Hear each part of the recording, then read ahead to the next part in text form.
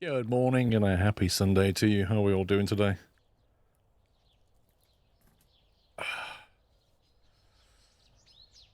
Right, so it's removed all the jobs out of my little inventory here, which is a bit annoying, but they are all over here. I've just got to pick them all back up again in the right 80 order. months. Insane. But time moves fast with such a great community and stream squirrel love. Thank you very much for 80 months, El Plagiato. Buccaneer 76 and Robert, thank you for sending with Prime last night. Yeah, this is our, if you remember, we assembled this yesterday. Like, last night is what we assembled. So I've just made a note. We've got our parts here. We've got a D2 drivetrain. And we've got our 282 boiler. Sorry, this is the SO60 boiler, not the 282. This is the SO60 boiler. And then we've got a bunch of cars that we assembled. We put a shunting job together, and then we've got a load of scrap metal. And then we've got some... Was this acetylene? I can't remember. Tank gas. Can't remember what that was now. But yeah, we've got this big job. We just remember where we're going to. Yeah, we've got the slug on the front there, Skippy. York Sandy, thank you for 62. So, in terms of job order, we've got... FH44 is right next to the train, so that will be dropped off last, effectively. That's going to the harbour in town, which is where we're heading. That's our destination. Along the way, we'll drop this off at the Orwell Central, but that's on the back. Then we've got the 68, which is that one.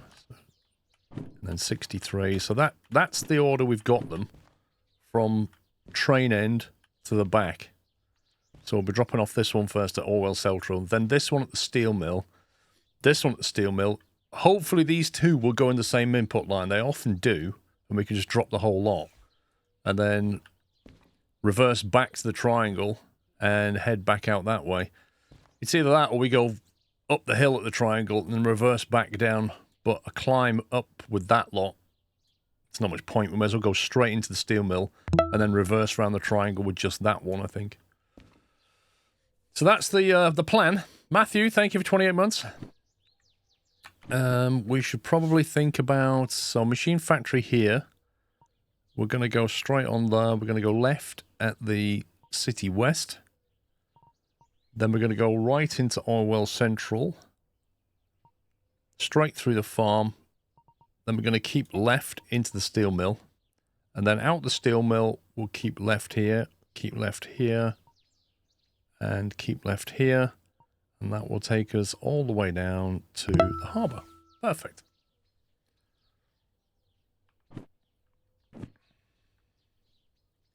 It's more confusing trying to sort out cars for UP. This is planning, firefighter. If you do your planning, you know, before you start the job, do all your planning, you save a lot of time. You know, it's like flight planning, isn't it? You do it all, and then it goes well. That's the idea. Right, straight through Orwell Central is what we're thinking, but it won't be, because we'll have to make a drop. But we'll just plan to go straight through initially until we know what's going on. Orwell Central is probably going to be a 6S drop. Because that's a logistic haul. It'll most likely be 6S. When we came through there before, there was nothing on it. But I don't trust there'll be nothing on it. I will plan to drive straight through and reverse back and drop. We shall see how it goes. And then the steel mill. The steel mill will, of course, be an input line, so most likely 3I, which means keep right, keep right, keep right, go left. So yeah, straight into 3I is what I'm hoping. Drop the whole lot off, go forward, reverse back out at the triangle, turn round. And then as for the harbour, keep left there, keep left, we'll keep left. We'll plan to go E. It often is E. But it could easily be G. But it won't be these lines because they're all outputs. So we'll go right turn, right turn, right turn. And we'll plan for me either 8 or 9I. It's probably going to be one of these two. Hey, Luke. 10 years loading 96% complete school cheese. Shurikone, thank you very much for subbing with Prime. And Baz, thank you for 150 months. 10 years loading 96% complete. Lol. There we go. So I think we've done most of the planning we can. So we go there. Okay. So let's get the engine started. Let's get a rolling and then we'll hand the jobs in.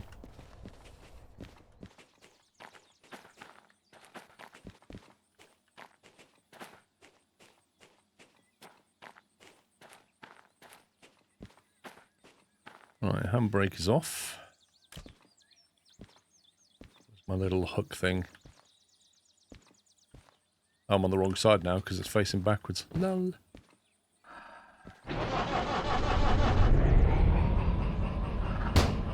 That's that fired up. There's the slug. Yeah, so we've got them set up now in a shuttle configuration. So the DE6 is pointing backwards now. Slug there, and then the DH4 is up here. That's what we've got. Handbrake's off there as well. Brake is on. Why the hook? I find it makes it a lot easier to see where the door is for starting the locomotive. Because when I jump on here and there's a whole bunch of doors, I just find it easier when I'm running around going, where's the door? I just go, there's the hook. That's that one.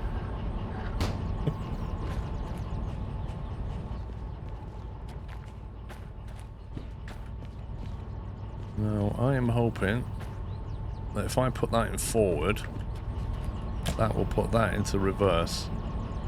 And it has. Perfect.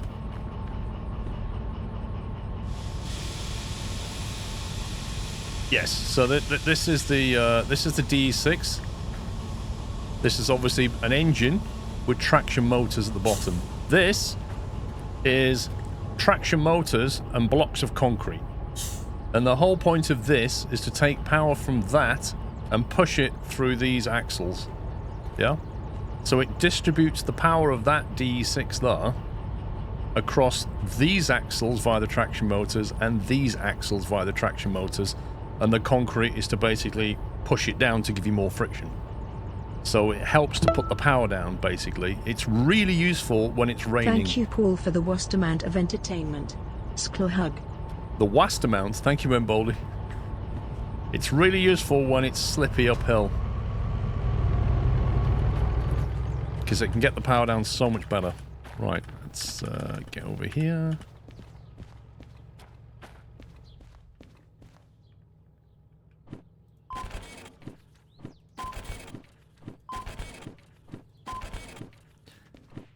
Okay.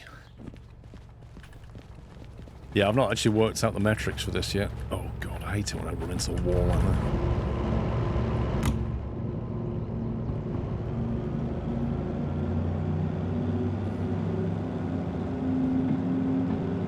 There we go. Right. Let's have a look where we're going.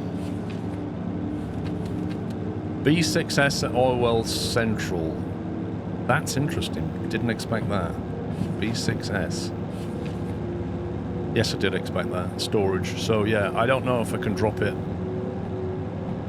Then we've got B3I and B3I. So, yeah, double B3I drop at the Trying my best steel to keep mill. this streak going. I suck at it.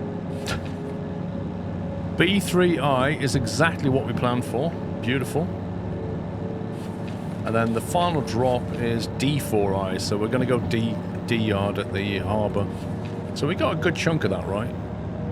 But instead of going into E, we're going to D. Now, D is a little bit of an issue because we've got DH4 and we've got a whole lot of stuff that won't fit on the front of that end point there to turn around. So what we're going to have to do is go into C yard and reverse into D. So we'll have to go into D, but we'll have to go into C first and then reverse back out again.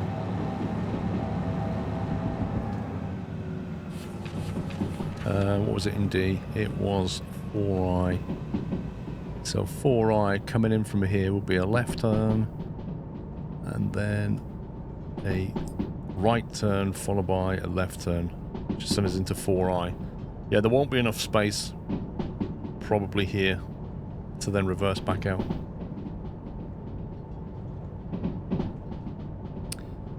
So that means going into C to reverse back out, which means we'll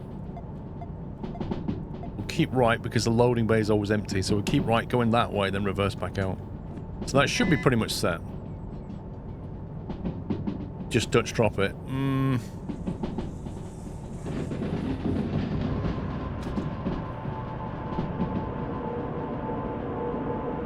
The other thing the slug does, of course, is help you to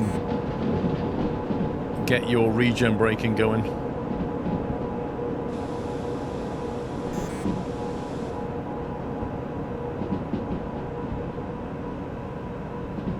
A little bit warm though.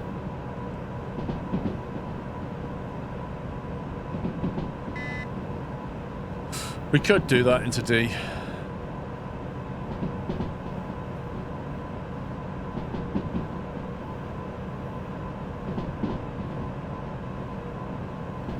But usually we want the thing turning around anyway, so we're going to have to turn the train around to get another job back out, so it doesn't really matter.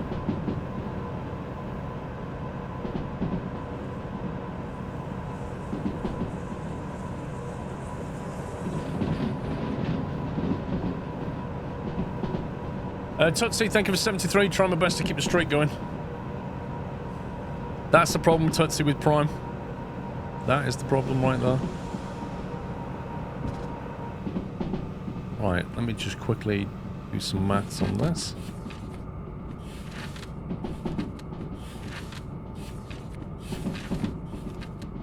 $90, that's 200, 320, 320, 380, plus about 40, about 420 meters. That'll do for that. 225 tons, 448 tons, what's that, 675? 1175, 1250 plus whatever, about 1500, no, about 1400 tons probably.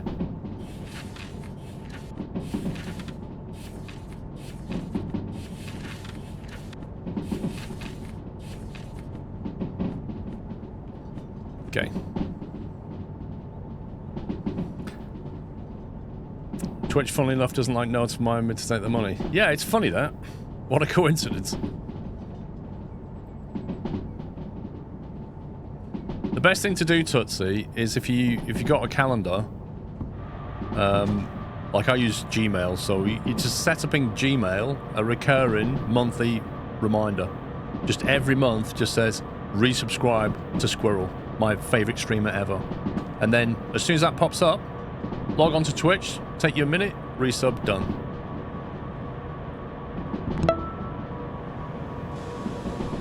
Speaking of not getting notifications.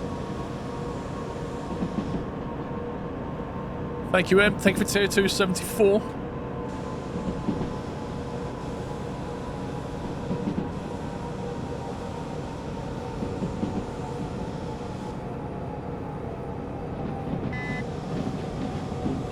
Oh no. I did not change the... Oh, that's bad. I didn't check the oil. We must have been here and done a drop. We did a logistic drop on the way here, so now we've gone the wrong way. Brilliant. And now I've got to push all of this back up a hill. Fantastic. Fantastic. This is not good.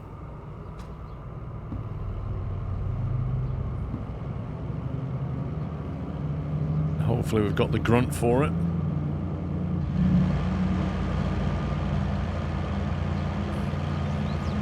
The one switch that I didn't check. The one switch. Hey, Draco.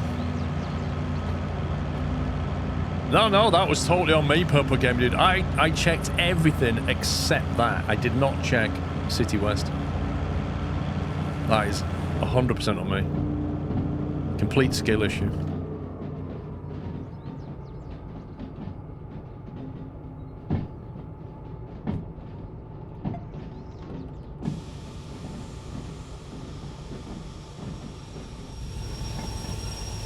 Oh, even that's the wrong switch.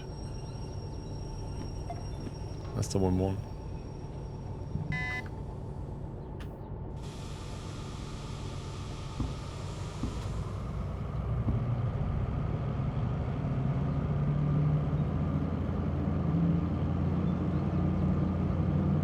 Bergdis, I said to the mods last night I need a FAQ or something.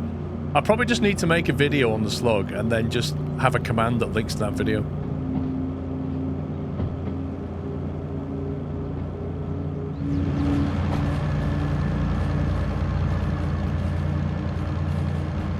Does the game simulate the local on the convoy for wheel speed? Does it impact you if you do push-pull? I've not tested it, but it should do. Like, the physics on the wheels are simulated, so... Push-pull is mostly about not putting too much strain on the chain links than traction. So, the chain links don't break in this game, so a push-pull is not going to benefit you in that respect.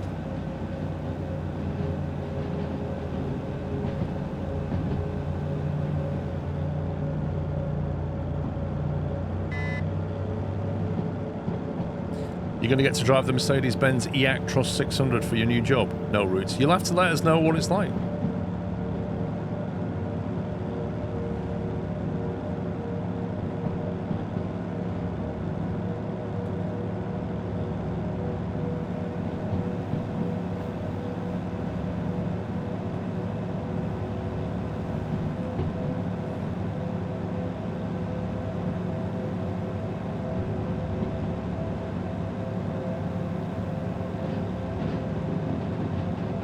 You hear good things about it. Interesting. I want to know, like, what your experience is. Like, what's the range like? What's it like to drive? How do you charge? How often do you have to charge? Like, all the things that I don't know about electric trucks. I'd love you to come and tell us.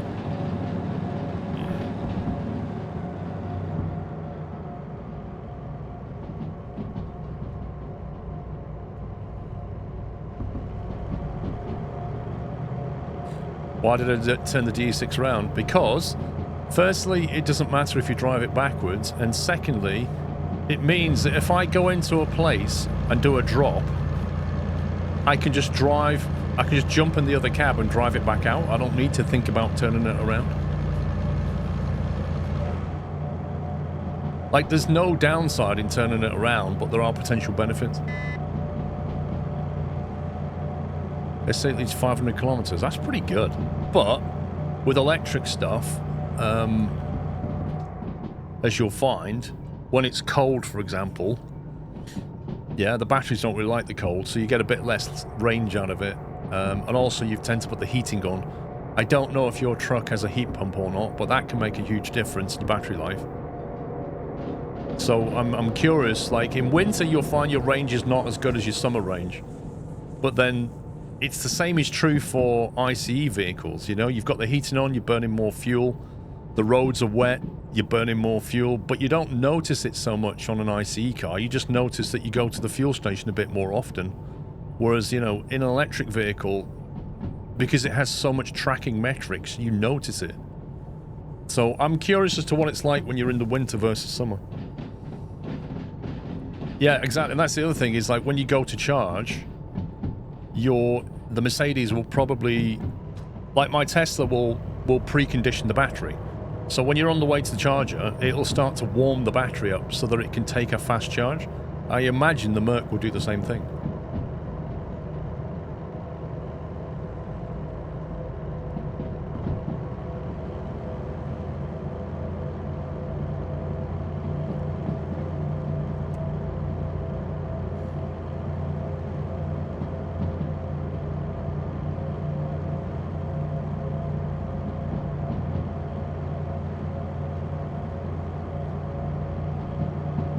I don't know, SG, like, this is the thing, it depends on the charging infrastructure.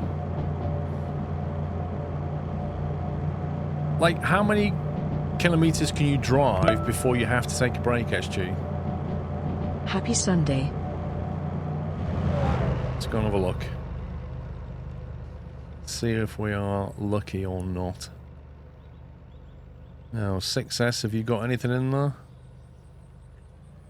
We don't know because it doesn't spawn it because I'm not really there. I have to physically go there. Yep, 6S has got stuff in it.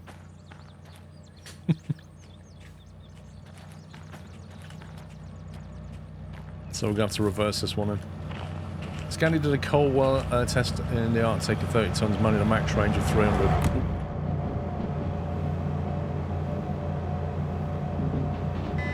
Mr. Chippy, thank you for 39. Right, I'll tell you what I haven't done. 4.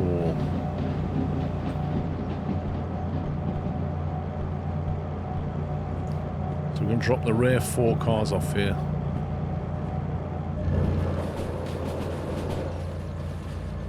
Oh, look at that spread. I've got to connect to those 3 and then push them back. What a faff. Actually, it's not 3. Wait, did I even film that? Interesting.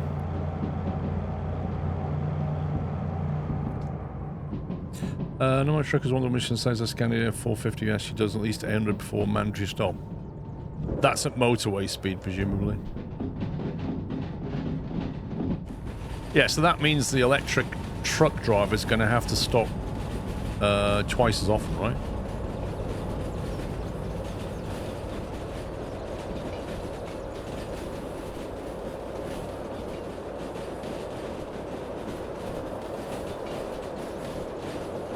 Don't know, Clint. I mean, engine blocks are pretty heavy. Oh, I'll tell you what I didn't do. Look at the farm. Make sure that's going straight through. Left turn into B. Right turn. Left turn. That could have been bad.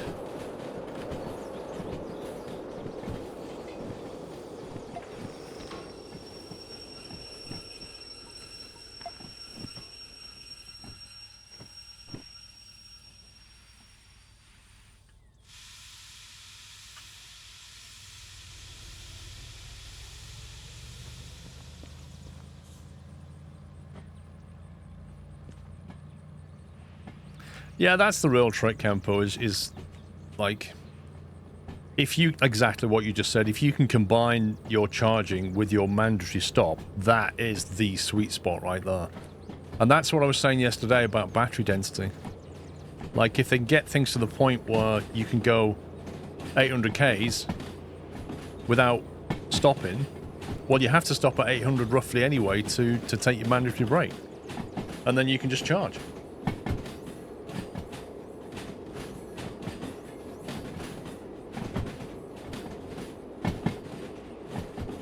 Developing, but not as quickly. We need a breakthrough in battery technology. You know, the kind of next level thing.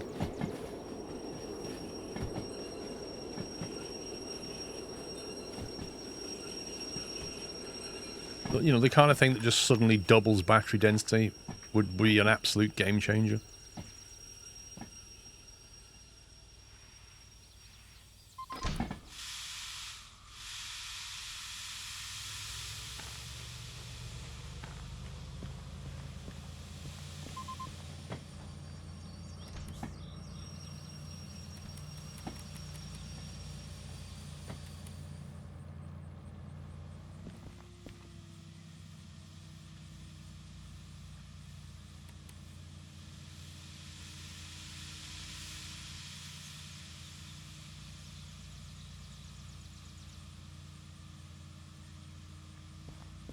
Come on.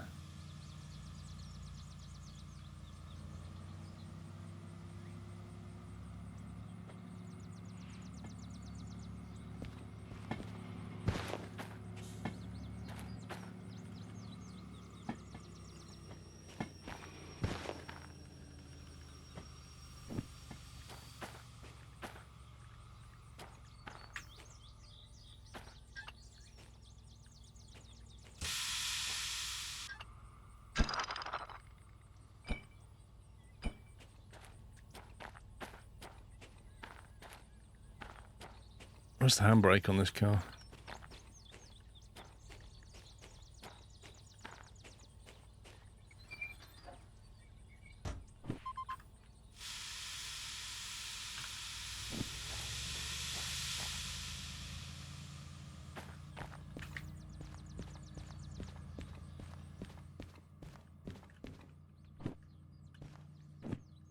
Where's the job? There it is.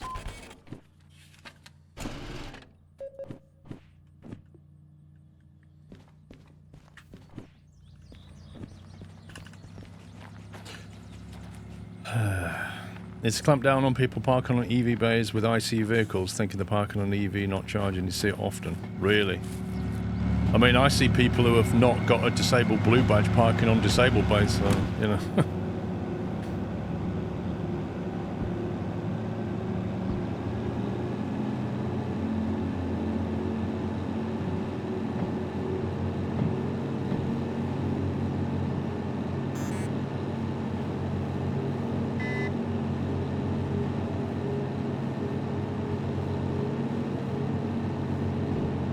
An initial interview with the battery density is saying it will probably never match the energy density of fuels, hence synthetic fuels may be the only realistic way of providing this.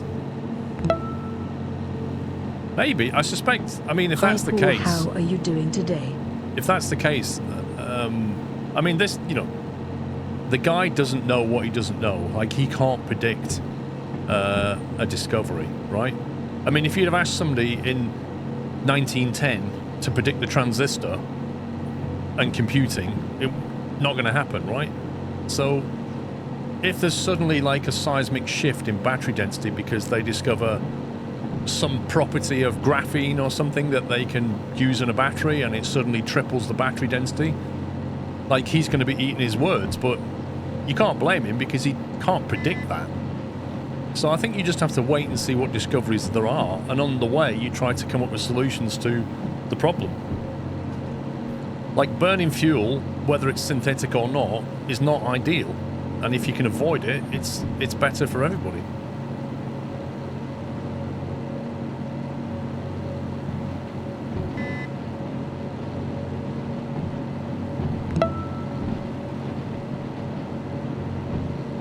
I mean, what makes you say that, Clopepper? Why are they impractical? Because I suspect it has to do with range and battery density again. And that's why I was surprised when Tesla made the Cybertruck. I thought they'd have been better off focusing on a small, cheap EV. I think that would have sold way more units than a truck. I think a truck is one of the harder problems to solve. Even if they'd have gone for, like, city drop vans, that would have been a better bet than trucks. Trucks are the hardest problem to solve with a battery vehicle. Yes, so Clopepper, that comes straight back to battery density and range. Fat Boy, thank you for 42 months. You have to think about where things are going rather than where they are now.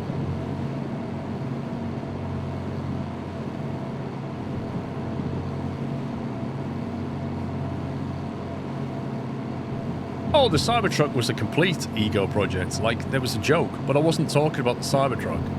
I was talking about the Tesla truck. Like an actual Arctic truck.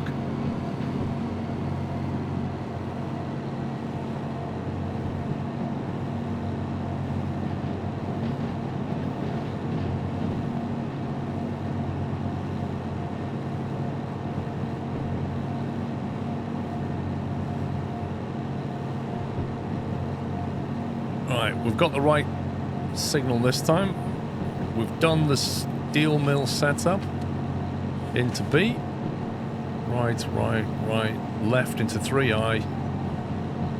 We're just going to work out how many cars we want to keep. We want to keep those 5 plus 1, 2, 3, 4. How many have we got on the back? 1, 2, 3, 4, 5. So we want to keep the first 10.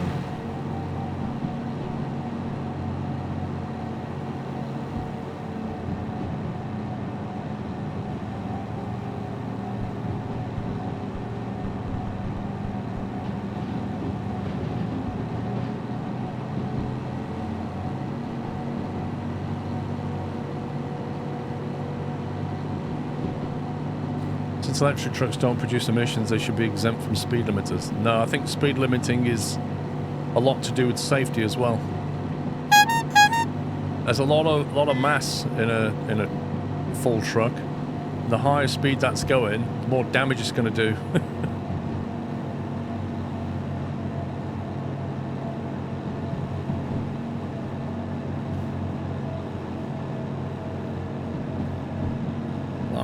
struggling a bit. Matthew 300306, thank you for gifting 5 subs on Twitch. Thank you. Thanks for the Squirrel gifts, and if you got a sub, please give Matthew a thank you. Ultimately, we're going to see more and more electric trucks and vehicles.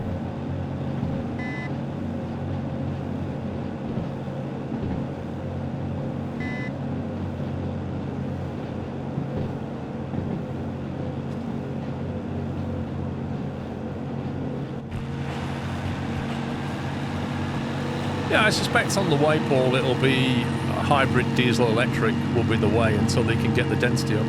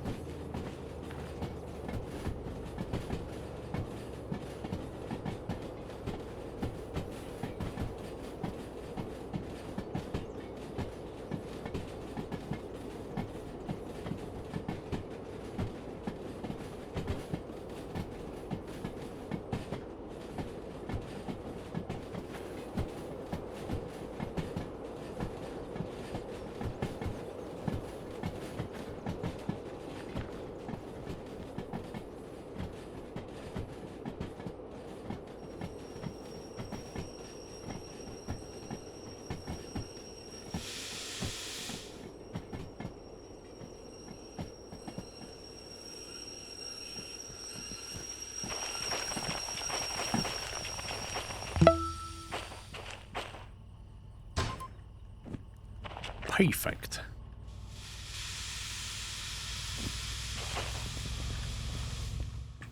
Oops, over this side. 23 Gs.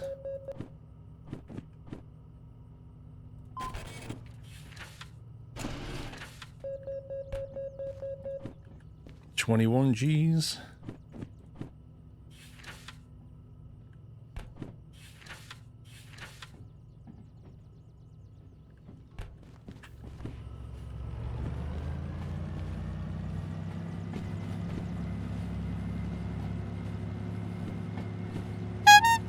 Right, coming out of steel mill, I want to go left.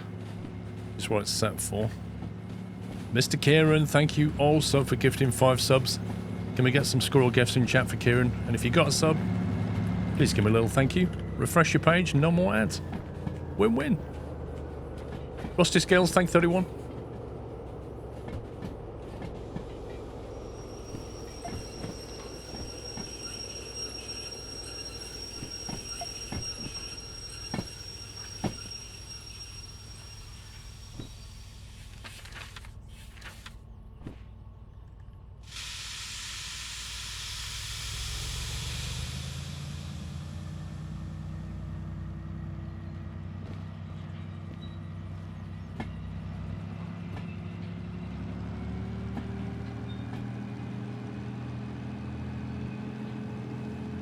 Wait a second, how does it not require the manual brake applying?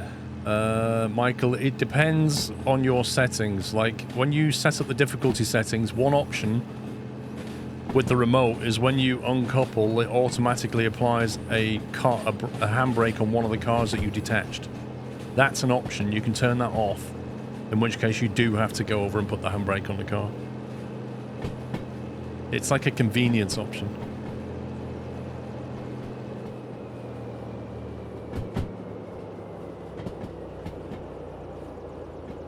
That's something we chat about often, but in my industry we're leading electricity to a place, so having something that needs charging at the other end is troublesome for us at this point in time. Yep. Again, it comes back to battery density and range.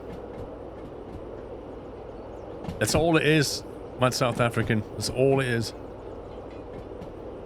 The range isn't there yet, the battery density isn't there yet for trucks. But when it is... MSK, no worries, dude. Yeah, and infrastructure, but that's something that has to be developed over time.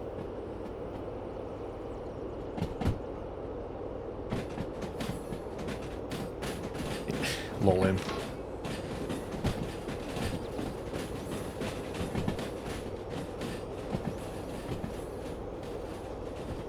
Indeed, Emilurka, but that's why they're throwing up wind turbines and, you know, all kinds of power generation.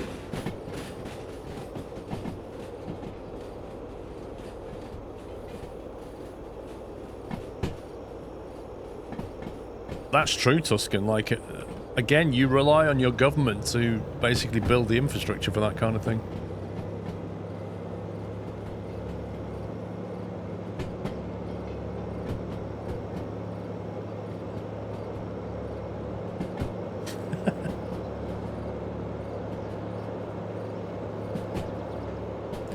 I was impressed when I went on holiday in Norway. It felt like 90% personal vehicles were EV. I think they've reached over 80 or 90% now of new vehicles sold in Norway are electric.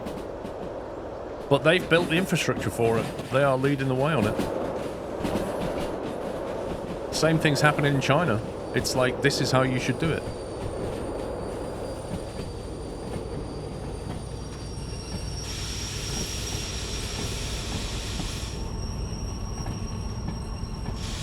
Like, when they in Norway, when they drive to work, they park up and they can charge, no matter where they go. It's just fantastic. They don't worry about charging because all the chargers are there.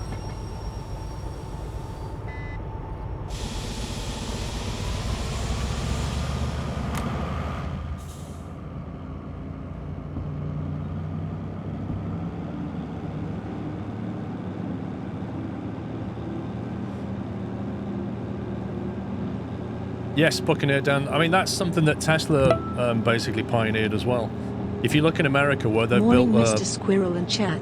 Nearly 1 year in this crazy nut house. I hope all is well and thank you for the amazing content as always, Scrove. If you look at where Tesla has built those chargers in America, they basically have like massive, what do you call them? Like roofs. They're filled with solar panels and underneath are Tesla batteries and chargers. So they basically gather the sunlight, store it in batteries, and when people come along to charge the cars from it. It's a win-win. Why is this struggling up here? This is like hardly any weight, really. It's crazy.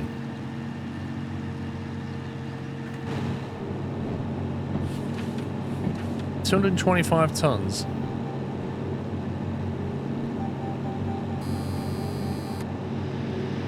The DH4's wheel slipping. That's mad.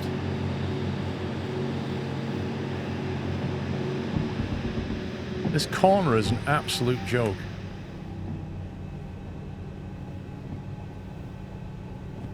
Yeah, I've also got a D6 with a slug, and both of them can't push that set of cars up here. It doesn't make any sense.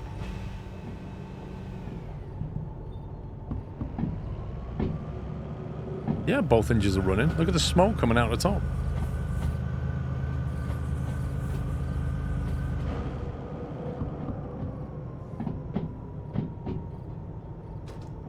Well, the slug weighs 125 tons.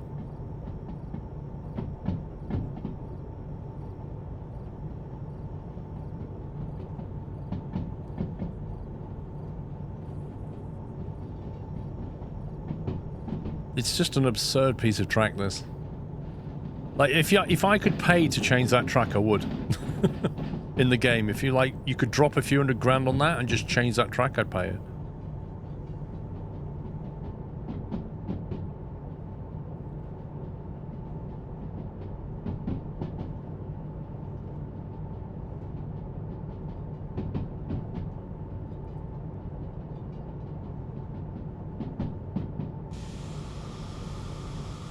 Yep, take a little run up.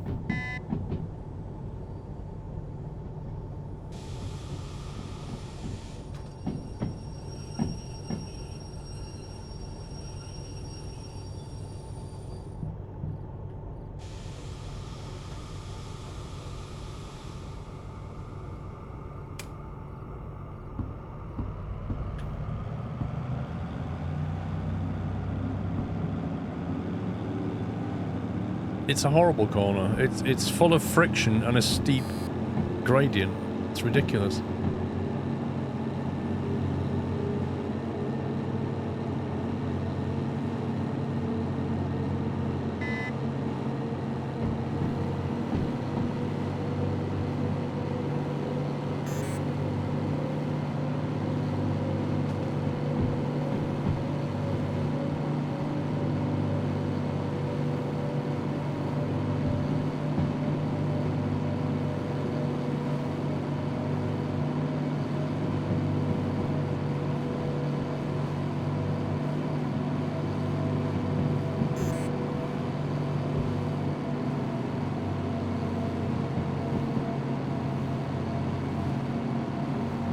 Still feels slow.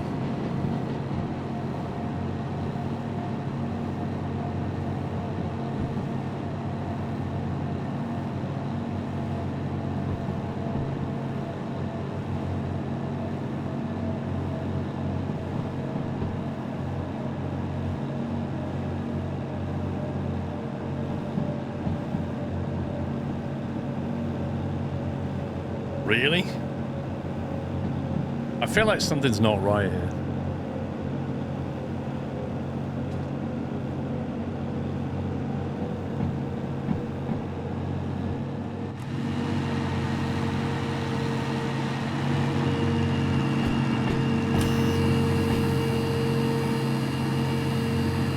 Traction motor offline. There we go. There we go. I knew something wasn't right. Why is the traction motor offline?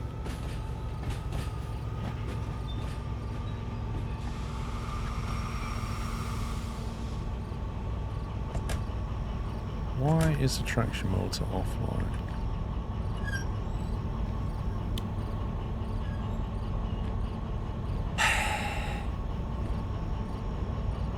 I knew there was something wrong.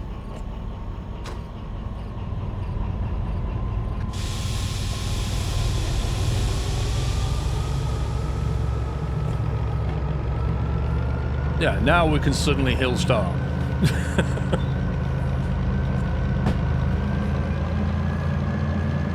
I might have to think about putting a power limiter in here to stop that happening.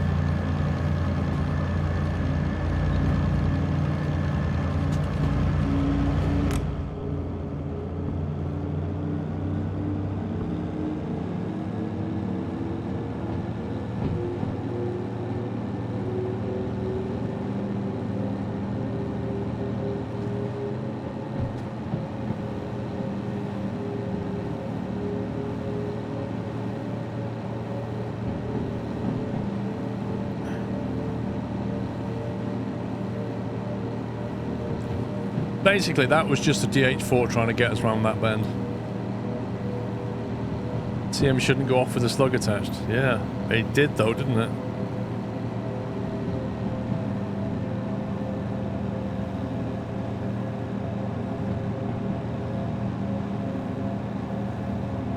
It does, Clint. It does indeed. Explains a lot.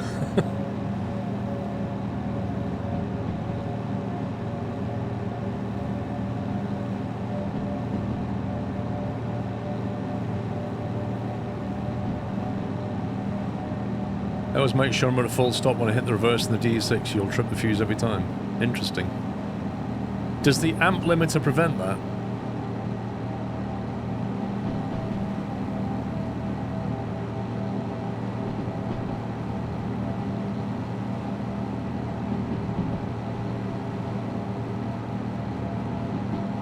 No, the slug is something that you find from Steve's garage, which is on the map down here, right there. We went and got it yesterday if you want to see how to get it.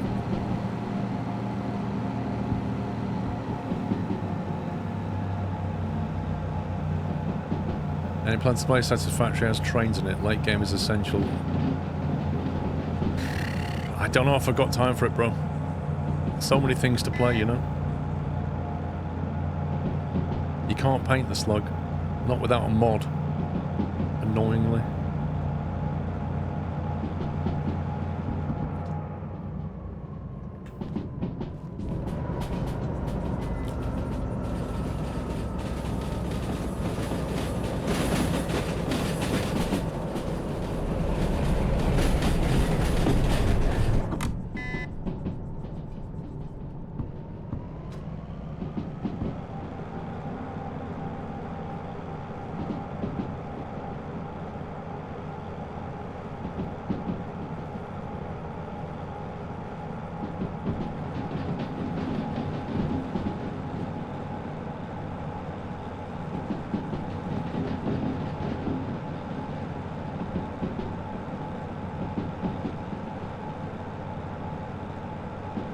Huge trip happens and reverses in the opposite direction of the D6 movement happens very easily during shunting. Yes, I get that, Ryan, but my question was...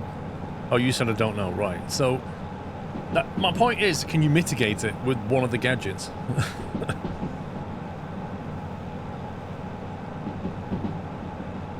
Would it prevent an over spike?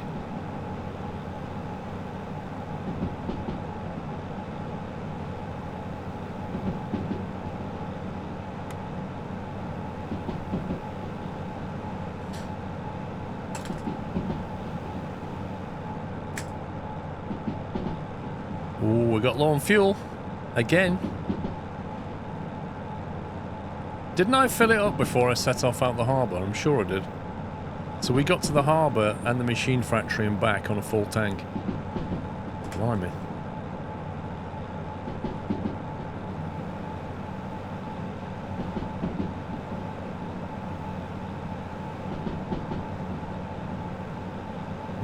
Probably.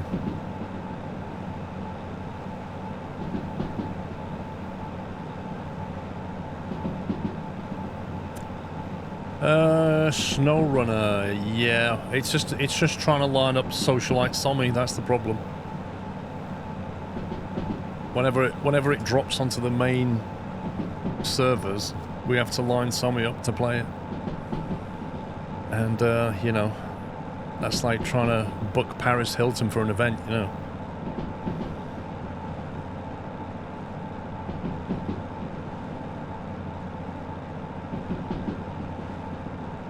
Thank you, Ramis, for 11 months, by the way. And MSK, thanks for gifting us sub to near 78.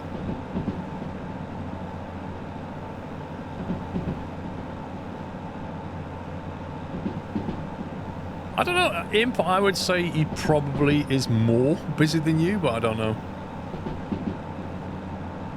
Like, his calendar's like yours, just booked out for weeks on end.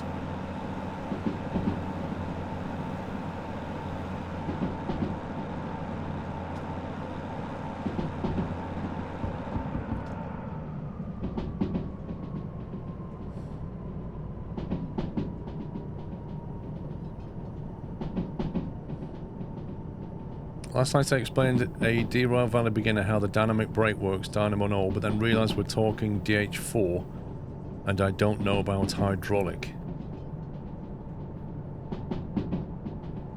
Well, what do you mean by that, Mythos? So, okay.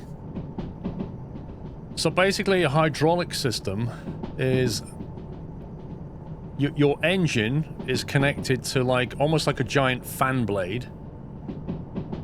And inside the chamber is liquid, like a really viscous liquid. So the engine starts to spin up, and it turns the liquid, which then turns the receiving fan on the other side, which goes to the transmission. So when you use the dynamic brake in a DH4, the opposite happens. The turning wheels turn the fan, which spins the liquid, which then spins the fan on the engine. But somehow it has to get rid of the heat out the transmission oil. Is the way I think that works. Whether it disconnects the part from the engine to that fan, I don't know. But the net result is you have to get rid of all the heat from that spinning liquid in the torque converter, effectively. But I don't know quite how it does it. If anybody knows, please fill in the gap.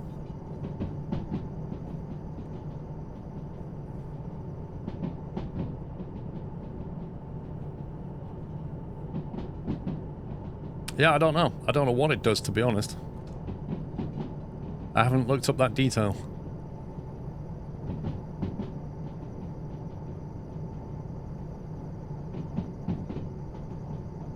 I mean, effectively what you're doing is taking energy and then converting it, like chucking it through resistance as heat and then blowing a fan over it to cool it down.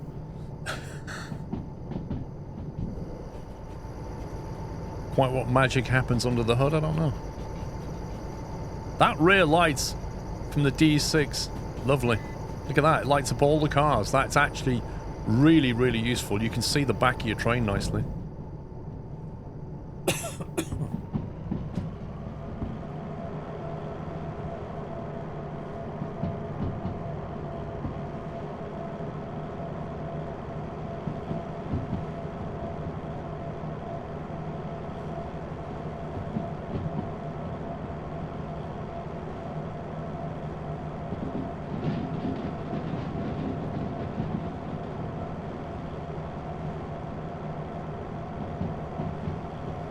There's still dynamos involved in that. I don't know. I don't know how it's taking the energy from the liquid. It's then got to push it through some kind of resistance to generate the heat and then take the heat away. That's ultimately what it's got to do, but I don't know how it does it.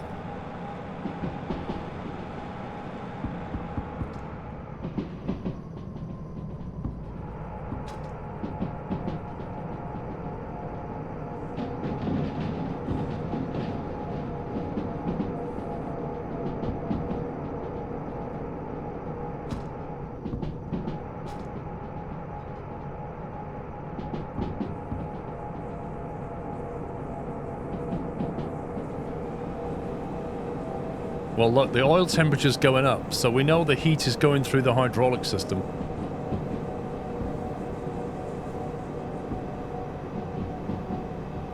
And difference having the 4 or 6 at the front.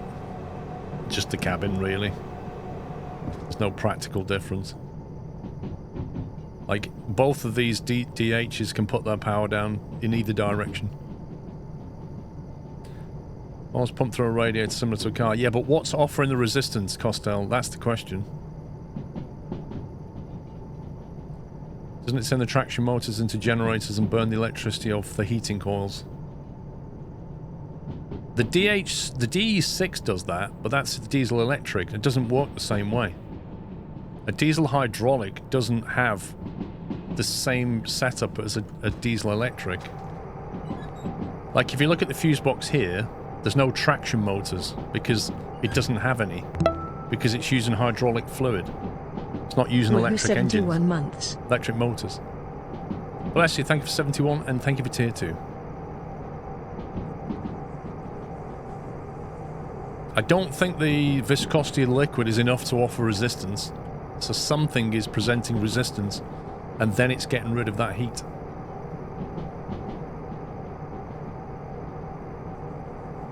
There's an additional torque converter that acts as a retarder when you engage the DB. That's as best as I understand it. Is it the engine? Could be. I mean, if it is the engine, it must put... Yeah, maybe it's just the engine itself. Maybe it's just the compression of the pistons is actually presenting the resistance.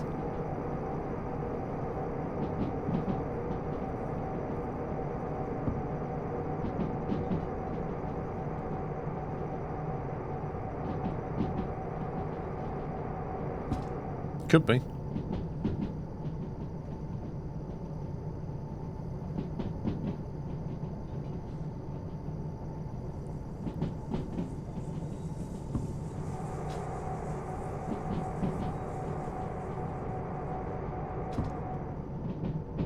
Well, engine... I don't know. Engine braking's different.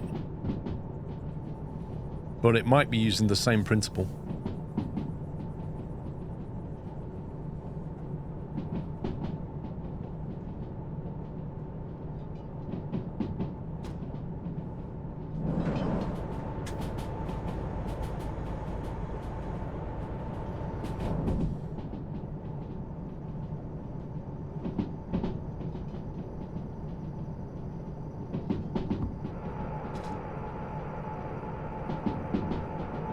This is from a Reddit in regards to someone else who thought it was a Jake brake. GH4 on Real World Cousins has a hydraulic retarder that uses a torque converter concept to generate a retarding force. The wheels of the transmission become the input to the additional torque converter. The output is fixed, it can't turn. Increase the amount of fluid in the torque converter. Ah, so there you go, that's where the resistance comes from. You increase the amount of fluid in the torque converter. That's where the resistance comes from. That's interesting.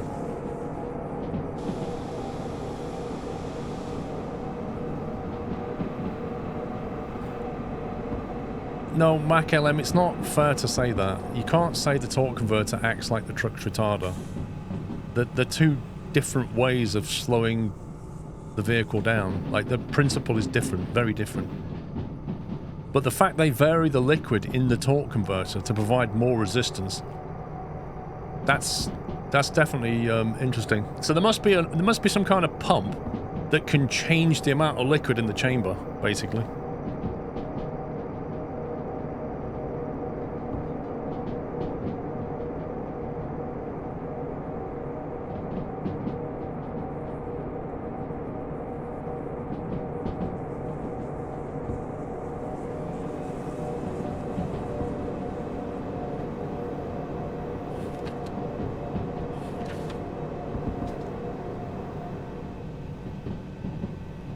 Right, so I set it to go into C, and we're back out into D, and D should be set.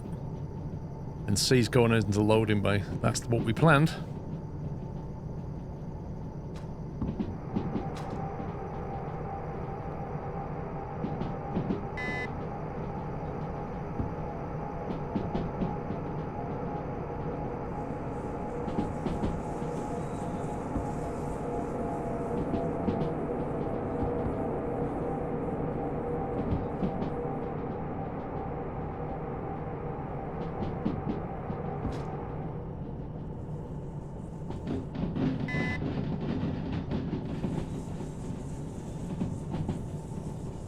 There you go. Doubly educational stream as usual.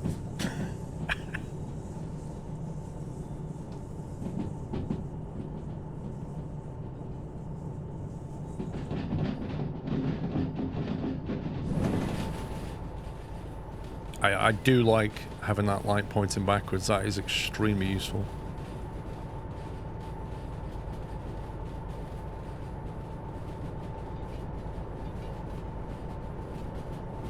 You see, Harold, I'm the opposite. I like science, so I like knowing how stuff works. I find it really interesting.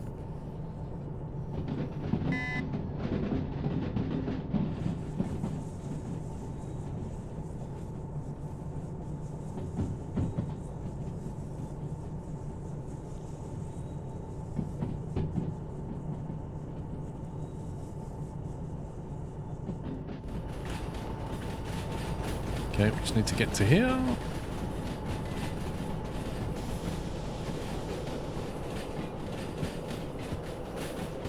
Playing this and other games or waiting for a sober to fix Flight Sim 24. Well, they dropped a beta version. Maybe that's better for you.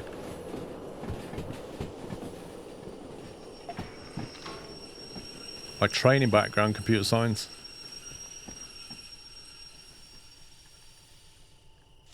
That's what I'm qualified in.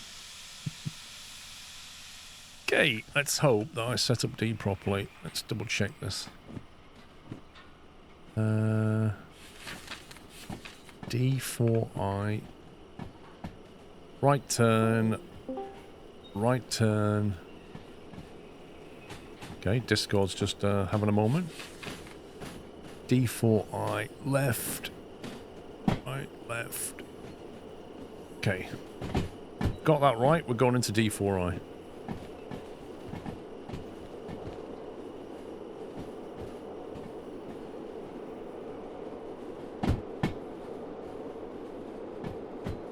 I could have been an engineer, Stu. I could have taken software engineering. In the last year of my course, they gave us a choice. Stick on this course and become a computer scientist, or stick on this course and become a software engineer.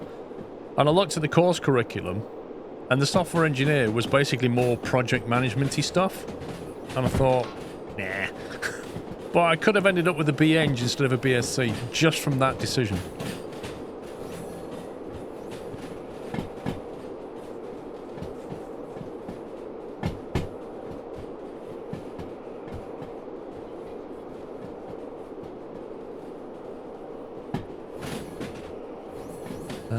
We'll drop the...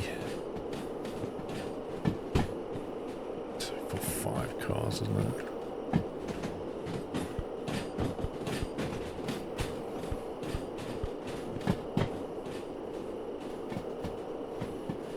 Yeah, I think engineers have a... the common thing with an engineer is the problem-solving ability. That's what an engineer does, right? They look at something, they break it down, and then they work out how to try and make it better, or fix it, or solve a problem. That's the bread and butter of an engineer. But it helps if you have a curious mind, if you like to know how stuff works. Are we going in the right place? Yes, we are. Why not, Billy?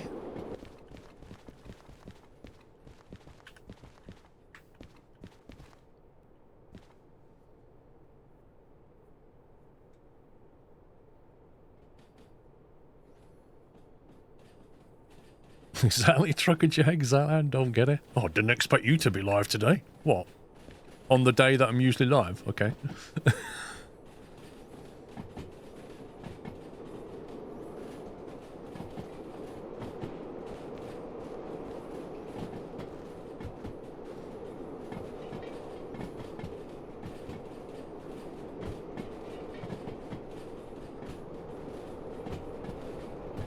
We're going to have to get these boys serviced before we take those parts up, I think.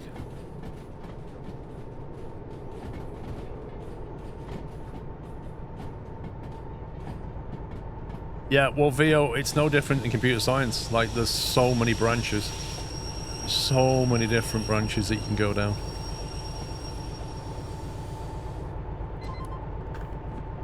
You know, it's such a big field that you have to specialize now.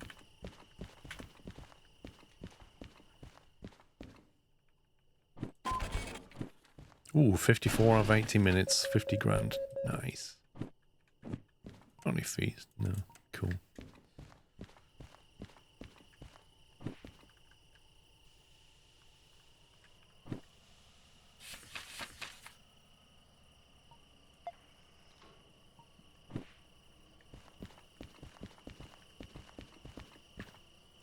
I'll just stand here and wait for a train, I think. Oh, I can't see. Let's get over here. Harbour. We want to go left out the harbour up to City South.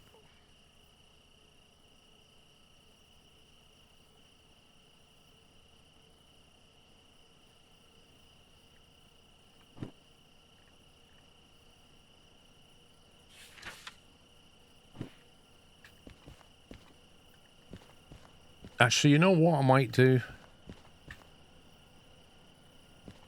I might actually reverse them up there. Yeah, I'll reverse them. So I'll go back into C, and then we'll reverse it up to City South.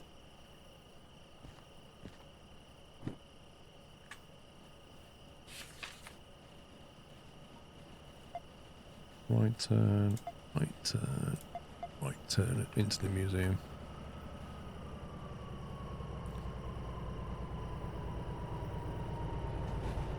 Yeah, I'm going to refuel as well.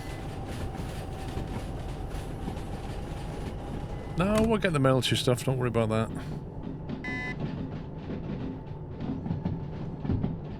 Don't see the term software engineer used much anymore. Yeah. I don't see the term bin man used either. It's all... Was it refuse technician? Like, if you look at LinkedIn now and look at people's jobs, it doesn't matter how old or how much experience they have. They're all senior something. Like, the titles are absurd. Senior refuse technician, 18 years old. And you're like, okay. Lots of experience under your belt. It's just absurd. Titles mean nothing now.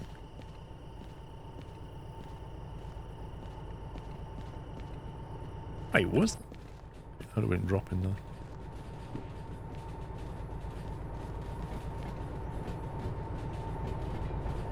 Usually system development engineer. No, senior system. Senior system software engineer.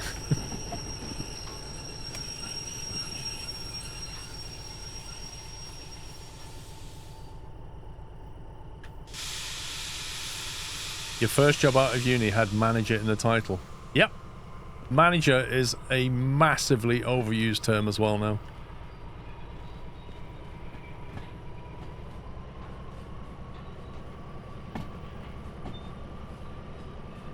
Your favourite is petroleum transfer technician.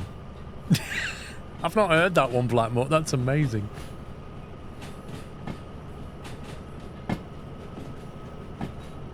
See that, Michael? That's brilliant, that. Petroleum transfer technician. Dear me.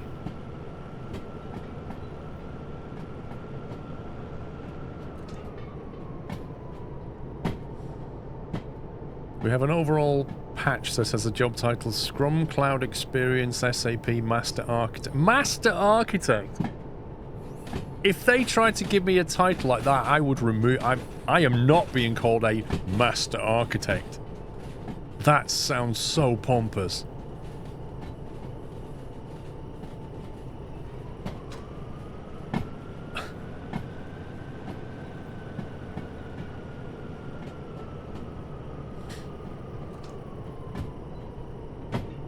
It has a medieval vibe.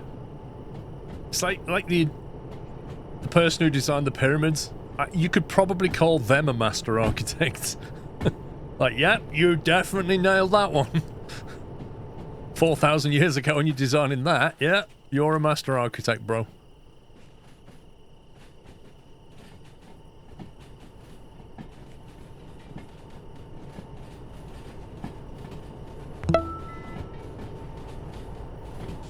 Hello there.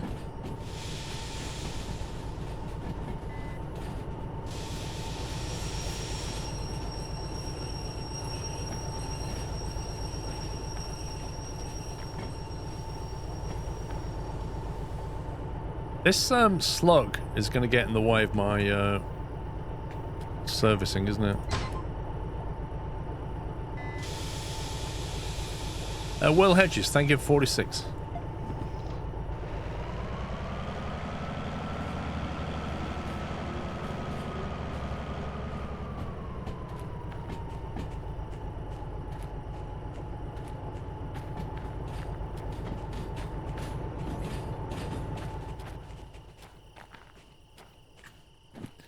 How much fuel is in this thing? Where's the fuel gauge? Ooh, it actually needs fuel. Yeah.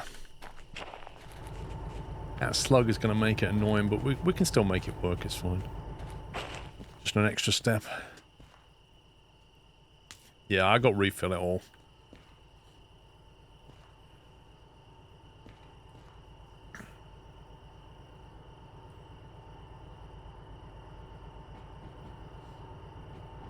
We'll just use this to pull the slug out the way and then drive the D6 into here.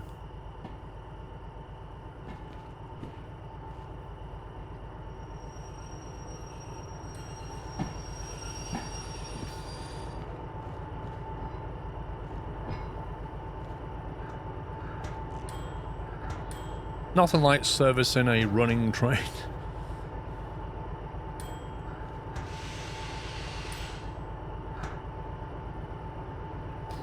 Yeah, I could use a service point at the museum.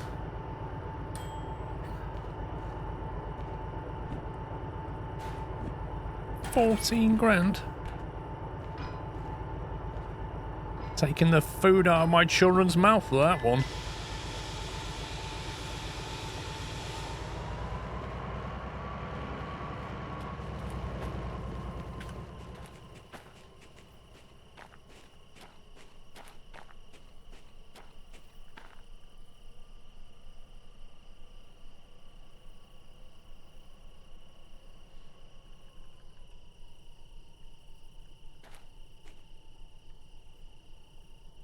Technician 1-4. I'm a diesel transferring technician when I do that.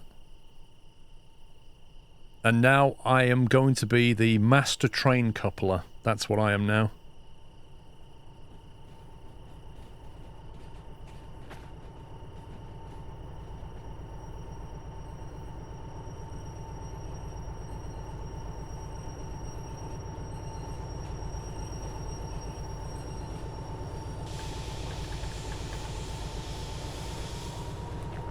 See? Only a master train coupler could pull that off.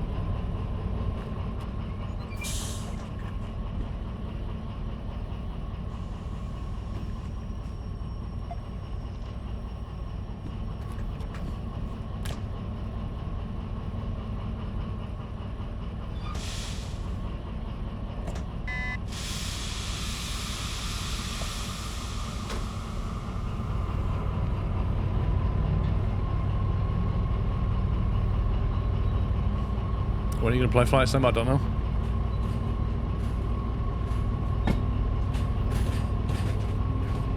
That pretty much goes for any game. I don't know.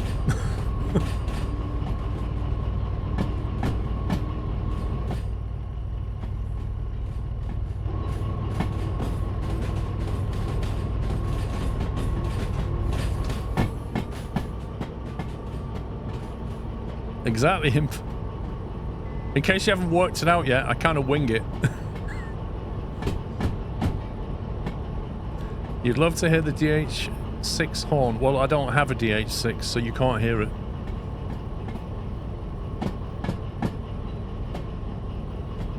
I know nothing.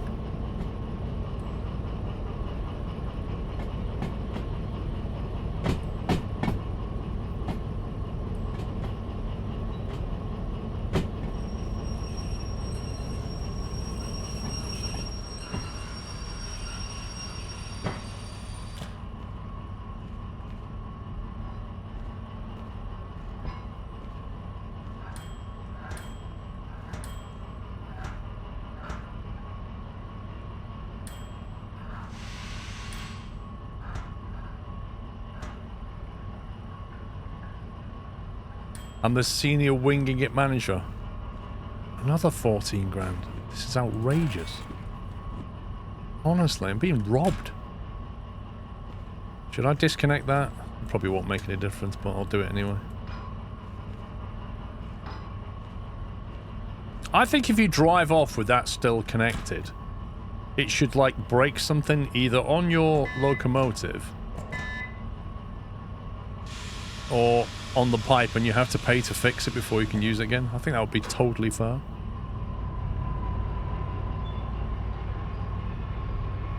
Wait, you can service the slug? Oh yeah, I forgot about that. I forgot about that.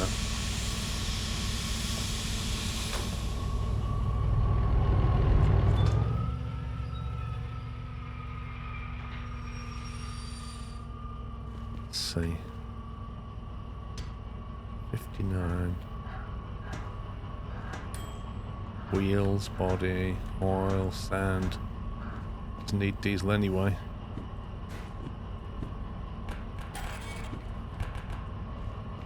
L67, 59. That was 59. Wait a minute, 59? That's 59. Oh, no. The slug's on the other one. Oh, it'll be fine. It won't need much work anyway. I mean, I blew the traction motors, but let's not worry about that.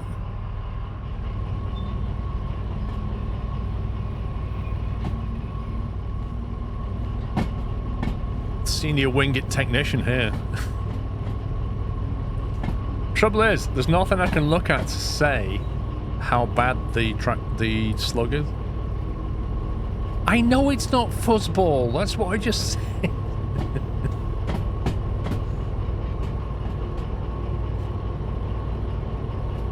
If I was being sensible, I'd bring the DH4 and bring the slug back and service it. If I was being sensible. Can you run out of sand on the slug? Yes. I'm speaking with definite knowledge and authority on that subject. Yes.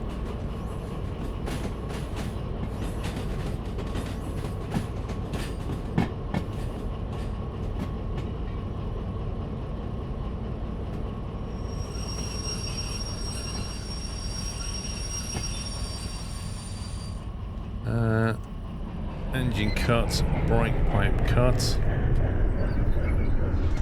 Brake on.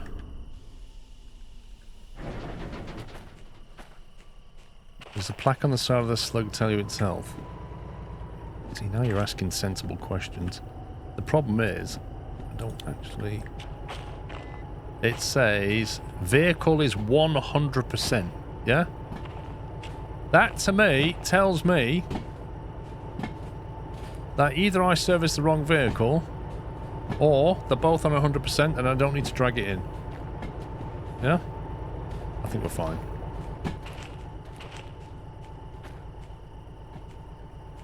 % damage law.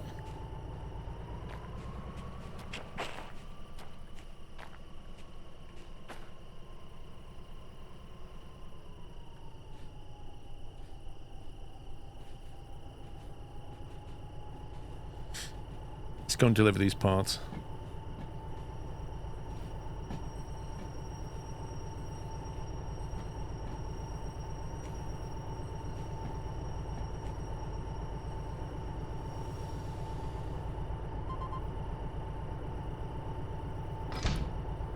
You see that?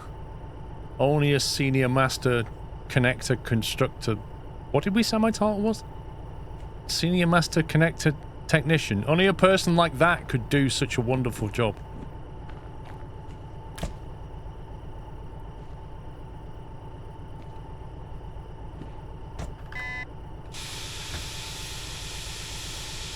I managed to connect them without them even... There wasn't even a kiss. That was a COVID kiss. Zero contact. The buffers came like that, and then I connected. See, we're going the wrong way.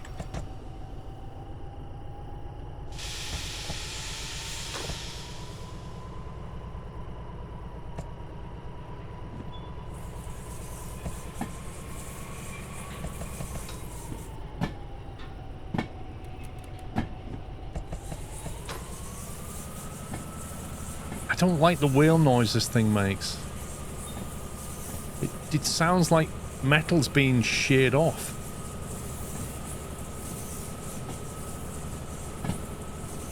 The 100% on the side is the body and has nothing to do with the traction motors or anything else, says Costello.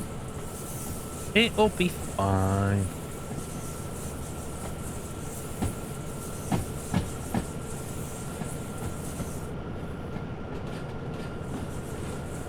Theo, we get promoted every 10 minutes. That's what people do in the job these days. They start working, they get promoted within a month. Then they get promoted the next month.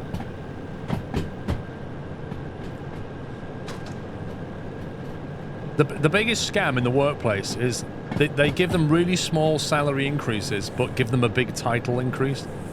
And then they go away happy. They're like, yes, so we'd like to discuss your annual review, right? So obviously the company's been struggling this year, times are tough, so we can't pay you a lot, 1% plus inflation. However, because of the fantastic work you're doing, we're going to promote you to senior something, blah, blah, blah, blah, blah. And of course, will that come with extra responsibilities? But, you know, we know you're up to the challenge and you do a fantastic job. And they walk away with a really piddling pay rise, a better title, and more work. And they're like, oh, I got promoted at work today. I can't believe I got promoted. And a pay rise. We're doing well. And honestly, that's how it goes. They lumber them with more work, give them a slight pay rise, but make them feel good about it by changing their title to something meaningless.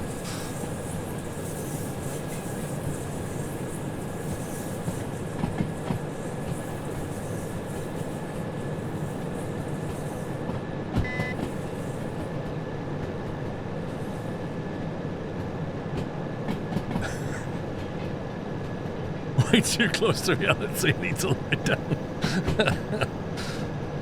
Oh dear.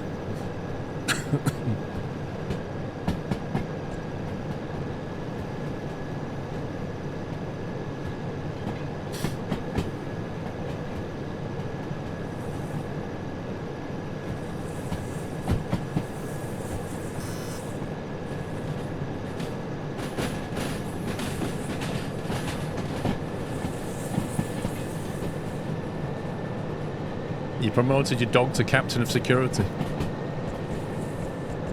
Why is this flashing? Why are my traction motor temperatures flashing? That's a bit weird.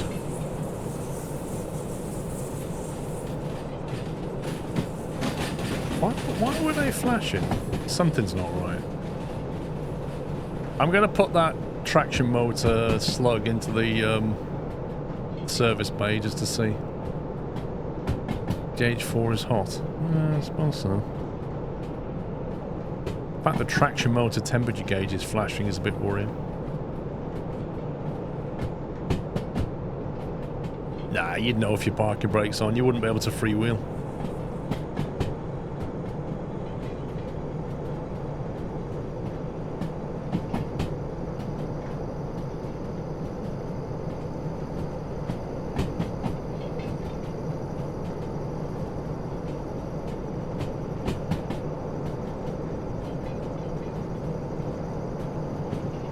Nope, D6 is not on.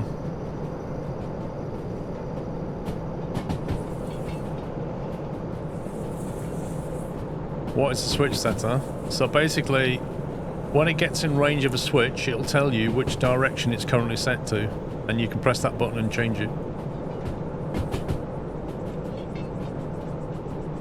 So you'll see it in action. We're down here on the map. If I move out the way, but then you can't hear me, you see? Look, see? We're here, and then when we get to here, then you'll be able to see what the switch is doing. Coming into here. So this one is with the first one we see, and when it lights up, you'll hear it beep, and it'll change, and it'll light that up there. And if we was to press that button, it will change that, and basically that would have the effect of switching that to left.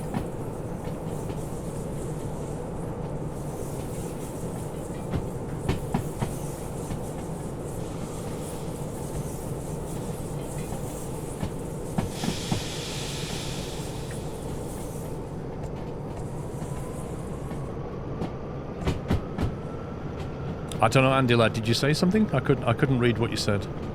I was over there.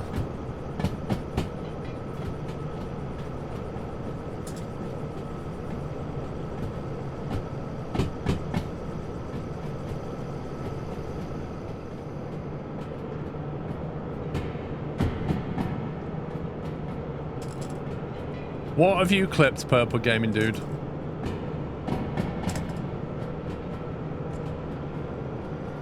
Nice title. What has he done?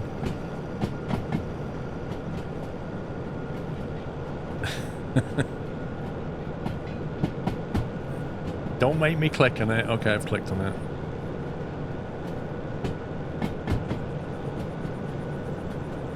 Can you repeat it again, sir? Send to, and you can press that button. Right. Okay. So you clip that. Gotcha.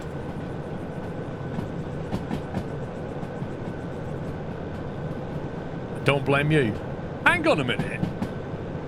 So you press the clip button, you name it with a title, adjust the start and end of it, click publish, copy the link, share it in my chat, and then tell me not to blame you. Okay. Yeah, that seems perfectly reasonable.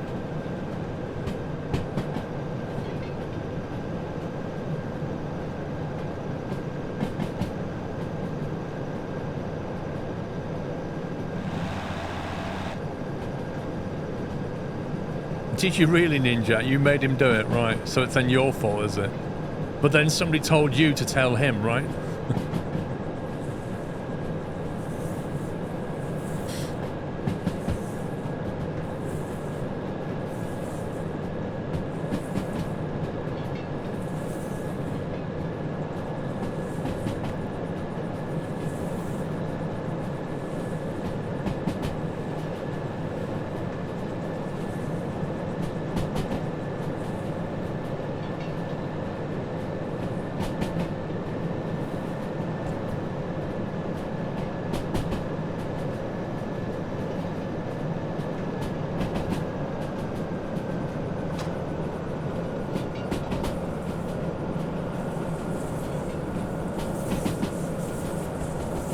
I need to pay attention.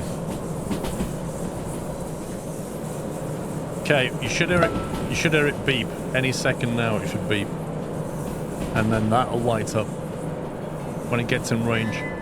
Oh look, it beeped and lit up.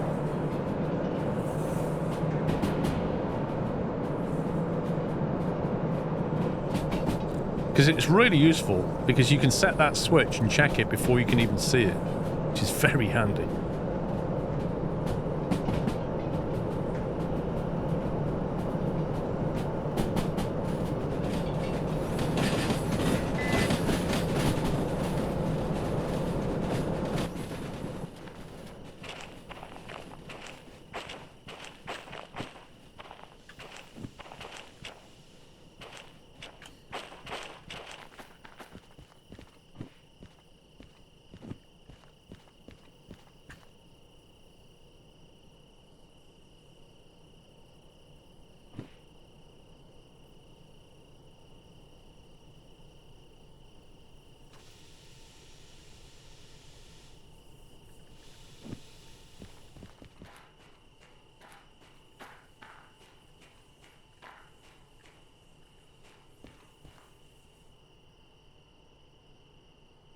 In the virtual world, I'm training to be an ATC after a decade away from VATSIM.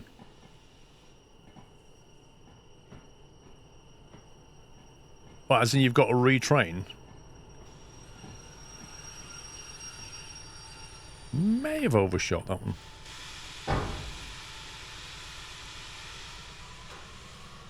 Install missing parts. It's delivered both of them.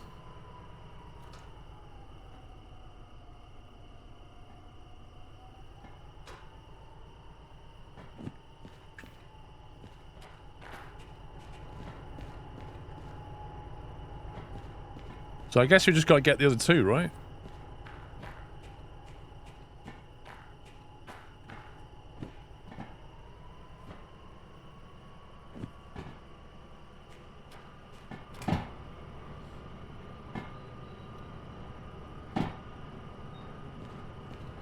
There's a load of cars here. I wonder where they want delivering to.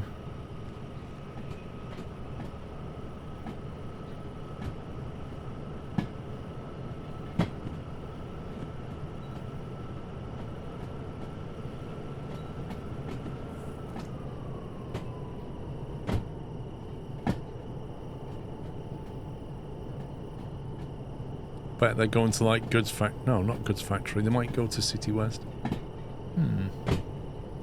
Oh, they're for unload. Ah, that sucks.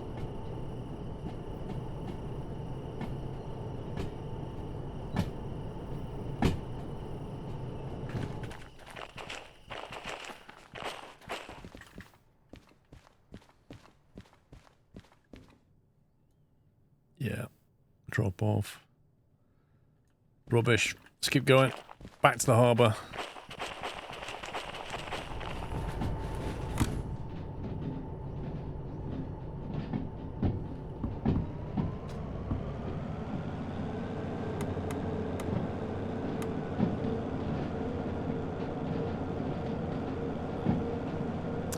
On the switch setter, did the dials have a function or just cosmetic? Basically, that sets the distance, so that's the range where it'll pick up the switches, up to 300 meters. This is the orientation, so you can either have it always looking back from the train, always looking forward, or automatic, which means it'll follow the reverser's direction. And then the relative, the mode is relative or absolute, which as far as I understand it, is to do with if you're facing forward and it signals right, it means you're going right. If you're going backwards and it signals right, it means you're going right. But if you flick it onto relative, it will go the other way for some reason. I don't understand. I just leave it. It works for me.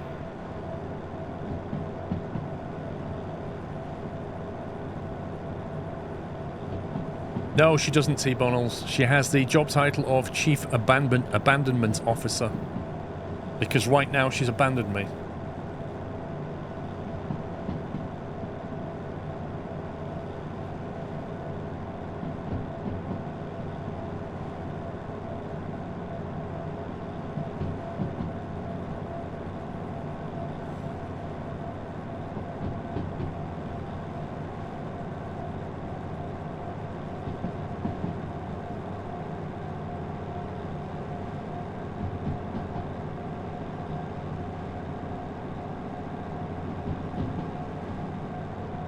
Relative direction travel versus absolute based on something I'm unsure of, maybe north. Don't know. I don't know. Yes, again.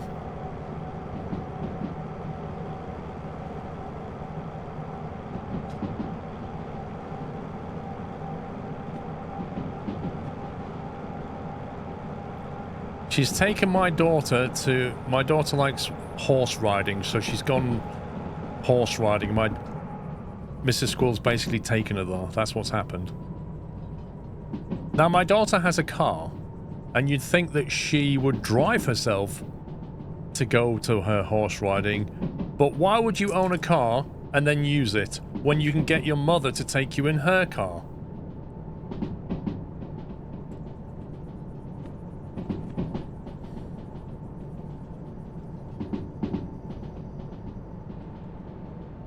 Free ride, yeah.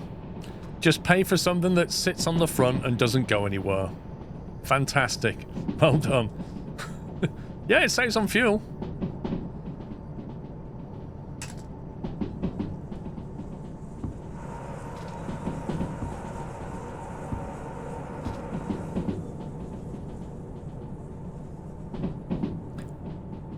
It's a bit far and she doesn't own a horse, Bergdus, but apart from that, good idea.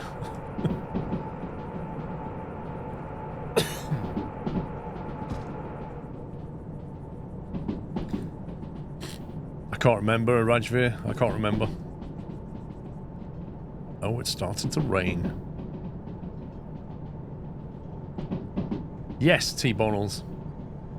She does use it to go to work.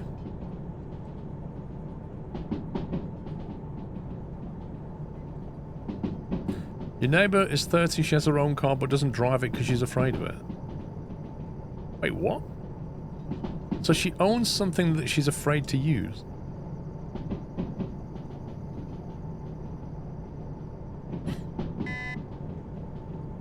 Okay, right turn. If I put that into relative mode or... See, I don't even know what that does. I think that only works when you're going backwards, that one. Put that one in forwards. See, in reverse it doesn't do anything. In auto, it detects I'm going forward, so it shows me the one in front of us. In theory, you could have two of them. One that points backwards, one that points forwards. But it would be really annoying because it would be like beep beep every time you pass a junction.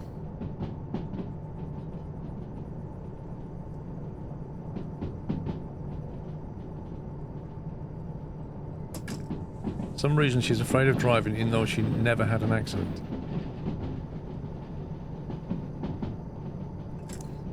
If you're afraid of driving, you just don't buy a car.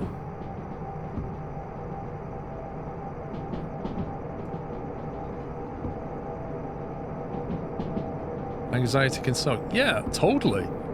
But it's like, if you've got a fear of spiders, you don't buy an aquarium and fill it with spiders and put it in your living room, do you?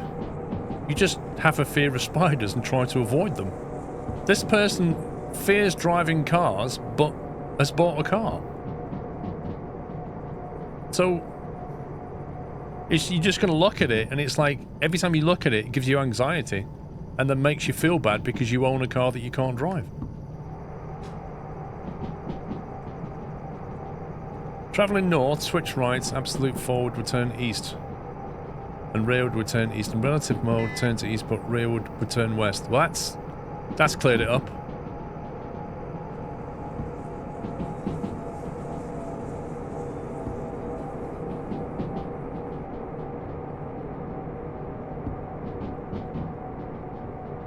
She had the car before she got scared of driving. Okay, so either she's going to have to get rid of the car, or maybe get some therapy to get over the fear of driving. But doing nothing is not going to help.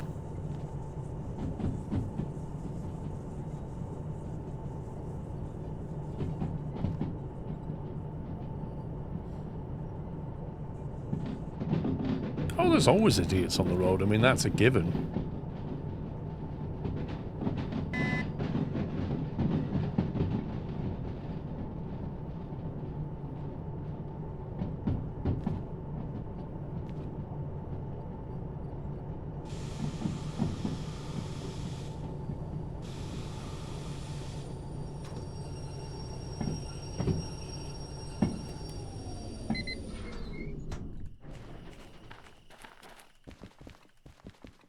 Right, let's make it daytime. And then have a look at what jobs we've got coming out of here. Or maybe we'll just get the jobs lined up. So, I need to go back up to the machine factory.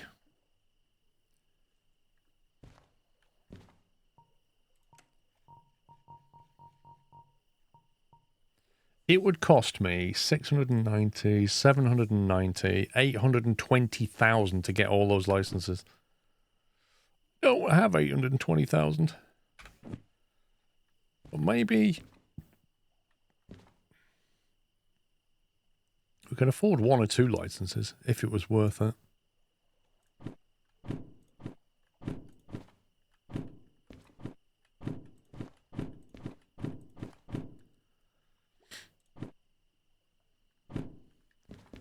Gonna have a look at the military. Thing is, bloated knick-knack, is if later in life she suddenly finds she wants or needs a driving license, which some jobs require it, she'll find it harder to get a license when she gets older. Better to get it out the way anyway. Oh my god, there's 1 job in here. What is that? 1 job? Deliver missiles. That it? Just deliver missiles. Wow.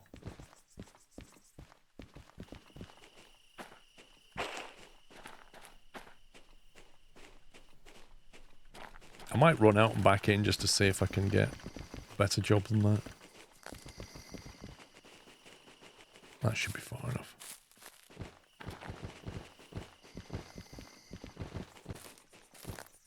So look at the harbour at night. It looks fab. Look at that.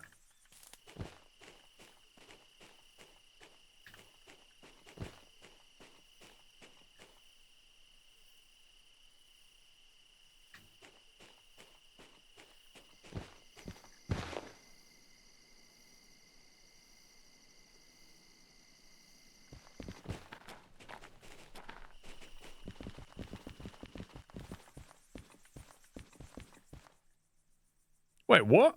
That didn't change? Nah.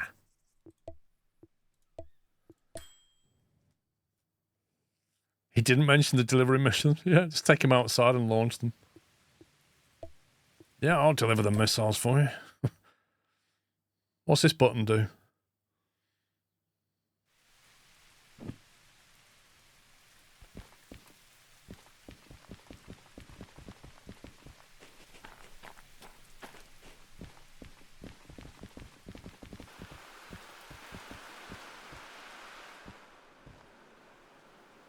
$105,000 to deliver some helicopters, but it requires military too. I reckon we could do that.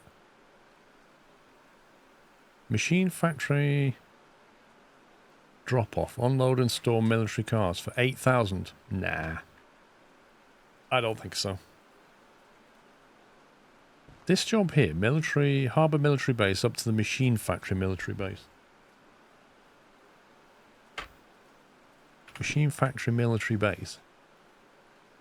That's that annoying one that we can never reverse into. Do you know what? That is a perfect job for us because we've got to go to the machine factory anyway.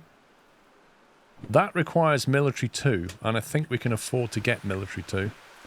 And that then gives us a really good paying job that goes exactly where we want to go.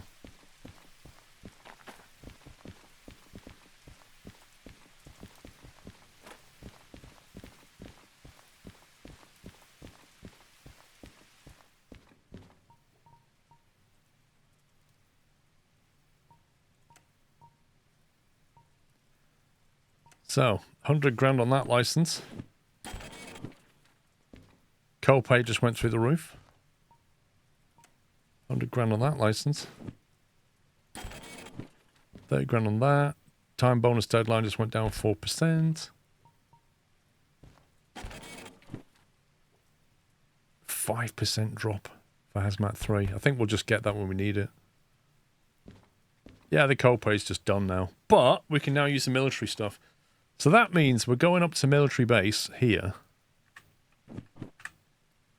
which is basically this bit. That's where we're going to take it to. Which effectively means coming straight through and reversing back, but we'll see what else we've got to drop here. Did you watch the new Wahlberg film? I didn't watch it yet, no. The plane one. No, we were going to watch it on Monday and something happened and we couldn't make it. Oh, was it? Mrs. Squirrel had something that she had. Oh, that was it. She was waiting for a parcel which had...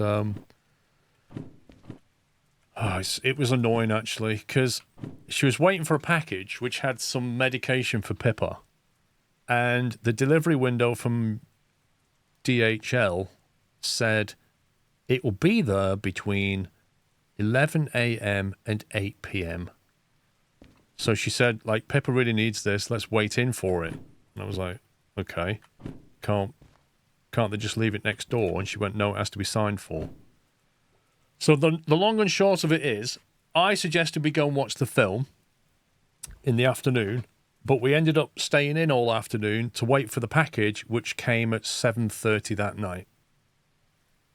So she was not happy. And neither was I.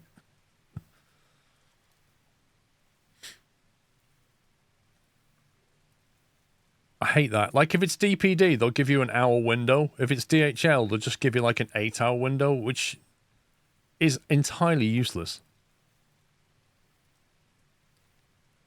Coal power plants. That's possible, because we're kind of going that way anyway.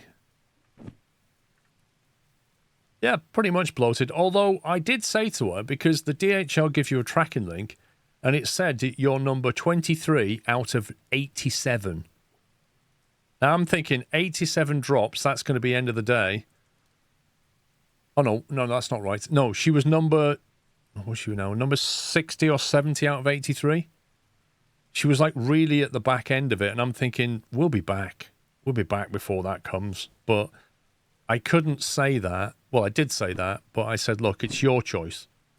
I thought, because if I push this and we go to the cinema, Sod's Law says it'll come when we're out, and then she'll chew my ear off. And I thought, oh, I don't want that. So, like, food factory in town, we're not going anywhere near that. Anyway, that's what happened, and that's why we didn't watch the film.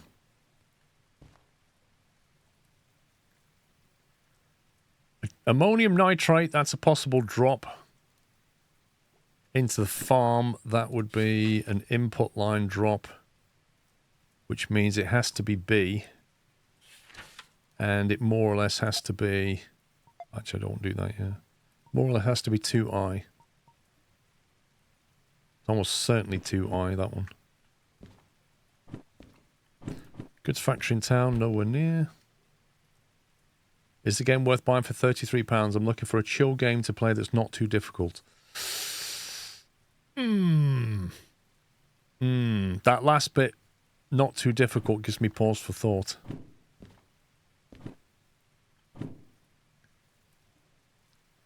City West, I can't be bothered dropping that for 10 grand. 18 grand, now we're talking. Hazmat 2 and a Hazmat 1. We have a Hazmat 2, don't we? Yeah. That's a possible. Into City West would be an input drop, which means it can't be B and it can't be anything else but C. Which means it would be into C and it would be 2I or 3I. Be one of these two. So that's definitely doable as well.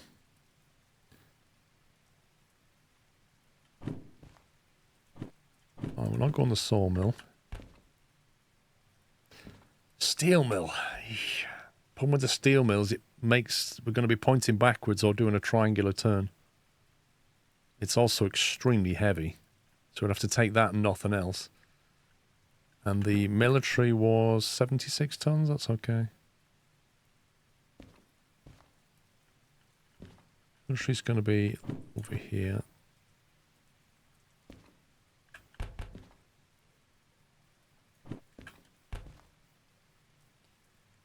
Let's go into the coal power plant. That is a possibility. 3 jobs machine factory. Yeah, I'm just going through them. I'm trying to work out which ones I want. I don't think I'm going to do that. I don't think for the same reason I'm going to do that. Nor we're going to do that. It's a matter of maximising our income, isn't it? That one's a cracker. That's 50k. That's lovely, that is. That one combined with the military, which is that one. The issue we would have is what order to drop them. Because in theory, when you go into the machine factory, you're going to have to go through D, C, or B just to get to military anyway, so you may as well drive through and make these drops. Just disconnect them and then go forward and pull back and drop your military last. Is the table getting filled with jobs out of itself, or do you just collect all the jobs from the machine? So when you enter a city, the station generates jobs, and it'll put all the things in the yard and generate all these jobs here. If you bring some cars into the city as part of a job, it might generate another one to unload it. But then you go to the station and decide what you want to take, and then you have to assemble your train and then drive there, basically. Yeah, the military is going to be last, which is why I'm putting it here, because it will be right next to our train.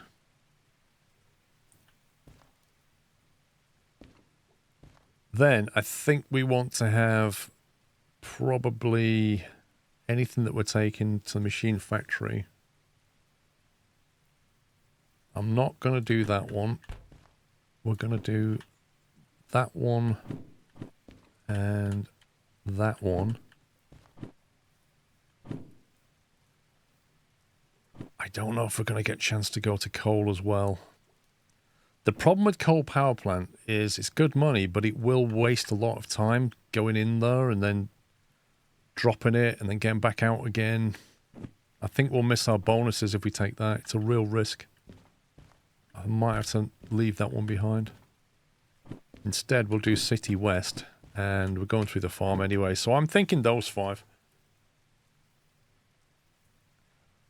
That would be, what's that, 400, 600... 800 tons. Yeah, that's fine. We have the licenses for all of that.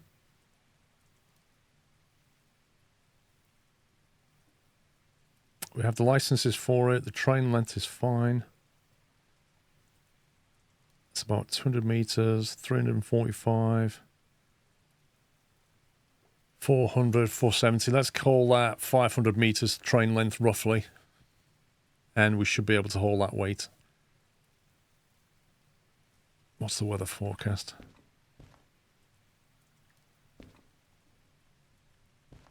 4 a.m. Oh. Okay.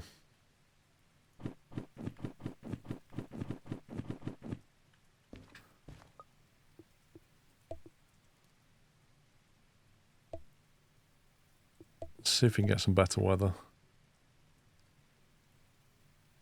I'm not going to service the slug, I don't think. Okay, it's due to stop raining at midday, and then it'll start again later, so we're not going to avoid the rain. I just hope we don't have traction issues getting out of here.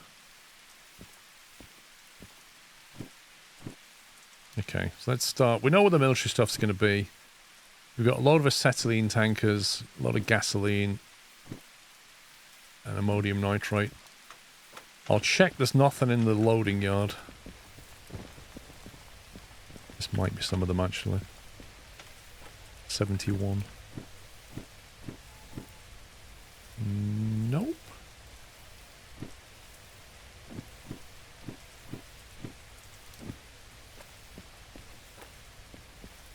Nope, apparently not.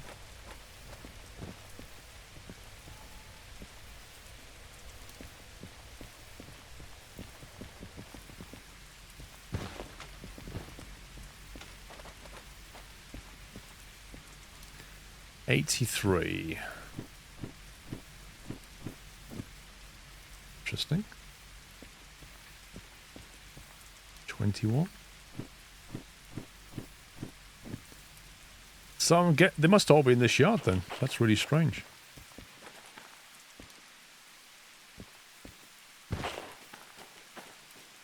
$77.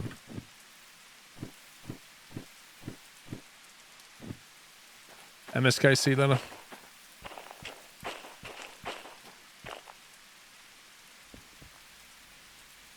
A load over this side. Here we go. Right, that's got to be one of them. 73. There you go. There's 73.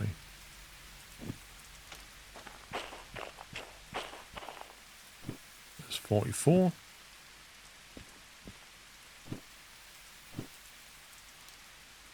That's probably 33. Nope, that's not 33. Ammonium nitrate, 00. It's that one.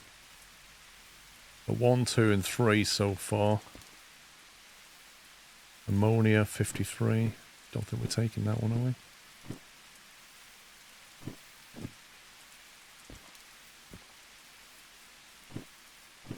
There's 33.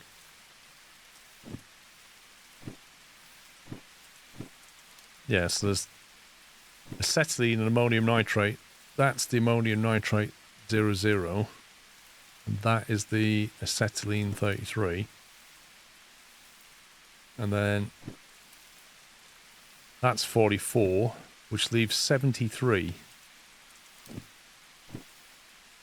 Just 73 missing, which is 4 tankers. 2 yellow and 2 grey. If they're not here, then they must be in Sea Yard then.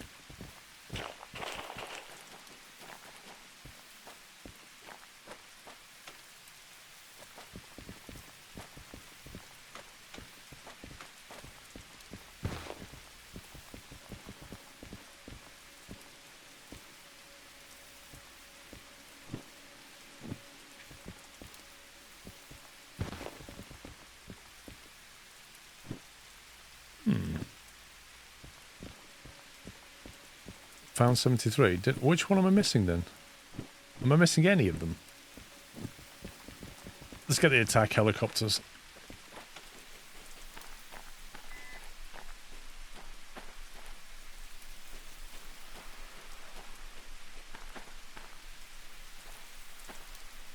Get them all, cool.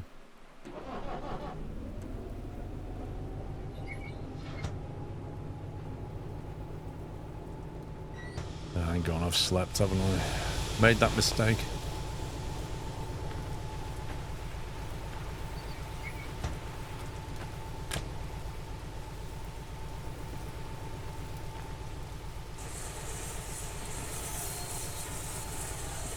What is that noise?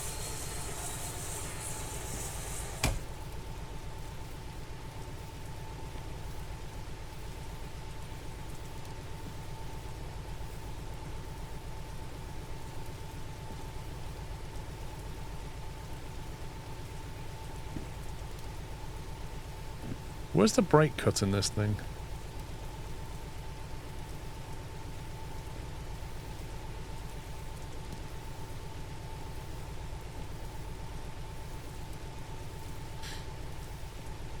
Under the desk. That's cut, presumably.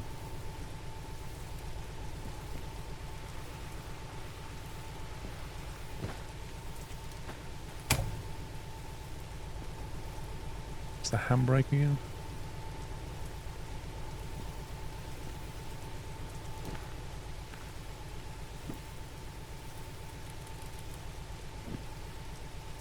Handbrake's by the door. Inside or outside?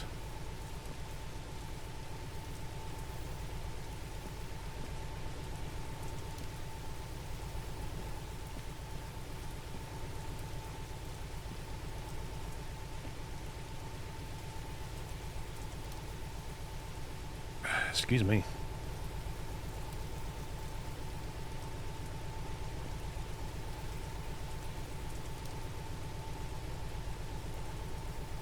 Inside right at the desk. Is this the handbrake or is this the... Okay. For some reason I thought it was like the... Is it the M3 that has a rotary reverser?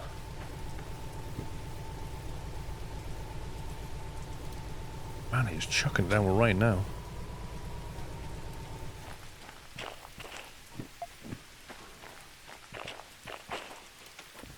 Right, into the military we go.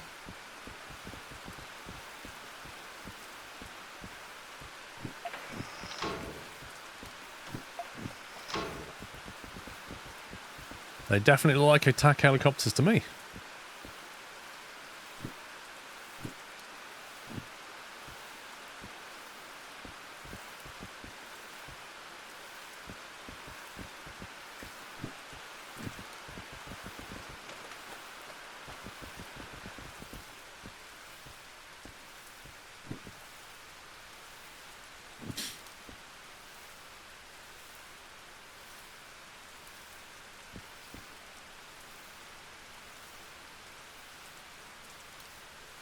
We don't need to turn around at CPAC tap. We can turn around here.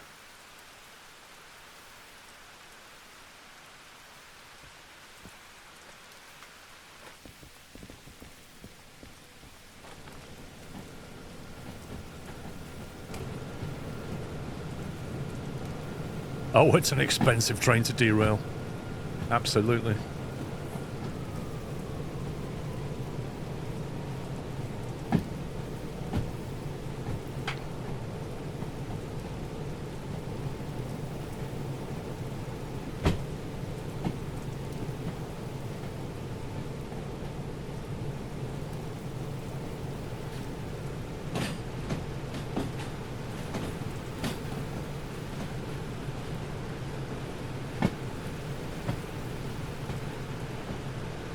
Yeah, right, Mythos. At least they tie them down properly in the military.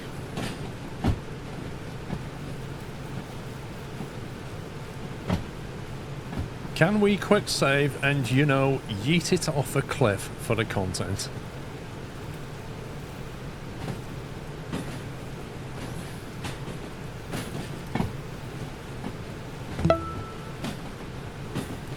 Melodies, thank you for becoming a Peanut member.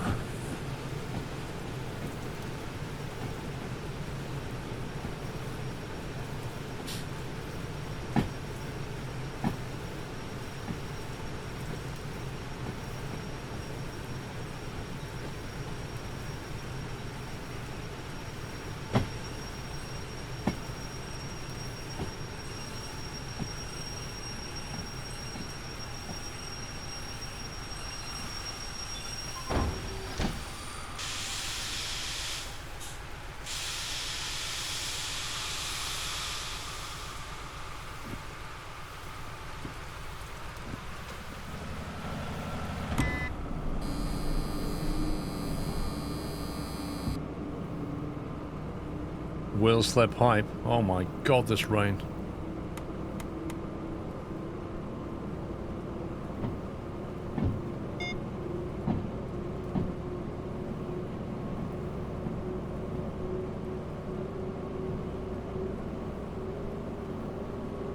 I guess if we get a run up, we'll be fine out of the harbour, but I think the slug's going to earn its money.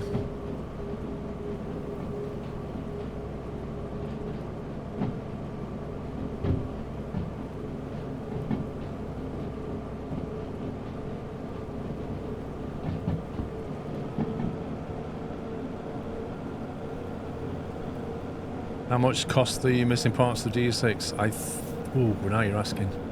I think it was 200,000.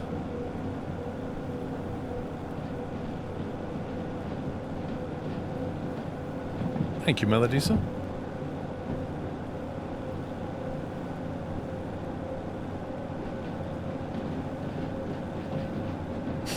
The lip. Genuinely, Imp, I'm this close to making a video this week, just explaining the slug, just so we've got something to link to.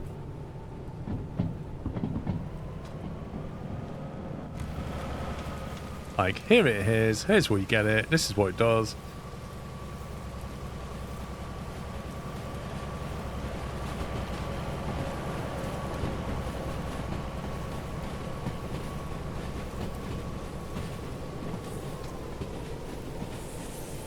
Yeah, we found all of them, I think, Buck.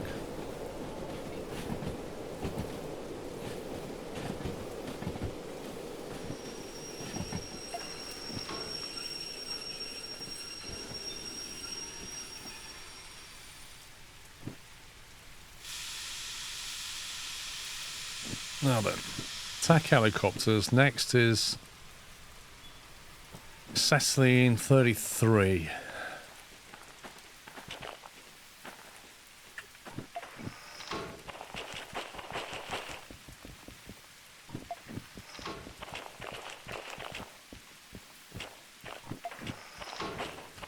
Can't remember if it was that one or that one.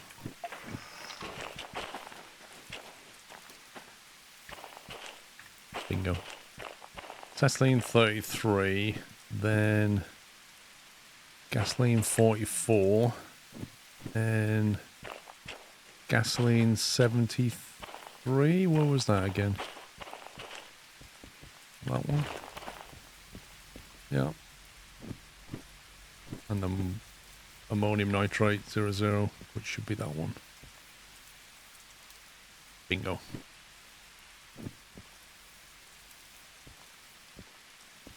Why is it called a slug? Not sure.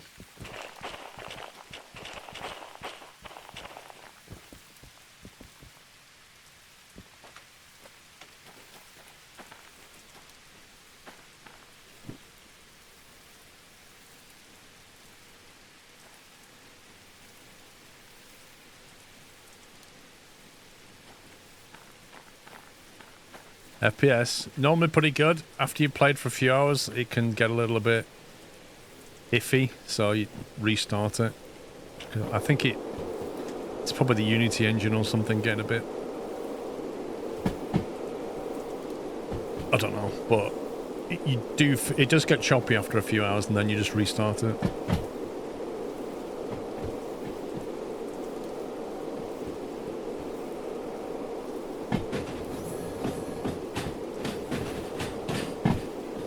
Is it wise to bring flammable fuel and munitions together?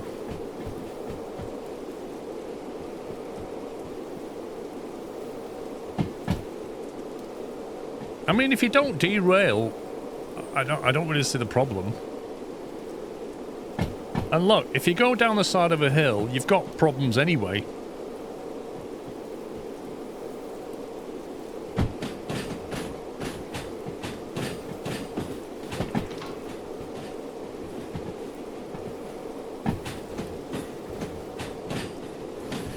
Just think of the content.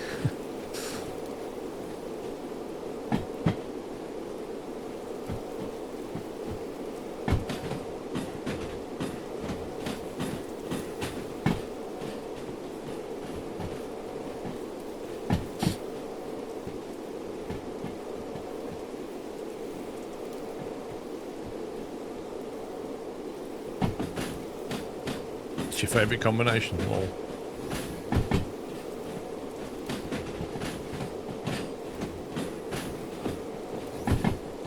Gasoline, liquid oxygen, munitions. Best combo.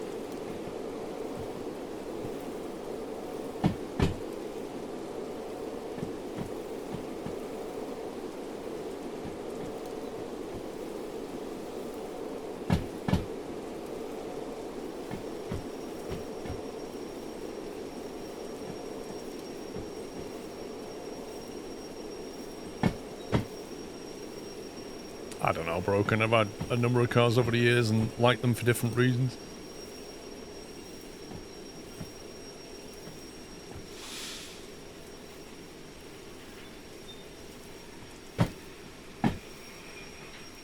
Did your third contract last night? Drove from the harbour all the way to the coal mine, then coming to the station, slid off the tracks.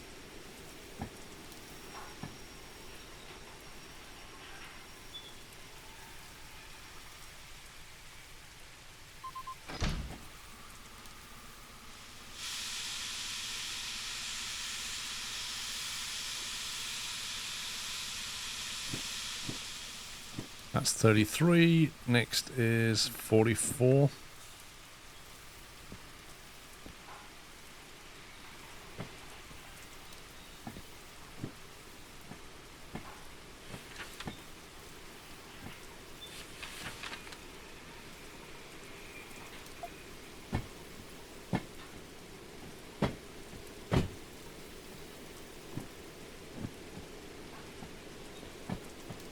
You looked up the origin of the word slug. The term slug is used because they were used primarily in very low-speed applications such as yard switching.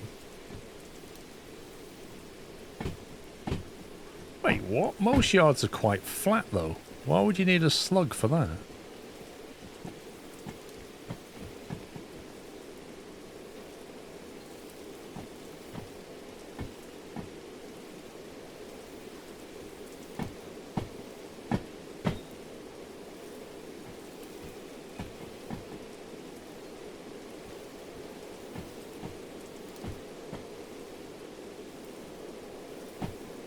Sounds to me like its name got repurposed.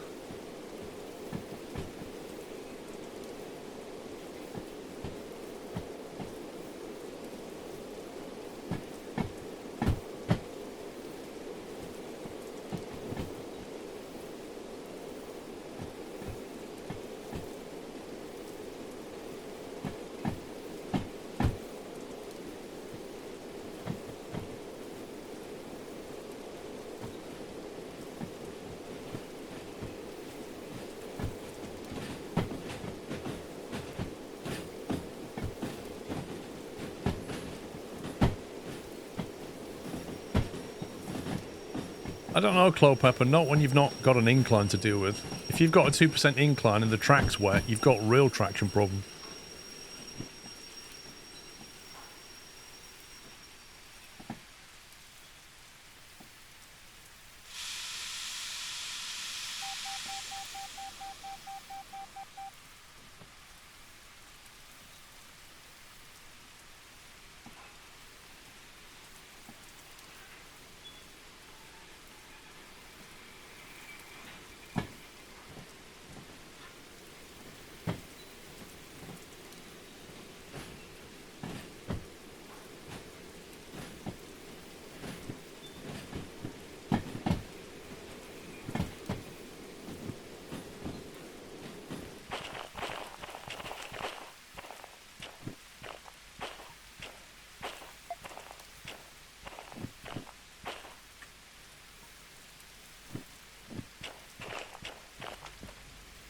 Why is it raining and wet under here? Oh, it's not. Oh, that's cool. Oh, that's actually cool. Yep, rain's cutting off there. Nice.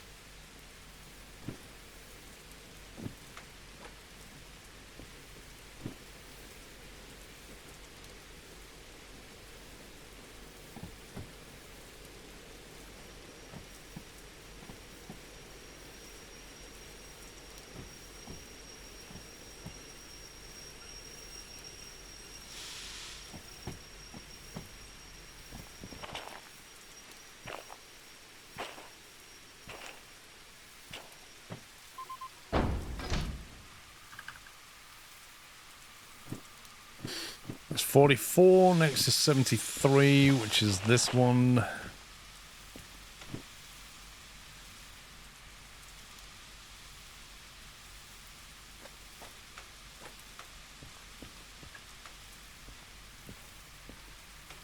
We might have to fire up the DE6 now just to move this thing around the yard.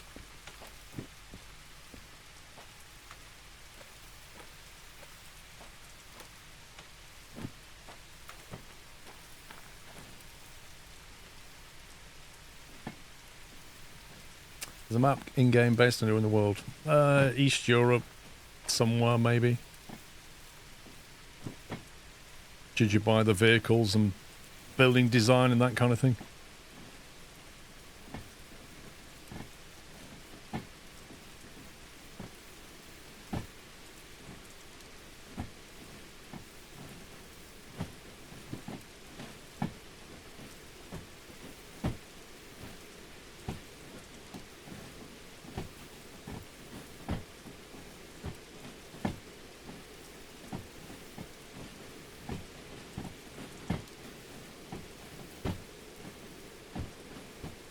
Yeah, I think he's from Serbia, isn't he?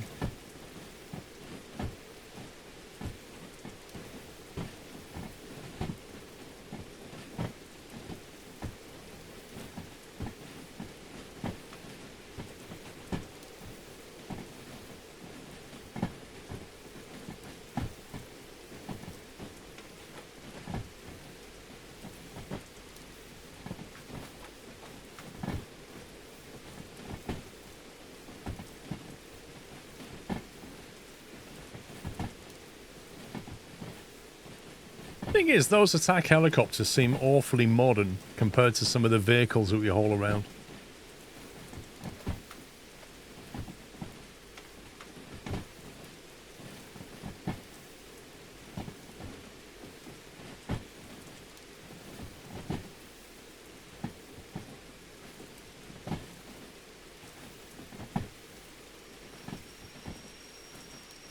That's what a military budget gets you, yeah.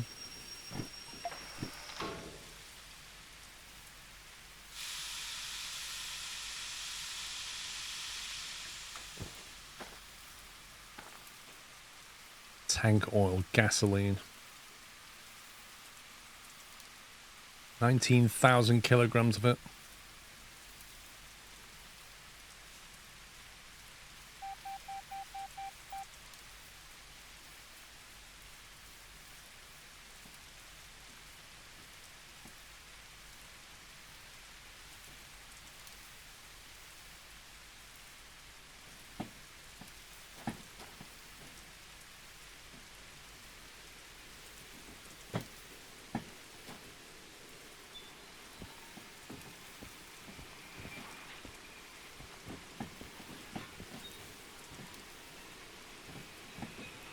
How heavy? We worked it out, didn't we?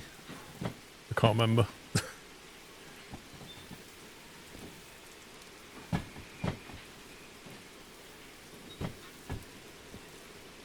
Roy, if you slam into things, you might damage the cars themselves, and that'll be a fee that you have to clear.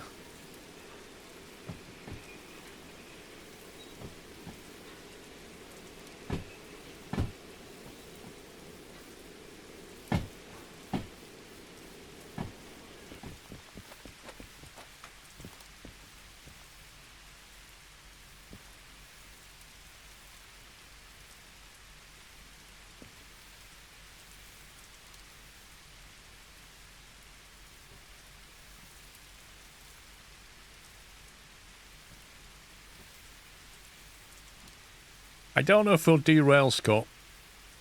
Slip up the hill is probably a bigger possibility.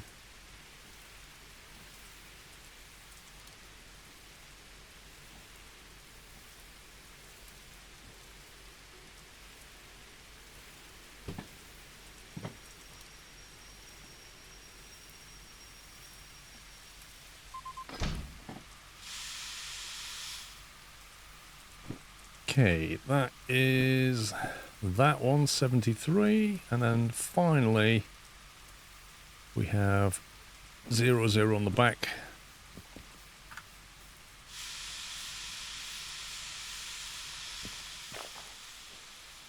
Which is here.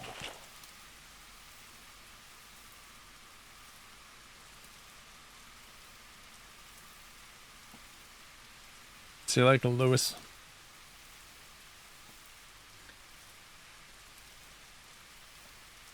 Nature Child Pearl 1990, how you doing?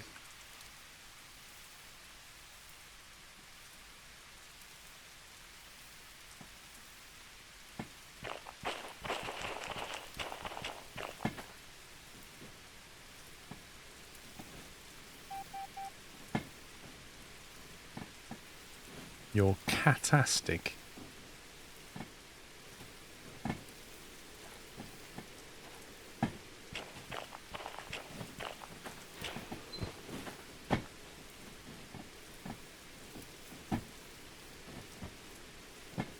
Diesel, gasoline and ammonium nitrate in rainy weather.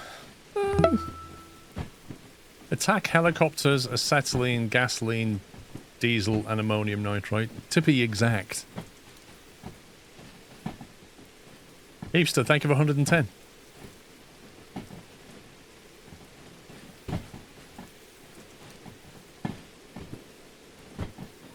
Okay, right turn out the harbour. Left turn. Right turn. Left the steel mill. Through the farm. Orwell Central. Keep right, keep left, machine factory. First drop is in the farm. Which I think we already planned anyway.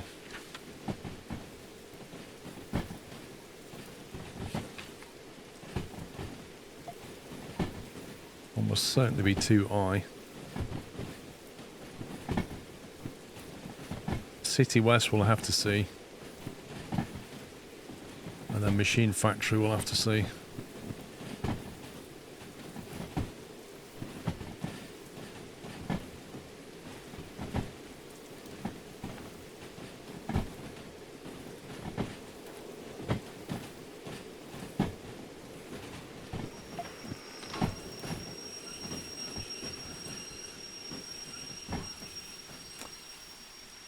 Comes the last cars, please show where the front of the train is. Well, at the moment it's only there. It's not enormous. We did a longer one yesterday.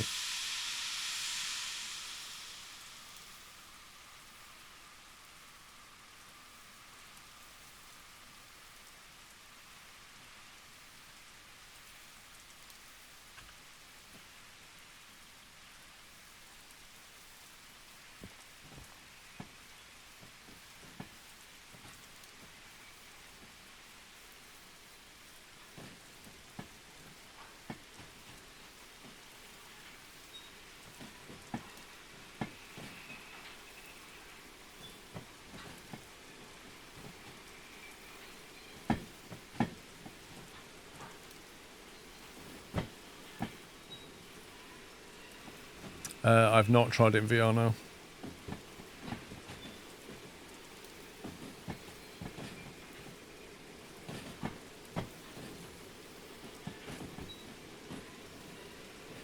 You don't need a mod to do that, steam boiler.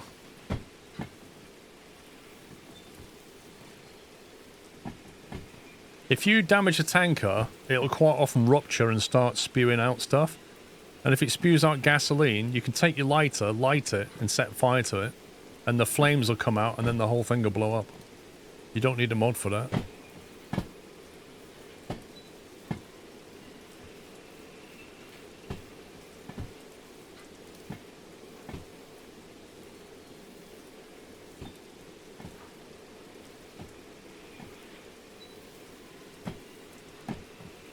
I'm alright, Rage, thank you.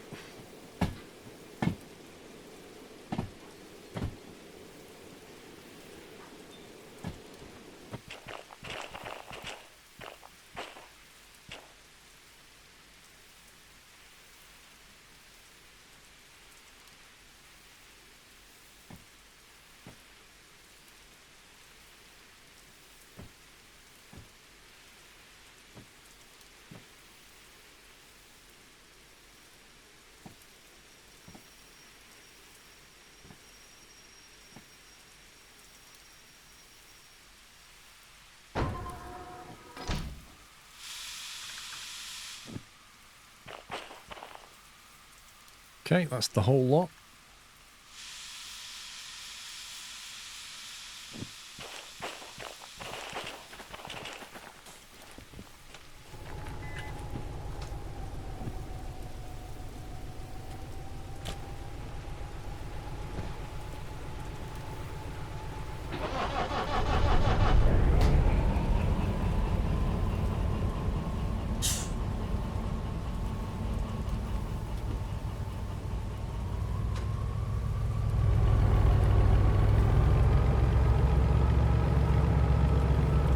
What did we add the length up to again?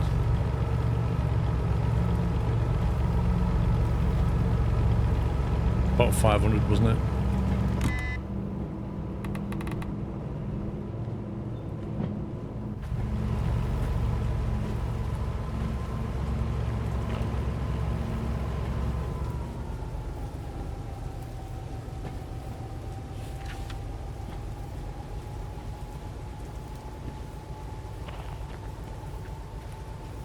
That should be enough.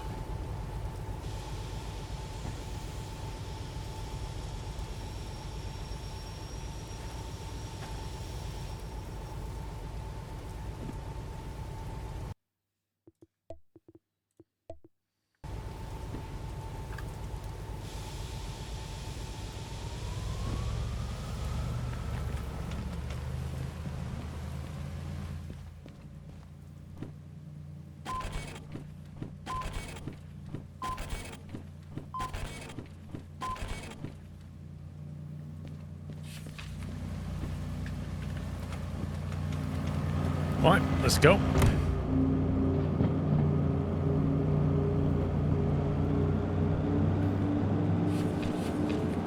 Right, farm is indeed B2I. City West is C3I. And C3I is City West. That means we come in, keep right again, go by that way, go that way. C3I is left, right, left, straight in, so that one's good. Then at Machine Factory we've got C4I and C3I. That's not too bad.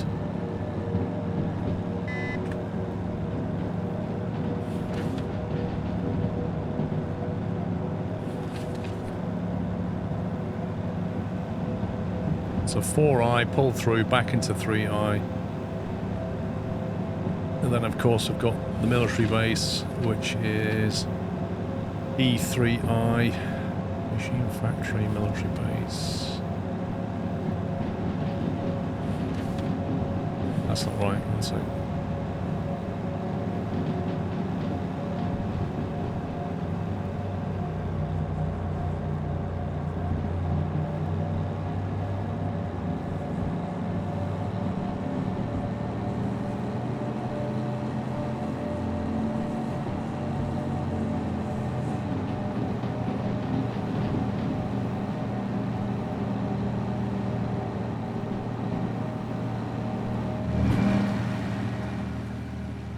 There's the train there.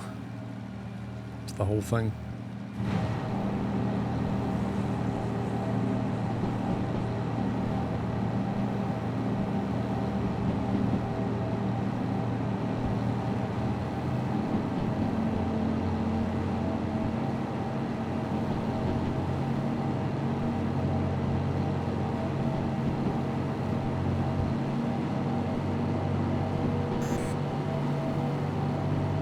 Managing to keep the power down at the moment, which is good.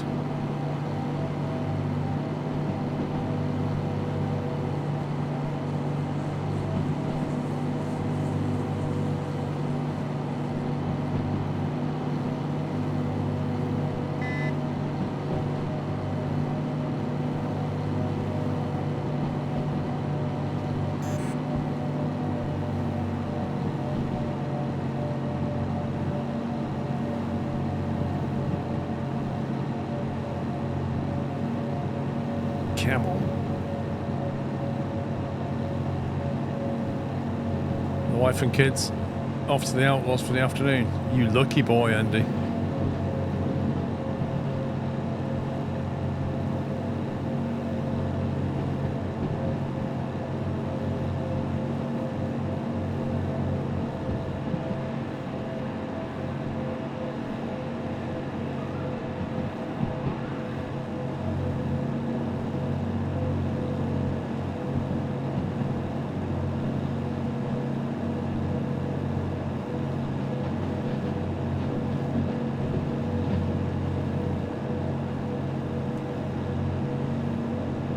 Okay, we're through the worst bit. Where was that going to? MFMB 3I.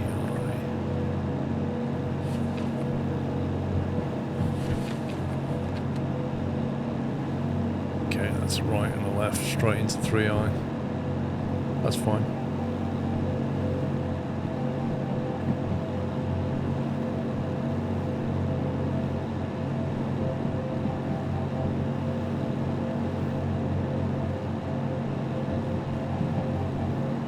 I've noticed that bug. You bring it up and it beeps and then it stops. It's kind of weird. I don't know if it beeps because it's hot, but it's the same beep you get when you get a wheel slip.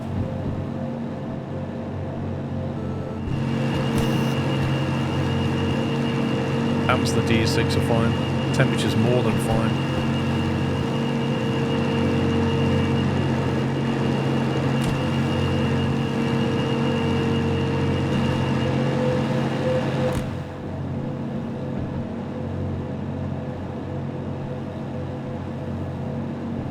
Gotcha, bloating.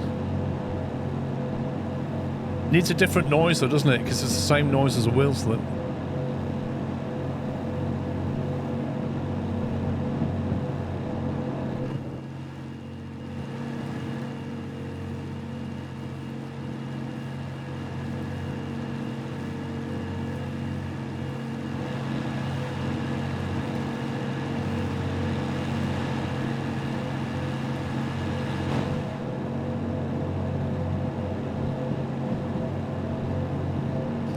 Well, that slug has really done a good job. Because in the rain out of the harbour, that can be an absolute nightmare. T-Vale, thank you for all 3 months of cashew.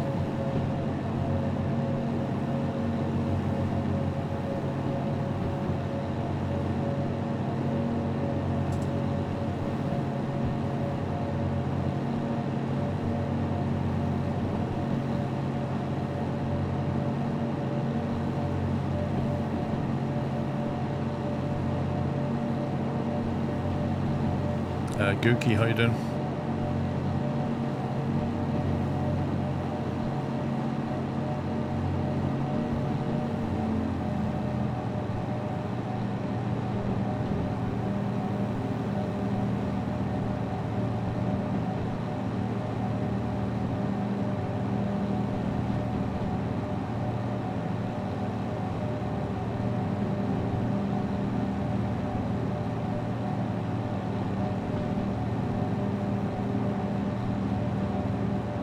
So great to achieve a tonnage rating on the paper due to the improved tractive effort. Well, it wasn't being stressed, that DE6, was it?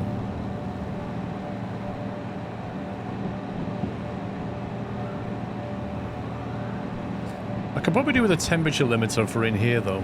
Can you get a temperature limiter? Because, like, I kind of feel like the DH4 is holding back the DE6 a little bit.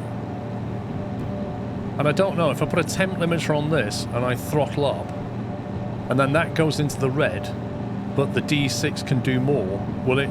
I take it will just carry on.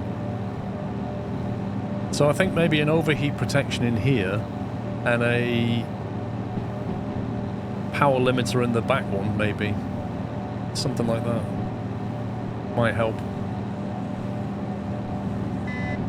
You just mount them anywhere, doesn't matter where it goes, does it? Put it over there.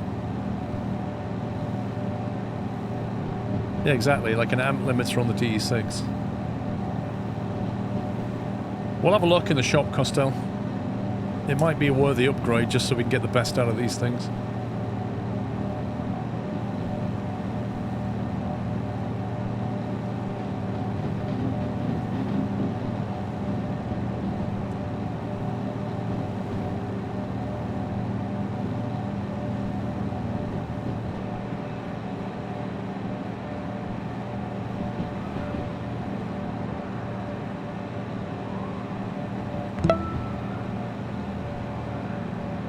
YouTube sub yesterday and Twitch today. Just pull me 2 subs, cheese. Like for 8 to 6 months, excuse me. Thank you for your double sub. Thank you for all the entertaining and fun content. Thank you for nearly 4 years support, Attila.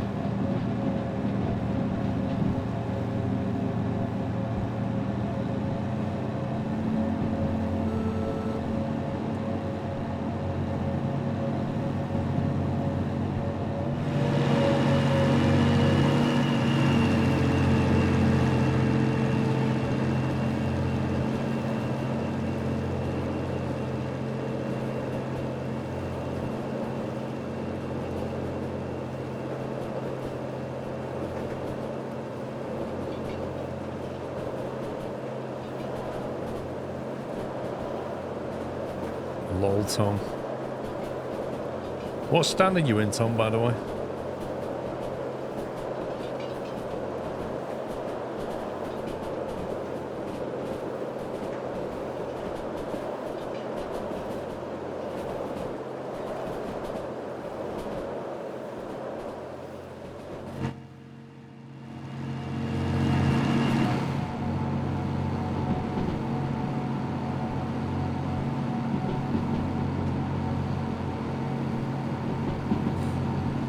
Right then, so first drop is at the farm and it's the rear 4 cars,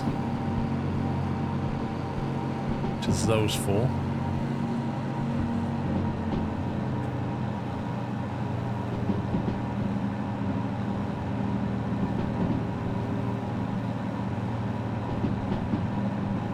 I think I've set everything up, but you never know. It's definitely a left through there. Actually, Orwell Central, let me just double check that. Ooh. That could have been bad. That's set up for straight through now.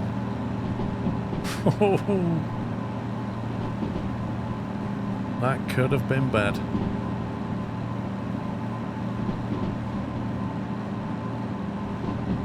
That would have definitely derailed it straight into everything at the Orwell Central. That would have been big boom time.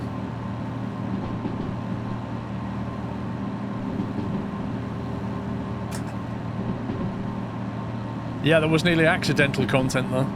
The problem is, though, is if I save it and then load it back in so that we can try the explosion, the problem is when you load it back in, everything's stopped and you have to then start again. You lose all your momentum, which risks the whole bonus.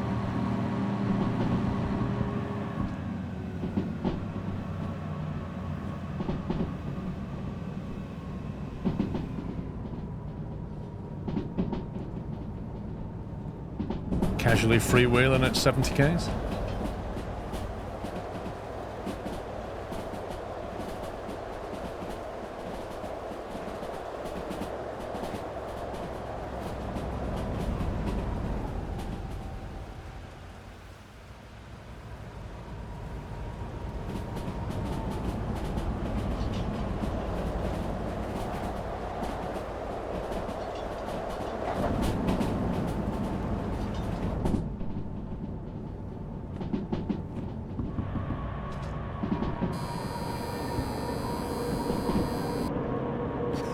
Wheel slip on that.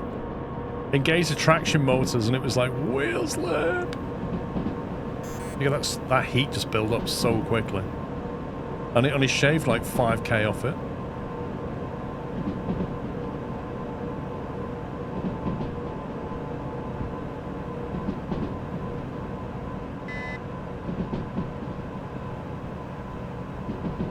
How do you fly around? F1, F2, F3.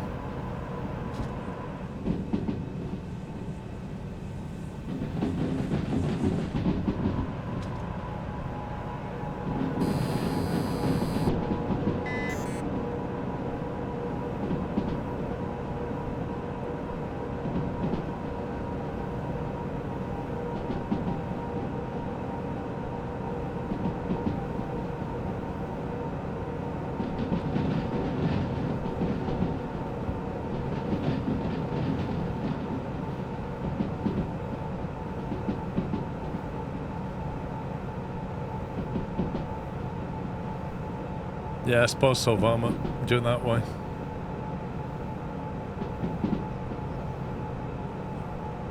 Like, do a save, keep going, and then go back and blow it all up, right?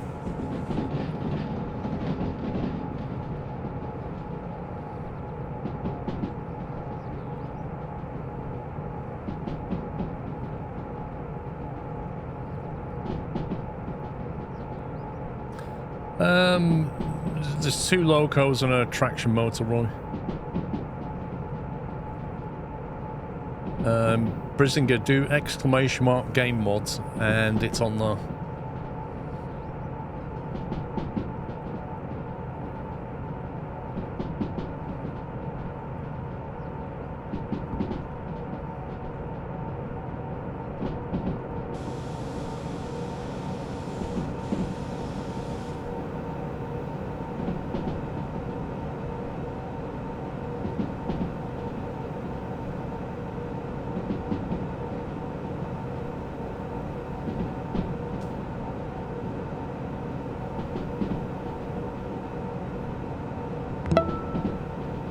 Gaming Coachman, thank you for 29. Okay, 50 left turn coming up. But it is a drop left, so the speed tends to pick up a little bit. It's a weird bend, this. As you start to turn, you're at 50. You drop into it. As more of the train goes into it, it picks up speed. And then as the train comes out of it, you got to back off the brake again. So look at that inclination drop there.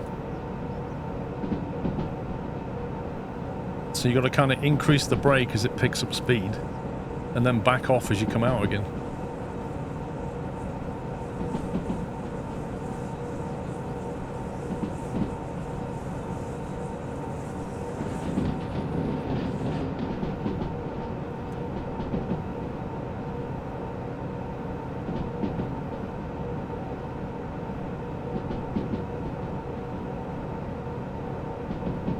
That's less than half the train still not through that junction.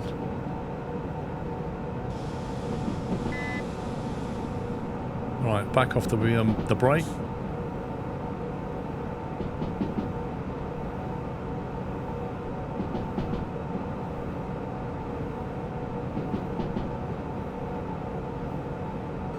Okay, right, it's through.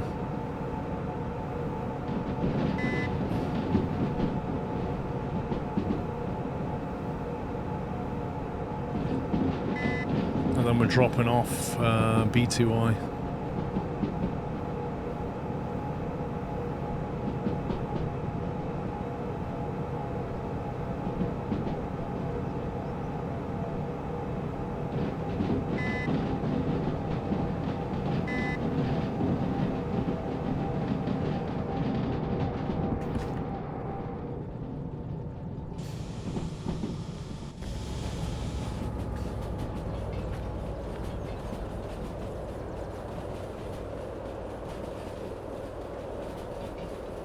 You can spawn unlimited slugs of the radio. You can if you've got the setting turned on. I mean, if you've got a sandbox, you can do whatever you like.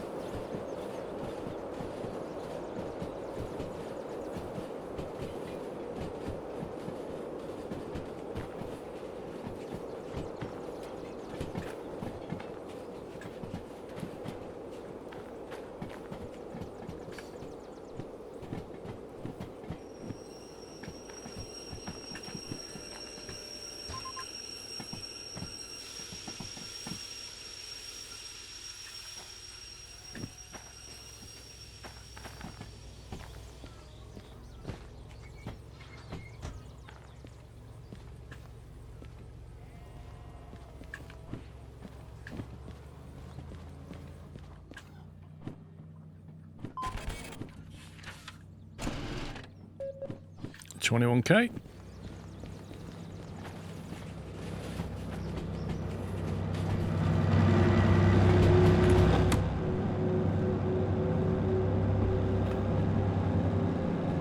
Right, next drop is 4 cars at C3I.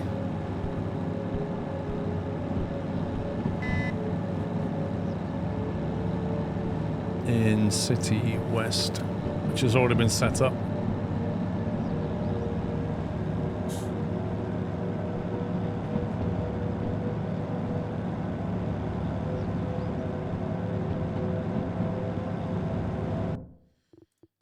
That's 1340. What was that one?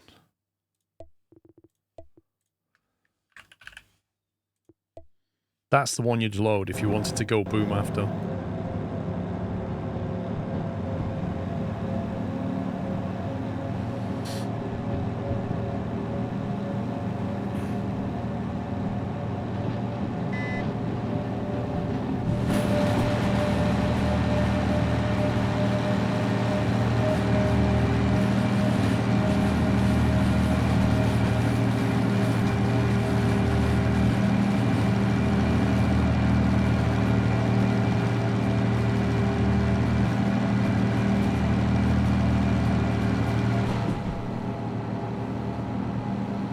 Feels like the rain's lightning. I think it said it was due to stop at 12, didn't it?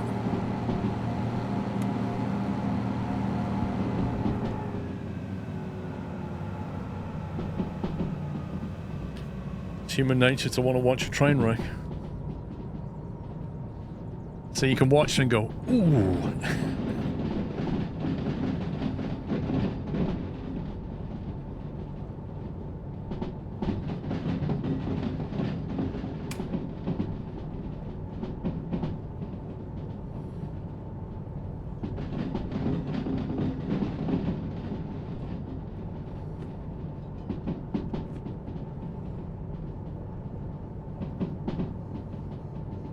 How do we know which track to use that is a pass-through? It kind of comes with experience, but in the case of Orwell Central, you can kind of see... I mean, you could go via the loading bay, but it's always more efficient to go through a straight line. So, in the case of B, because it's not labelled as a... That's a storage for S, that's an output, there's input. This is not labelled, which means it's a pass-through lane, so you can just go straight through that one. A similar thing happens with Farm when you go into B. At Farm, you've got a straight-through track, but it's not always the case. Like, is it Sawmill? It's got a weird one. What's the best example? One of the biggest messes is this one, the coal power plant. That's just horrible.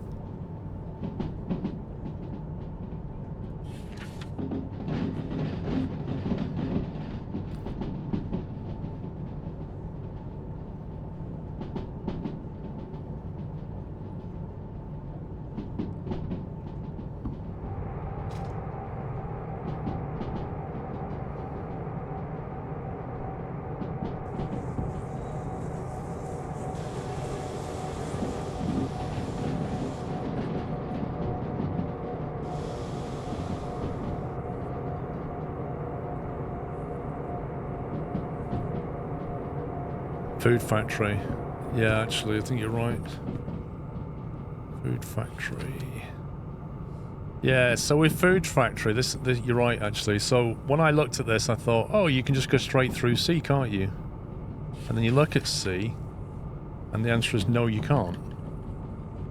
Because food factory C has no straight through track. They're all labelled. So you can't go through it. What you have to do, you could go via B, which is a passenger platform, so it doesn't have anything on it yet. Or you can go around through D. And D, you know that the loading bay is always going to be empty.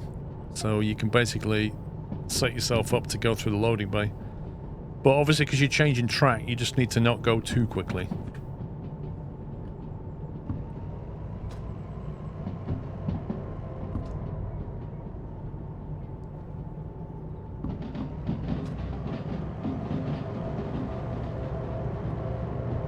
It's coal mine south of the one that has the passing lane.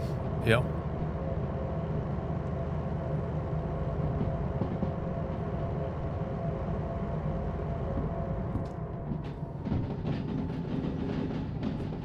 Right, 4 cars off the back, and then it's off to the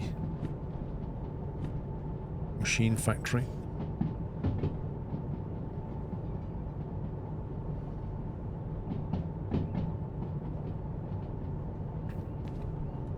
I don't think there was anything I wanted from the shop here, was there? Let me just have a very, very quick look.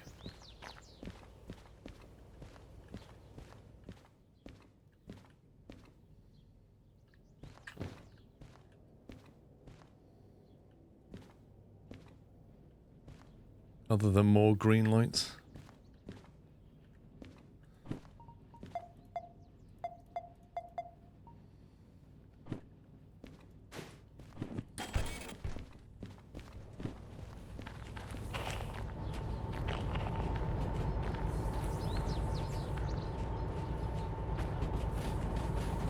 You're gonna put green lights on the D too, right? Paint. Does it do the right kind of paint at this one?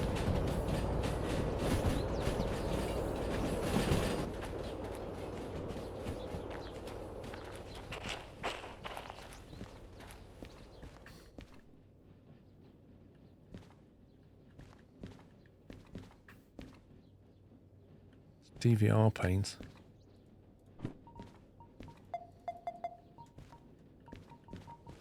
Oh my god, I'm out of shop.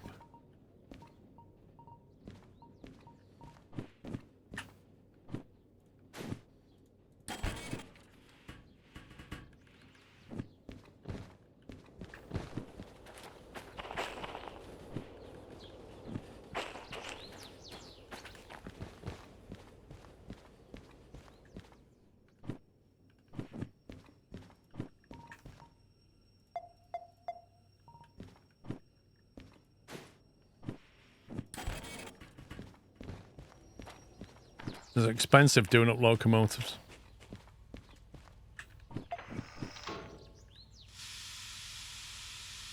Yeah, I just bought another 3. It won't let me buy more than 3.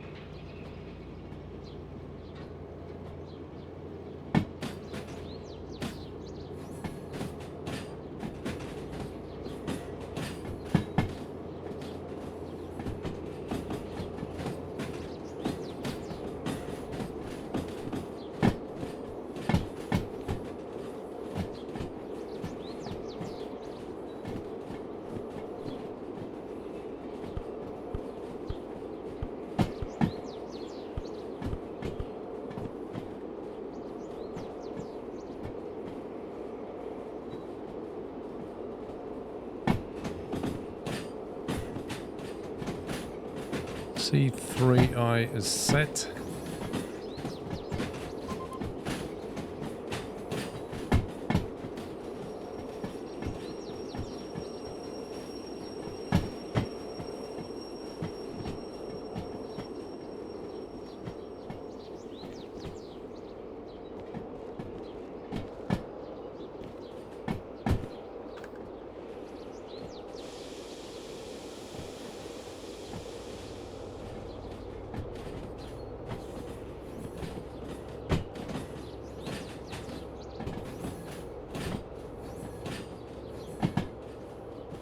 No, about sand as well, I think, Cynic.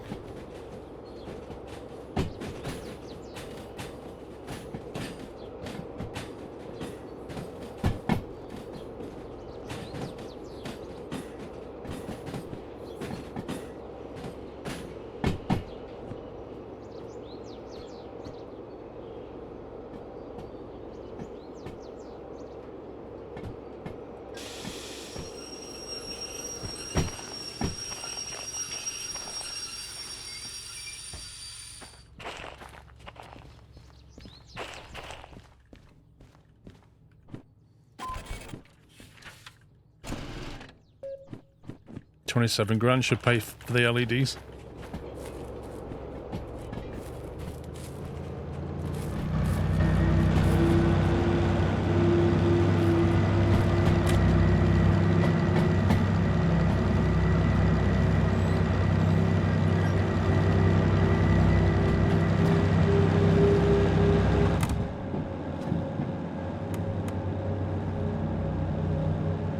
Okay, that's that one done. So then we've got C4I, which is 10 car drop.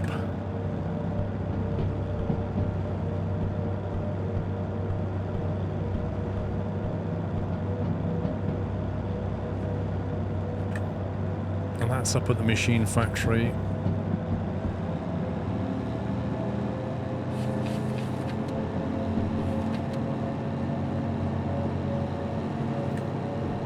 Lovely.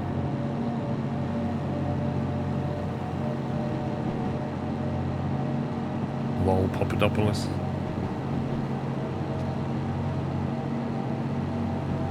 Did I throw cars? I didn't throw them. I fly shunted them.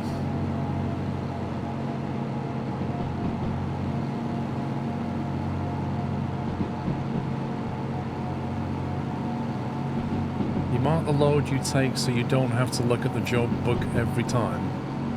Oh, that's what the flags are for. I don't find them that useful, but if you don't have remote coupling, then they can be. The only problem with the flags, you have to remember to bring them back with you.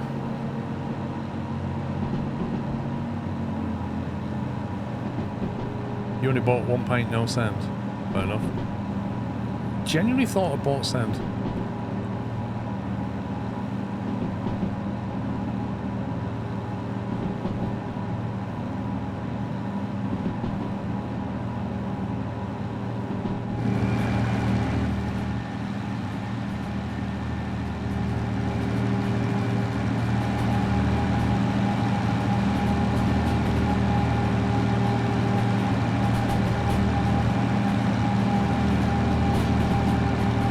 Steam stuff is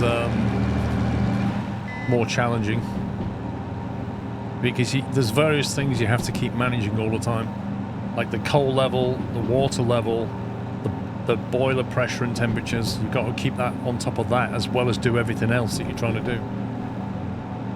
There's no remote coupler for it, so it's all manually decoupling. So it's more challenging. It's a good experience, but it's definitely more challenging.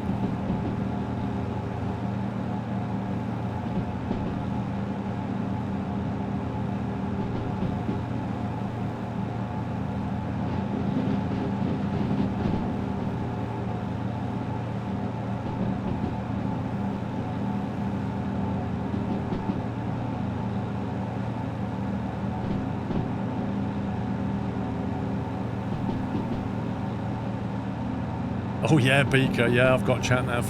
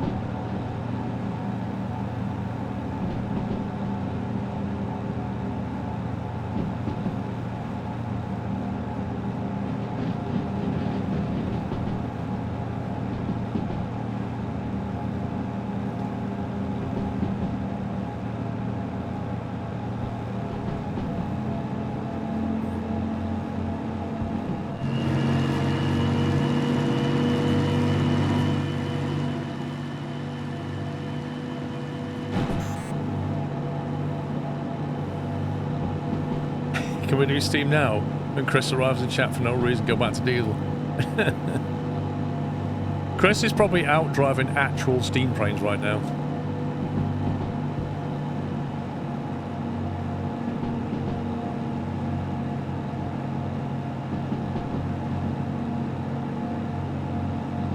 Starting a new game with the intention to only use Steam for the challenge.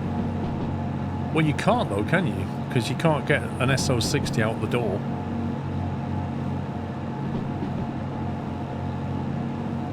Yeah, I think on Mechanic, he quite often drives the little steam trains around for the kiddies on a weekend.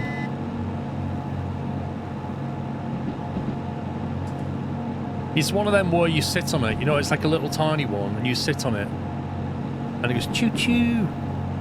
At least that's how I see it. It may not be like that.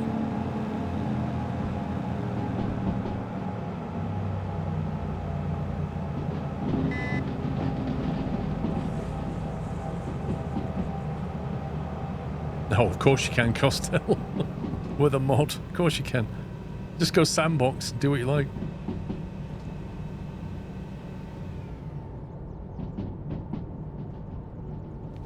Yeah, but you said, yeah, Dirty Drew, but they said just using Steam, and I'm saying you can't just use Steam.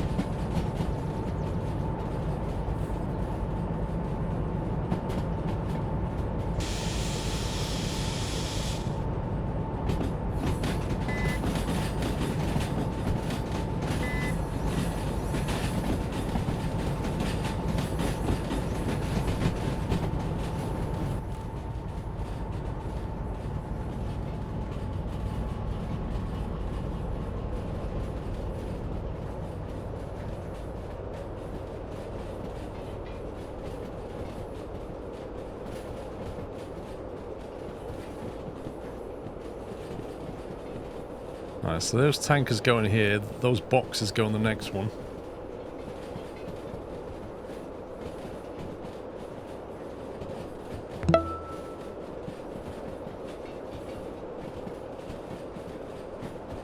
Oh, those new cars are amazing. Next gen, look at that.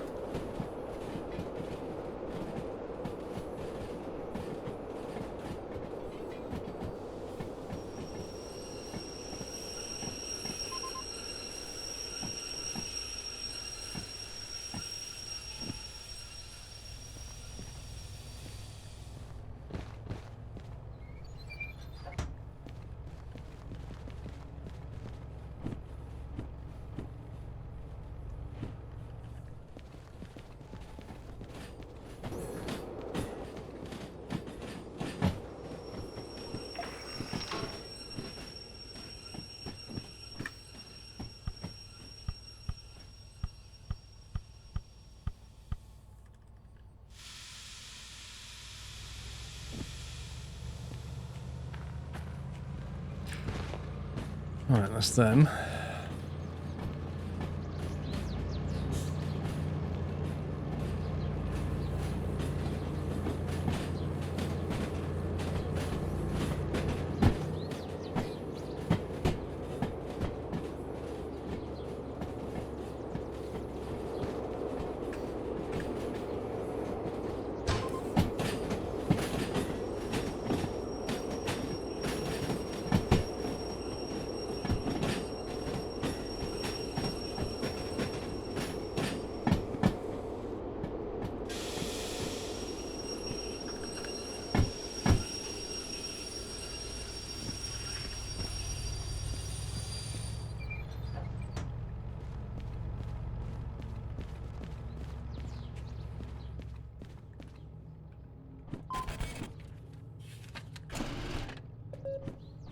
$80G for that one.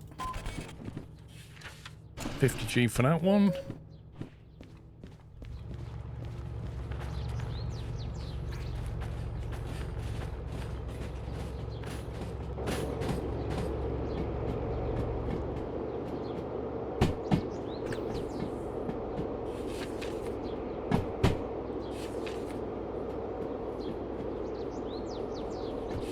I think we already set E up, didn't we, for whatever it was, 3i.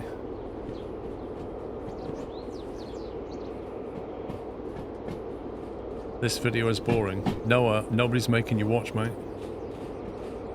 And it's not a video, it's a live stream. But apart from that...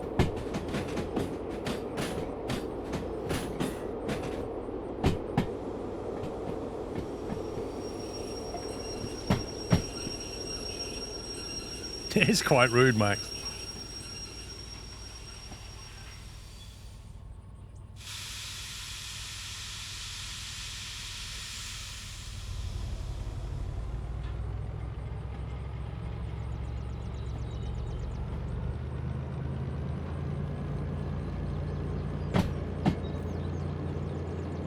Dude was in several times last week calling it boring too. Okay. Let me help you out. Right, chat, you decide. Shall I time him out for 1 day, 7 days, or 14 days? I'll let you decide.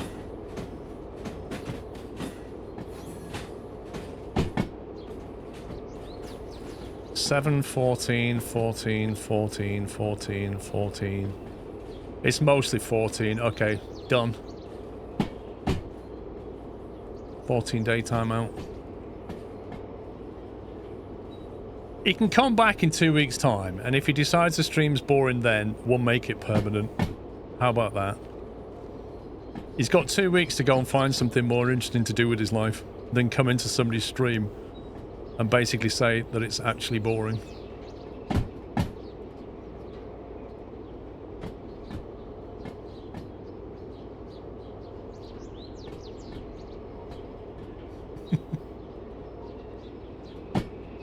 Mods, do you want to give him a 14-day timeout, please?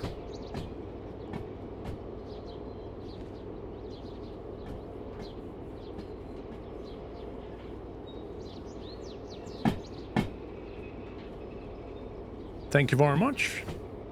So Noah, come back in 2 weeks and tell us all about the wonderful, interesting things you've been doing. And if you think my stream is boring then, I'll make it permanent for you. And then you don't need to worry yourself anymore coming back and being bored. I'm sorry I couldn't entertain you. 3i. Ooh, tanks.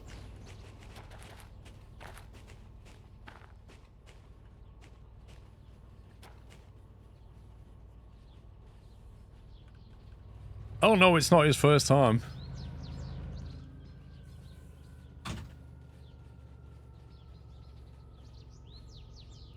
Welcome back.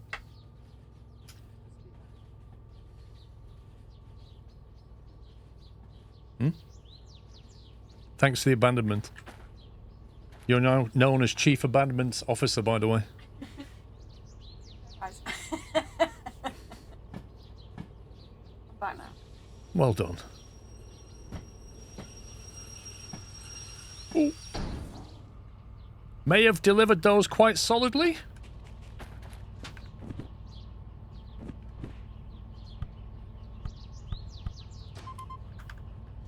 Let's just hope that they... let's just hope those helicopters are not fragile. Where's the hut round here? There it is.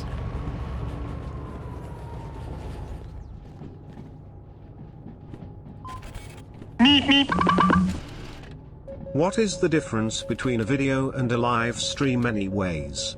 Skros. Okay, we didn't get penalised. It's all good. 160Ks for that one. I'll take that.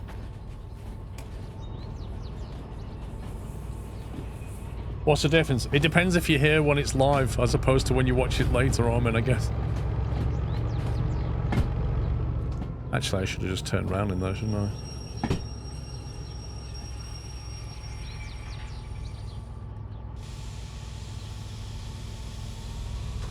You're finding it greatly entertaining, Kevin. Thank you.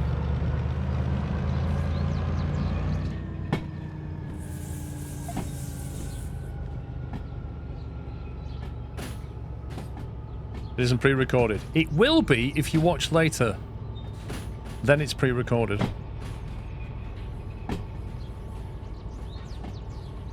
Tilia, did I say thank you for 5 months? If not, thank you.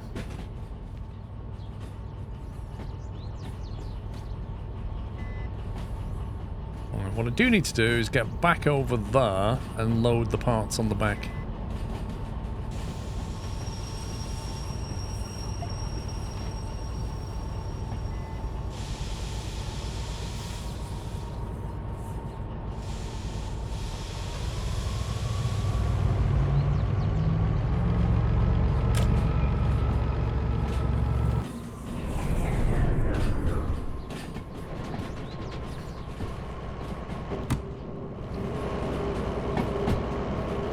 Prefer watching live versus a VOD.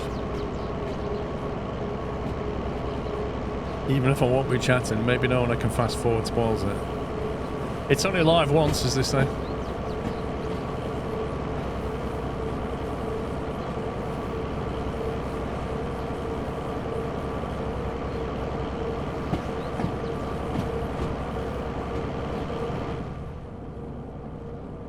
Right, half a tank of fuel. That's enough to get us back to the harbour.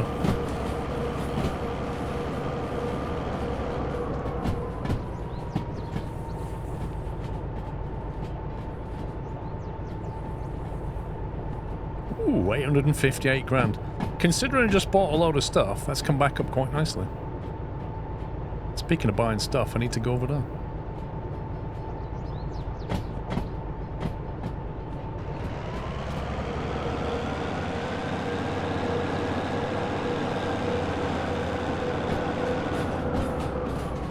No, Hilo, you're all bots, mate.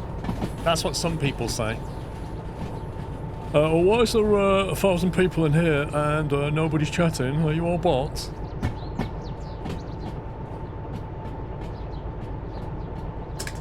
How many times have we had that one? Oh yeah, Tom, you'll be replaced by AI soon enough.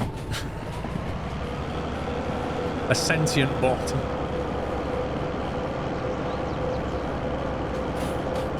While at the machine factory, you can go and pick up the BE2 from Bob's garage. Well, here's another nice mess you've gotten me into. Oh, What if the person timed out goes and streams and that turns out to be boring too? SquirrelPlus. What if the person timed out goes and streams and that turns out to be boring? What, for them or for the no people that are watching? Because nobody's going to watch him stream.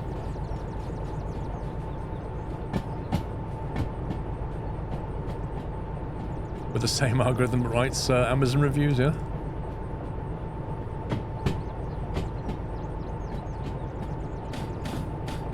The thing is, 1-4 style, if you was a bot, you wouldn't even know it.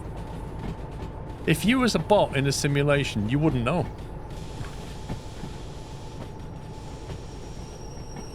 In fact, I was watching a... I'm just a lazy bot here, that's why I'm not chatting. Whoa.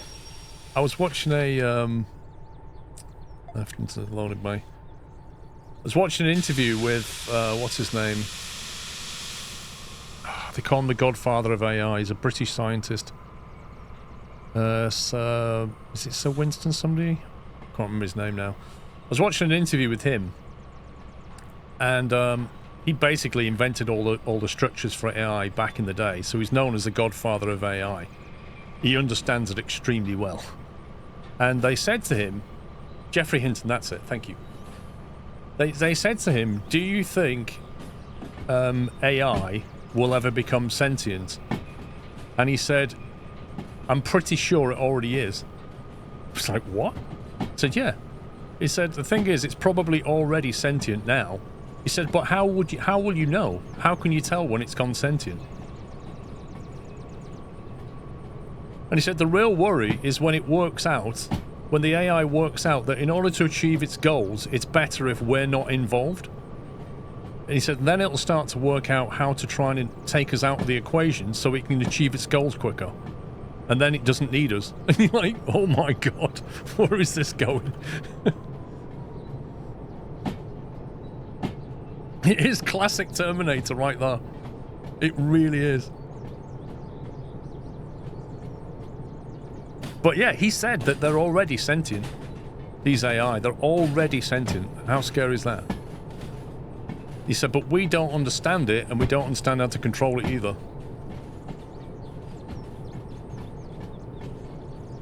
AI hallucinations sound a lot like dreams.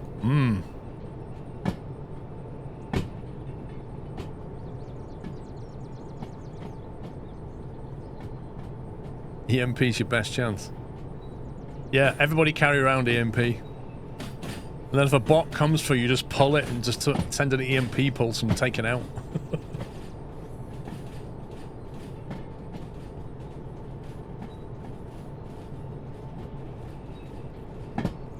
Well, if it hadn't been him, it would have been somebody else. It's like Oppenheimer and the bomb. If he hadn't done it, somebody else would have done it. Like, it was just an inevitability, really. From the moment the transistor was invented, it was an inevitability.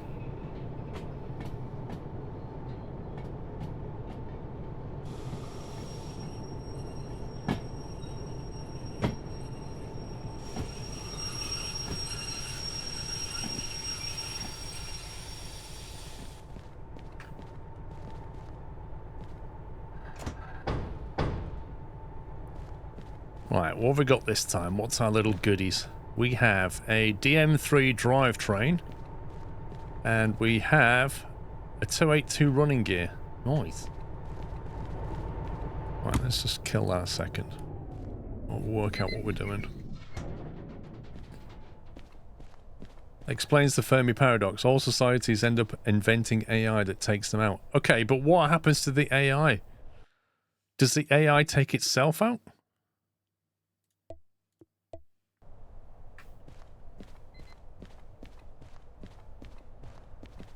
Tired of it getting buzzworded to death. It gets massively overused, AI.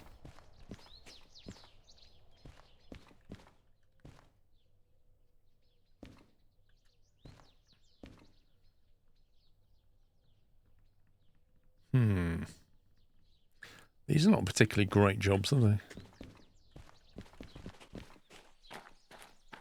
Oh yeah, thank you. Yes, I need to go to the shop, don't I? Forgot about that.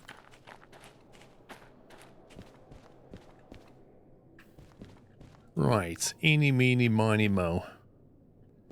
Paint can. Where's the expensive paint? Is that in here?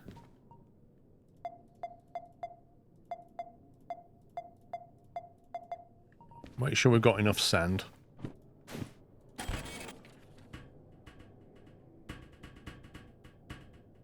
Gotta love the way it spawns them. Amp limiter. A gadget that limits electrical current output on a vehicle with an electric powertrain. So we can definitely put one on the D6. Anti-wheel slip computer. Automatically takes over the throttle and sander operation to prevent wheel slip. I mean, that is full-on lazy boy, that is. Full-on lazy boy. So I just want to press go. Automatic train stop. Demonstrator paint, we definitely need some of them. Like potentially we need 4 of them, but I'm not going to do all 4 initially.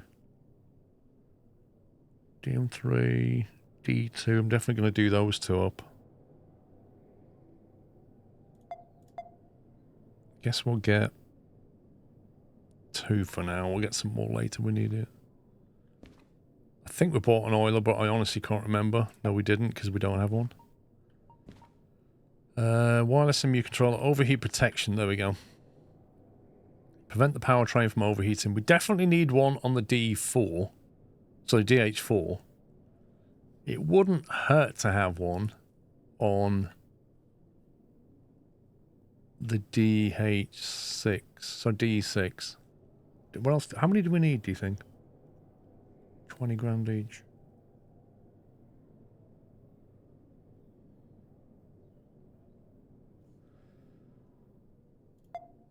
Definitely want 2. It's just a matter if I want to put one in the DE2, but I don't know what I'll use the DE2 for.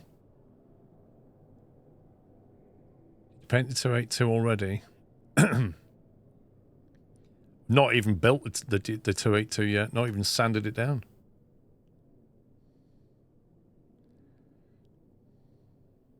I'll stick one on the DE2.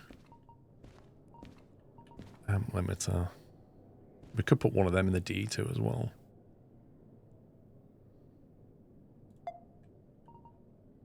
Don't need solder. I mean, anti-wheel slip would be handy on the DH4. Not needed on the D6 now. We've got the thingy. Stick one on the DH4.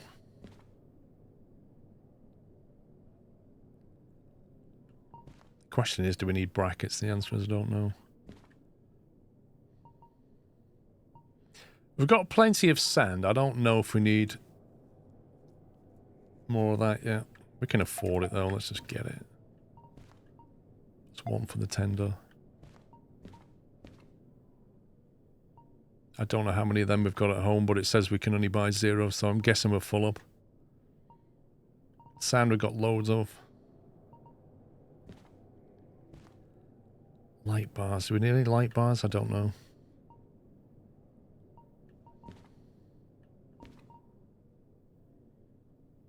Switch setter. Might want one on the DE2, for sure.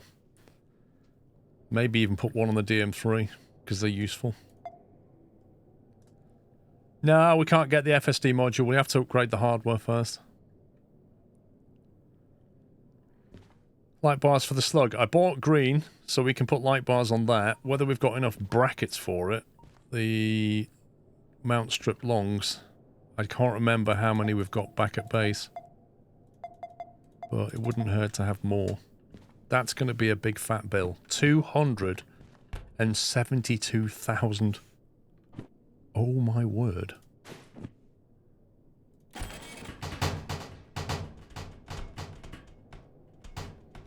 And you don't even get a bag. Like, seriously, bro, give me a bag.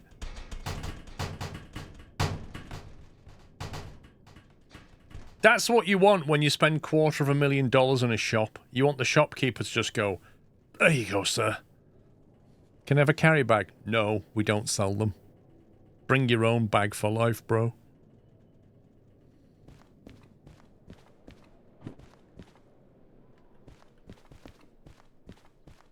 Even Timo gives you a bag, exactly. Oh boy. Where did I put the green lights? Was it here? Right, 20 minutes of tidying up the shed.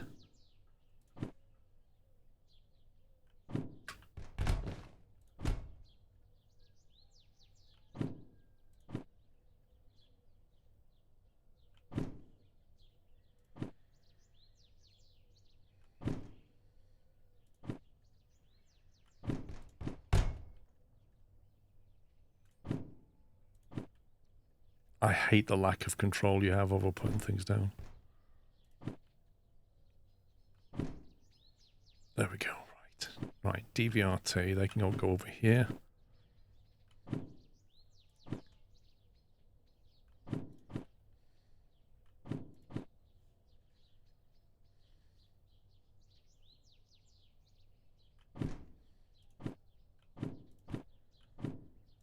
I'm going to put all my certificates in this useless box down here.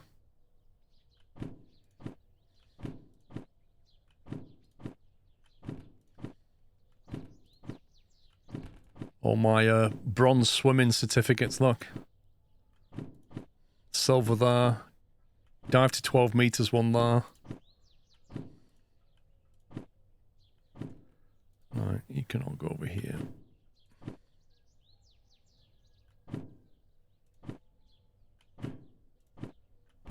More certificates. You've been promoted. You're now senior technician.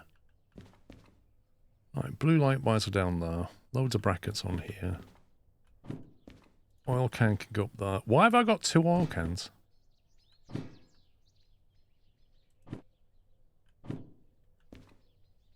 Okay, and then some in the mess.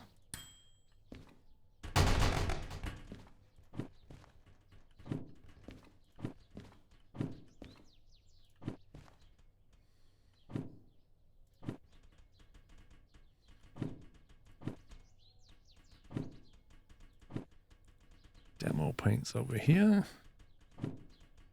I think when he built this, he didn't really have in mind the idea that I would buy so many things.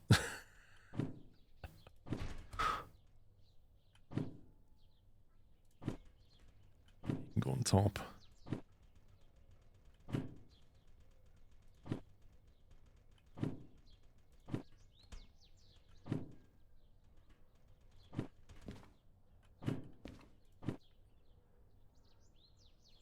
We can fit them on top. We can triple stack. Look at that. Amazing. Oh, we've got 3 oil cans apparently. Who knew? DVRT paint. Don't you dare.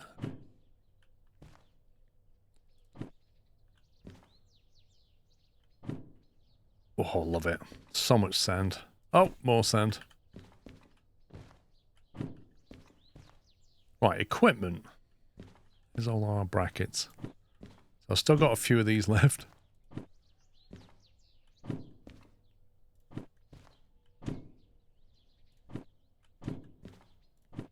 If we put these...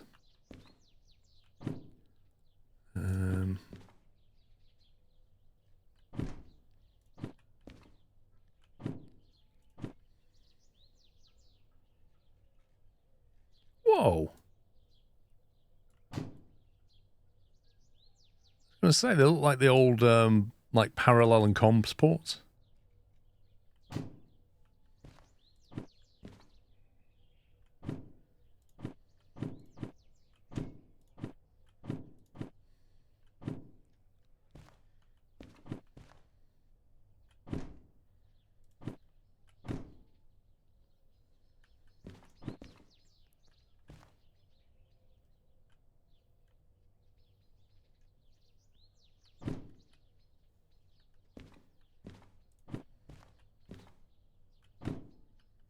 Okay, that's mostly fine. Yeah, the old PPT port. Big chunky boy that was. Parallel printer port.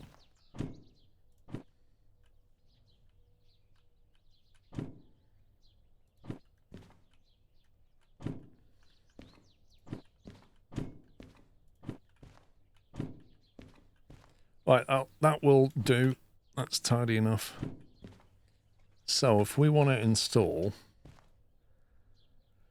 an amp limiter and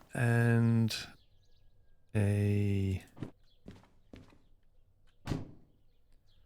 anti-wheel slip. I was going to put that in DH4, wasn't I? Right, we're going to put these in the DE6. Amp limiter and overheat protection, and also the overheat protection in the DH4. That's right, isn't it?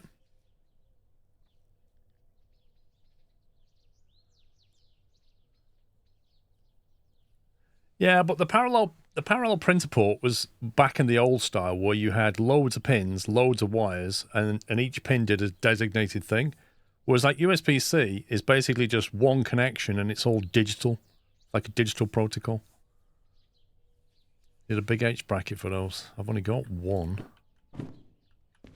And I just managed to put it on the roof or something. How did I do that? I wonder if I can buy big H brackets in this shop.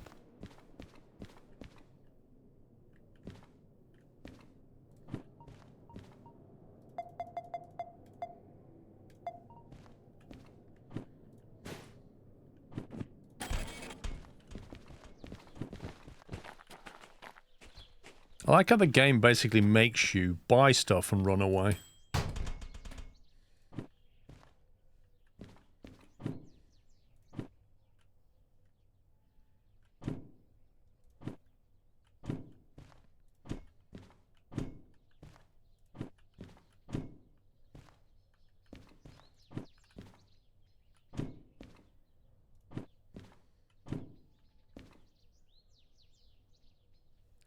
I'm not so sure we need a large H bracket for that. We definitely need it for that one.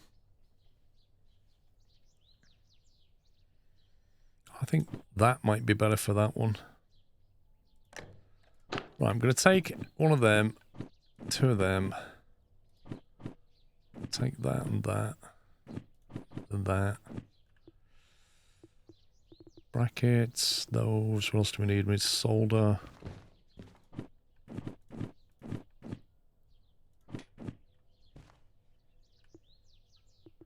We've got the wires, we've got the soldering gun. I think we've got everything we need.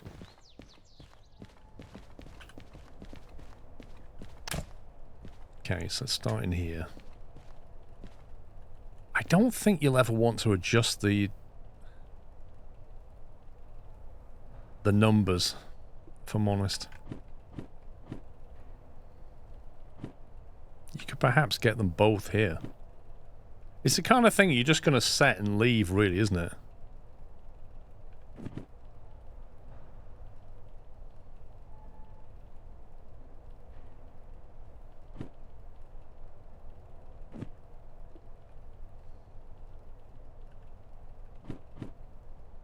Like, I want to be able to reference them, but not necessarily adjust them. I mean, I could stick it all back here, but... the other option is, like, here somewhere.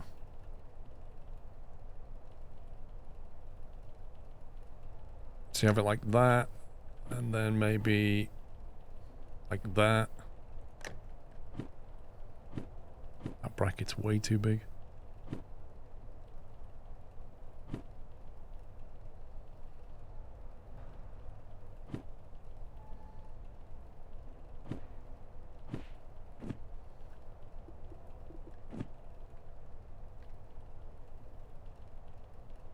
I wonder what that noise was.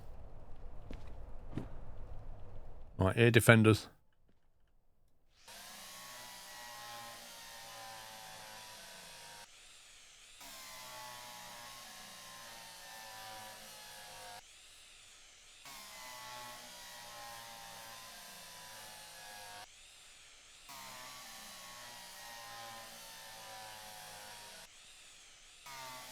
You're a bit late with that statement, Giori.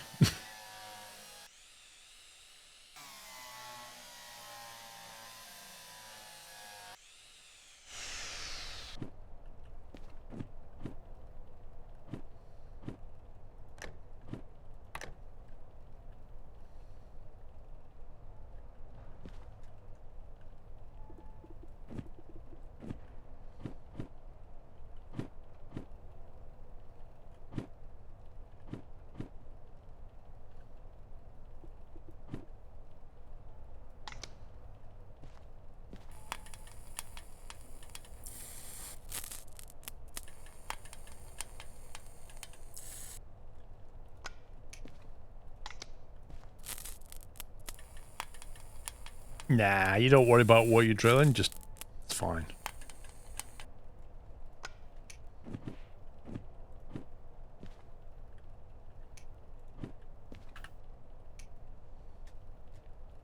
Right, so, in terms of amps, we're on 12 times 100 DC.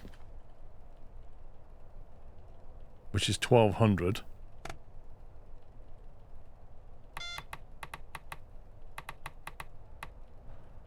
So we want to amp limit to 1200. Yeah. And then in terms of overheat protection, I guess 100? Technically you can get away with 105?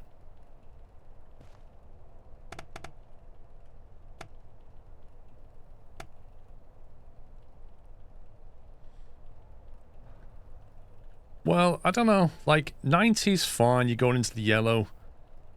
105, you definitely bad things are happening. You'd probably get away with 100. 105, possibly. Reduce or cut? Maybe reduce. Actually, reduce at 100. If you're going to go to 105, you want to cut. 100, you want to reduce.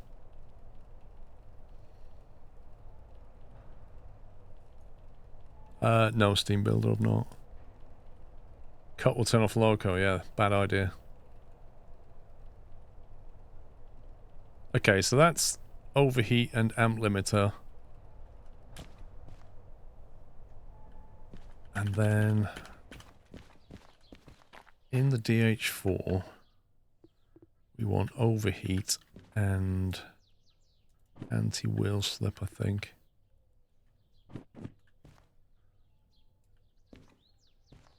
We'll probably need a big bracket and a small bracket.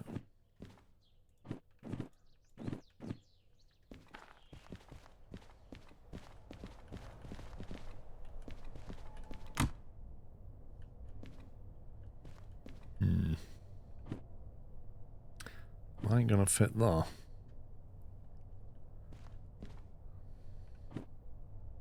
Even that's pushing it. Put it on this box, maybe.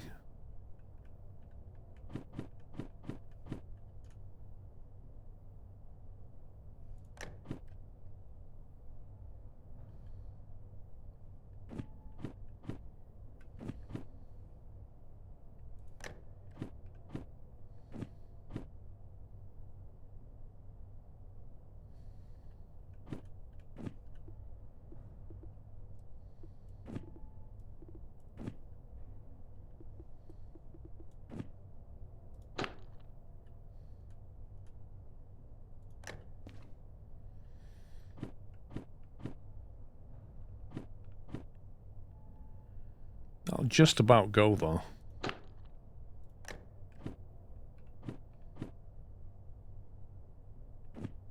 And that one can go there like that.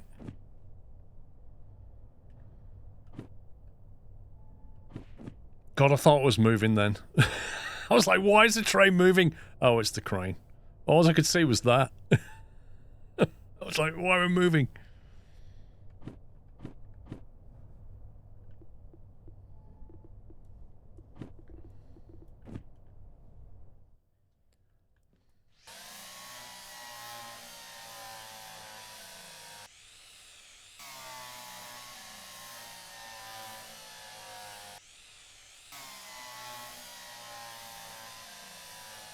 Yeah, I don't think that would be fun in VR, would it?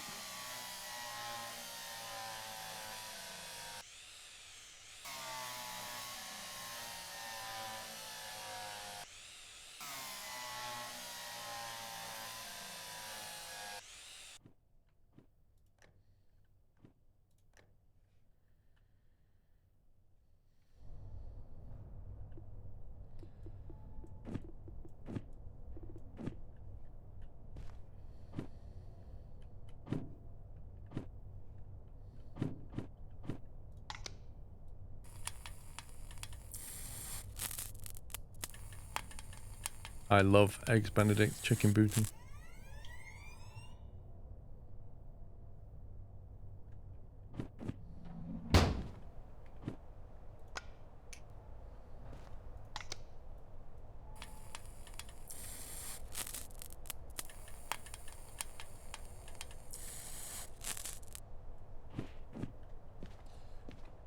Right, temperature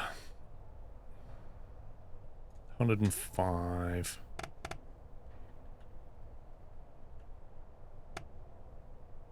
On the reduced, anti-wheel slips active.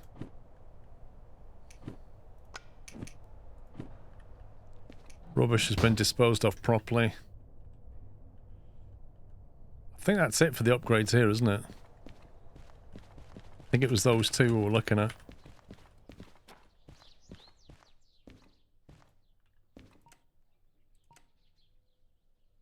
How come we don't have to pay any squirrel tax anymore? We're running around in our own locos and we never ever pay squirrel tax. I don't quite get that.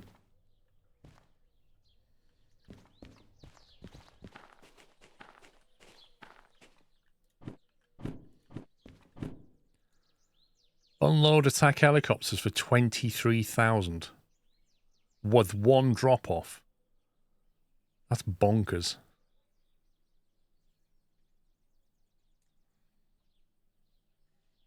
That's like the easiest 30 grand ever. You're going to take that over to the unloading bay. This government work.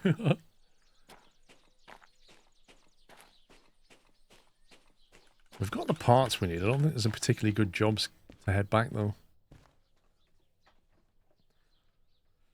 Are the fees a tax for using trains that are not yours? Well, no, because it's environmental tax. It's like if we... I don't know, if you derailed your locomotive down the side of a hill, you're going to cause environmental damage, so presumably there'll be a tax to pay.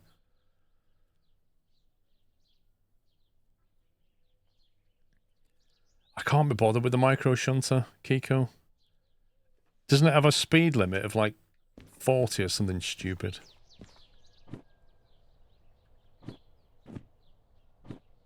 Did I have the key for that? I did, yeah. Where is it? Let's go unlock it while we're here. I'm not sure I'm going to take it, though. Is it here somewhere?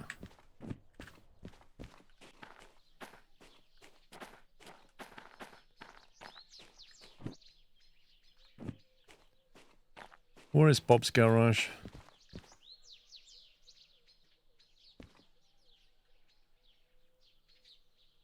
I thought it was round here somewhere. Oh, is it that one up there?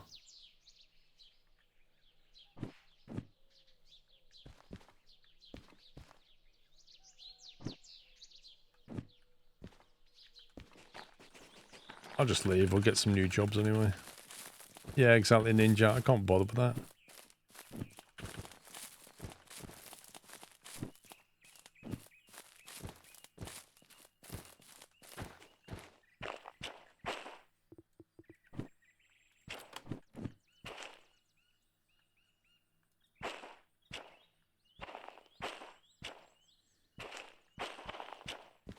I mean, quite why they put this so out of the way in the early game. This thing should be like down here somewhere.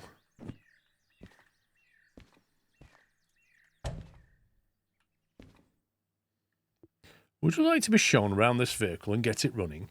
We only need a little bit of room ahead and a couple of minutes. If there's a turntable ahead, align it with the vehicle before starting.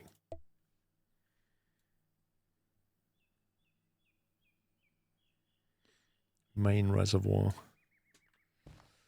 Yeah, not right now, thanks. What is it? It's like a tiny electric shunter.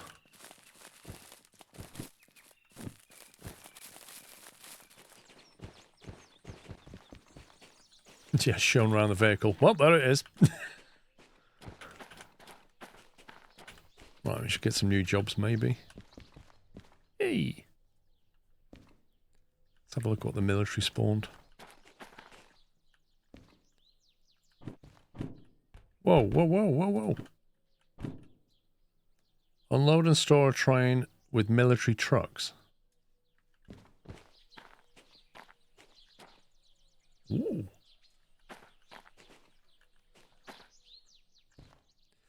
$33,000, which is basically 50k, but you've got to take it to the military base, which is all the way up here. And we are not going to the military base. So that's not an option.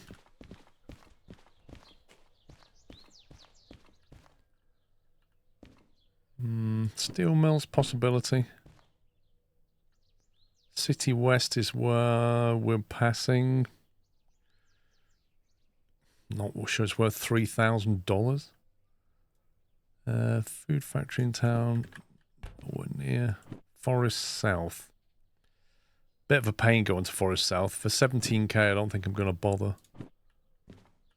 23 grand to go back to Harbour. Oil well central drop at 10k. Probably a reversing. Machine factory in town. Drop off. Unload and store with methane. Load and prepare a train. There we go. We can do that one. That'll generate another job for us. Forest Central. Nope. Alright, let's get this one done quickly then.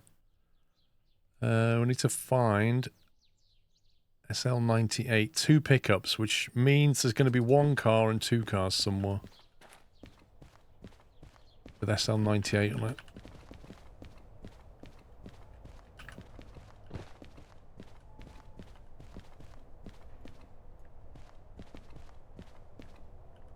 Oh, it's going to be this, isn't it? 43. Nope.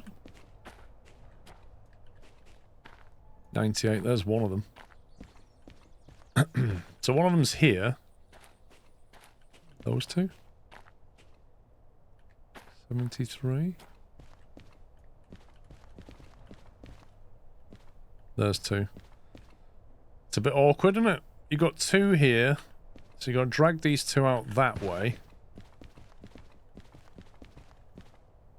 And then get the one off the front.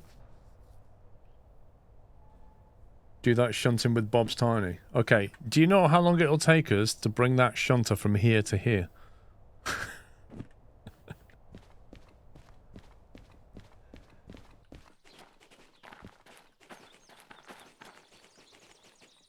You can spawn it. No, you can't. Do you know why you can't spawn at Pet Tag? Because I'm playing career mode and I don't have that option turned on.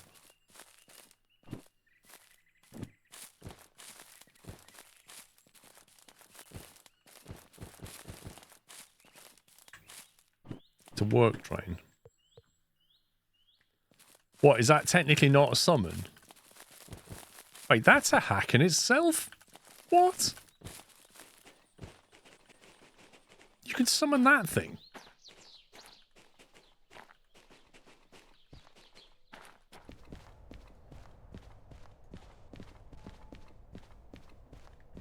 I've lost the cars now. I'm in the wrong yard.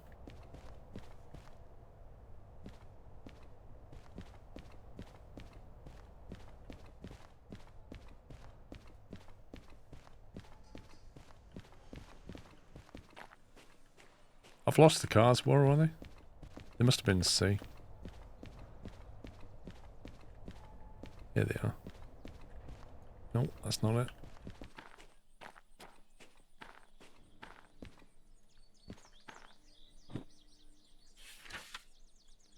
Yes, I just left the area. That's what... I just left the area. Oh, God. Well... there's a possible way around that. Which is load that one in.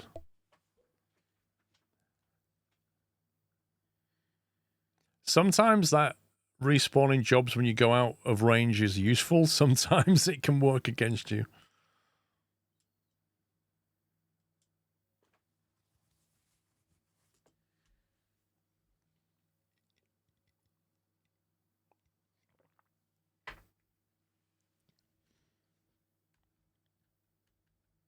Or you can turn that off speed.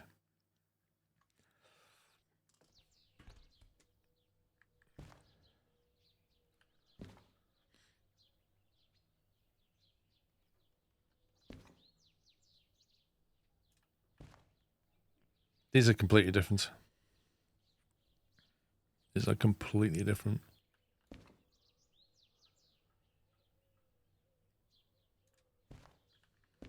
And they're actually rubbish jobs.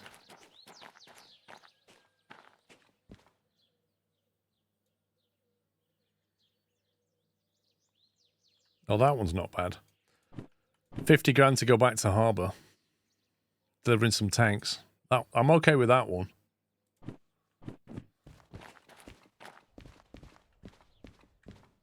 But there's nothing to put it with apart from that drop, I suppose. That's not a bad drop, actually.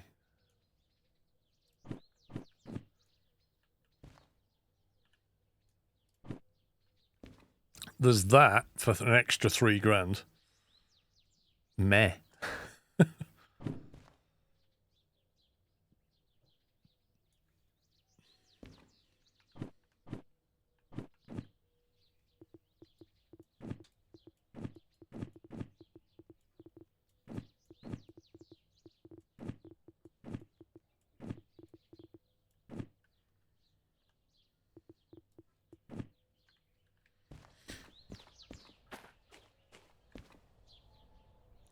You know, back when you arrived first time? As in... I've not unloaded, or...?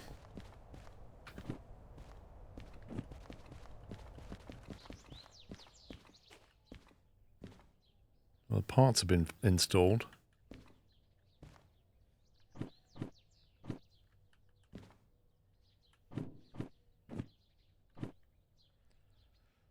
The helicopter shunting job was there again.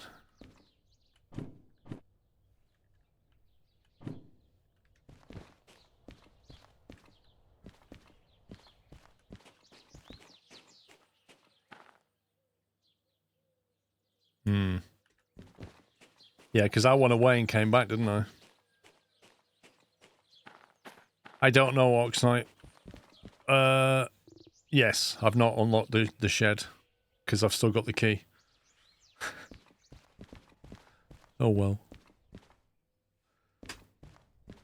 It doesn't matter, I can unlock it anytime. Right, FH72 cars and FH51 tanks, I know where they are.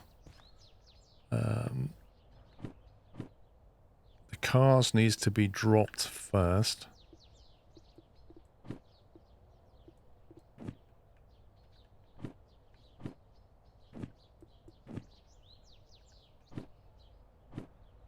So we need to pick up the tanks. Where did I leave the engines? Oh, here they are.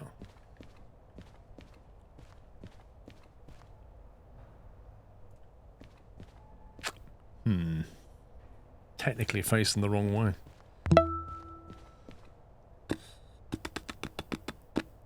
Suppose I have to go forward and do this.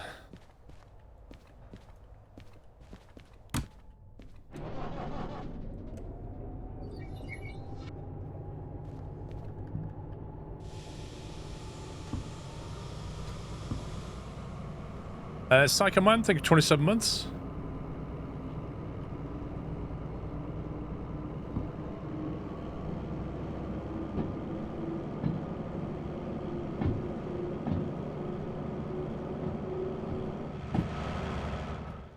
So you want to go forward and then reverse back down through that into the military side.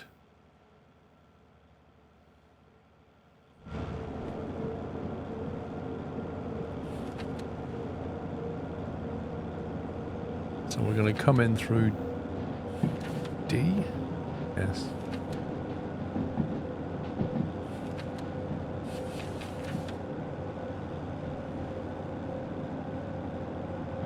Yep, like that.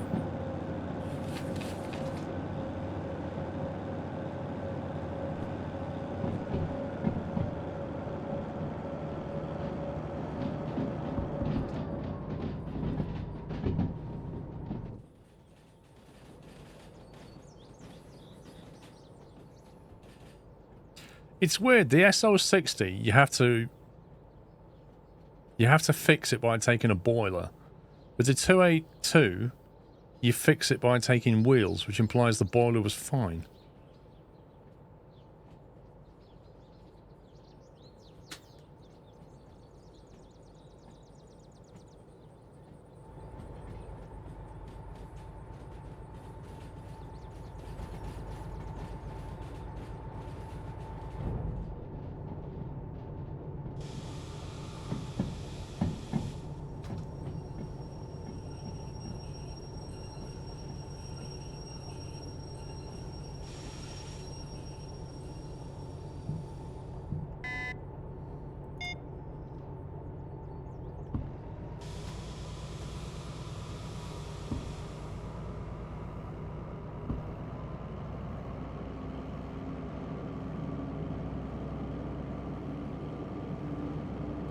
I am assuming these settings never change. You'll always remember them. You should do.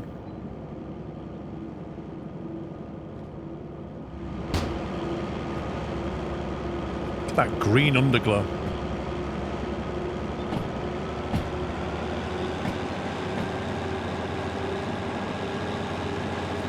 I just love how I can drive over and take tanks out of the military base with no sign-off. I could just take them, drive them out here, hook them up with some other stuff, and then go back and say, yes, I'll take that job.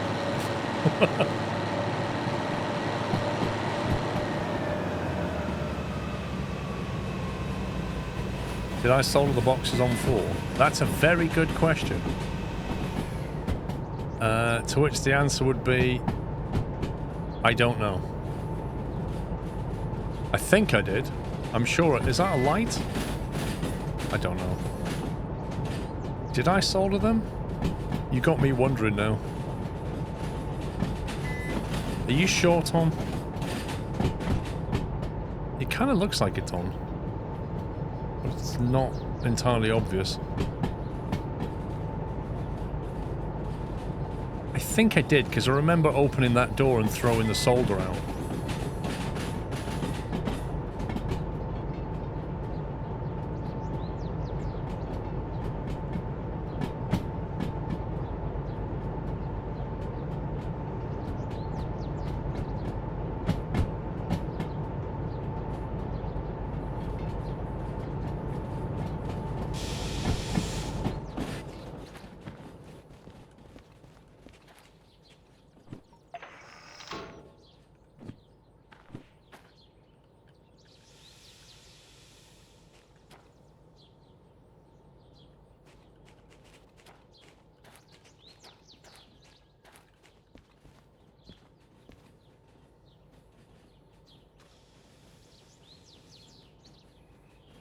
The detail on that tank. Straight out of World of Tanks, that is.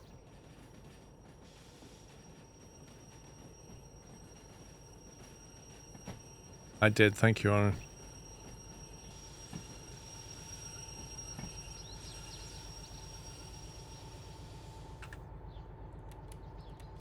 Really? Looks like they're touching to me. How is that not close enough? What? It's literally touching.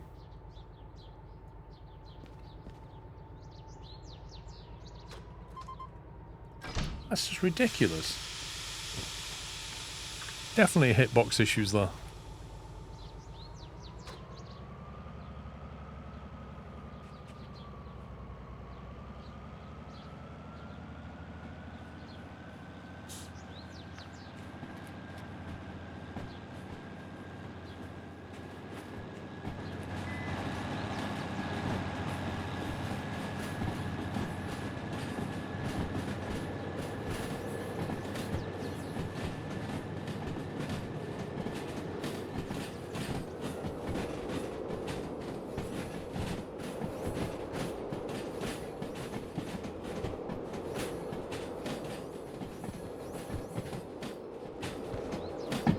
Are we officially allowed to say thanks for that on the way out? Ba-dum-tsh. Right, where's the other loading bay we're going to?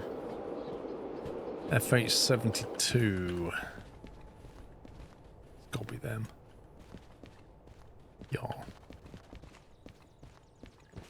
FH72 is in B40.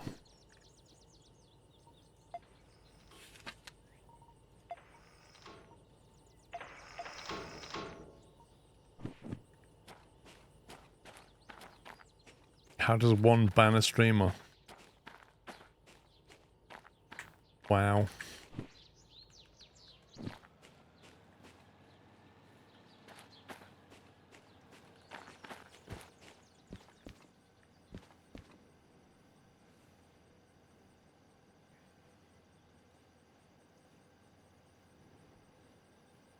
Oh, can I have run overtime, guys? This is not good.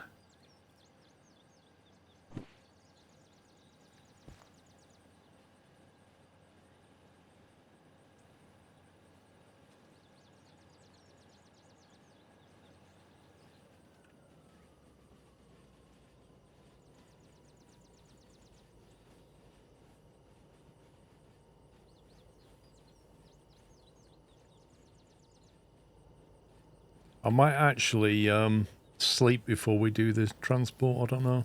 I got a feeling the rain was coming in.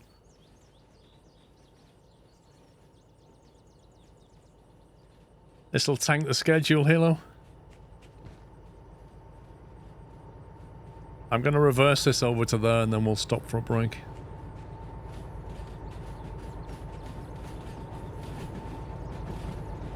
Probably have Mrs. Squirrel now going, oh, I can't keep your food warm.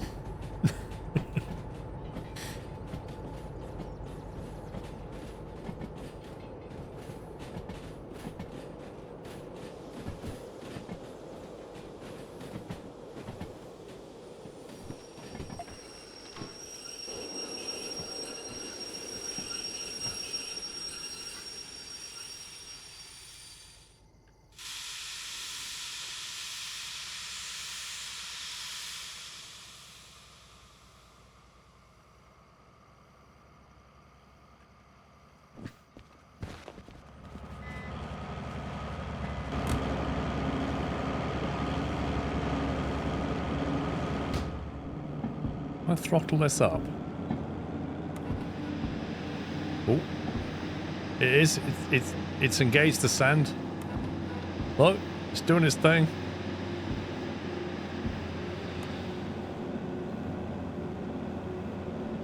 Anti-wheel slip was kicking in.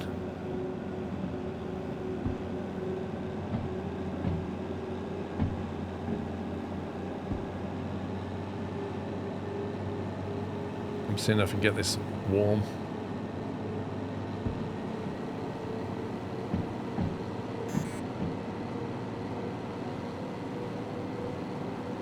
If I turn that down...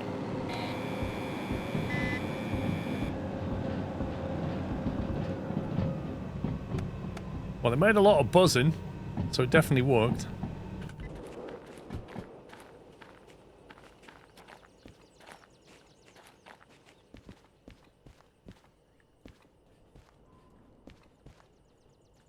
Okay, definitely got the right consist.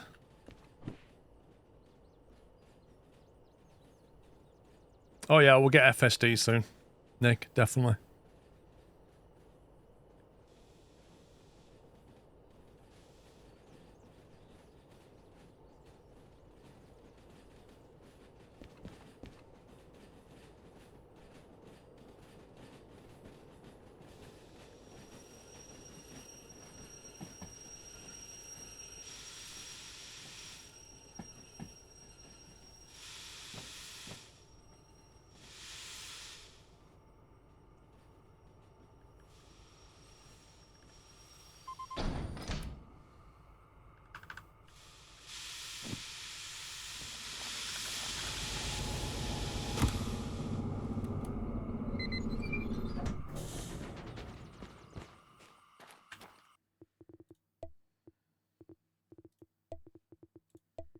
Right, Sunday break. Right, peeps, I am going to take a break now. I'll be back at 4:05. Thank you for watching. I hope you had fun, apart from Noah. Noah didn't have fun. He thought the stream was boring, but I hope you guys didn't. I'll be back in 1 hour, and we'll carry on and make this drop. Get the parts back to museum. And I'll see you back here in an hour if you're heading out. Enjoy the rest of your Sunday. That's it for me. Back in an hour.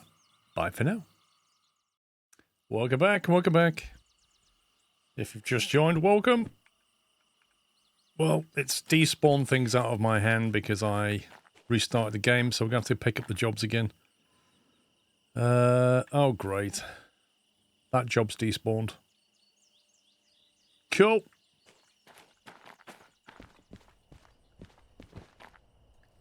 Why is it despawn the tank job? What the heck, game?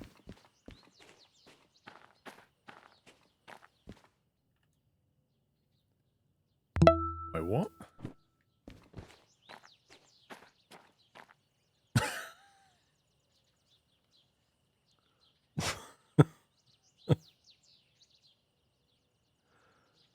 Why? Why has the game done that? I literally I saved the game, loaded it back in, it's despawned the tank job, left me with the tanks, and spawned another job with the same tanks over here. Oh my god.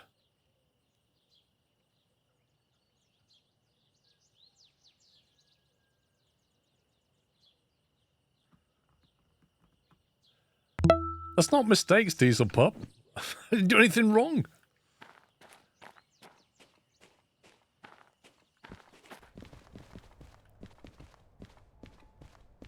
Ay, ay, ay, ay, ay. And then that one, FH72, I presume that's still valid. I don't even know why it would do that. FH72 is here.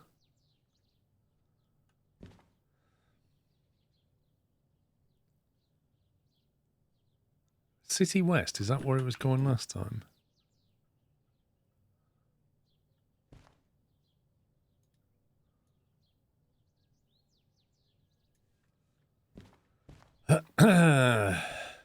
Well, effectively that's what I've done, isn't it? DMC Tom is reloaded. Basically it means I'm going to have to go and get those, I've got to detach these and go and get some more. You went to Bob's garage? No, I loaded it back in. Look, I've still got Bob's key. That didn't cause it at all. As far as the game's concerned, never went to Bob's garage.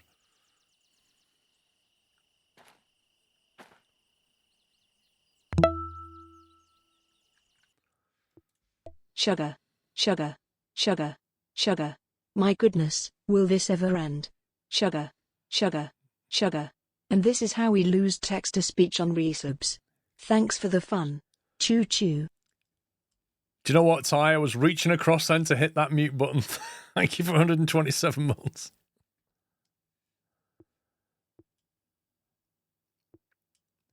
I wonder at what point it despawned that job. That's really weird. Let me try loading that back in, just to see what it does. Yes, the military yard is separate. Mad Dog, thank you for 7. R Gigs, thank you for 38. Jappymon, thank you for 95. And Simonators, thanks for 109 months.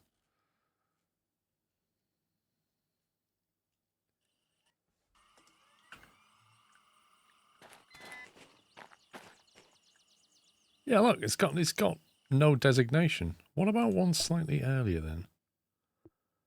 Let's try that one. Like, how far back does this problem go? What about that one? That's where I'm hooking up the military, isn't it? Surely it kind of despawned her at that point. I'm wondering if I went too far out of the town, away from the military, and it literally changed it at that point. Because if you think about it, the military base is on the far north side. Yeah, see, there's the designation for it. 51. Which is that job there.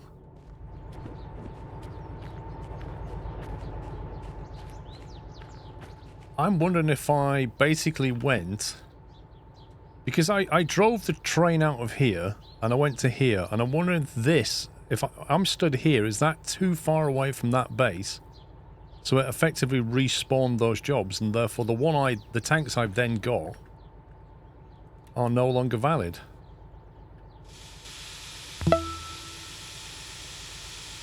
Mr. Ryback, thank you very much for 106 months, and in particular, thank you for a tier 3 support, Mr. Ryback. I think they do, Nick. I think I think this has got its own radius, as opposed to the town having its own radius. That's what I'm thinking. I don't know if that's correct, but it is a theory.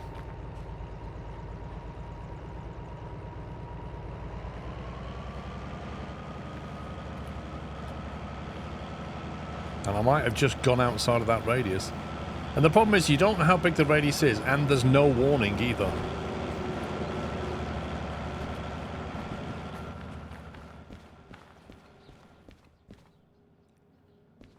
City West 72.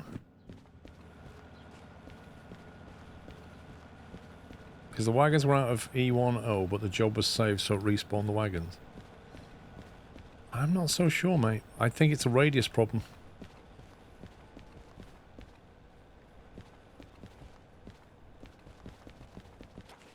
Because if you think about it, when we're over here, we're quite far away from that military base, and when we get all the way out there, I think we've left it. As far as the game's concerned.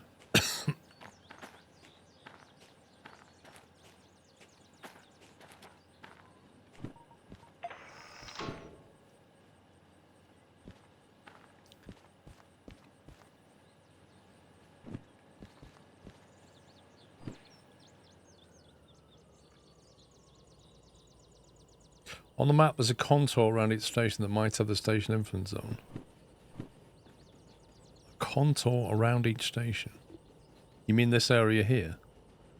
Yeah, look, so where that junction is, I think maybe because I was stepped on the other side of that junction, I think that triggered a respawn on that.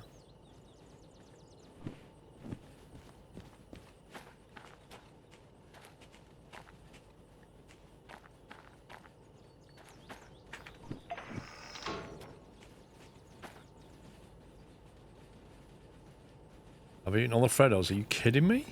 Zenom, do you know how many I have?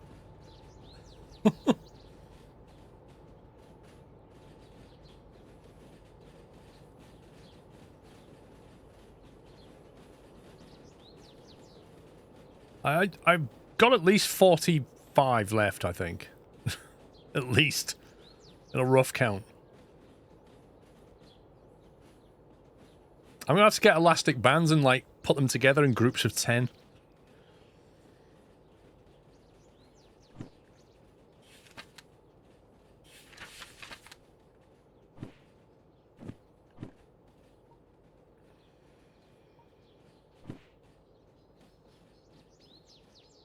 Well, I did have 60.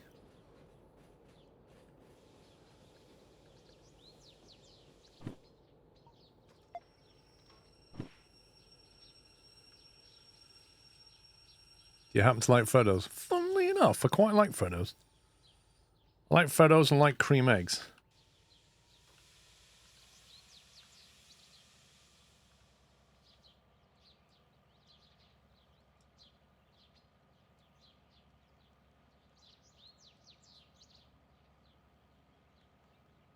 Flash Duck, how you doing?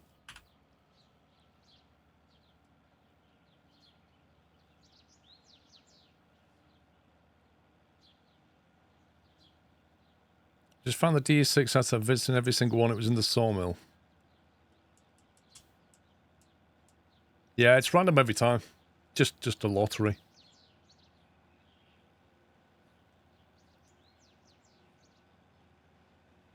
Oh no, I wouldn't have them with caramel. Just the chocolate for me. I should have some more here though. I've still got one there.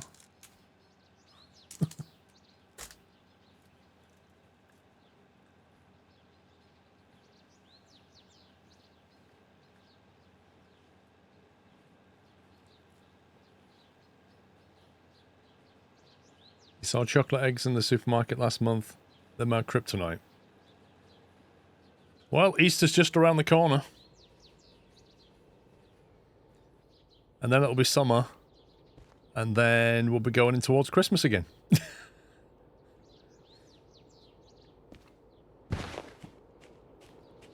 Okay, so as long as they've got a job number on them, which they have, we're absolutely fine.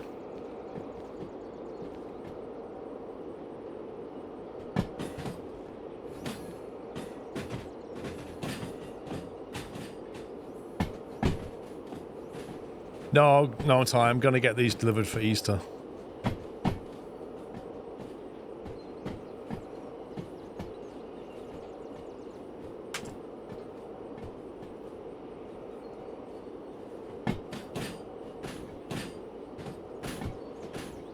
February the 15th, discount Valentine's chocolates. Is that even a thing?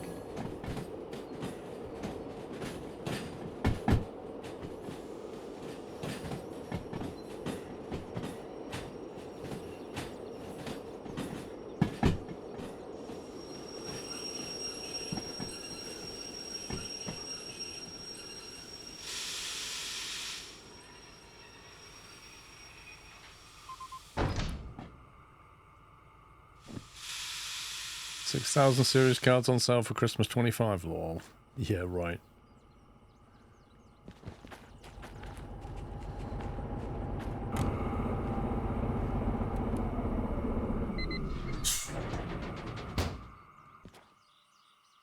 Okay, right, I'm going to make it daytime, I think. Or at least early morning if I can. What are we on? 7 o'clock.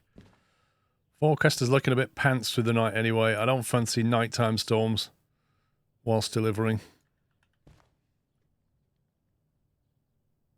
Weight is this thing? 200, 500, 600.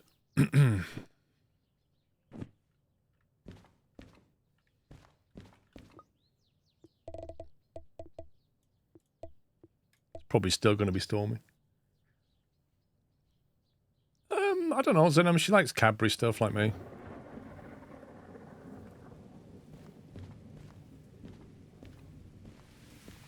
Oh, perfect weather. What more could you ask for?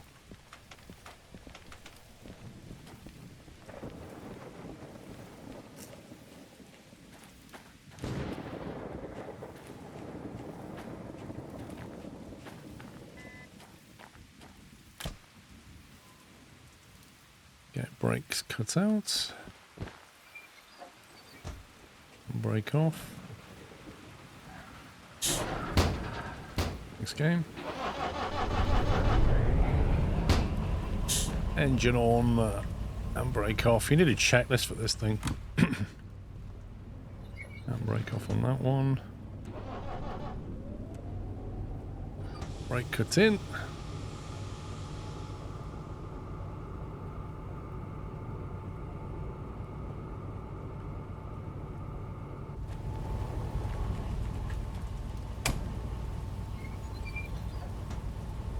And brake off on that. Brake cut out on that. And then check my trailer as well. And brakes off on that.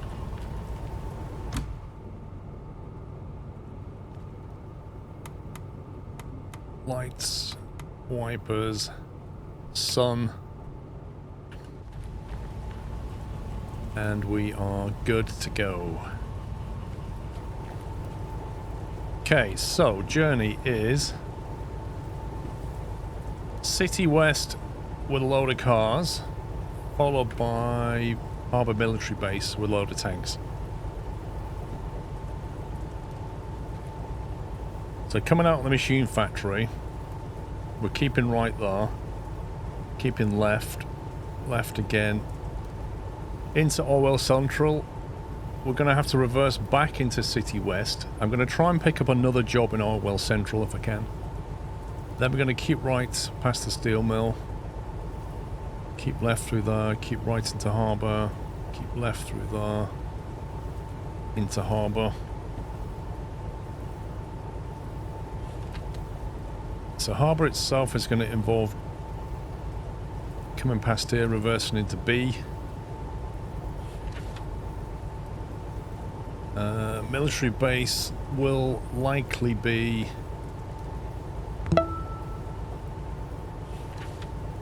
How are you doing today and how to know the track speeds on Derail Valley? right and left. Reversing to 7i is highly likely. As for City West, we're going to have to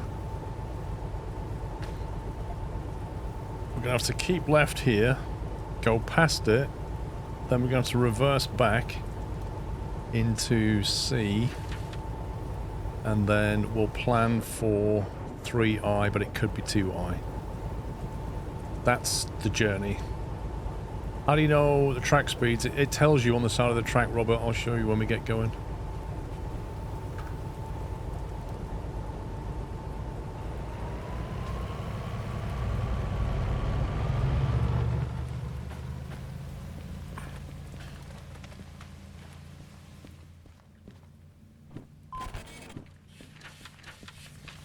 C3i for that one.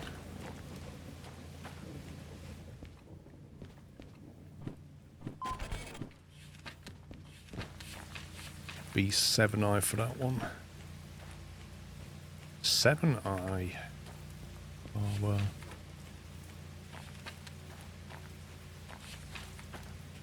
Okay.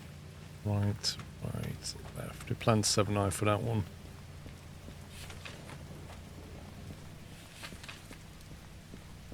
Was it 3i? Yeah. Okay, we're set up. Set up for that.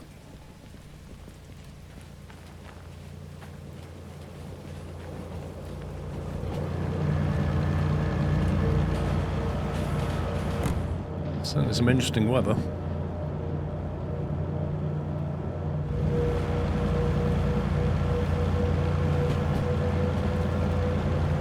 Yeah, so you see that sign there, Robert? That says 9. That means add a 0, 90 kilometers. But it is misleading because when we come down, where are we? Get the right button here. That says that the blue, and we're coming down to this track here, and through there is like 60. There you go. So that was a 6, and it had a -1 underneath, which meant the gradient's going to be -1%, which is there, but you can see it better on the clinometer.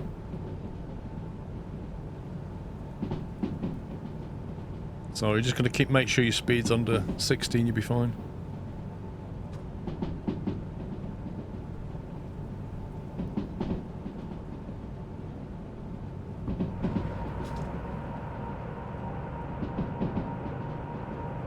This is a bad storm. Like, terrible visibility Very frequent lightning. Rain. Yeah, it's crazy.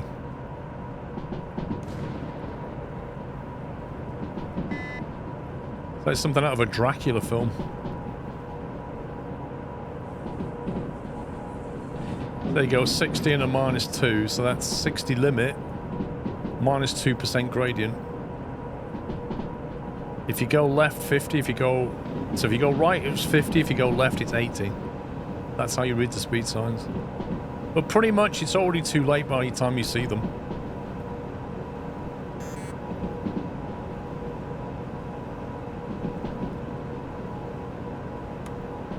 Oh, that's what you would normally see in Derail Valley, Rome. But that's my sunlight.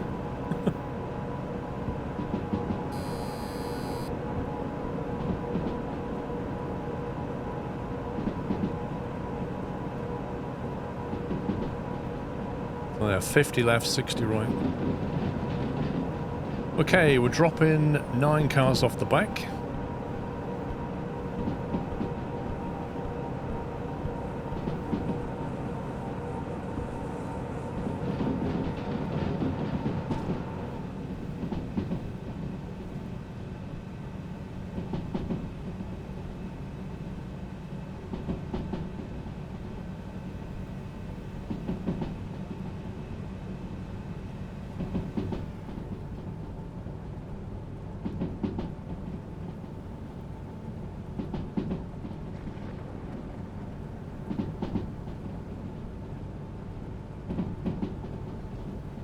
Oh yeah, improbable. It's set short for failure. I mean, I used to play this game when there were no speed limits displayed. You had to just guess.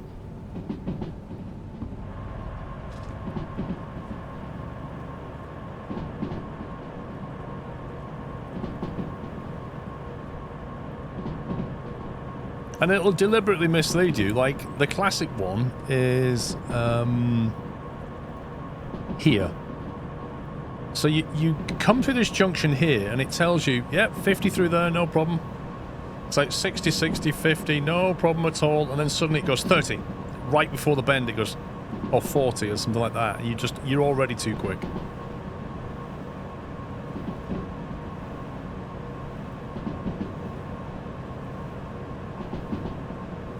Yep, it never used to have speed limit signs. It didn't used to have gradient signs. It even indicates the fact that, you see the red triangle? That means the speed limit's decreasing. It never used to do that either. So now it gives you a hint.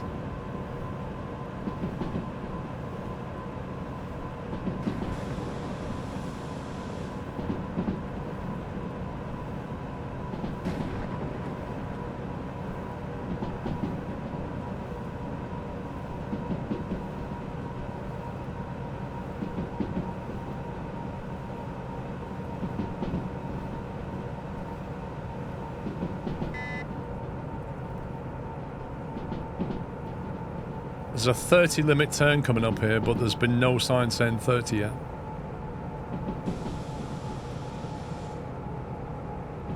There it is. See it? 30 left. At which point it's already too late to slow down.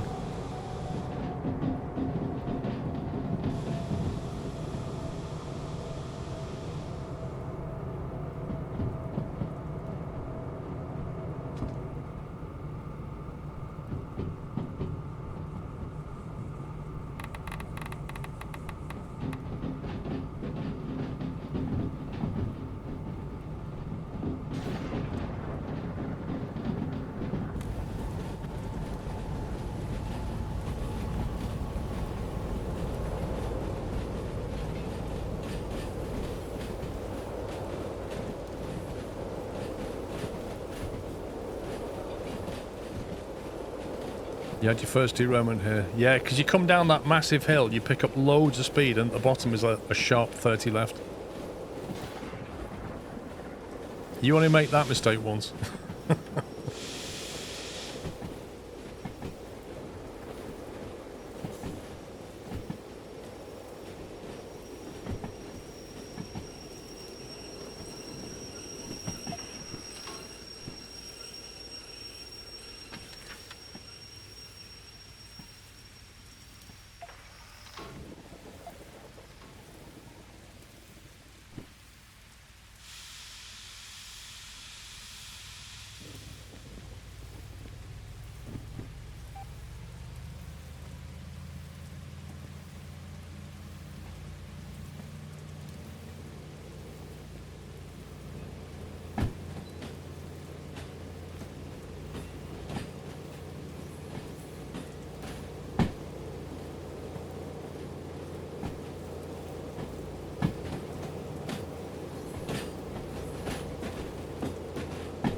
Okay, we're looking for C3I. It should already be set.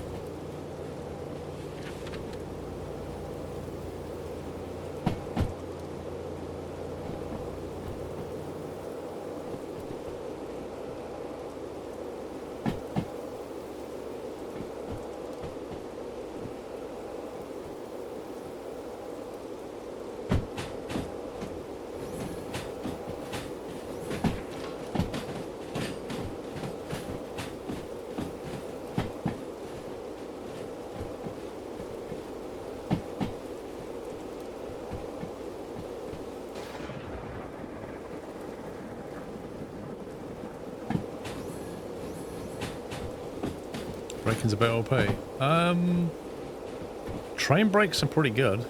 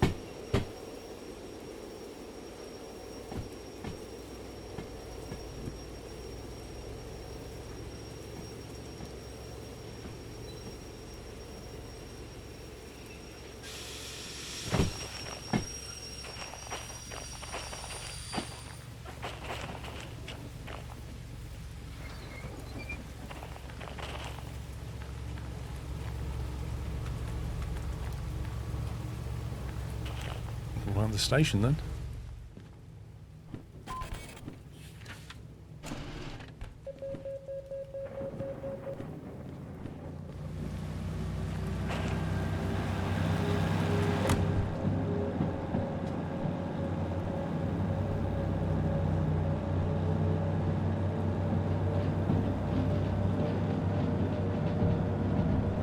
Right, we're going to go into the Orwell Central.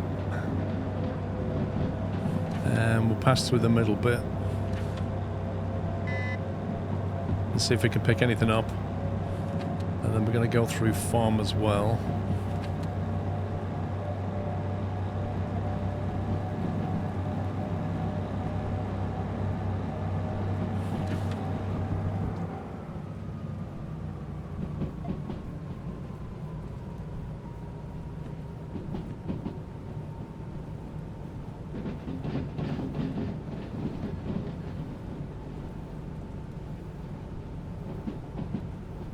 Thing is, it's 6:26, so the sun should be coming up, but it is so bad, that weather.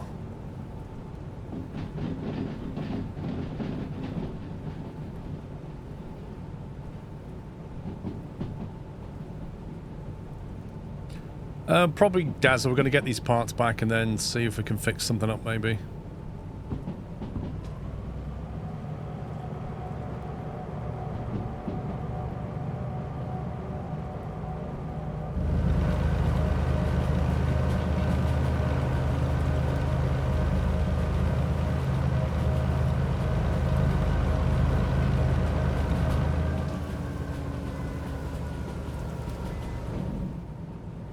Oh, Tom's playing Mini Airways, aren't you, Tom?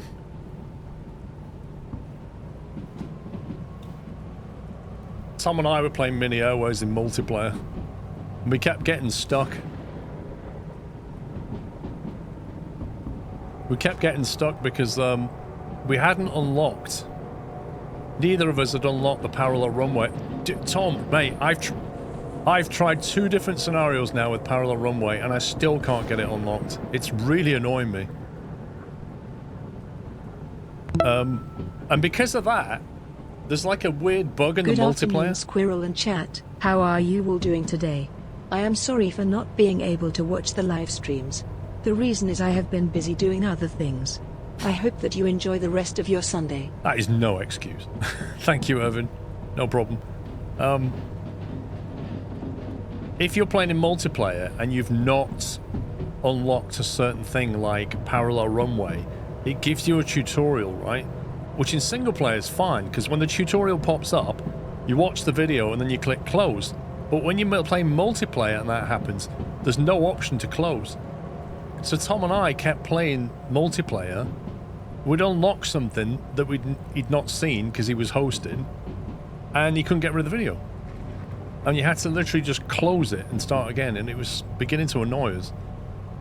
So I think I've unlocked everything apart from parallel runway. And I keep playing, and I can't get to parallel runway to come up, so I can click on it, watch the video, close it, and there's no way to just watch the videos outside of that. So it's a bit of a weird oddity of the multiplayer.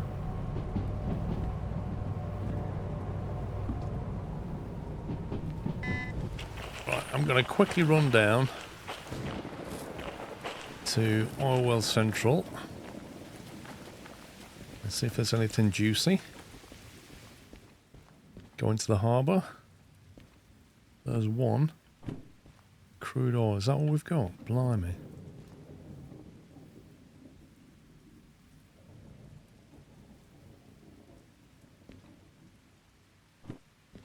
That's a bonus 17 grand, isn't it? FH48.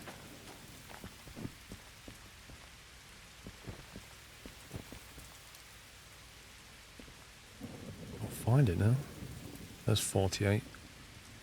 What track's this? 30. Okay. Orwell Central B. Left. Nope. Right.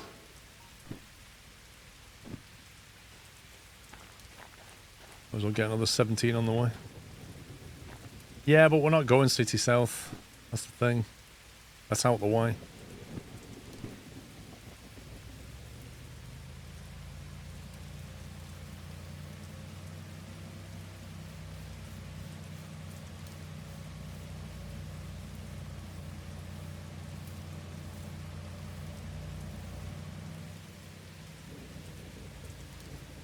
I hope Tom gets it unlocked. At least that way we can play multiplayer.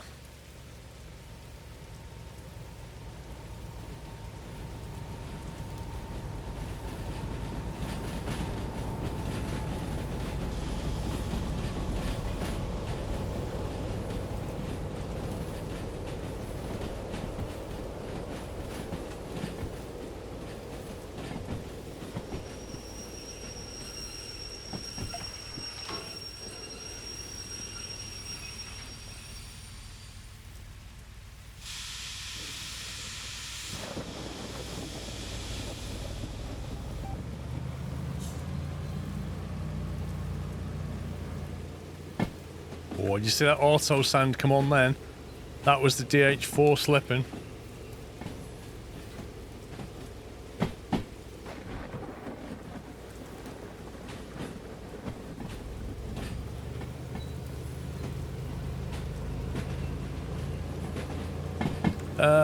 I can't remember Findog, but yeah, Mini Airways is one of those kind of mini motorway, mini metro. They're all the kind of same thing, but with Mini Airways, you're handling planes taking off and landing.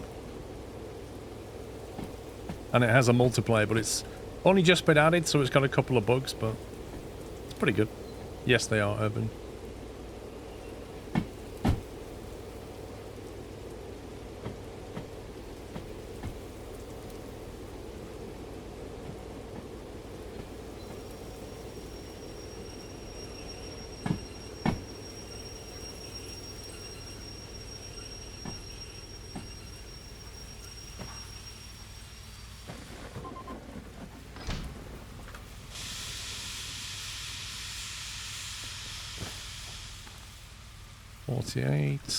Confirmed.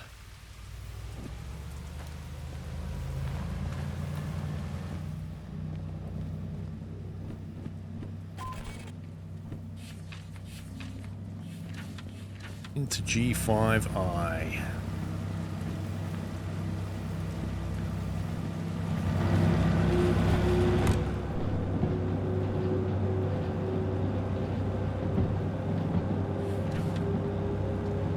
That's fine. We can actually go forward into G.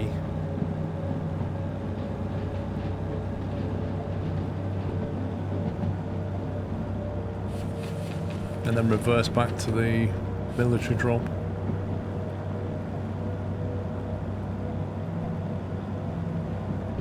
G5I is set.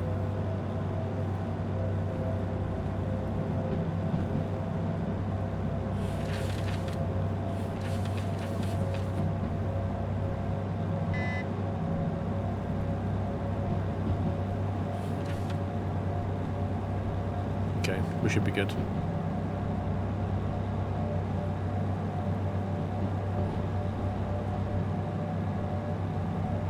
Okay, Evan. I swore I fixed that. No, that's the wrong one. Dear me. Dear me, I thought I was in a different place then. Whew. I thought we were turning right at the steel mill, and we're not even got through the farm yet. Crikey.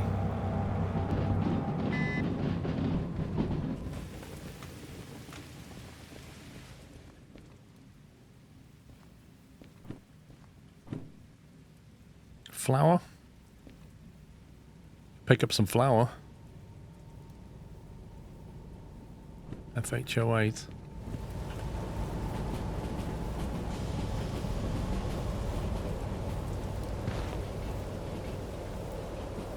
Where's the flour? That it?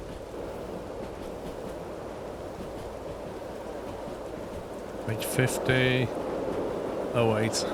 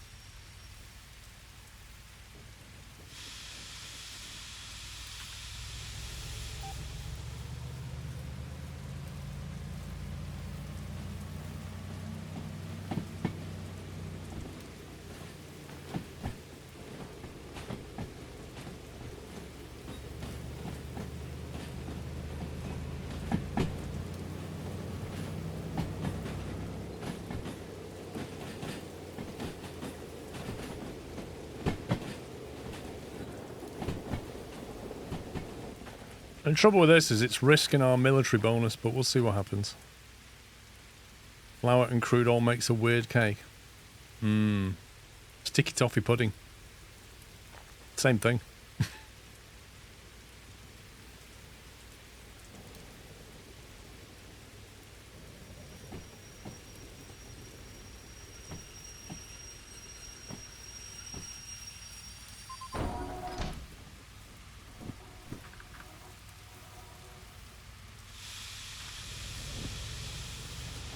Okay, 08. Confirmed. 08 on the back.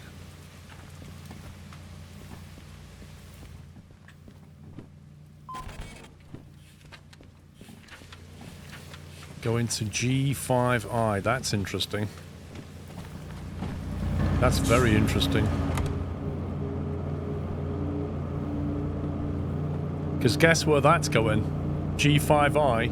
G5I. Massively looked out. We just dropped the whole thing. That's 9 cars plus another 6 cars. That's 15 cars.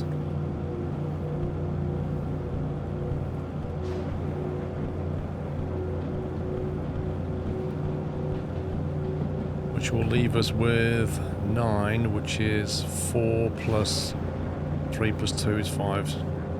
Correct. Awesome. Nah, we got tanks to drop off last. We drop off G and then we roll back into B.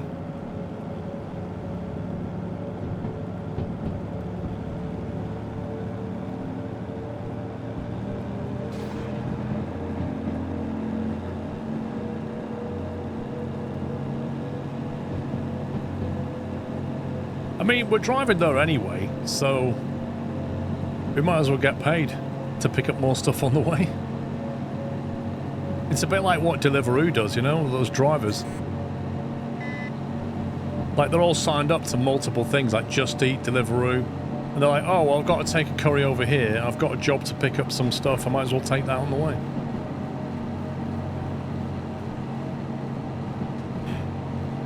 That's what they did with Pups, didn't they? And he ended up with his, what was it we ordered? What's that meal we got him?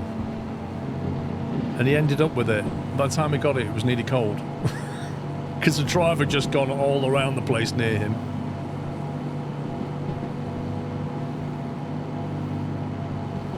Well, he got rainbow slaw, but that wasn't his main meal. Nah, I didn't get him a foot-long hot dog. That was a different present. Uh-oh. It's powering down the DH4 automatically.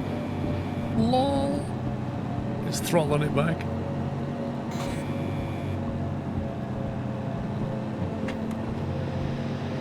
Let's put the sander on now.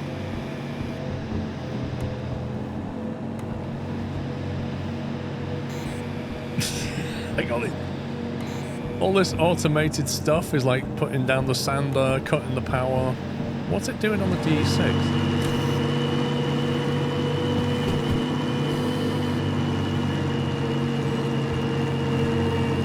Not throttling this back, is it?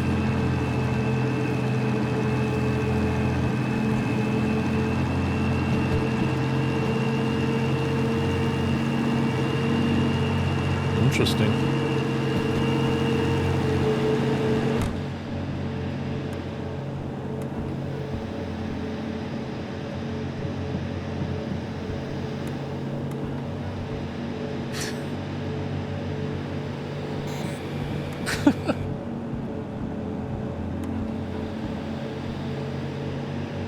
I'd never experienced this before because we've only just installed these gadgets.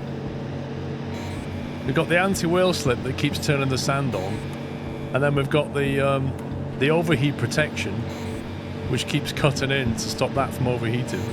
It keeps cutting the power, and every time it does it, it beeps.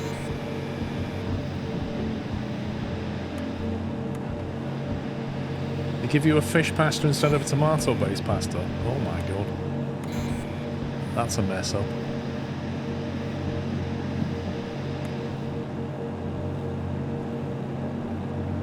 Still, it managed to get up the hill whilst chucking it down with rain. I'll take that. Did its job. It's not wasting sand. The wheels were slipping.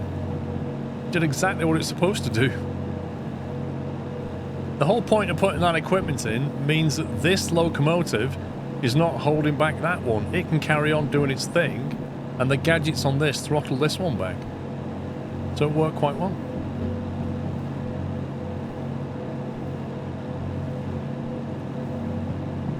No, exactly. If anything, it's saving sand. Because it means I don't have to keep remembering to turn it off.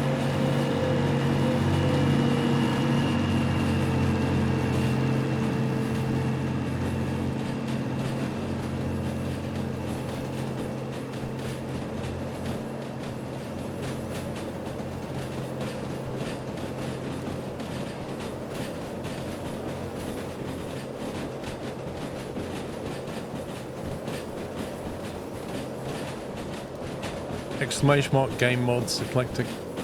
I don't run many.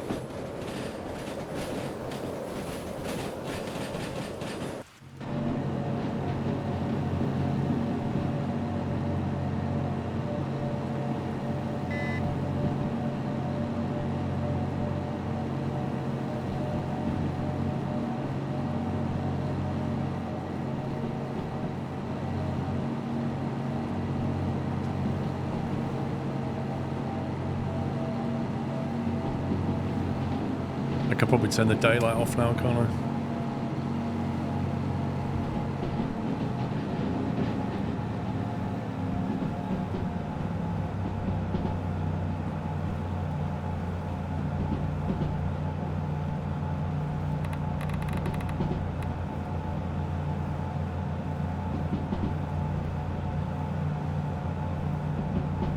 Used to stream but I followed on the YouTubes.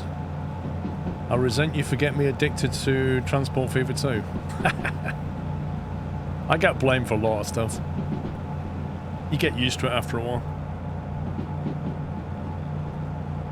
Oh, a cup of tea. I might have that Freddo now.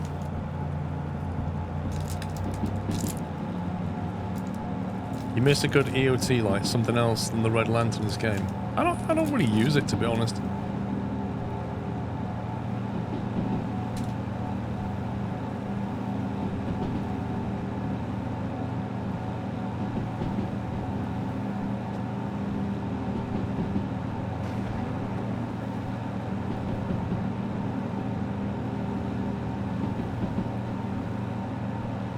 I can afford a Freddo technology.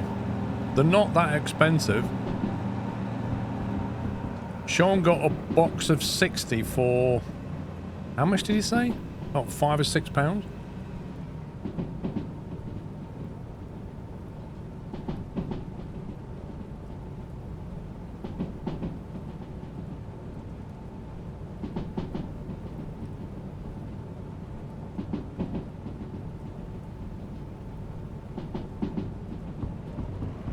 That weigh more than £10.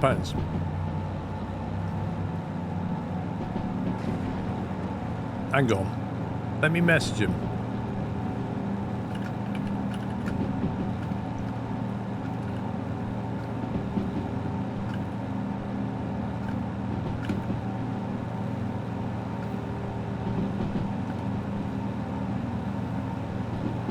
I'm gonna find out.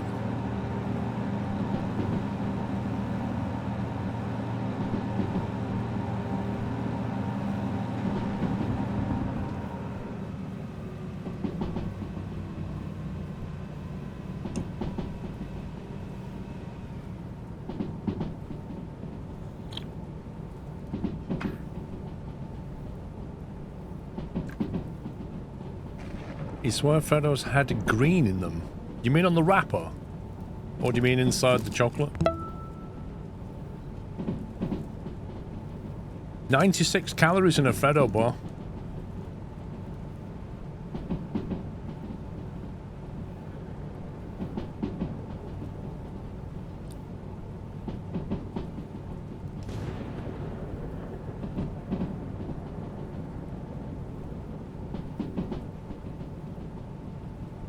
One 4-star, thank you for gifting a sub to Eclectic Nimrod.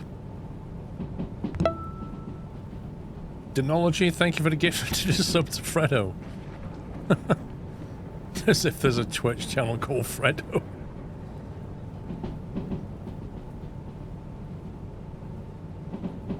Oh, he's not answering, he must be busy.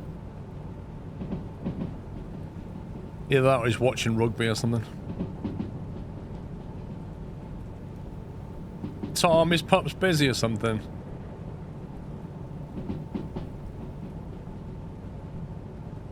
Is he watching rugby? You'd know.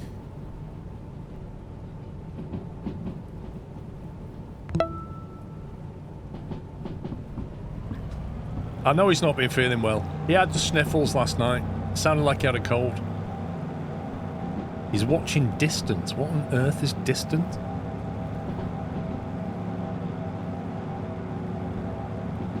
Don't know what you think of gifts up to Cadbury, Freddo. Lol, egregious.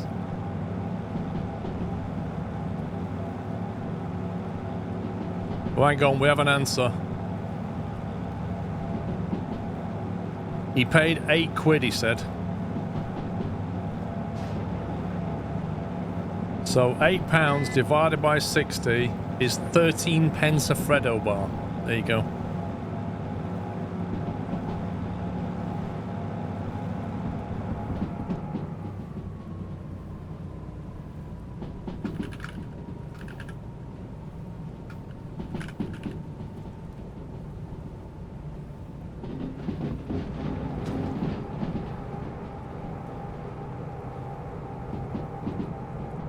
Oh yeah, the shops are absolutely ripping people off. They're paying 13 pence each and then they're putting them out for like 30 plus. It's a joke.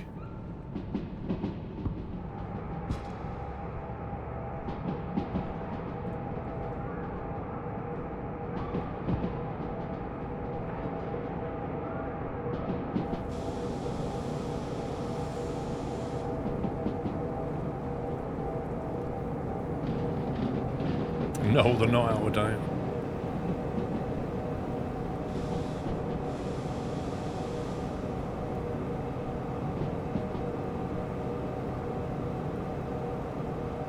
Is there still an offer on buy a 2-ton?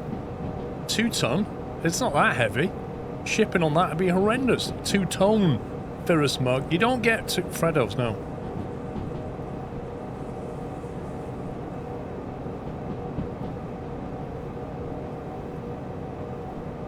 Yeah, they're wholesale prices apparently. He knows the guy who owns the corner shop and he basically buys them wholesale.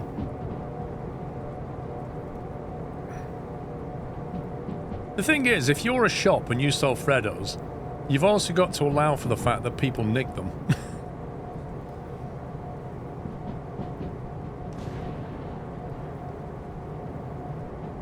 How did it start, Puss? Because I ate a Freddo? And then I think it was Denology was saying, you can actually afford them? And I said, no, they're not that expensive. And then that's where the conversation got going.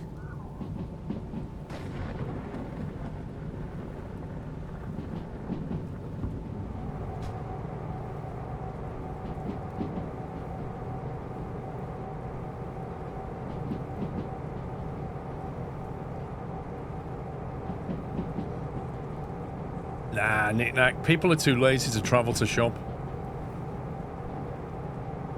People use Deliveroo now to get McDonald's and stuff delivered, and McDonald's is like 500 meters away for them. They can't be bothered to go out. They'd rather just pay somebody to deliver it.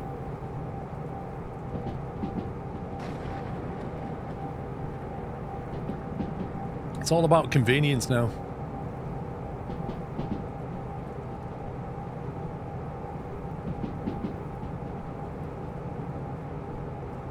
They wish they'd make Watson's multi-pack bigger. Well, they could do, but they'd have to charge you more money.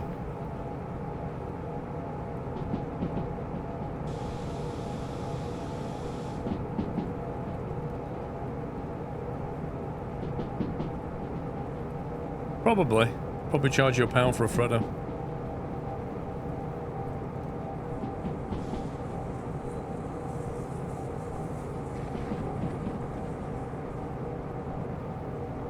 A guy I worked with got pizza delivered. It was across the road.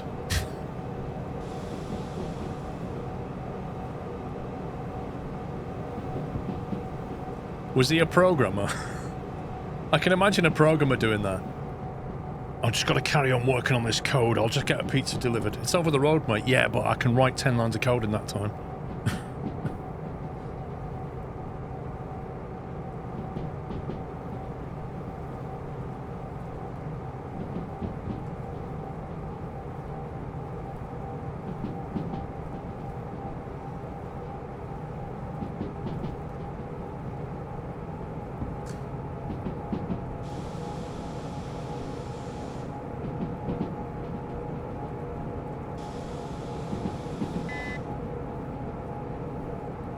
Picking up speed down here. Gotta be careful through here, it's 40.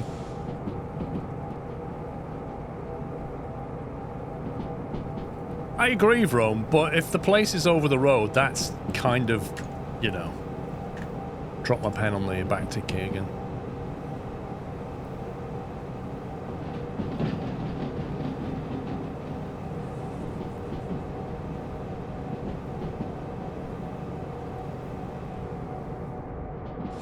Like, you know, I can pay for convenience, but that's a bit ridiculous.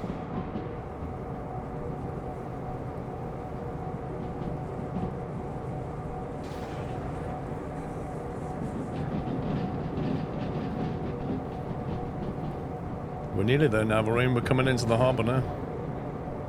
Just about to start picking up speed again, going down this hill.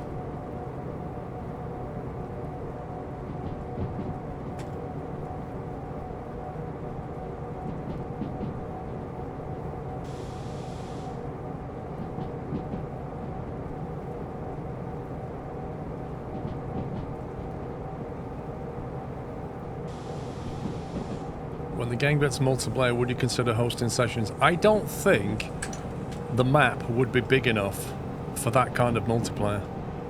I think their idea of multiplayer is like 3 or 4 people.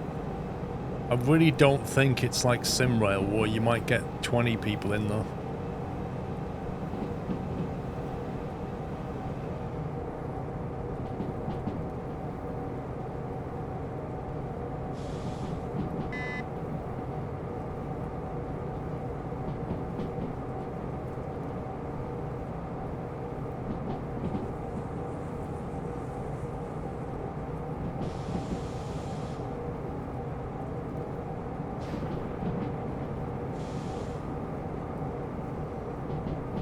Okay, and Vix, how you doing?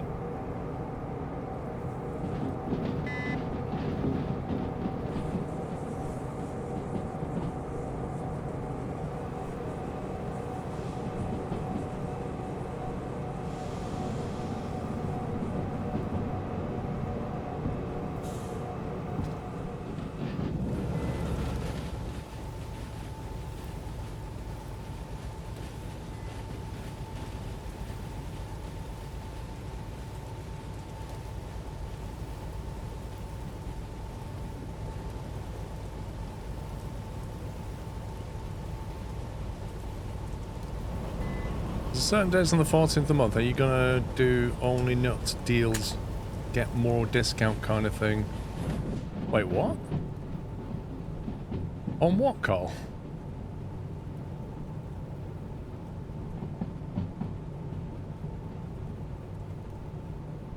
Maybe we should figure out if we do like a buy your partner a 2-tone mug deal. Buy one and get a discount on a second one for a partner. Valentine's Day offer.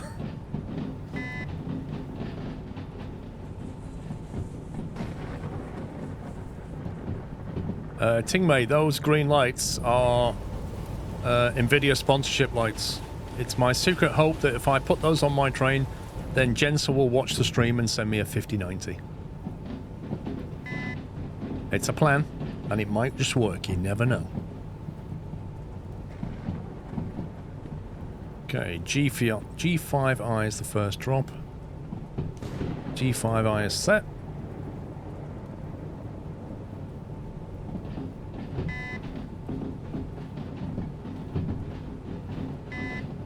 How about a 2-tone large? Get us 2-tone small for a slightly less price than large. I like your thinking.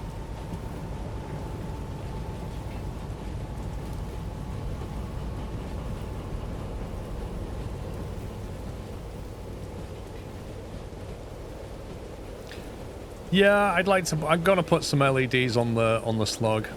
We've bought the green LEDs. I just need to go and mount them up. We'll do that when we get back to the museum shortly.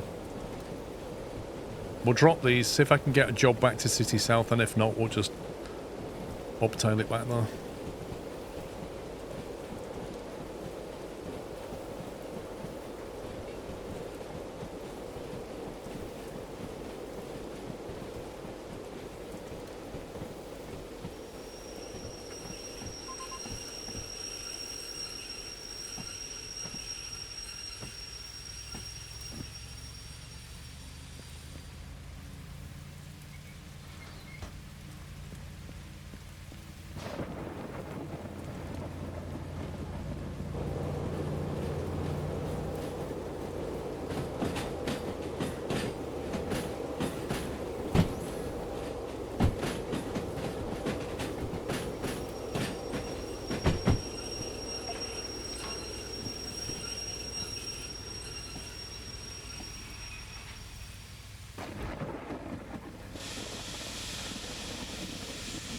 In theory, you could pop a Doppelus, but in practice, I'm not going to be using this thing anymore after this, because I'll have all the parts I need.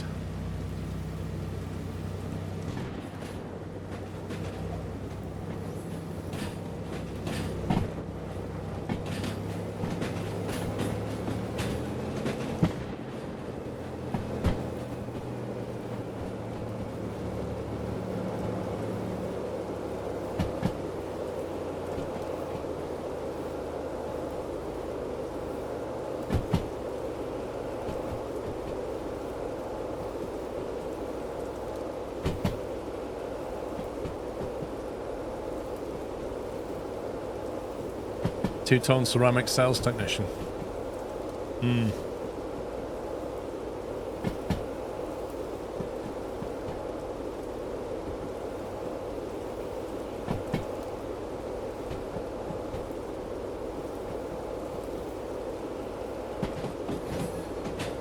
How do switches work? How can you tell which side the switch is on? It confuses me. Do you mean the... Well, do you mean the sign?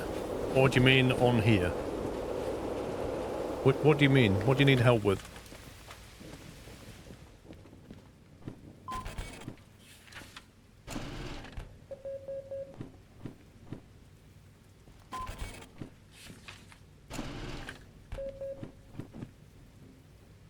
Bonus job, bonus job. Lovely.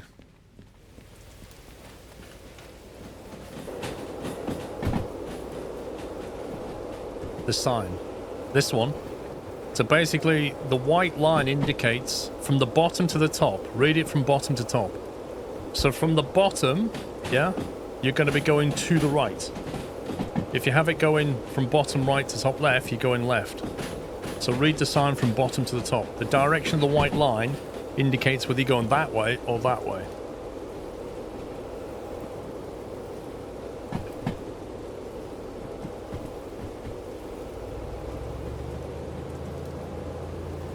It's not the opposite, just read it from bottom to top. It's like the direction of travel.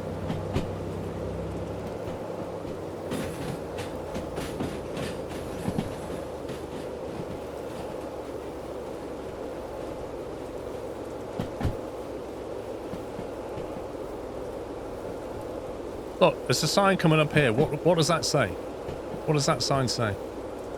If you read that from bottom to top, you can only go left or right, so which way do you think that's going?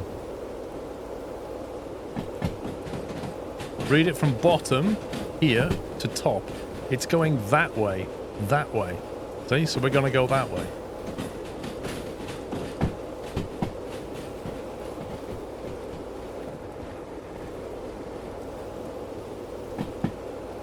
Just follow the white line from the bottom to the top.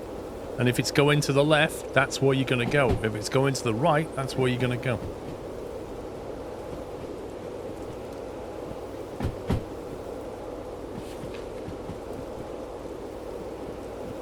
Not in this game, Cat Strider, no. There's no triple yet. They could put one in one day, but not at the moment.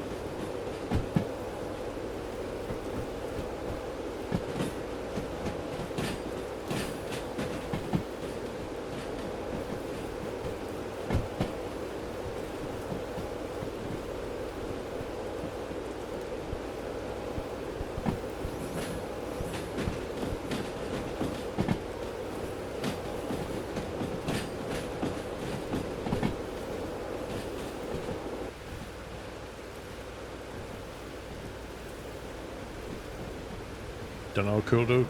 Maybe. I play what I enjoy, like most people.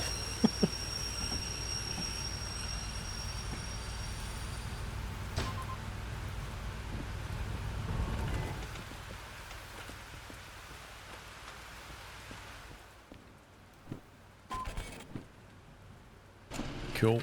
Cool 75 Gs.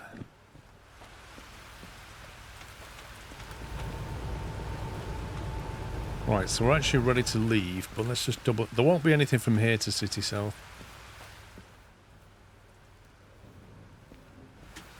Just double check the job market. Actually, I probably should get this thing serviced. Just done a big run, let's pull it forward.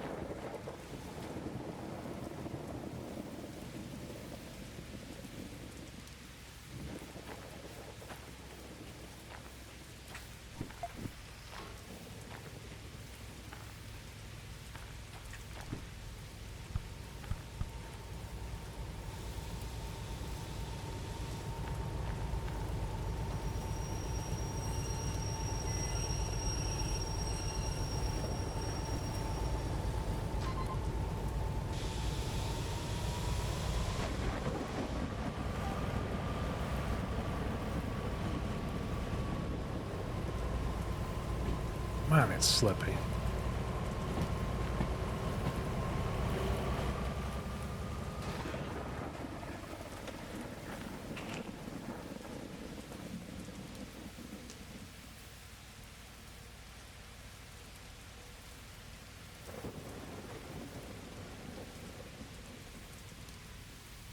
Do I own the slug? Bro.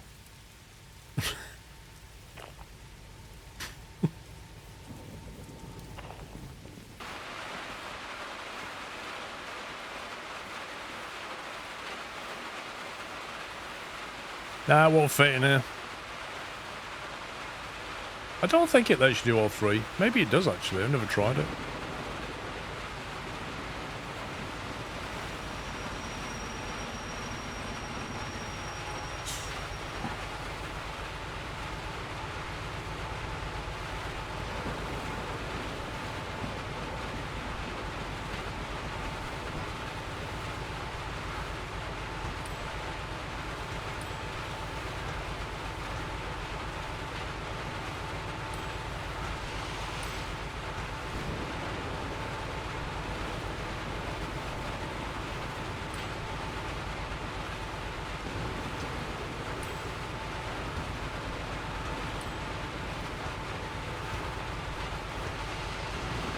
A little bit of sand on the old traction motor there.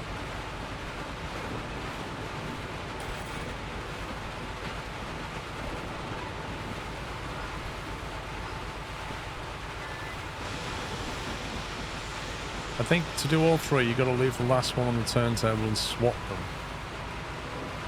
So it won't just repair everything that's connected then. I've never tried it with three. Ty, look at my money. 728, we're doing okay.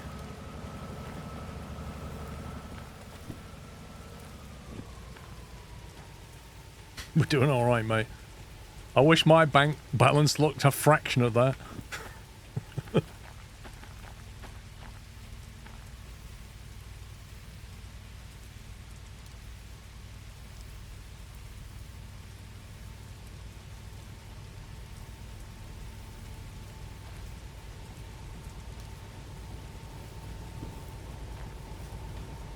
Can just have one on the spot and you'll be able to repair everything connected.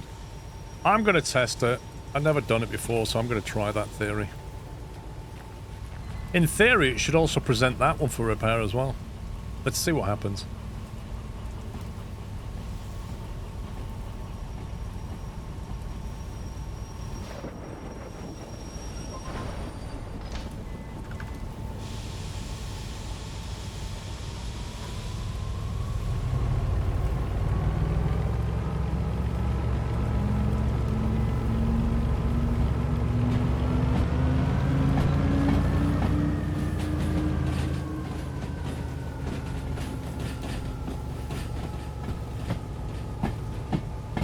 Yeah, you see, though, you think you've got a lot of money, but don't forget my copay is now probably not far off that. So if I was to trash some stuff, it would just wipe out that wallet. See you later, Irvin. Have a good one.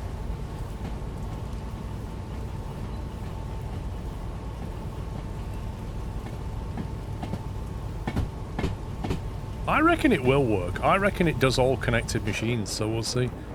If it does that one, that will be interesting.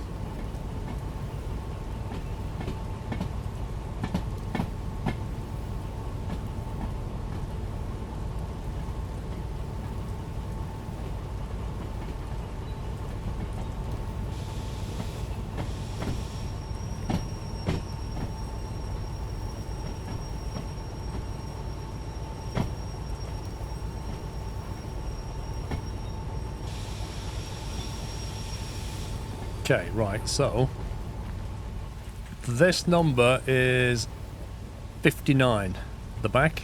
So 59 appears on that dial. There. It says it recognizes 4 of 4. There's 59, so that's the one on the back. 54 is that one. C565 is the slug, and then LO67 is a DE6, so it's got all of them. So you can basically pull up and just repair everything that's connected. Good to know. The real mysterious thing is, you plug the diesel in here and it transports diesel right down there.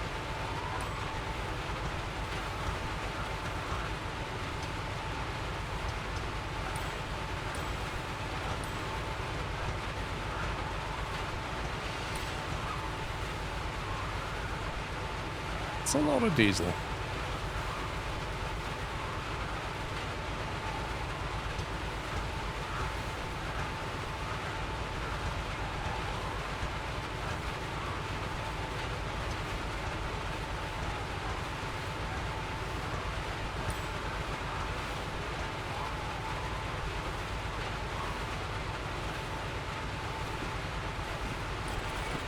And then it basically tells it what it did to each one.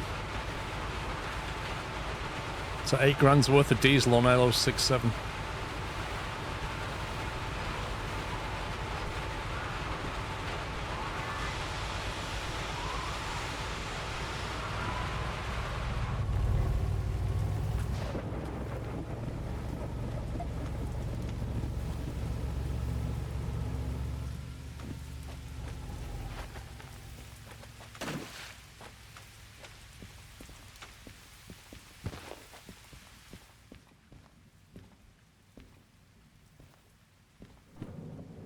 City South.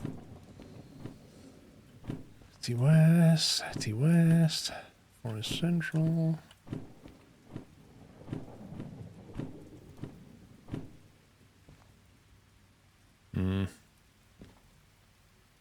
One job for City South. 4 grand. Meh.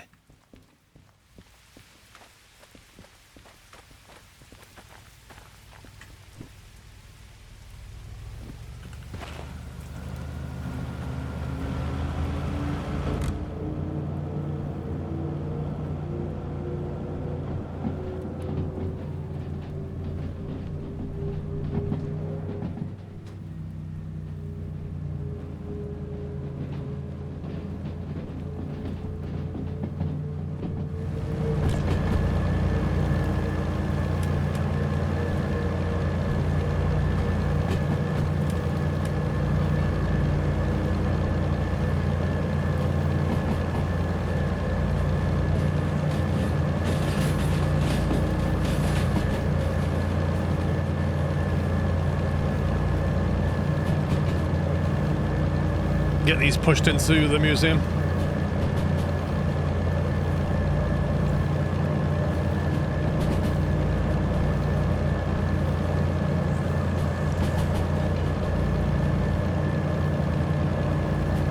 Absolutely not egregious. Charge 4K for a coffee.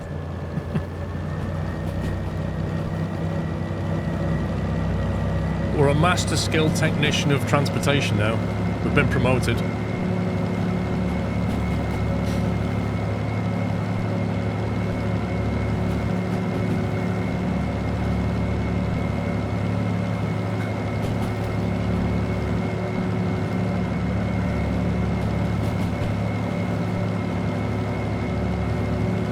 Yeah, Navarine, the price is going to go up on these soon. They're going to be 4K soon, these. Get one now before they go up to 4K.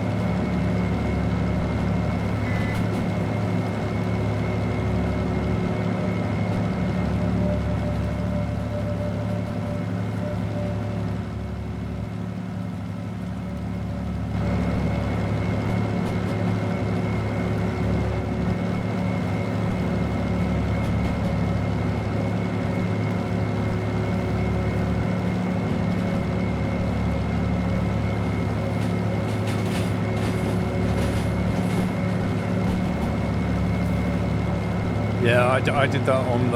I can't remember where it popped up, Tom. Is Beijing the one with the 3 runways? Because I don't think it appears on that. Or was Beijing 2? There's one on from... either the one before or the one after Beijing. The first one with parallel, it only has 2 runways. The one after that has 3, but the 3rd runway's got a restriction zone near it.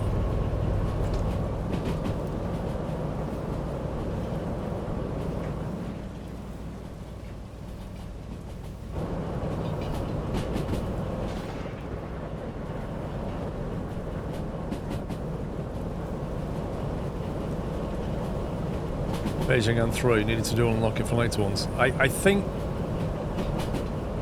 Yeah, you should get one with 2 runways. I think that's the best chance.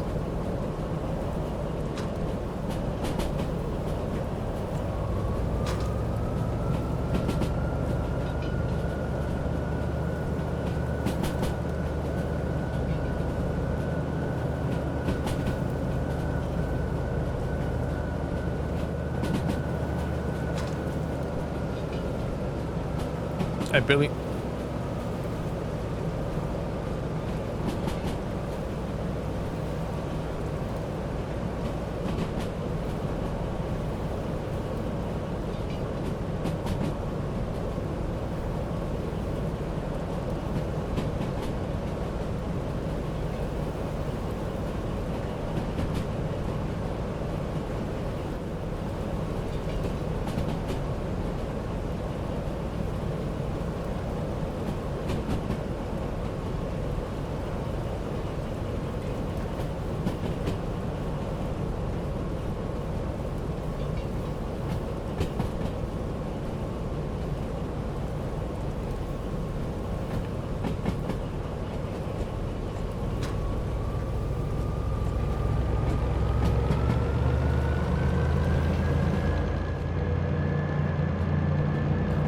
Paid 6.7k of my currency for 2 mugs plus shipping.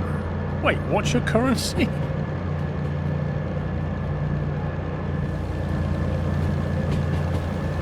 The next iteration of a 2-ton mug should be 18 ounce for the extra sip. Honestly, I've had mugs bigger than this, and I genuinely think this is the perfect size.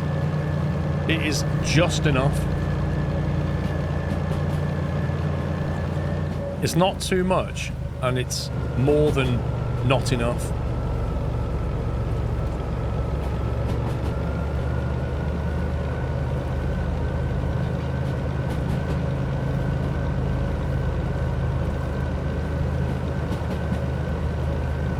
Can you put soup in it? Yeah. You probably could, actually. It's about the size of a can.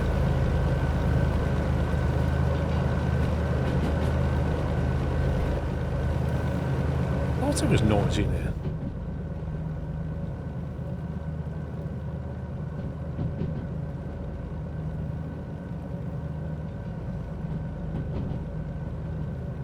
A ramen packet. Ramen bowls are quite big, but I don't know. I've not tried it.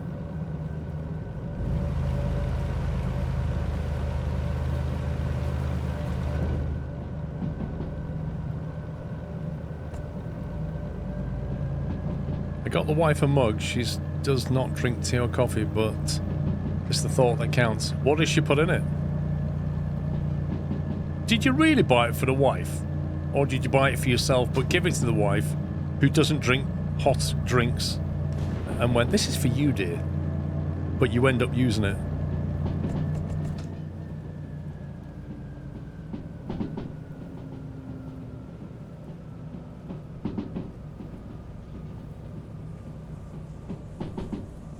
Again, Mike, I think the sports shop one is too big.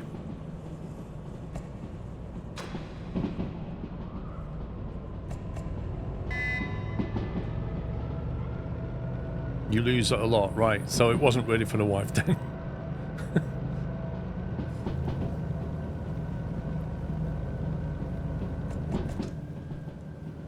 Yeah, even worse than that, Vrom. Somebody blames me for the argument.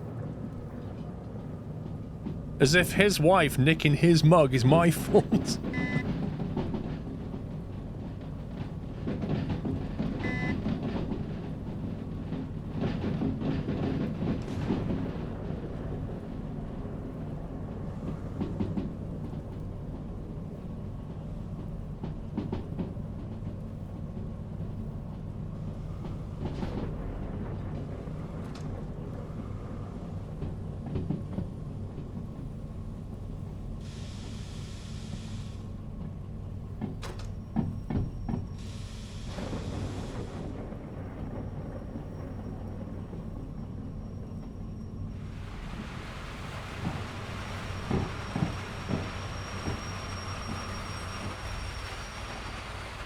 Magic delivery.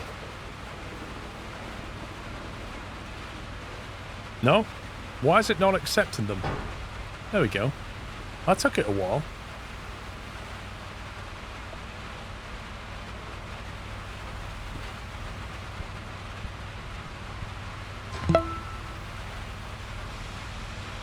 Magic delivery, magic sub. I give it 83, Rusty.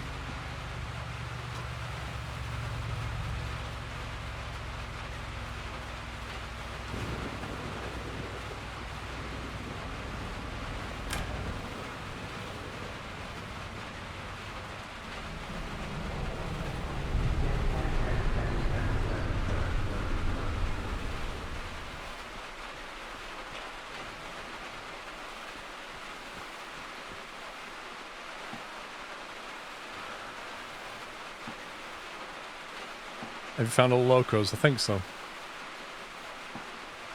I rarely drink hot drinks, live alone, still ordered too. What are you going to put in it? There'll be a collector's item one day. It's an investment.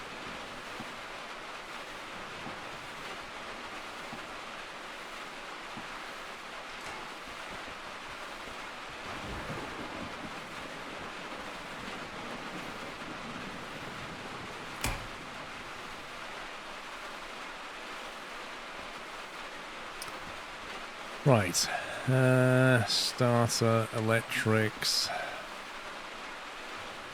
brake pipe.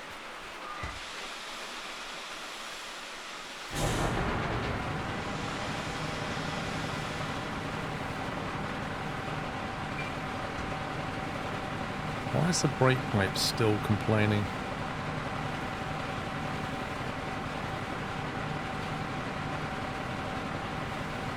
Is it main reservoir pressure? Nope.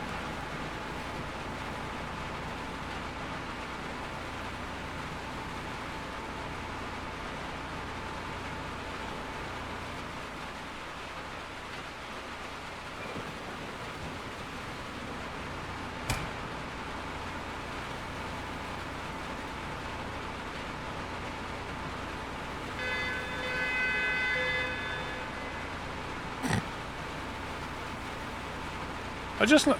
How do you actually turn the wiper on? Oh, there it is.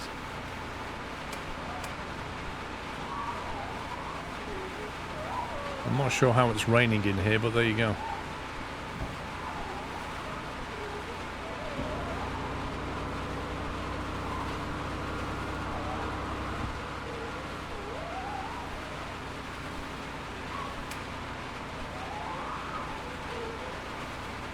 This thing doesn't want to move.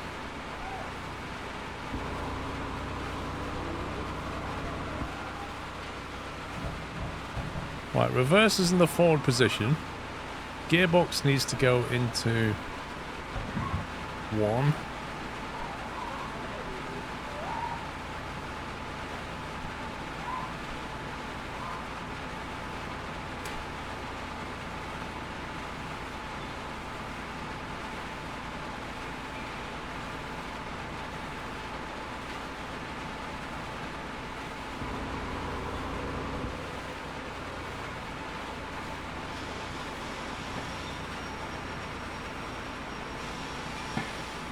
Really hard to see where we're at.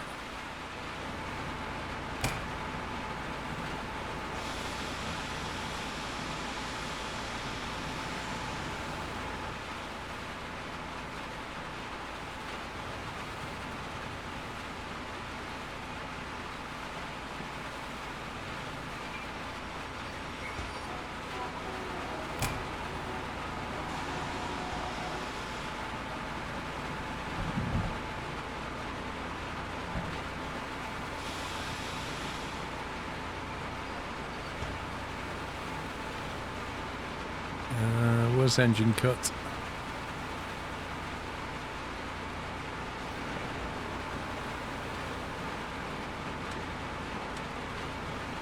Where's the fuel cut on this thing? Oh, it's outside, isn't it? It's like some lever. What was it? Some lever down here.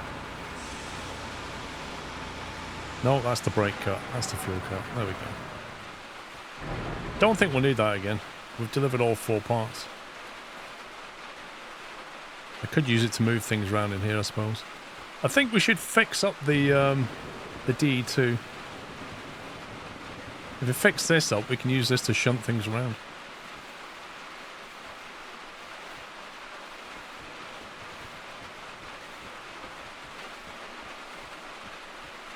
Install the parts first? What do you mean? All the parts have been dropped off.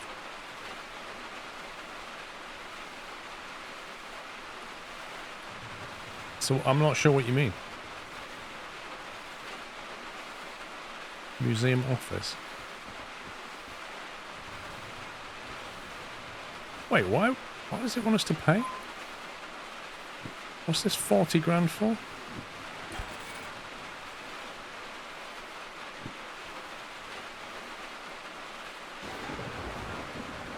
Wait, what? What's that for?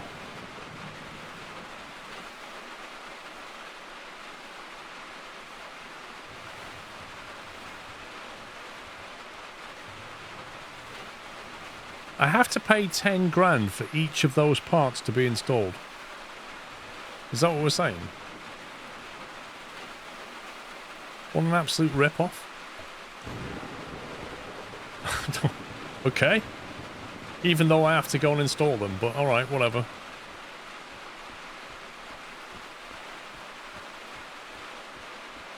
We're about to use this to push the DE around then until we get the DE working.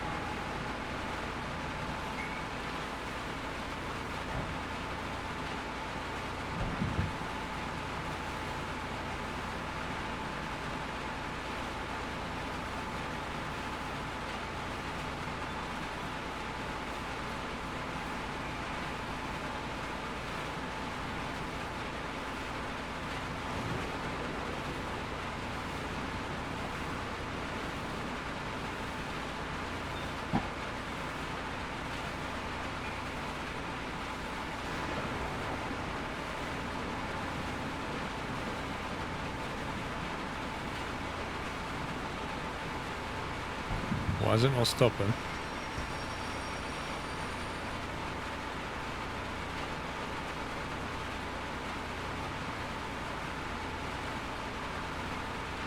That was weird, it wouldn't stop then.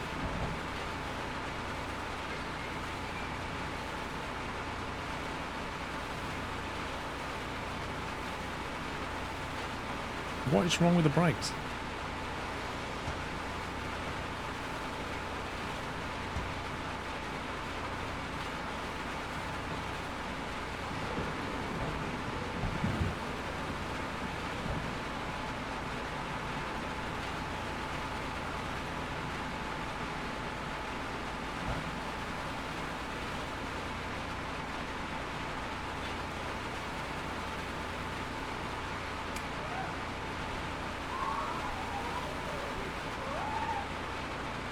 It's literally not operating the train brake.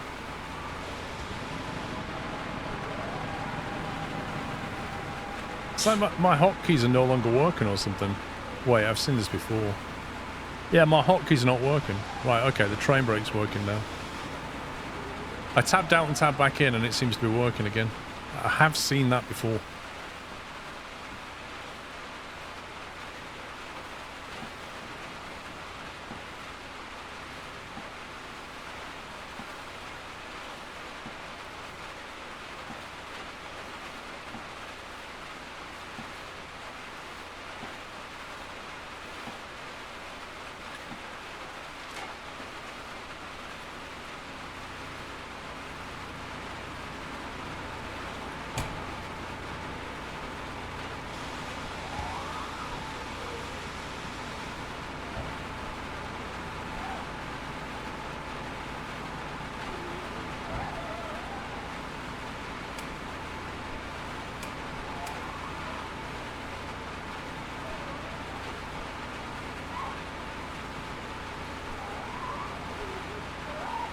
Oh my god, if you have the wiper on, it squeaks. If you don't have the wiper on, you can't see where you're going.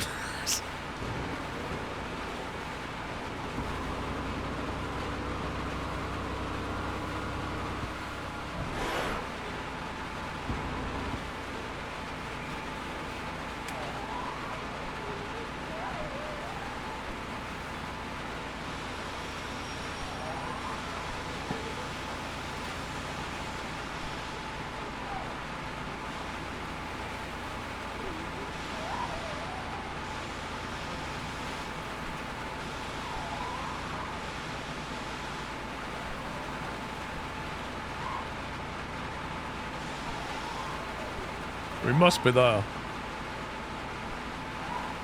Finally. Jeez.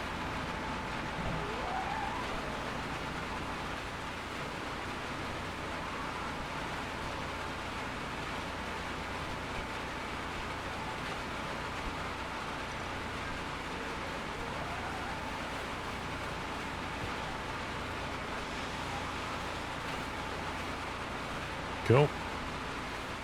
Can I teleport there? Thank you.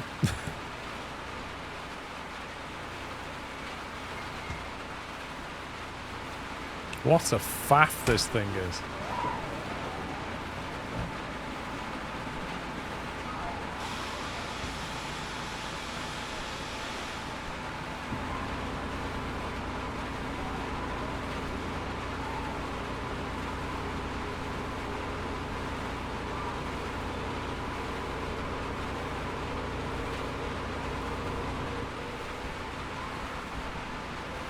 It's a realistic wiper.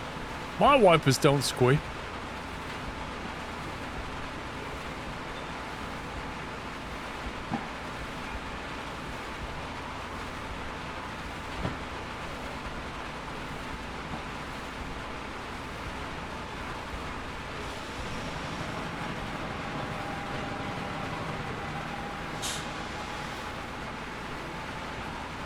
Alright, which bay is it?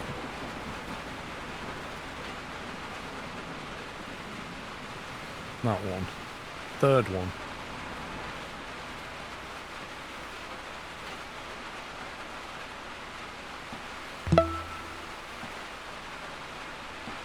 My son and I are loving your new playthrough of Derail Valley. Thanks for our weekend entertainment, Scrove. Lieutenant Dan, thank you for 37 months, and hi to you and your son. You are welcome. Glad you've enjoyed it. Oh hastily Paul and chat. I hope all is well today. Where's my steam train? I must have it. Skleroskekul. Your steam train, Chris.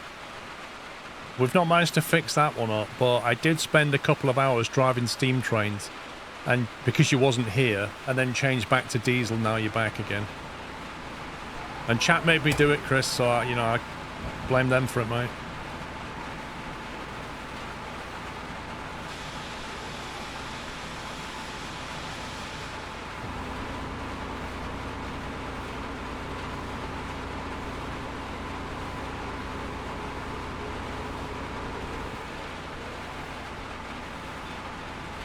Thank you for 5 years, Compa.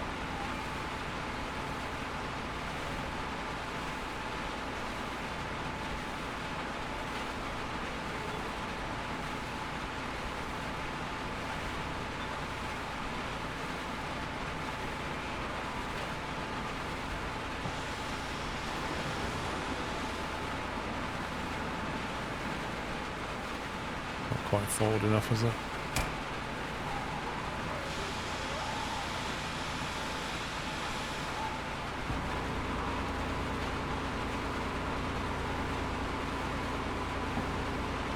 Imagine I shot the same way as I do in Battlefield and missed 40% of my shots. Oh, well done.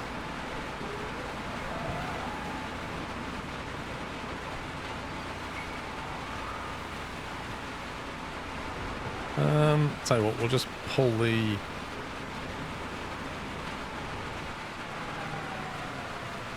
fuel on that while we do this. I swear, every time I come into this museum to repair a train, every time it is chucking it down with rain. It's extraordinary the way that works out.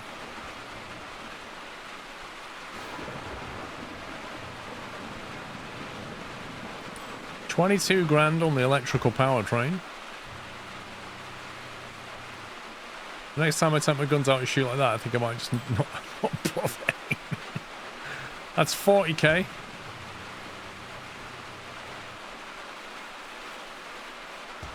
That looks like it's like 62.5k. We're looking at $100,000, aren't we, easily?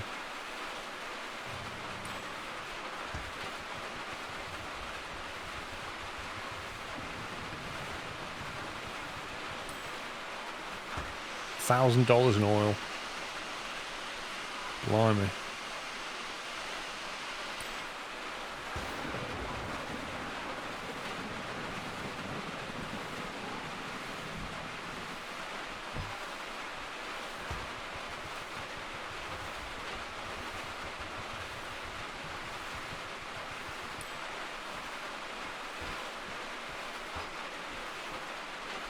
Yep, best part of 100k.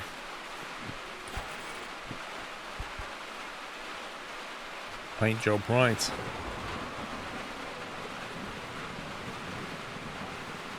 We need to look at the paint job options. Let's grab hold of the paint thing.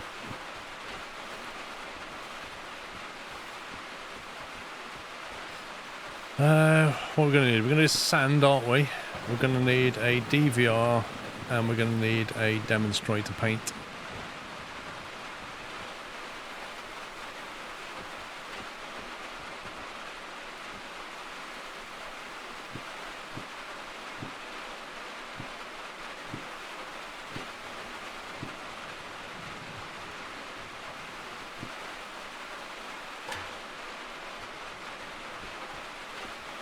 Right, put your COVID mask on.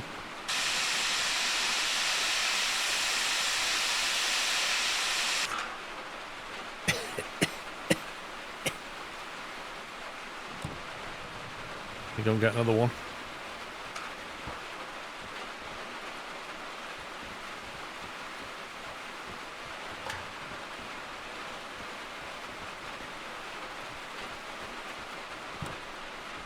This is the worst one. It's like full on.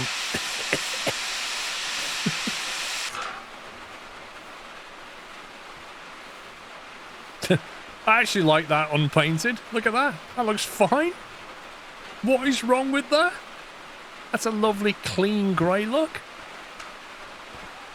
Hey, I tell you, unless painting it makes it look better than that, I'm not even going to bother. Because that looks fine to me for a shunter.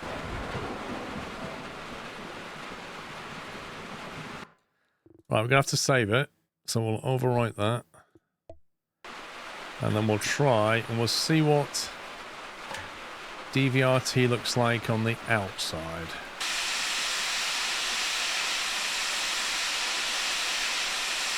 Ooh, is that red? No, it's orange. Classic orange DVRT. To be honest, I don't dislike that. Right, let's see what demonstrator paint looks like on the inside.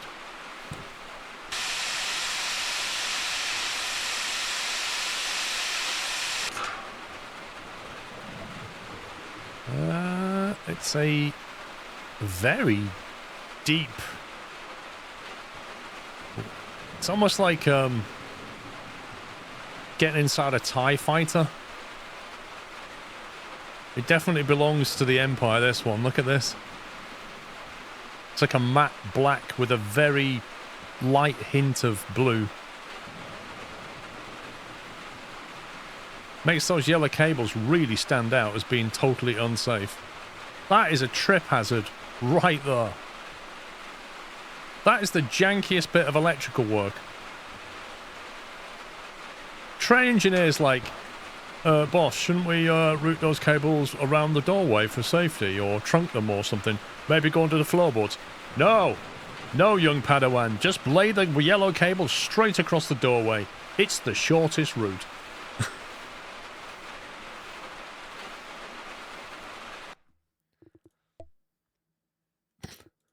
Let's load that back in and try the other combo. That's how you do the wiring in your house, Dave. Lol. The dark grey with that yellow cable really stands out. Well, it's not really a dark grey, is it? It's like a dark blue. I was fine with the grey interior, if I'm honest, though. Let's see what it looks like the other way around. Just got an ad for toy trains. Lol. Okay, demonstrator paint on the outside. Let's try that.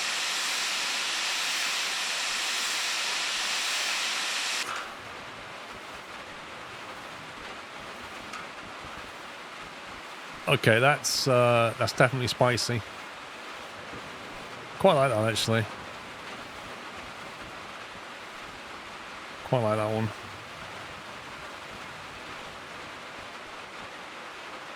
I think we'll keep that. And we'll try the old DVRT on the inside.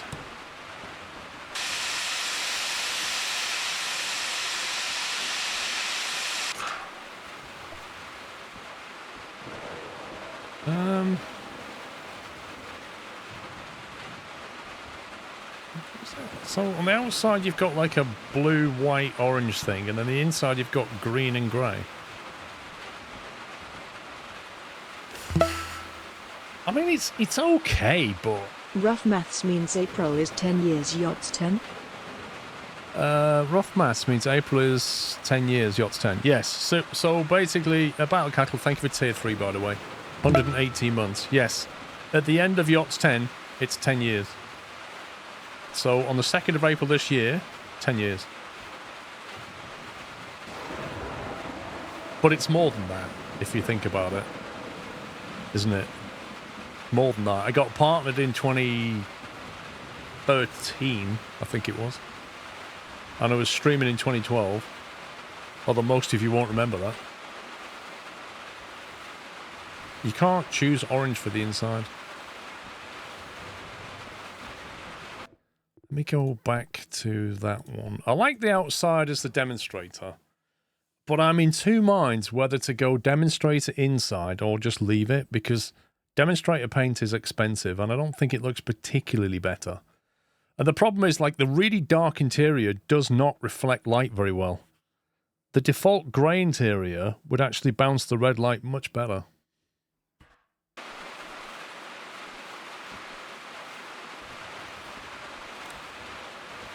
I'm honestly happy with that. I don't need it to be dark, dark, dark, as far as I'm concerned. So I'm just going to leave it.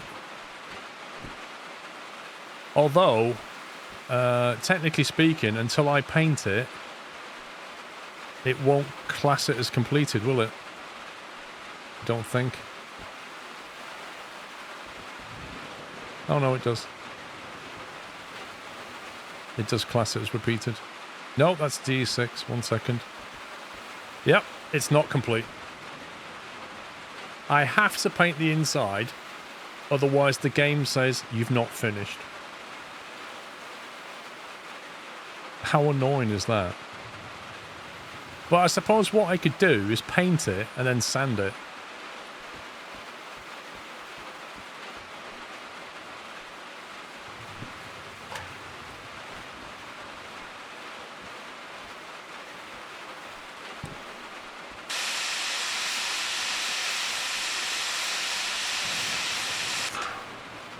Right, so now it classes it as finished. If I get another sand.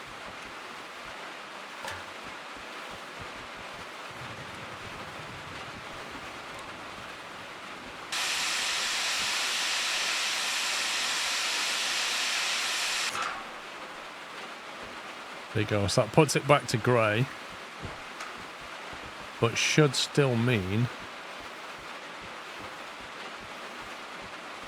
Yeah, there you go. That's how you get what you want.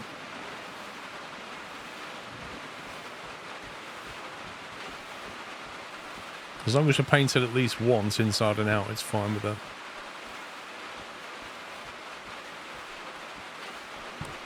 I don't think this is the rusty look. This is quite a clean look. I like it. It's not like there's bits of filling everywhere. It looks really nice. It's just a nice, bright interior. I think it's fine.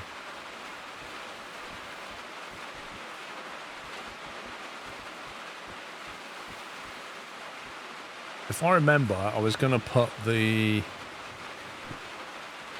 amp limiter and the switch inside, wasn't I? Probably want one of them, and another one of them, and some bit of solder. It will rust. I don't think it will. The primer paint looks so boring. Okay. Your opinion. How many of these can we get? And we need a switch for it. Which means we need one of them. We need 2 of them.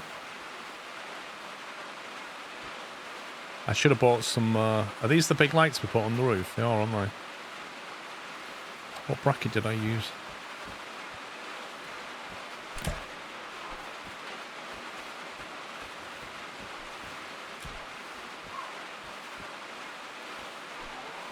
Oh, I cheated with those, didn't I?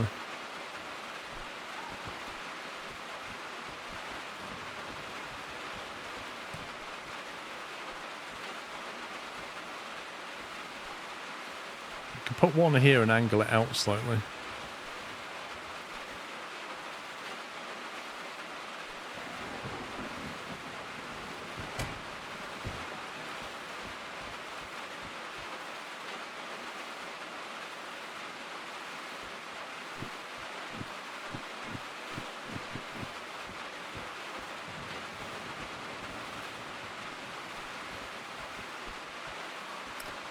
Now then, where are we going to put the LEDs? That's a real issue on this thing.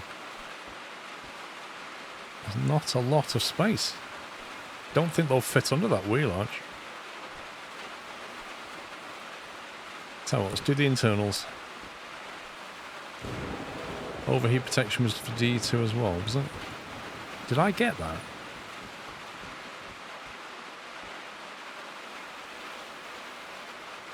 Overheat. One of them.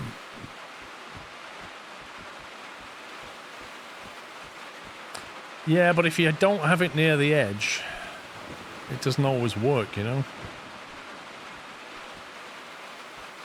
You kind of want it up there to glow on the ground. If you have it here, it may not work as well. You may have to, though. We'll see. I tell you what I didn't buy. I didn't buy a digital speedo. You don't need one, but I didn't buy a digital speedo or a clock, which I should probably put there. Put the digital speedo on top and then the clock here. And then probably a clinometer down here, possibly. I didn't get the red light either, did I?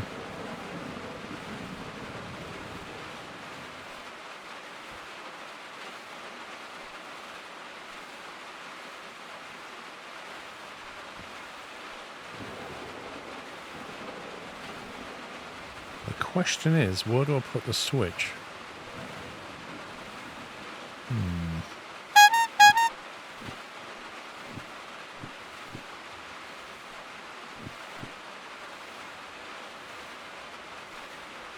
If I put that like that,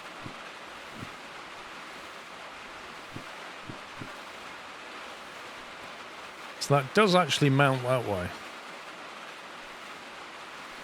So we could have that angled in. Mickey, thank you very much for gifting 5 subs. Welcome, guys. Thanks for the squirrel gifts, Mickey. MJL, thanks for 9 months. If you got a sub from Mickey, give him a thank you. That's not a terrible position for the switch, is it? It doesn't get in the way, and it's clearly visible.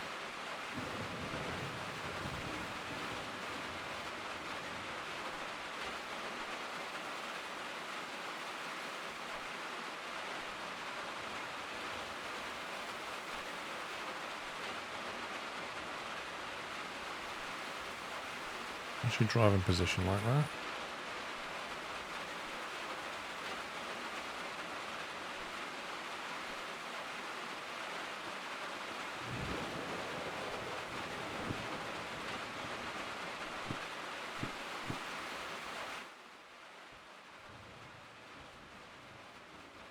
I mean, I could put it lower, I'm just, you know.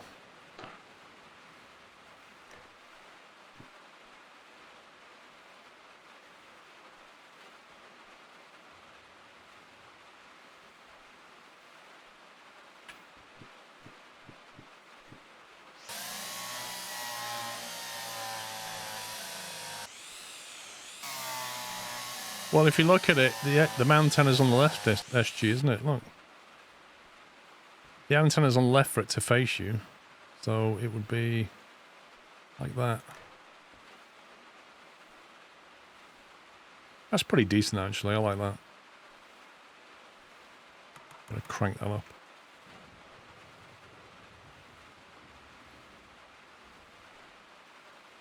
I think that's quite visible and not in the way. Right, so in terms of the light switch, it can't really go over here. There's no room on this panel.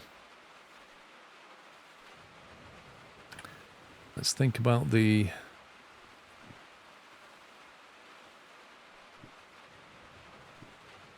So the overheat could go like that. Amp limiter could go there. They can just go next to each other, can't they?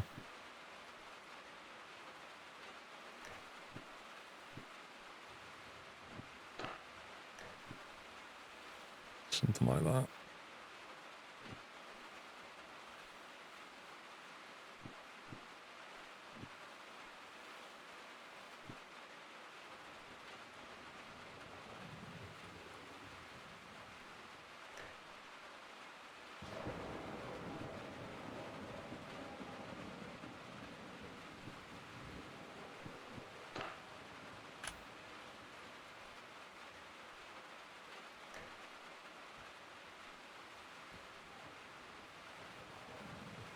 Put the light switches under the ones already there. Are you on about the light switch for the internal cab light? Are you on about the lights outside? You on about down here? It's not a flat surface though. It's like it's a separate thing.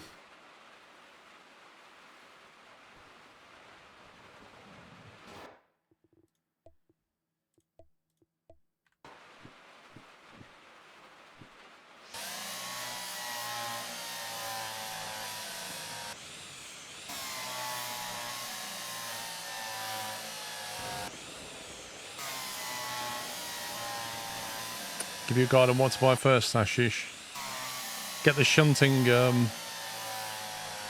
shunting license, and then operate one DE2.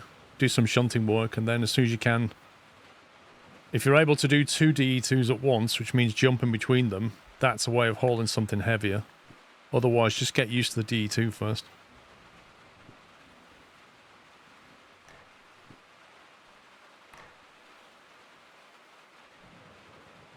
Uh, 105.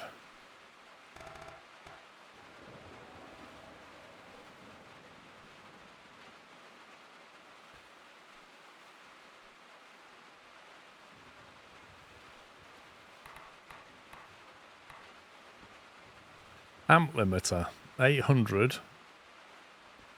It only goes from 800 to 1,000, so I guess it's going to be 800. Not a lot we can do.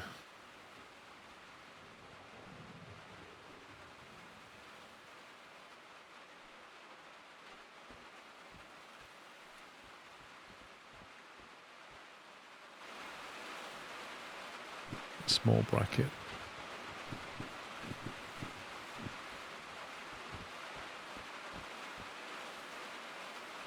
Talking about what to buy in the shop.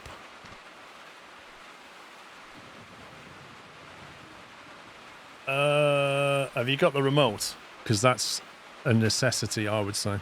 I'd get that. If you haven't got that, get that.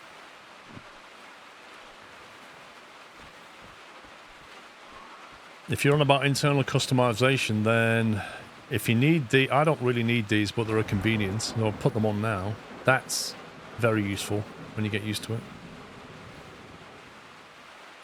The protection model's back off the throttle. So basically, you can set it to reduce or cut,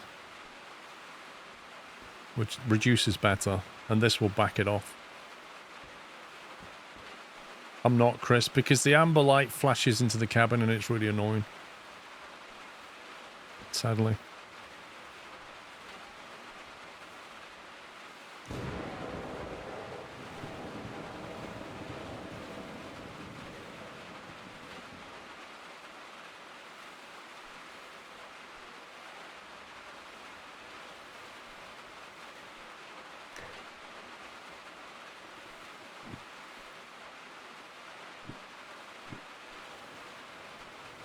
So it kind of... it's not ideal, is it?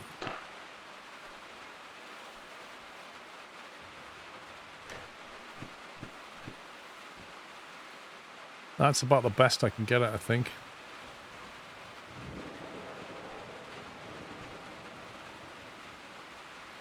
Like that. For the front lights, anyway.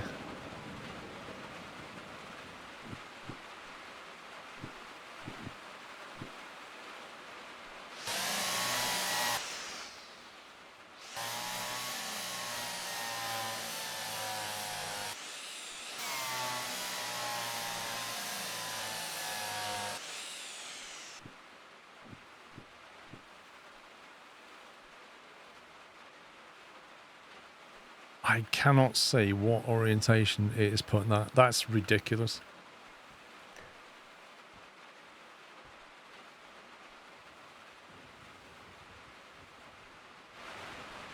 Yeah, I gotta get the air defenders up.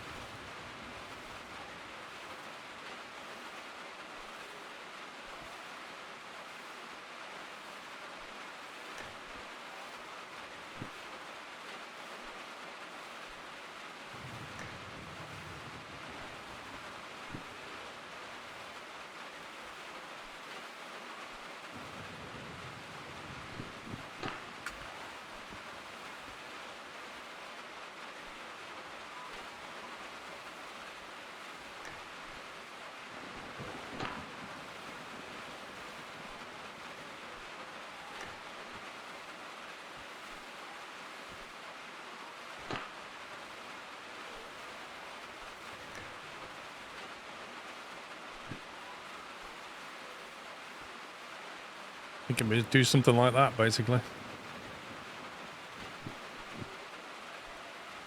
Yeah, that's the back, isn't it?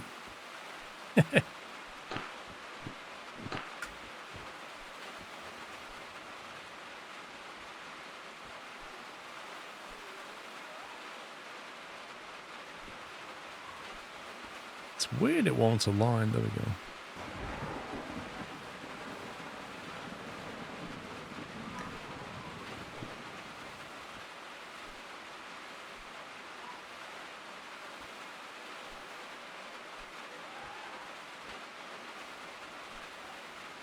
I wish this thing had a symmetry mode.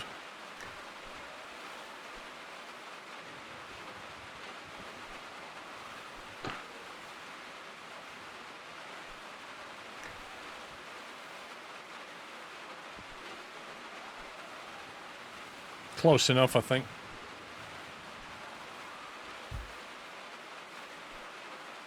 You put 2 dead metal facing both ways. You don't really need that many. Like, the front lights on the shunter are not terrible. And those 2, angled out, will actually... What on earth? What the heck am I? What's this? How am I here? What the heck, game? Okay.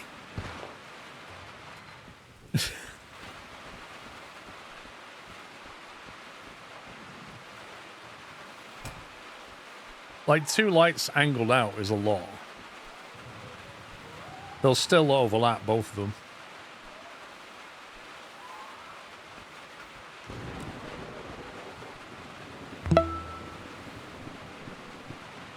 Good evening, sir. Nimrod, good evening. Thank you for 8 months.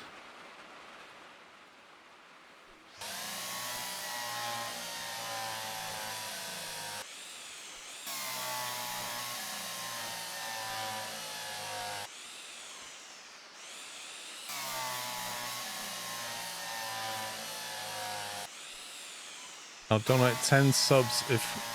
Oh, Tamashanta will donate 10 subs if you put 100 lights on it. Okay. Yeah, Dave.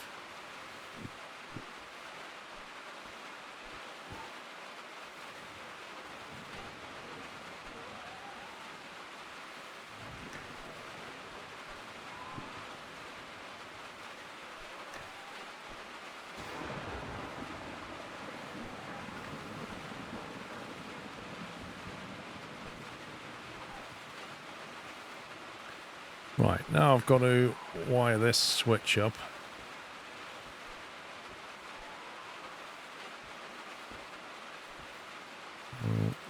That. To...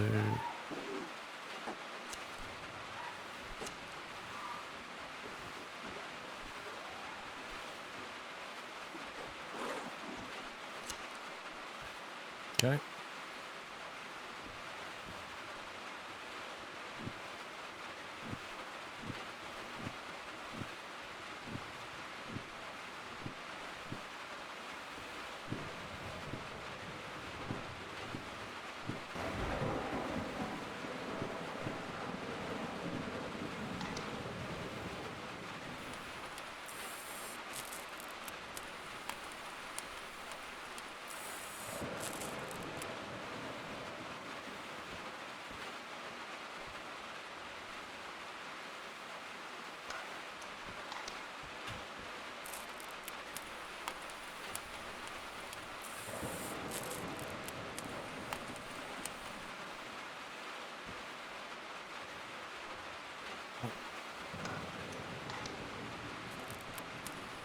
You don't know why the white livery has the black part over the windshield.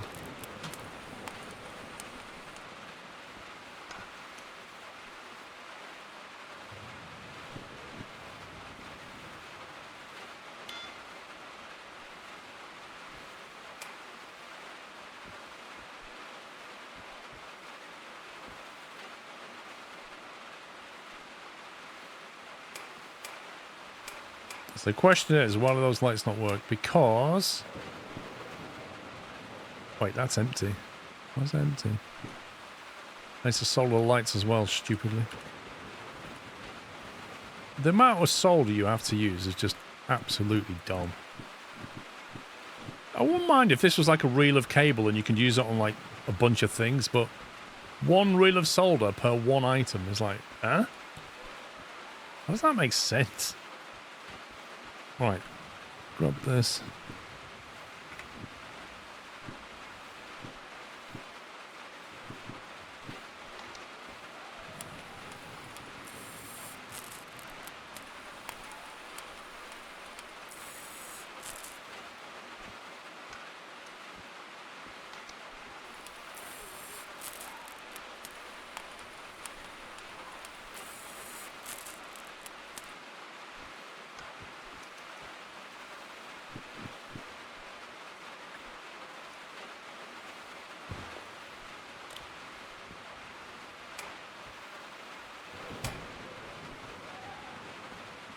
A bit brighter. Those two pointing out there. And the center light should infill. Those two there should infill. You can't really see them, but it should give you a good spread of light.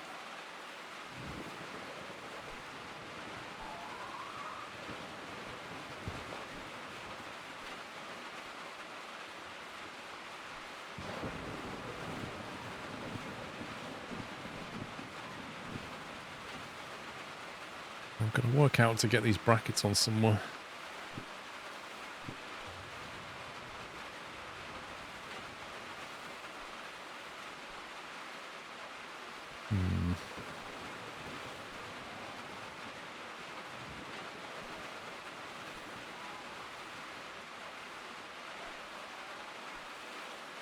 It's really hard to see.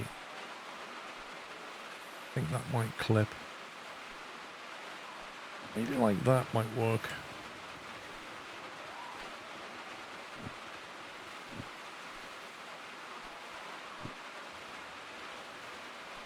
Yeah, that's clipping.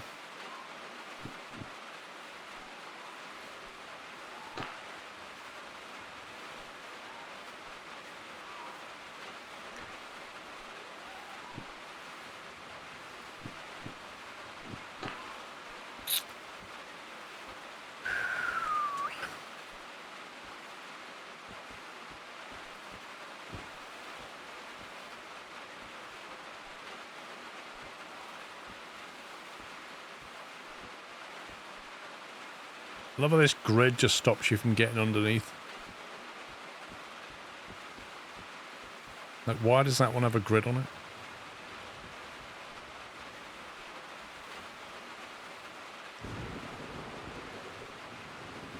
Mustafa, I'll say it again. The beacon light clips through the cabin. It doesn't matter where you put it on top of that thing, the light will clip into the cabin. So that when you're driving, you'll get a flashing orange light inside the cabin, and I don't like it. As long as that light doesn't clip into the cabin, I'm not going to put one on.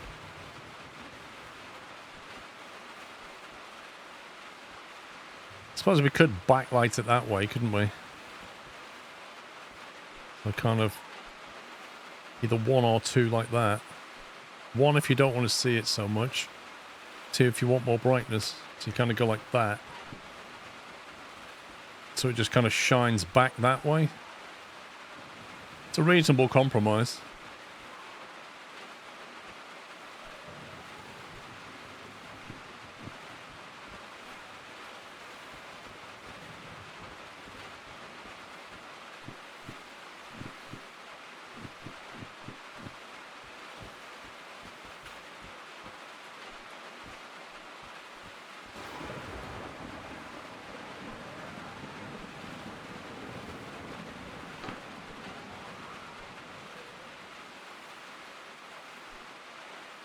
I'll put it like that. What does it look like?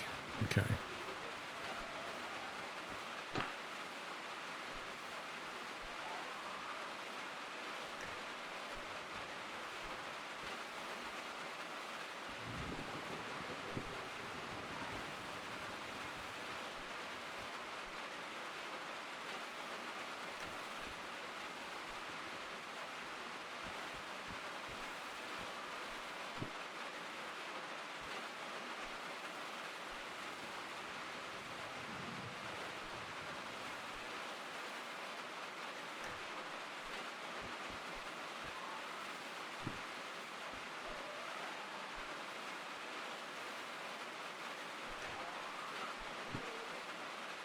There we go. Are you one for DIY, or do you stay clear? No, I do DIY. Somebody's got to.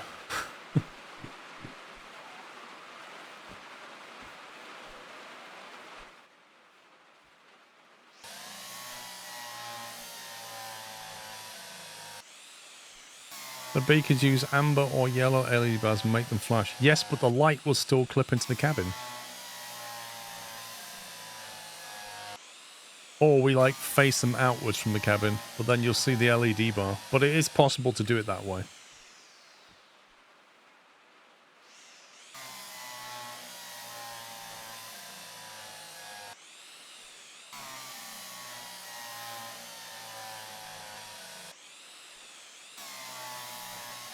Yeah, I reckon I'll get a 50-90 out of this Dudangza. How do you say your name? Dudingaz. Dudingaz. I'll get it right in a minute.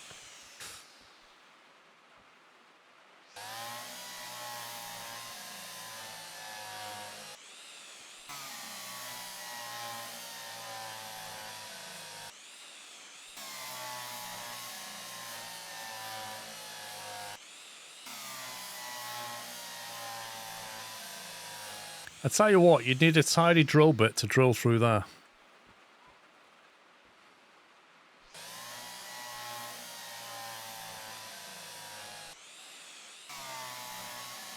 Mickey, enjoy your dinner, whatever it is.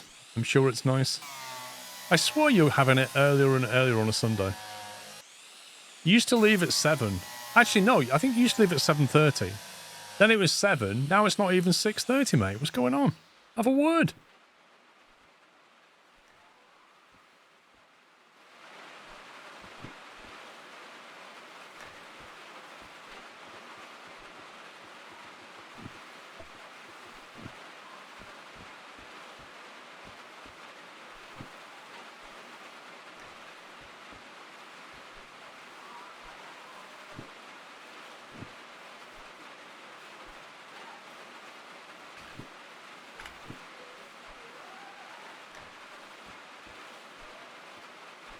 Right, 1, 2, 3.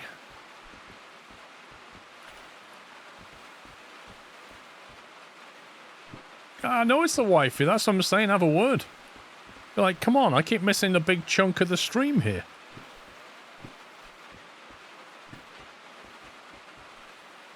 One's empty. How do I... Why do I get the feeling it's throwing empty ones back into my inventory? Look. There's no way I put that there.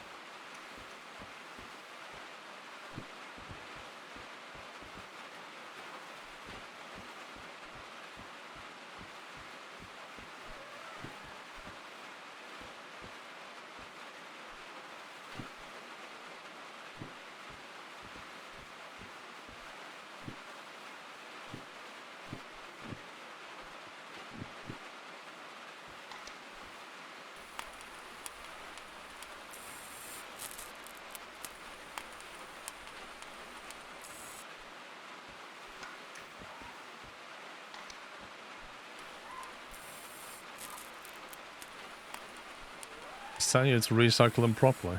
Ain't got time for that. Hashtag worth it.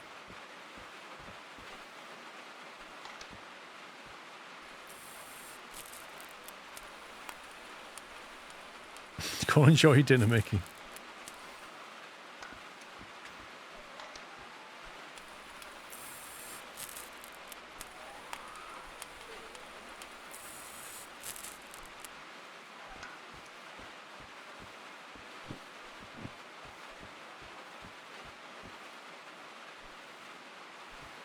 See, if you look at that, the green light from here is going through the engine block and lighting up the roof there. That's what I mean about light not clipping. That you shouldn't see green light there. It's come right through that lot.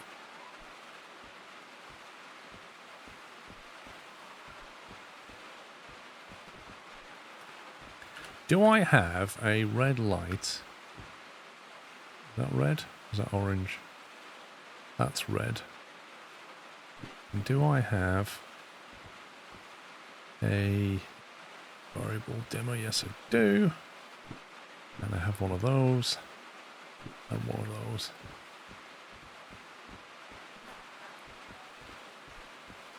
Well, the cab is unfortunately being bathed in green light now. As is this.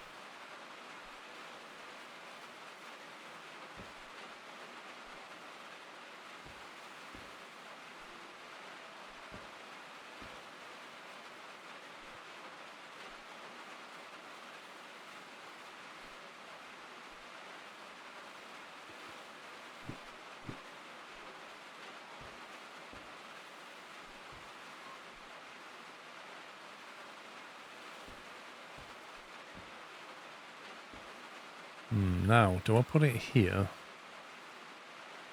to get a better light experience on this side? Asymmetric light.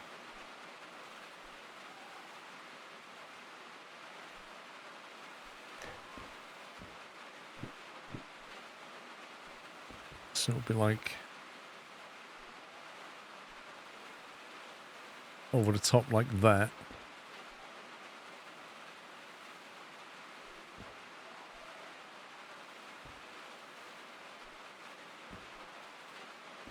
Or is that more forward than it needs to be?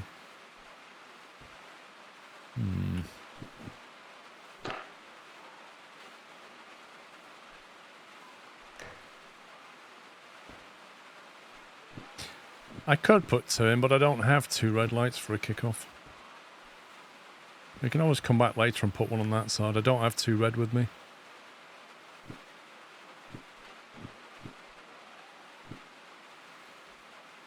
Can you use a 90-degree clamp instead so the light bar shines down? There isn't a... Oh, is there a 90 long? I don't know. I don't think there's a 90 long.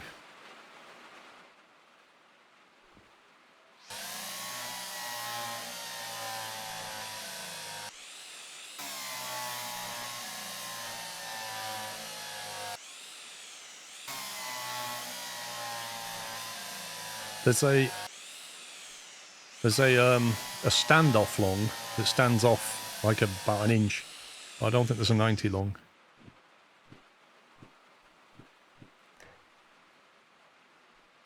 Right, where are we going to put the switch for this? I think...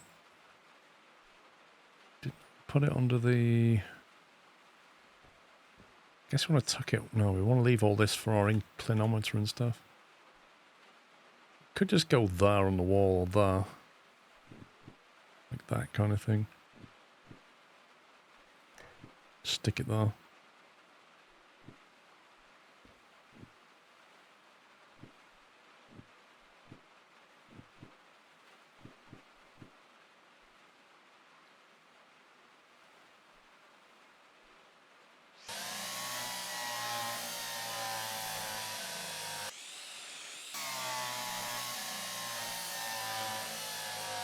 Isn't a nice long, but you could just small 90 and connect to the light bar via its end. Yeah, you could do that actually. That would work as well. Can't see the orientation of that. Got lucky.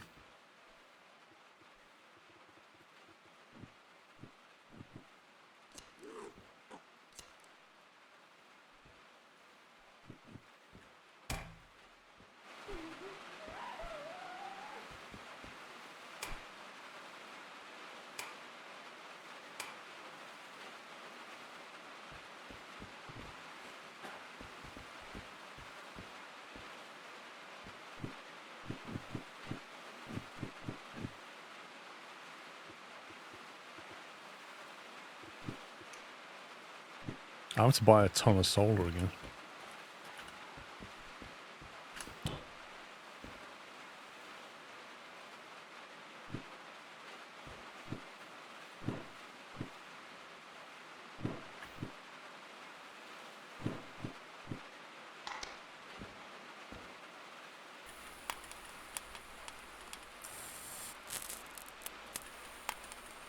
I don't think so on a meet, you know.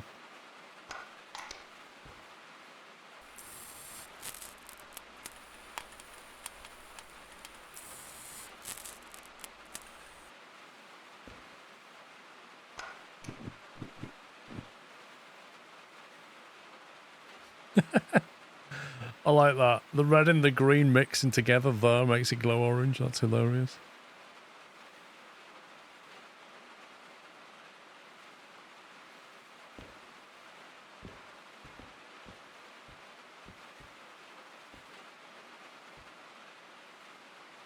The trouble is, if they face downwards,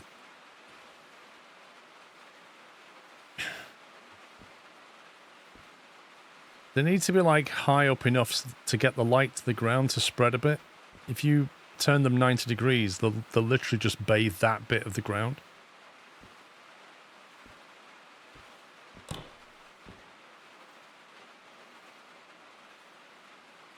It does, Bass. It really does need a 45-degree bracket.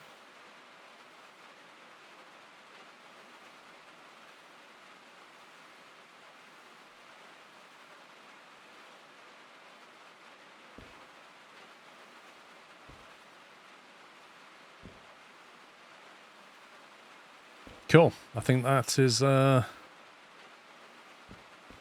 pretty much upgraded. Another vehicle done.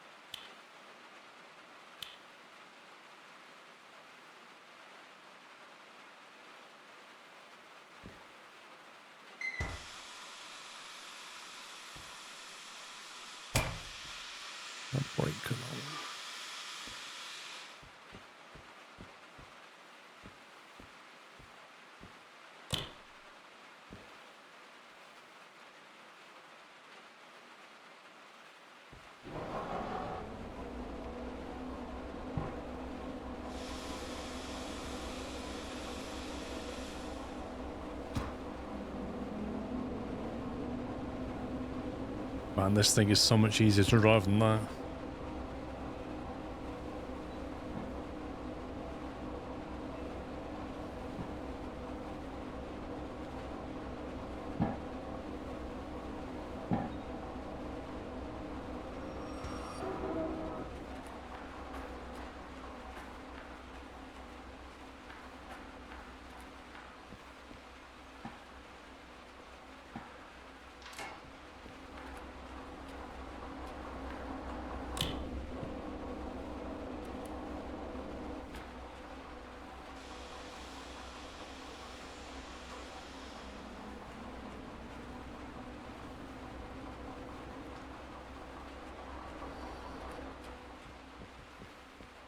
I don't think we'll be needing these things. They've served their purpose. Been to the machine factory a bunch of times. Yeah, I don't have the parts yet, Mustafa. It's almost ready. Unless I basically teleport to the shop and grab some more bits.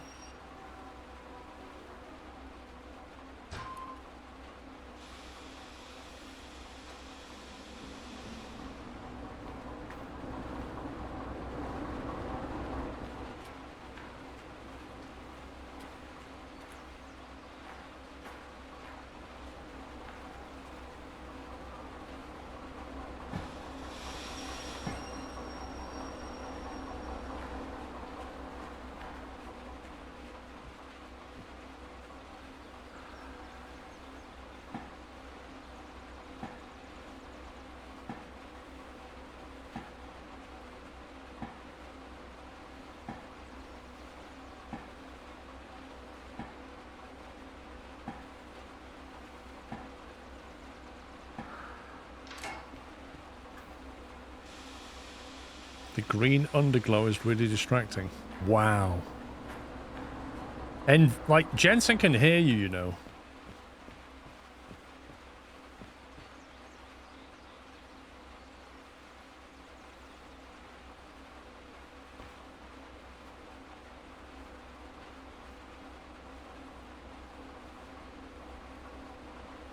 You have to remember, Jimbo. Not the underglow, the clipping. Yeah, it's annoying.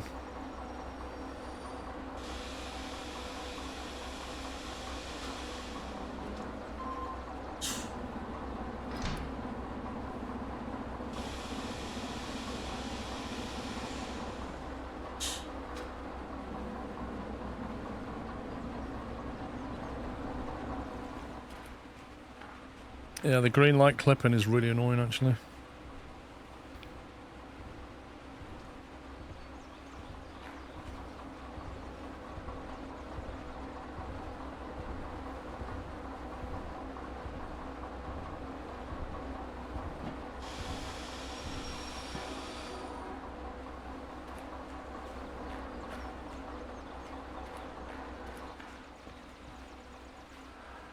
There's not really a good solution to it, that's the problem.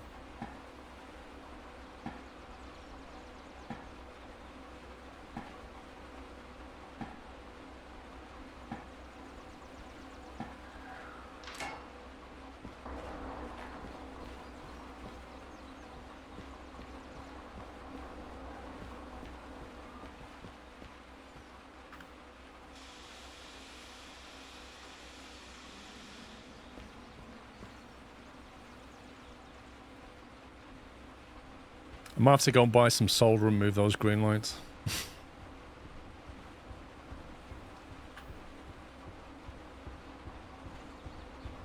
Why is it like it's walking?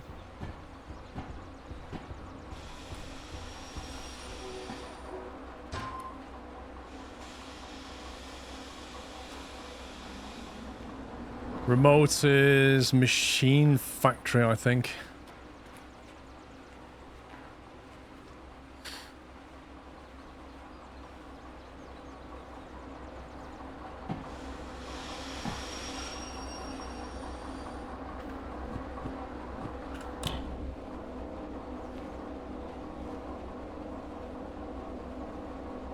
Oh, where's the fuel cut? There it is.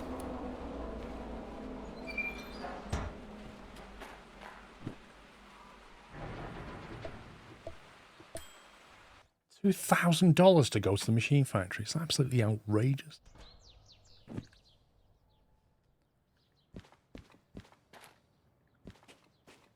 Right, if I recall, and bring all my junk back, won't it? These things. Well, it should have done.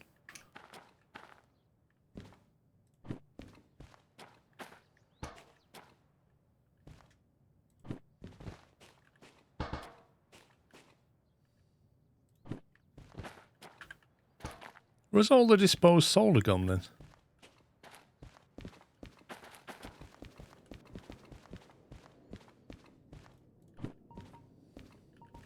Yeah, there's the remote there.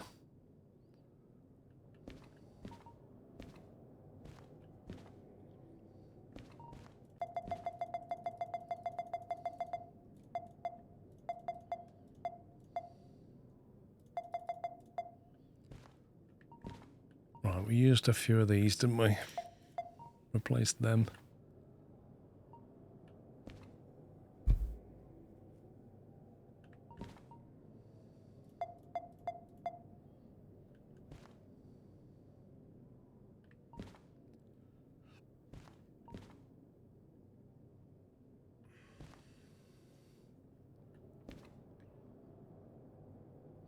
Do you need wireless MUs? It depends how you're going to operate your train. If you're going to connect your locomotives together, the blue cable connects and you don't need wireless. If you want the locomotives to be separate on the train, you'll need wireless to communicate between them because they're not connected on the blue cable.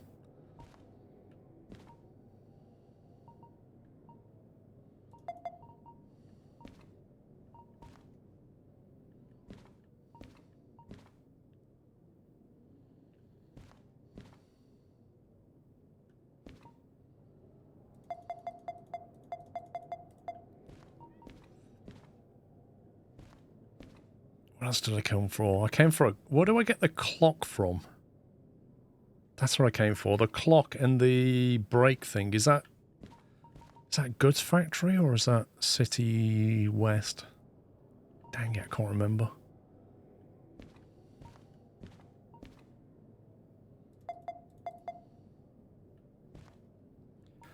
Yeah, the digital speedo's not here either. It must be like Goods Factory or something.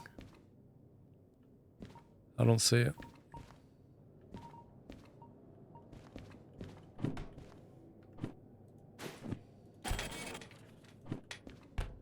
I know there's a wiki. It's just annoying having to remember. I may as well go City West first because Goods Factory is quite a while away, but I've got a feeling it's Goods Factory.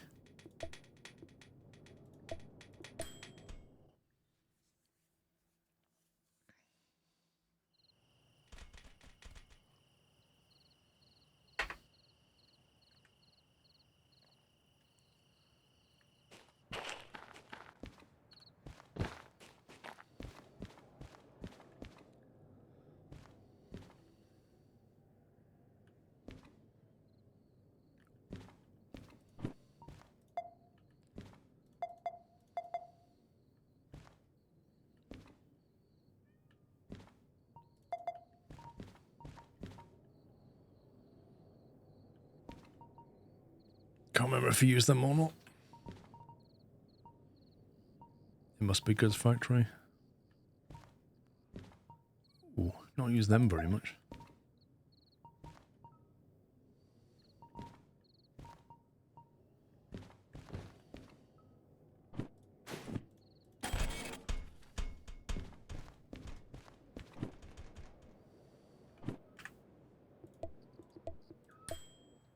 The flags, you can use them to put them to like mark.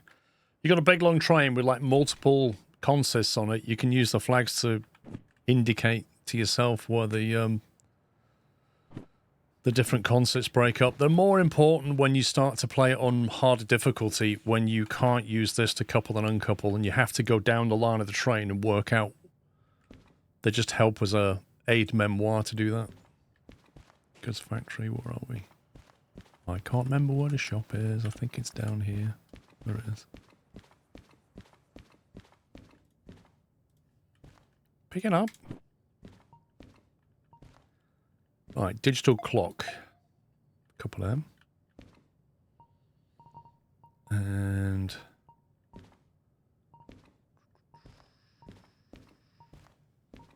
where's the speedo?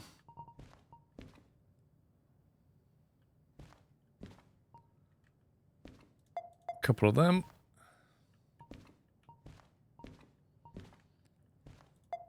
Couple of them.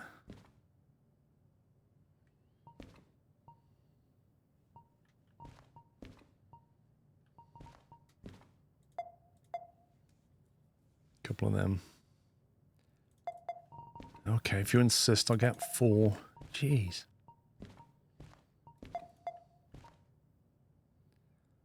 We used an analog, didn't we? They're useful for the lighting.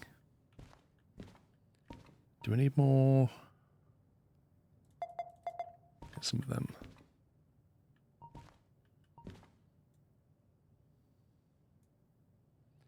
Never really needed the brake temp.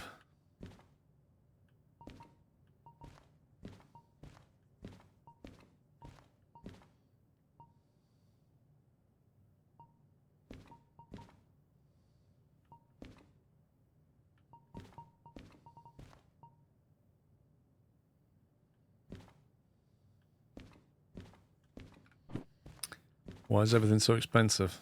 I don't know what you mean. 75 grand on a few items? What's wrong with that?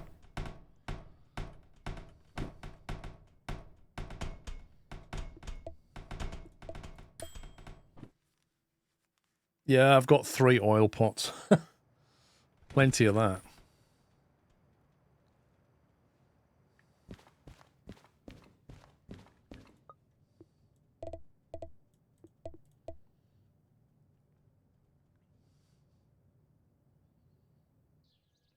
Well, when you drive the steam locomotives, you have to basically oil the joints, the links.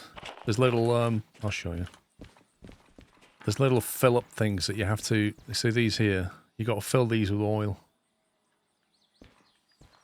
The lubrication points.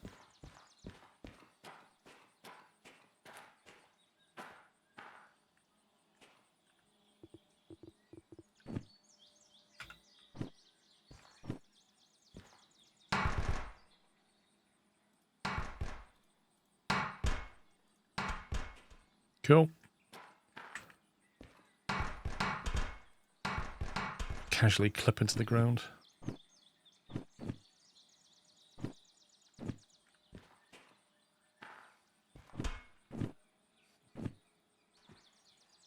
There's one in here somewhere that's clipped and I can't find it.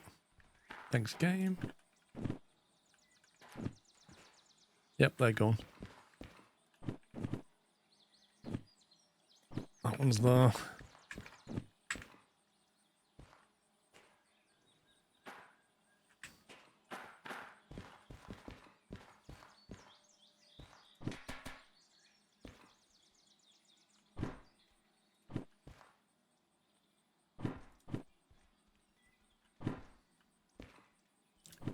What, do you not unmount your LEDs like that? I do. Just take a hammer.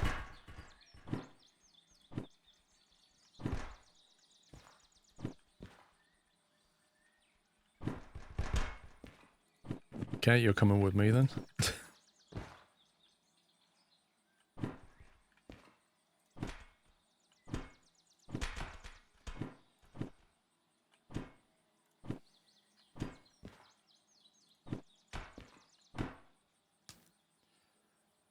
Process when you store steam locos, you will fill the tender with water and it will completely drain it to fill the empty boiler. I thought the game was broken because the water took so long.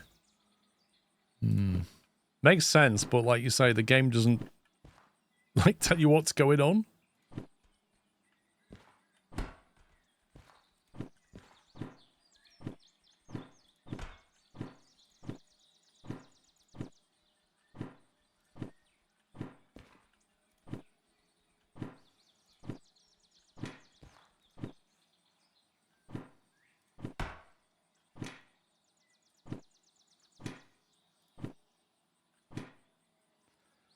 Place is a mess, Baz. I mean, I can only work with what I've got, right?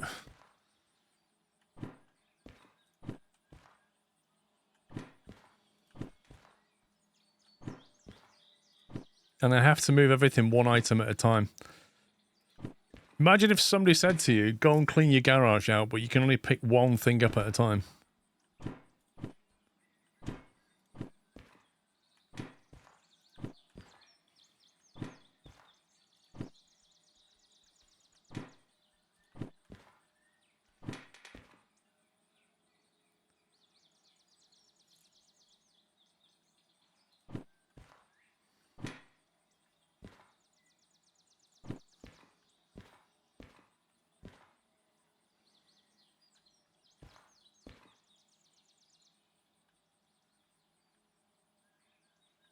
I used to be a gamer, why did I have to get the hard games?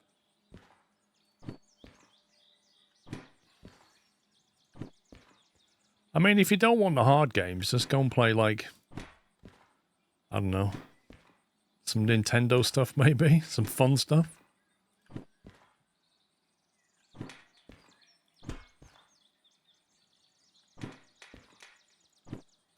Where am I putting these?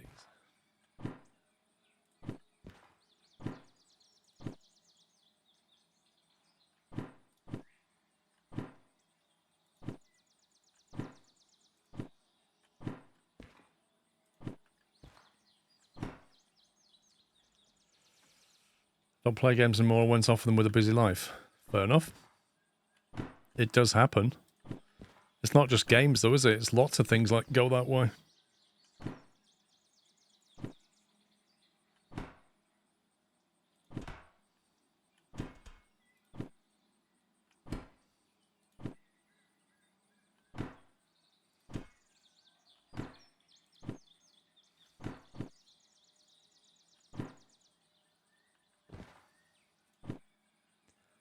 Right, that one and that one.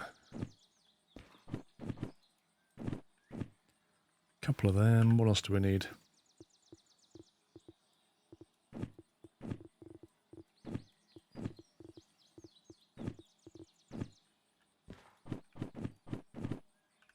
Right, so we got 4 brackets. Need 5 brackets.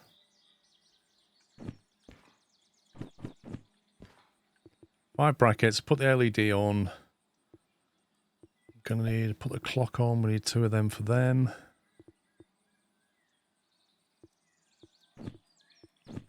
Don't think I need the H bar right now. Gonna need like a million solar.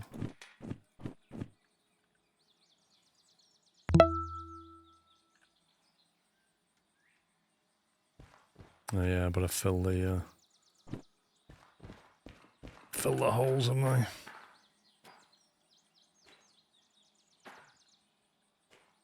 Interesting how they didn't come through the other side.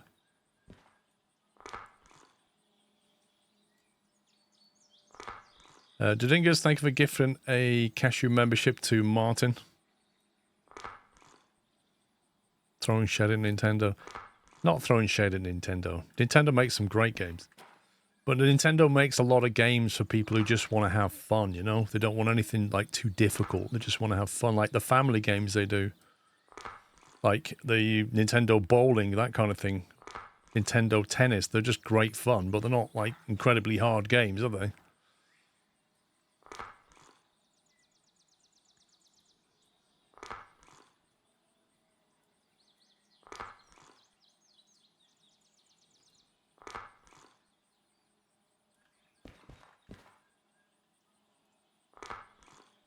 Oh, it's amazing, fella. I want some of this in my life. See a hole anywhere at all? Squirt this in, colour matched. Amazing bit of kit.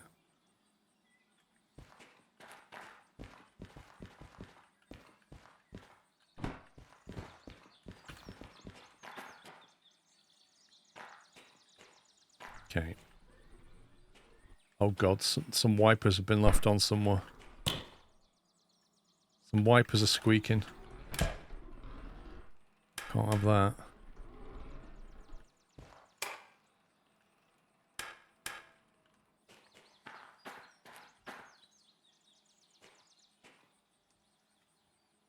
You find Nintendo games pretty dire.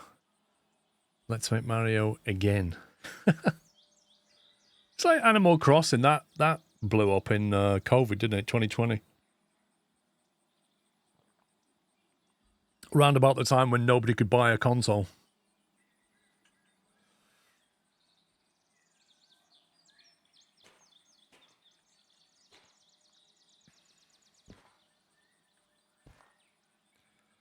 So I'm thinking, like, let's see what our 90-degree bracket options are. I'm wondering if we can use one of these.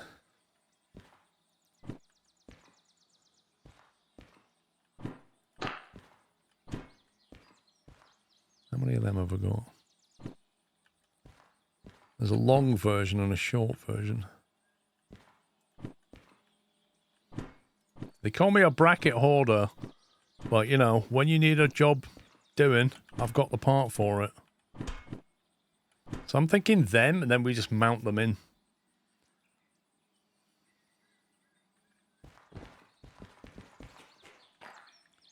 We kind of mount it on the underside there, with the bracket in, and then it goes in but points down. The bracketeer. Let's try it. We'll try it with one.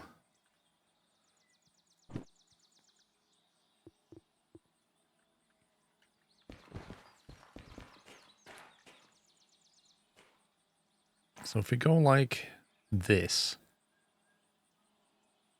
Maybe not too close to the edge so you don't see all of it.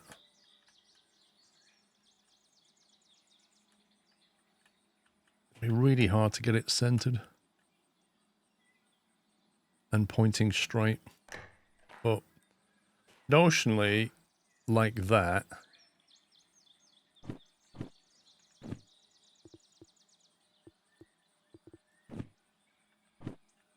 Then kind of point it in and then try and work out. You see what I'm getting at? I don't know how far in that goes though. I don't know where it's going to clip onto the next one, but that's the principle. I guess I'm just going to have to try it.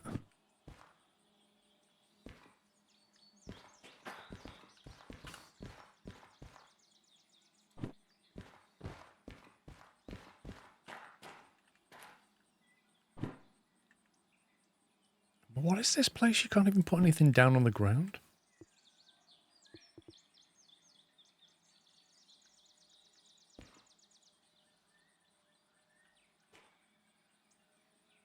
Nah. Is it gaffer tape we need or a sticky pad? Is it gaffer tape that sticks it? There you go.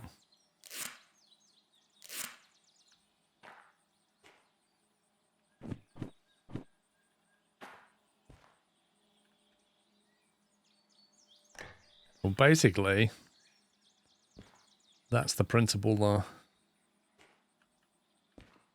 I think that might work. It'll only shine green light here. There'll be nothing much going on here. But you'll be able to not see the green up here. In theory, you could put something under here as well. Get right underneath the body and put a green one down there. But I reckon that might work, you know.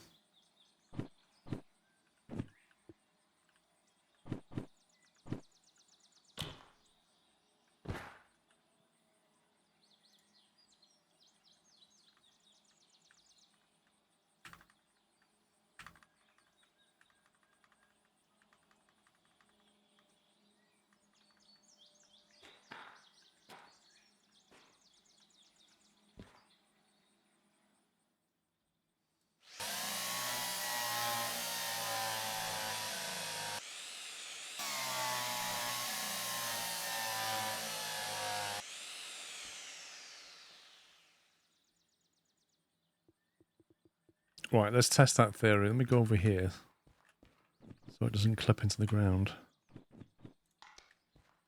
We'll see what it looks like.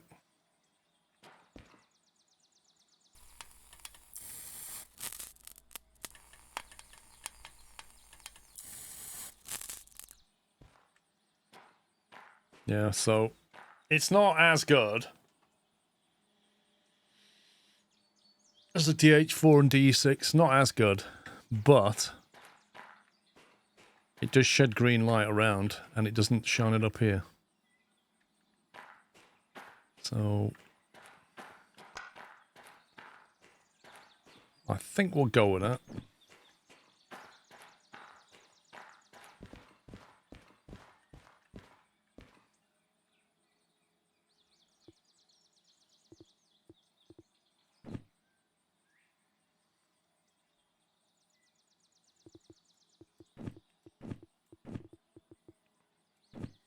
Put these down.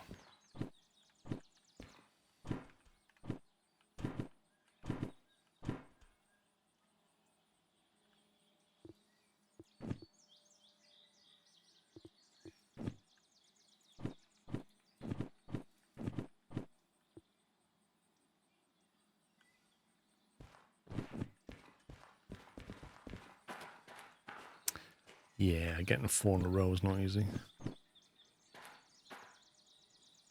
Oh, at least I've got that one as a guideline.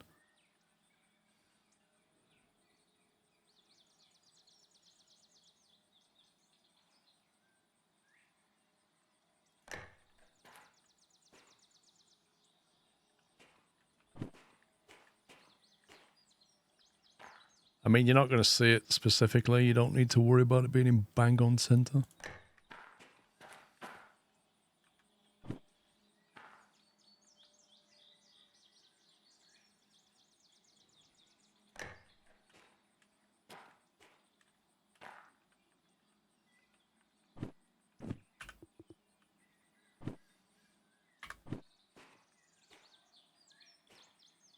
Is it a...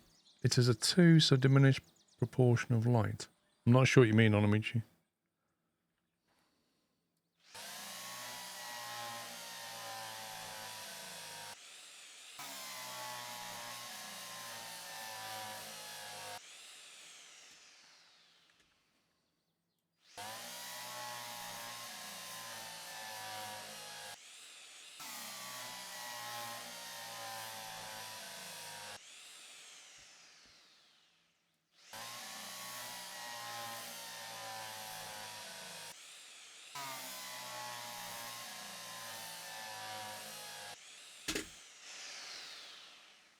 Okay.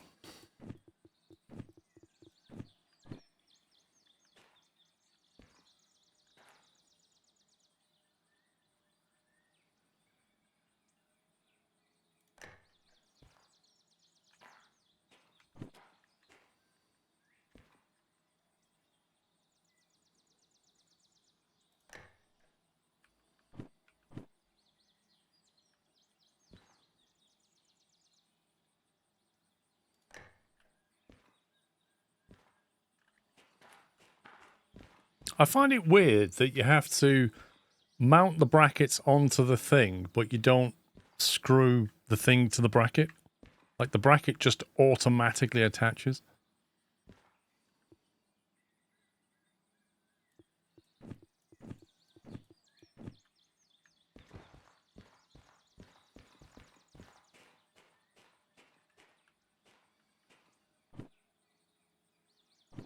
Also, I wish they'd allow you to just drag that in like that. Like having to put this down in order to mount it is just frustrating.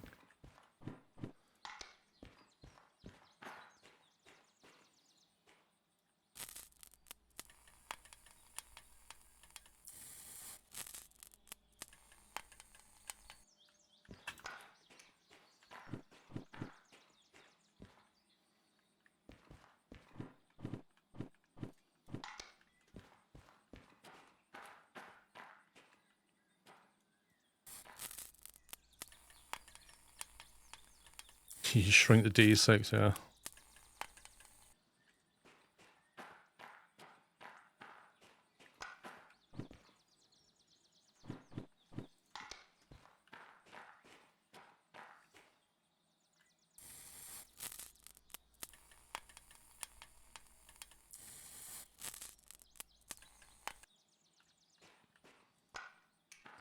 It is frustrating, it's one roll per use.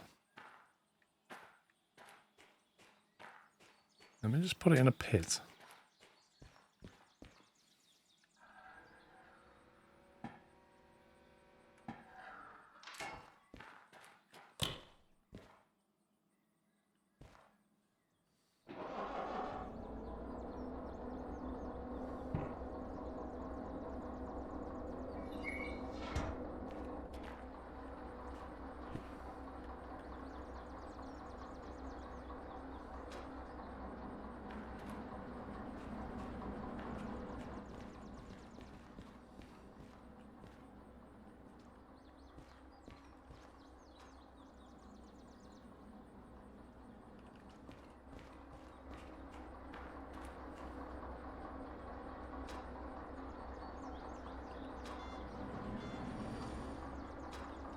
Wait, I thought I removed the handbrake.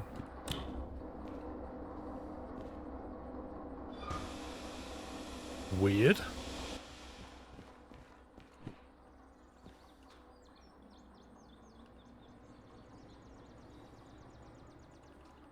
Is there a mod for it? More solder per roll? Do you know what? I bet there is.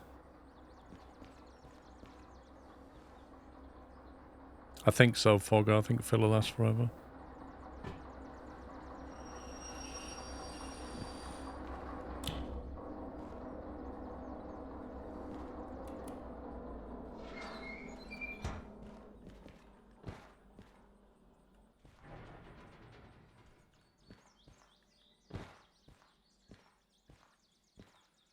Okay, so you could probably get another couple of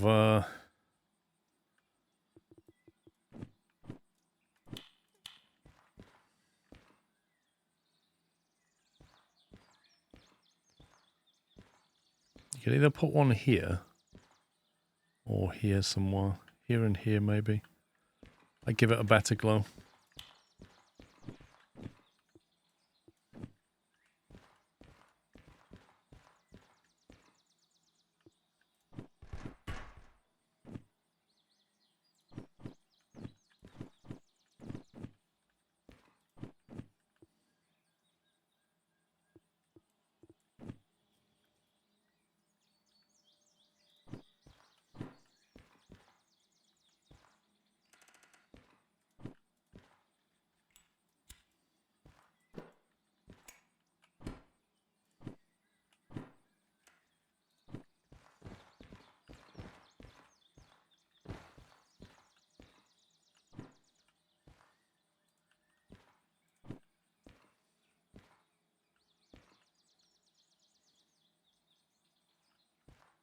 That's really frustrating. I just want to put this so I can see what I'm doing. Hey Paul and Nutters. How's everyone's Sunday evening? There you go. It might not shine that much out from that. I just want it to hit the ground, really. Jay Webster, thank you for 56. Doing all right, thank you.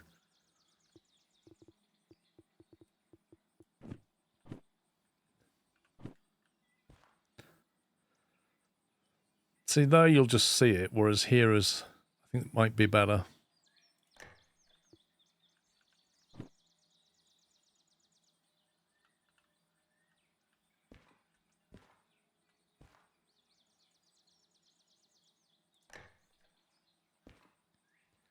Whether I can reach that with the drill is a different story.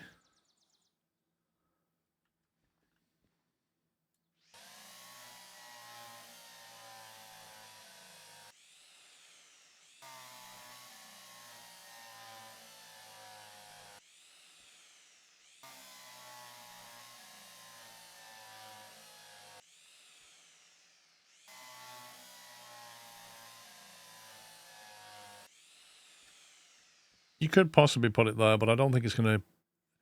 It's close to the ground, so a lot of the light won't spread properly.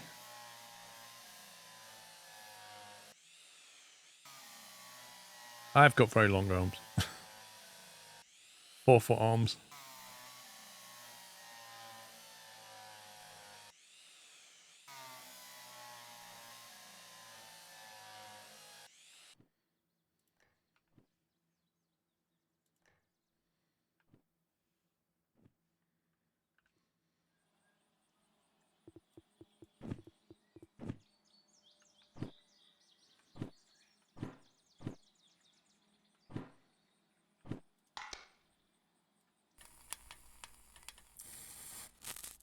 Can I see you stream on YouTube weekends? Do you stream more on Twitch or just weekends? I stream on both, so if I'm live on one, I'm live on the other now.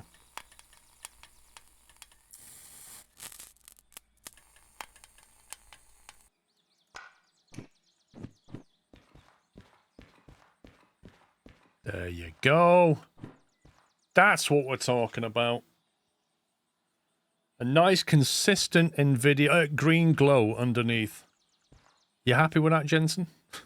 Worth a 5090? I reckon that's worth a 5090.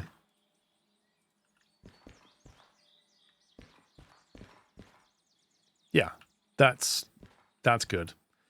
No more distracting green light up here. And it looks good down there.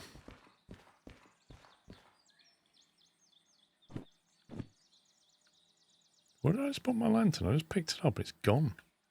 The heck?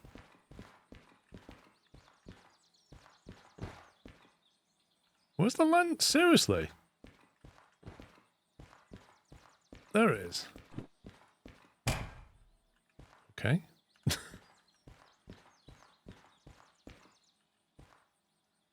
I'm just going to leave that lit over there, because why not? Right, we've got the bracket for this and that. Bit of solder.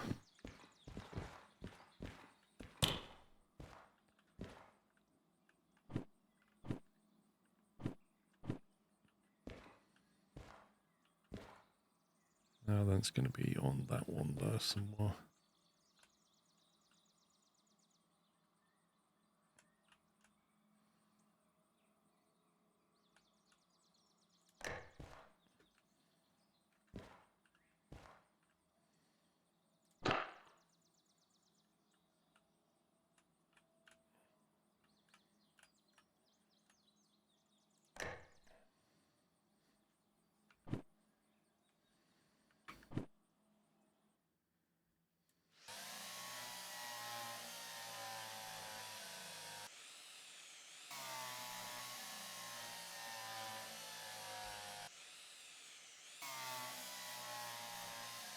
A burning lantern left alone in a wooden shed, it'll be fine.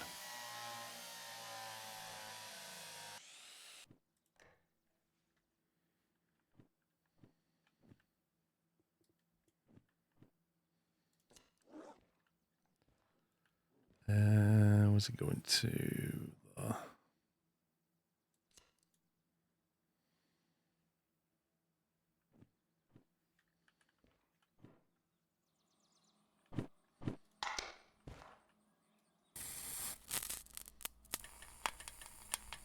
What do you mean? Okay, where I am, quite nice. Cold, dry, sunny.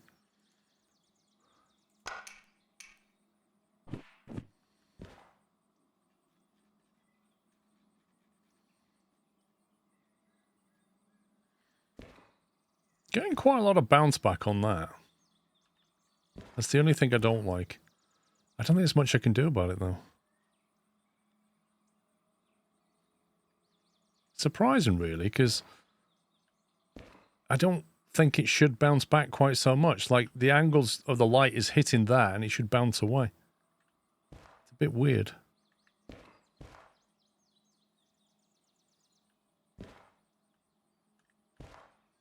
Apart from that, to get the old clock in there now, don't we? 2 little brackets, just need some solder. Actually, did I... Wait a minute, what did I bring? I've got a clock and a LED bar. And... Brakes and a clock. Clinometer, I should probably go in here somewhere.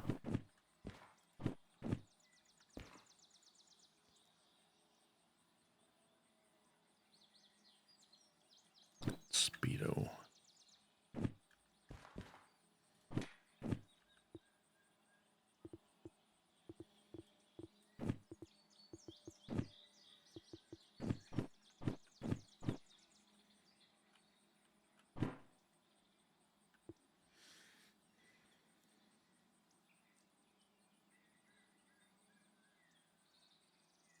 Should be it. Takes a while to kit a train out, doesn't it? Blimey. I could get on that shelf, it'd be really helpful.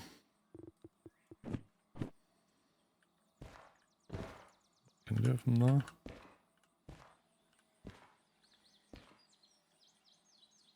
Oh, really? Aha.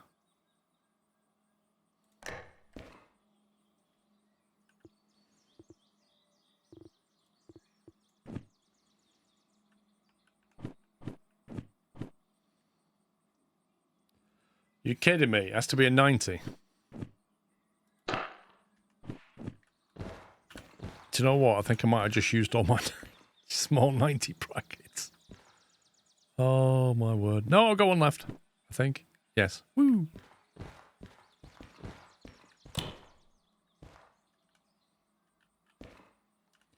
I can't teleport on here. I'm not allowed to.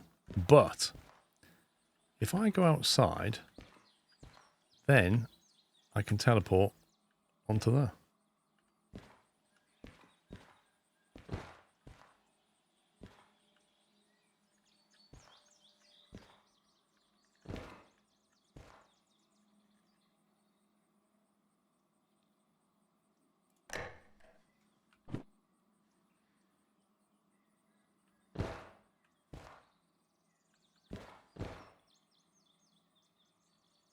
Is that what I used on the last one? Did I use that bracket in the last one? Well, that was flat mounted.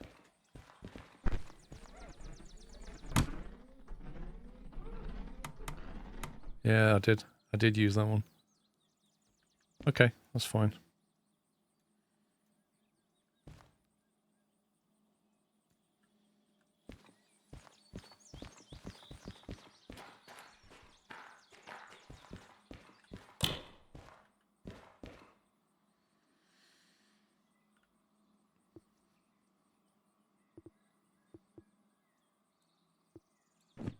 So then we've got the the brake cylinder and the digital clock.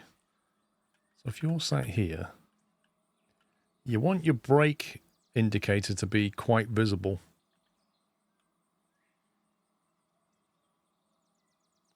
You could mount it side on though. That would actually work. If I had a 90 bracket. I don't think a little bracket's going to work. Unless it'll let me rotate it in particular. Oh, that is not fair. That's a weird angle. Look, I can't quite line that up.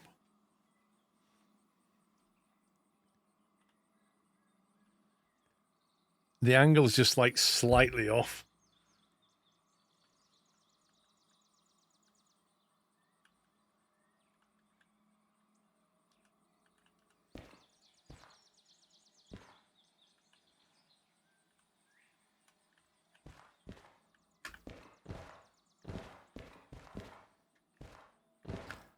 I do have 190 left, I think. I'm trying to convince... There we go. Trying to let it... Convince the game to let me on there.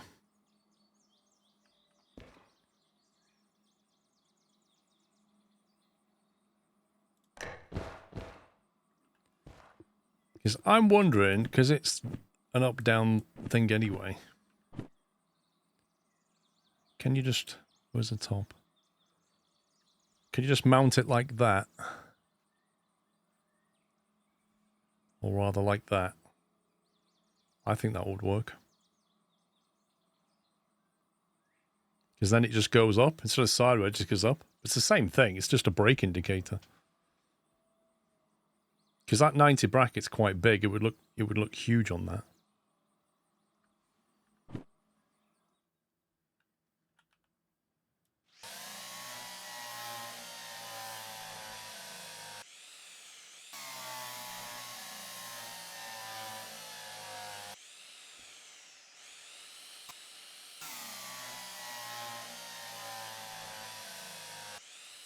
Exactly, it's like it is on the remote.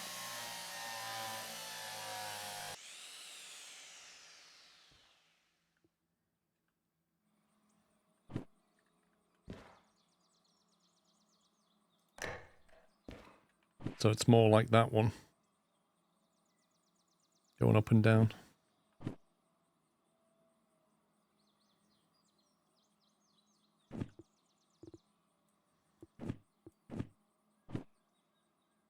God, which way is up?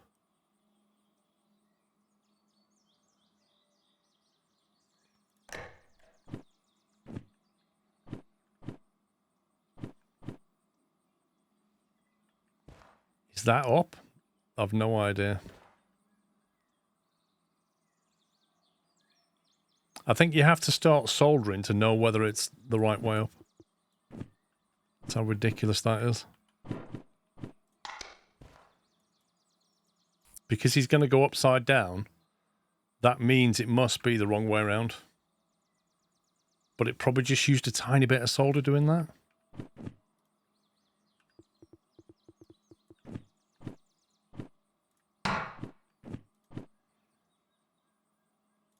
So in theory, that's the right way. Yeah, you see how it's going in like that now, and not like that.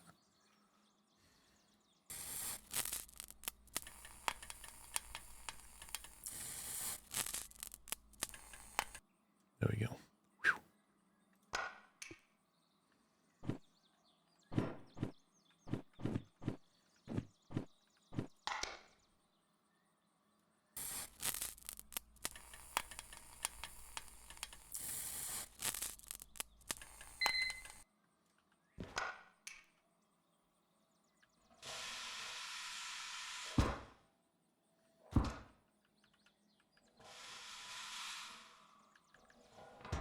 Lovely. Works a treat. And then we probably want the clinometer to be like... I mean, there's no view there, so if you could get it there, that would be alright, but I don't think it's going to mount there. Even if we do that, I don't think... It will mount. No. Oh, hang on. It would go like that, actually. It could sit there like that. It's not terrible. It's dead space anyway.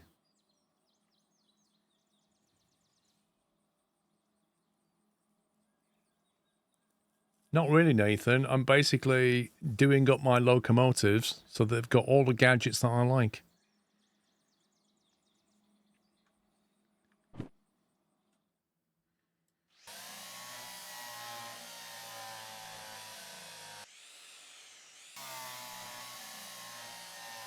And a clock below it, yeah? Why not?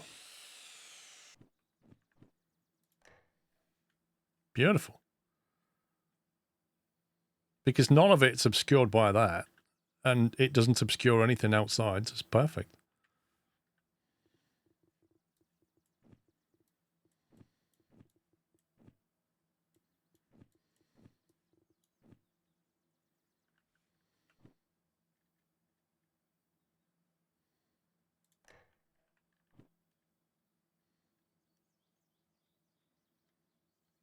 I haven't got a Scooby-Doo which way up that's got to be. That's really difficult. That way, maybe?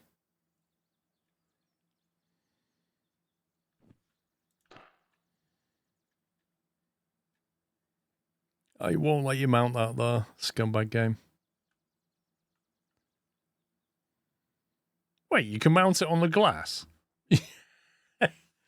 You can't mount it here on metal, but you can literally mount it on glass. That's incredible. If I put it here, it's like having a HUD.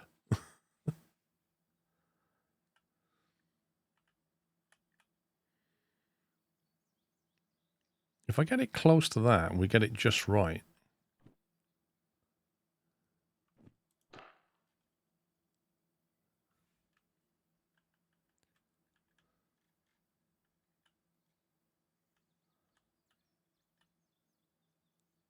Tuck it up like that.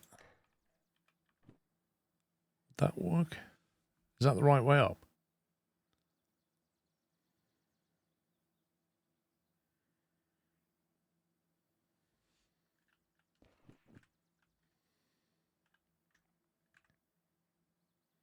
The trouble with the Speedo is it's not really related to the Speedo. I mean, it might work.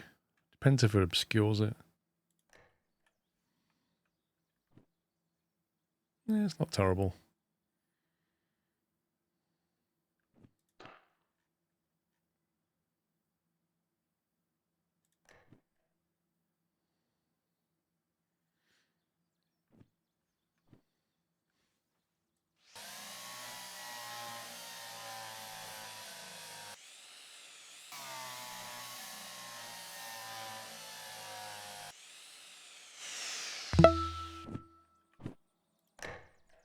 "107 months without a single derailment.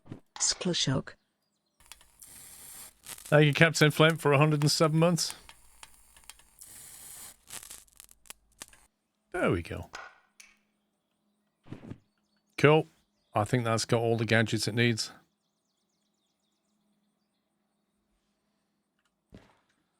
The only thing to add potentially is rear...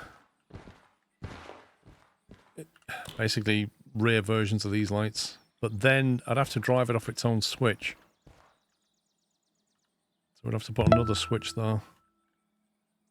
Happy 101.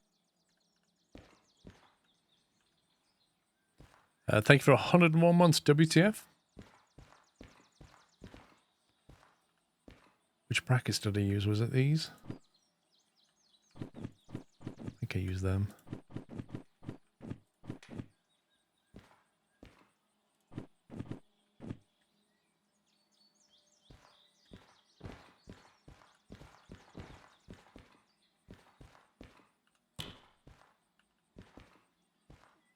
No, did I? Yes, I did.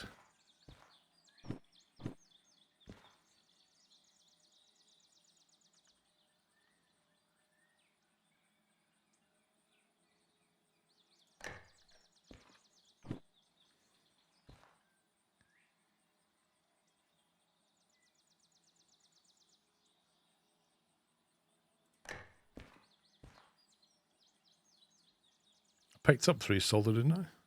Well, I got 4 actually. What I don't have are the actual lamps.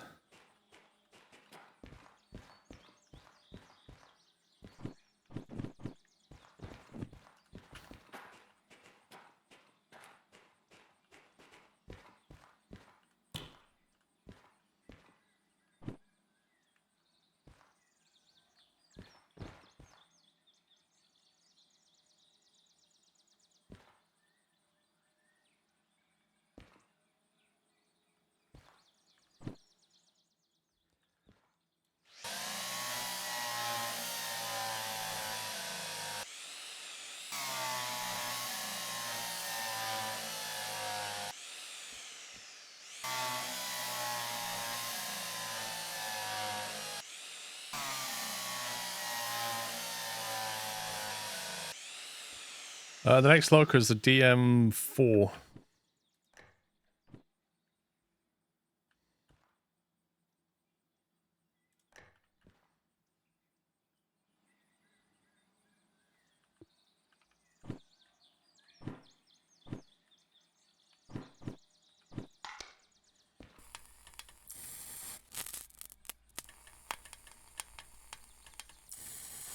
I'm going to get on it, Hat Max. I was going to do some Derail Valley videos last week, but I stopped because of the... You know, I told you about the audio, not a copyright strike, but the audio claim on the bird sounds within the game. And I messaged the dev about it, and he's basically having a look into it. So if I can get that cleared... It's not worth me making videos for Derail Valley if I'm going to upload them and then the bird sounds are going to cause a copyright claim and then I lose all money for the video because there's some bird sound in the video. Yeah, it's ridiculous. You hear those birds there? There's been claims on that. It's absolutely absurd. But the dev's looking into it, so we'll see. I think what he did was he listened to my video where the audio was, and then he took that audio, put it in a video, uploaded it to their channel, unlisted, and it was just a screenshot of Derail Valley and just that audio playing. And sure enough, in came the monetization claim, and I think he's challenging it with the YouTube, and then seeing what happens.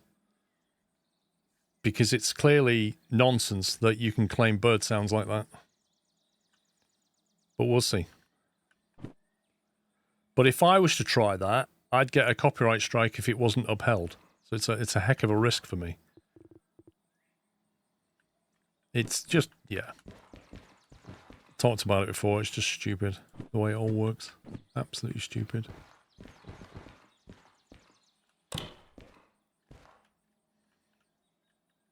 Who's the claimant? 1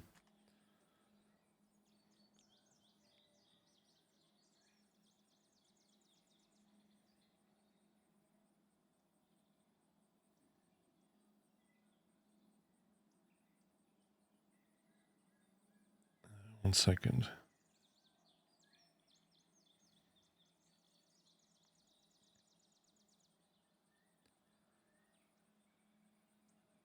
There we go. Derail Valley. So Sunday the 26th of January. Visibility of your video is not impacted, but you can no longer monetize it. The copyright owner is now either monetizing it or receiving analytics about it. This is not a copyright strike and does not affect your channel. Content used. Countryside Theatre Sound. Content owners. Hawk for a third party. Hawk, H-A-A-W-K. Hawk for a third party. And it's Countryside Theatre Sound. So they've got some bit of audio that is from the countryside, and then the bot goes round and goes, oh, that's Countryside Sounds, we'll have that. We'll just take all your money, thanks very much.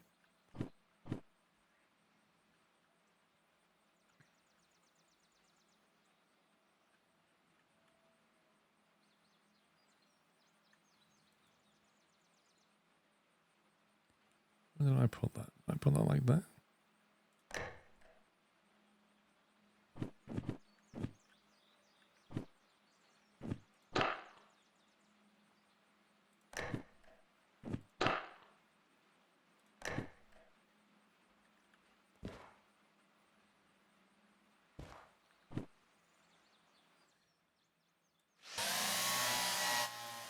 You see copyright claims on classical music that a person is clearly playing in the video. Stuff like centuries past copyright. Okay, so music is actually slightly different. Music is protected under a copyright. The original creator of the music has a 25-year or a 50-year copyright on it. However, you can copyright a performance of the work. So if you want to take Beethoven's Fifth and then you gather an orchestra together and play it, you can effectively copyright that performance of it. Yeah. Same as if you take somebody's song and you do like an a cappella version of it, or you completely change the instrumentation, you can re-copyright that. And that's a copyright on the performance. That's not the same as like bird sounds. I don't quite understand how bird sounds can be copyrighted, but there you go. Oh, you scumbag game. Why do you have to do that?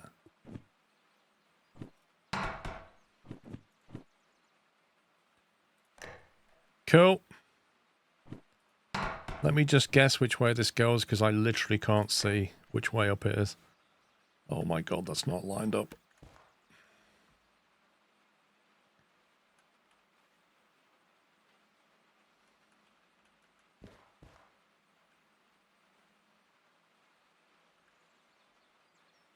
Oh well, you won't notice when you're like that. He says, trying to convince himself.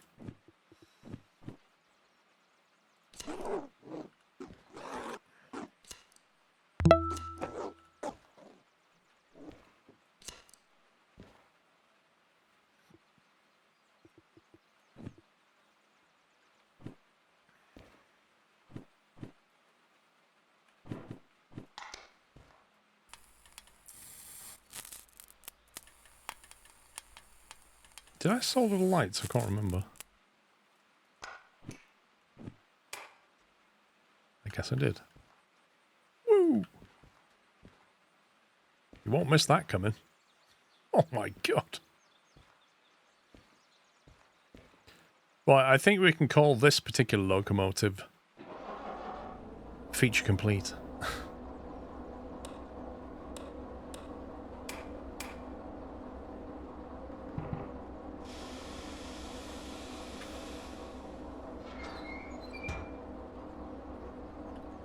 It has been well and truly pimped.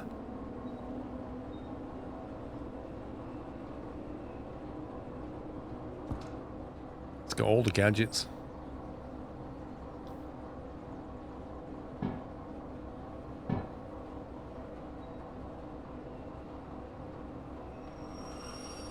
Yeah, but a photograph is a piece of work in and of itself, isn't it? It's a creation. If you just sit with a microphone, that's not really a creation.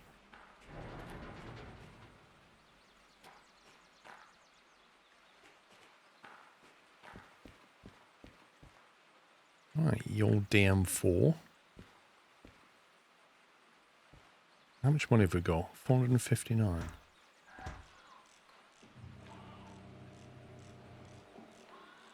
Sorry, DM3. Yeah.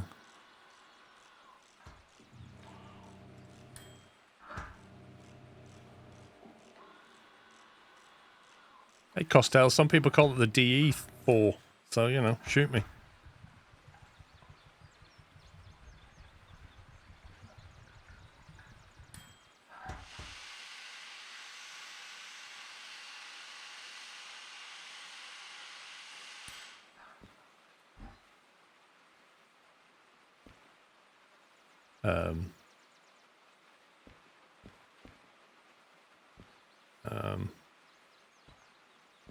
Where's the...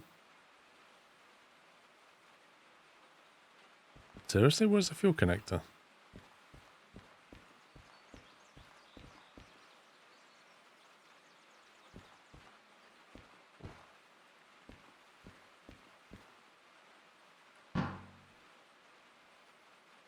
Well, that's not very convenient, is it?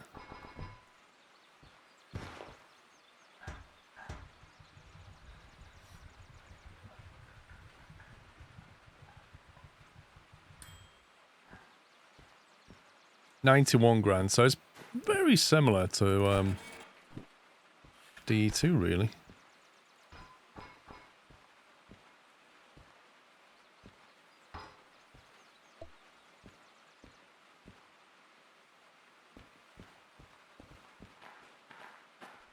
Why is it so misty in here? This is so weird.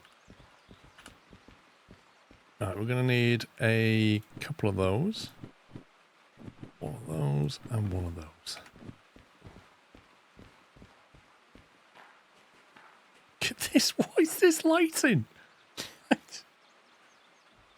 Like the second coming? What is this? Oh. Jeez, man.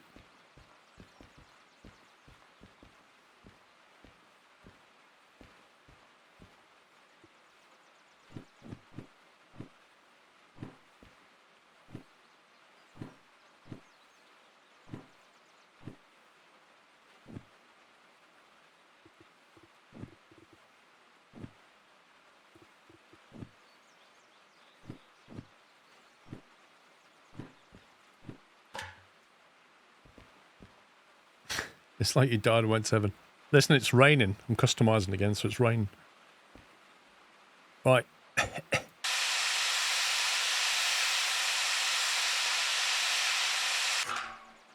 can't see a thing. There we go. Oh, there's a lot of polyfiller going on in that.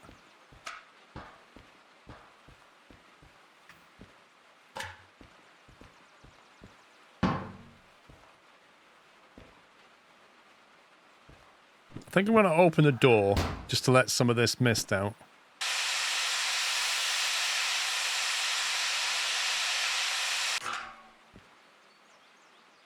Yeah, so this one is actually... Have a look.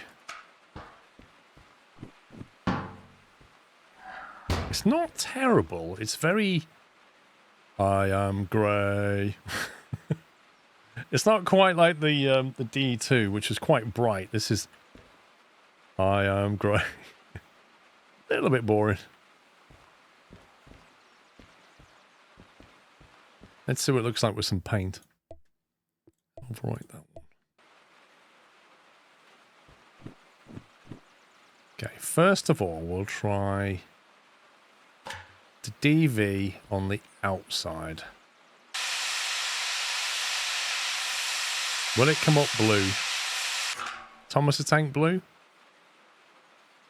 Yeah. Which, you know, I quite like. I think that's nice. There is absolutely nothing wrong with that. Where's the... Okay, so what would demo look like on the inside?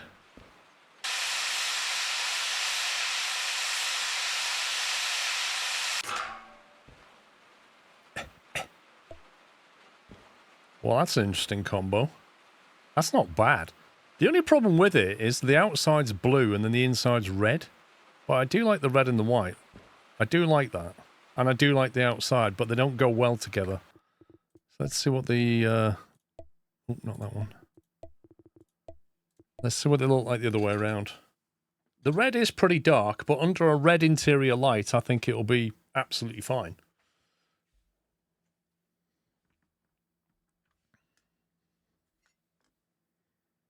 Oh, forgot to drink my tea again. Yeah, the contrast is not ideal. Like a bright blue on the outside and a red on the inside is not ideal.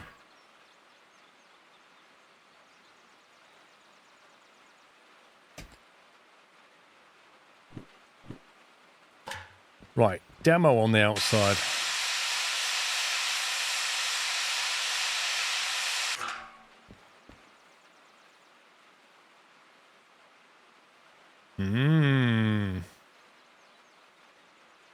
That is interesting and would go with the interior demo paint.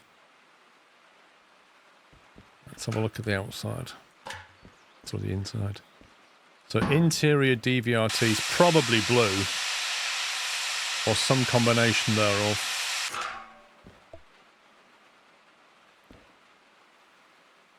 Or maybe it's just dull. That's barely better than what you had before. It was monotone grey, and they've gone, oh, we'll just put a bit of black here. Oh, yeah, I'll do. Paying for that? What's going on?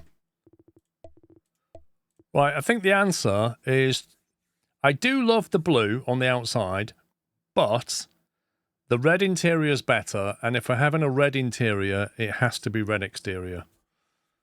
So therefore, we're going to have to spend a lot of money on 2 demo paints.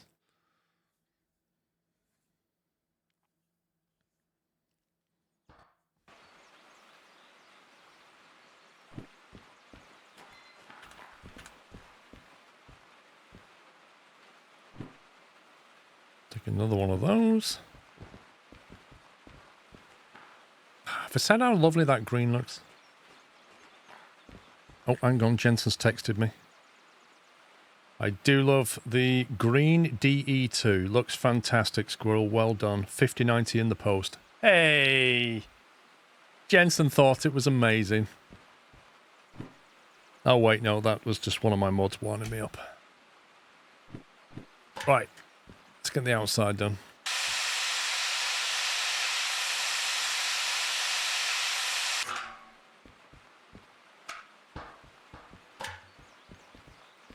And on the inside.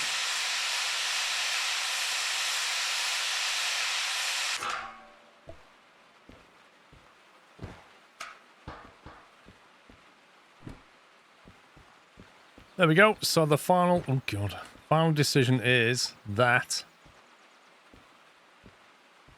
That looks rather splendid, I have to say.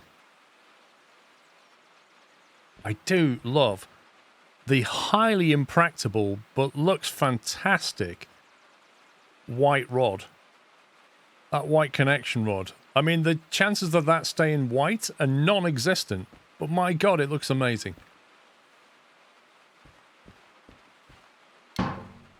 Meanwhile, on the inside, you've got red looking outside on red, and that's splendid. Almost needs a red underglow. What? PJ, mate. If I was to put red underglow under that, what do you think Jensen would say about that?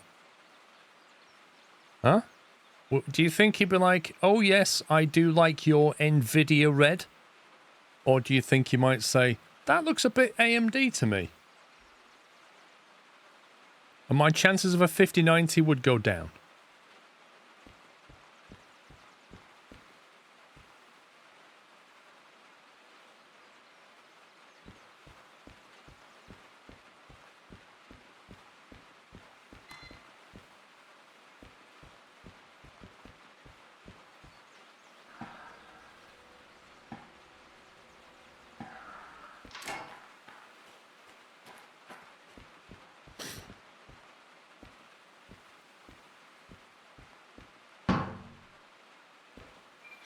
I love the ship steering wheel handbrake. Fabulous.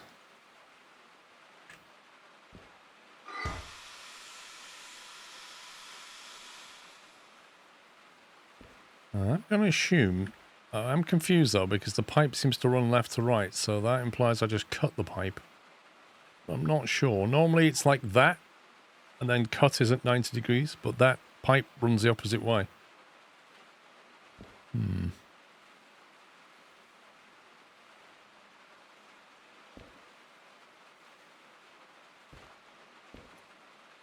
Dash light, cab lights, electrics.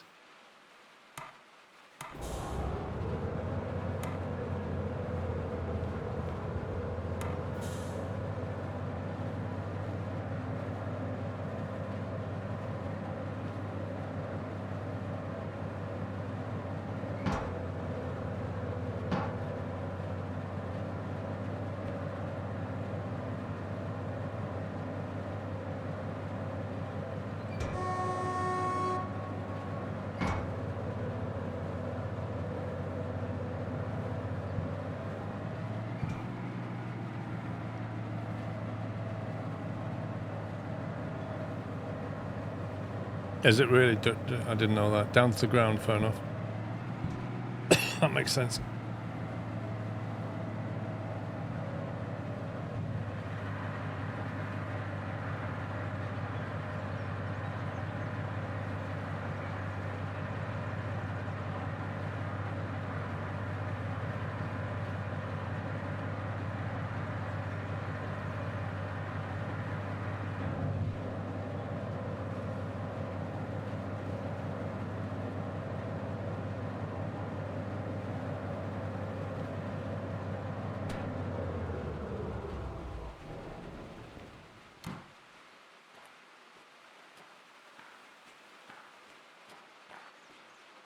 Right, where's this bay? Is it that one? No, it's a D2, DM3.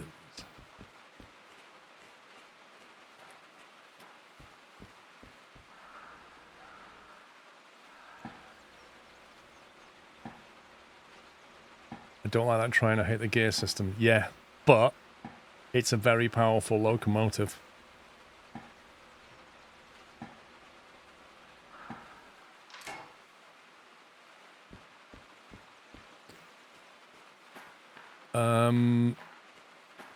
Not sure how many... I think the drive arm is here. So basically, the engine transmission powers that, and then through the connection rod, it's transmitted to the wheels, Mustafa, I believe is how it works. DM3, there we go.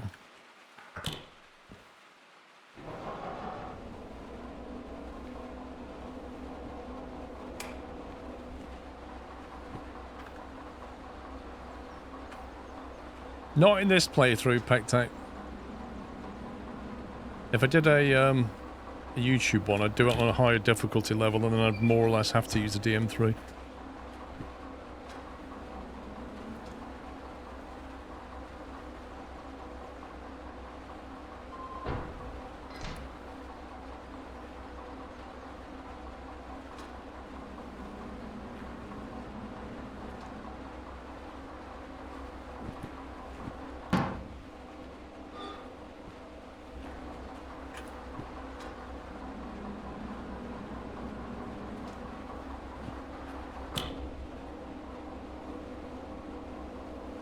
What have I left on?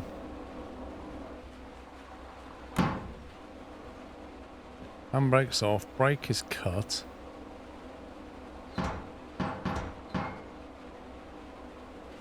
There we go.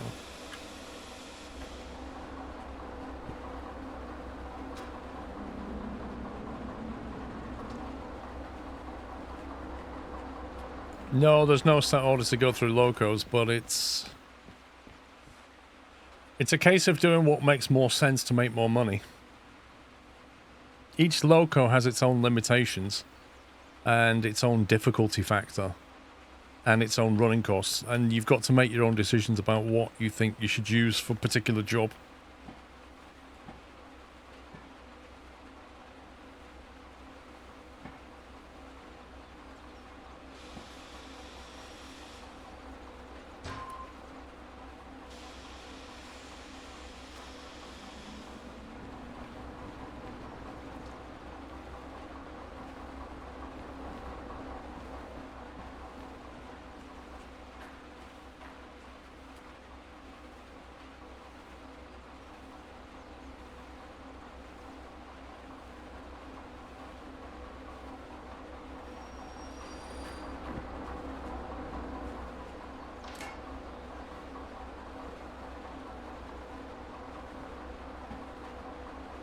Yeah, sadly, Bone, I think the only way to get liveries on is via a mod, which is a bit frustrating.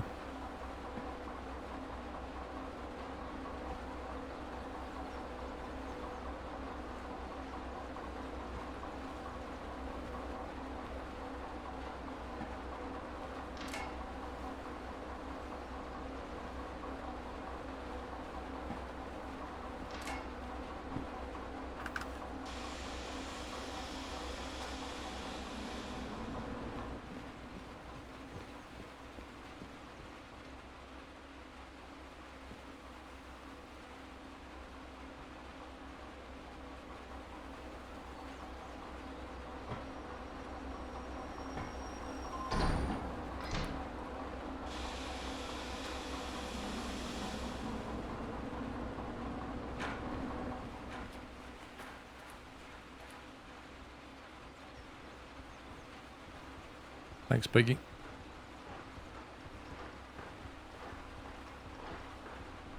Are they pure electric? The only pure electric is the little B2 battery shunter thing. At the moment. But he is going to be adding electric catenary lines in at some point.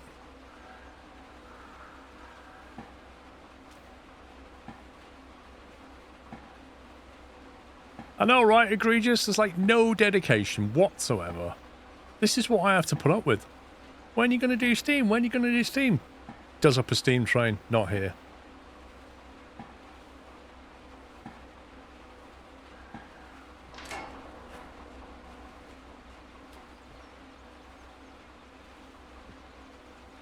Now, which bay do I need to put this? I gotta put it in this bay to get that, and then I gotta bring it over to this bay, I guess, to get the water, and then we gotta put it in this bay to get the coal. So I guess I've got to repair it first in this bay.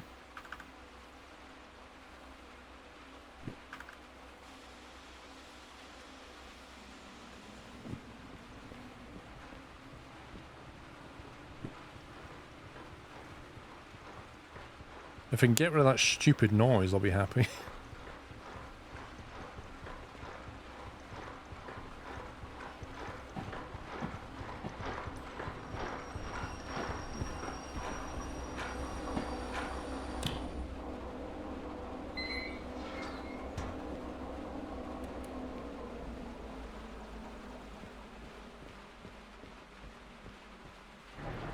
How much money have we got? 368. Huh. Wait a minute.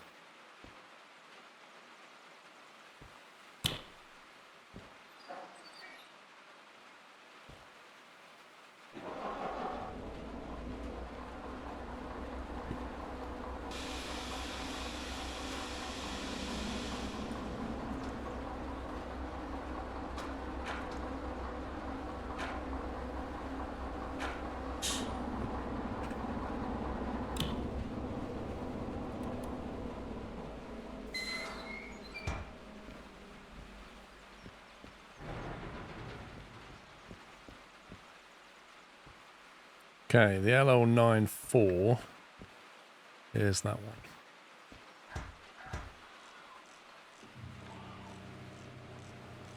I reckon this is going to be like either 100 or maybe like 120, possibly 150k to fix up. I've got to put all the coal in there as well, yeah.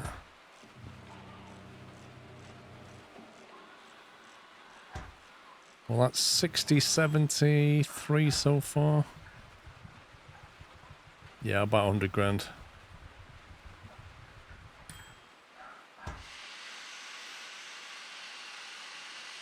Mustafa has a little generator on it so you can generate electricity for a lamp. 74, that's not terrible actually. Not terrible.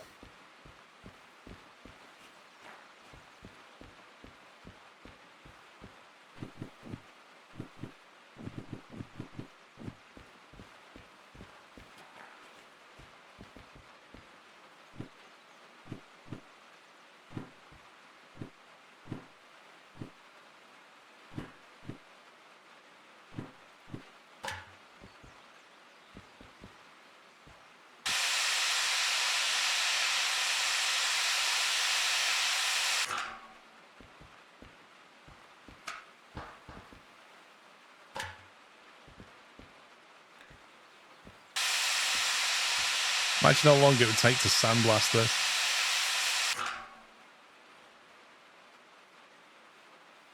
Okay, it's gone full plain grey on us. I do like this gold trim. That's lovely. Look at that brass. Beautiful.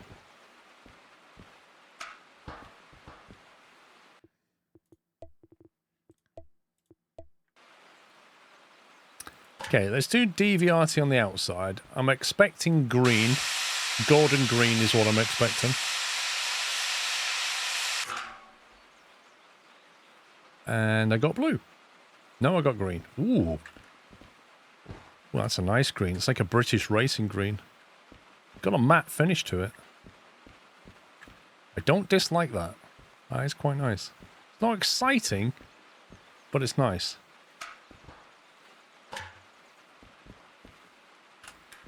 Okay. And demo paint on the inside gives you a very black. You got a red. It's weird, this one. You've got a bit of a red trim going on down the bottom here. And then you've got a very black back wall and front wall. Although that looks a bit like a wood panel almost. That is almost like a wood panel. And then a white roof. It's okay. I don't love it. I don't hate it. Classy, I suppose. Dark red, black. Classy, but not terribly exciting. Swap them round. You see, I think the Flying Scotsman had a lighter green than that. The problem with black is if you put any kind of interior lamp in there, it doesn't help a great deal. You kind of want a lighter interior at night. I don't like the really dark interiors at night. They're horrible. Right, let's go DVRT on the inside.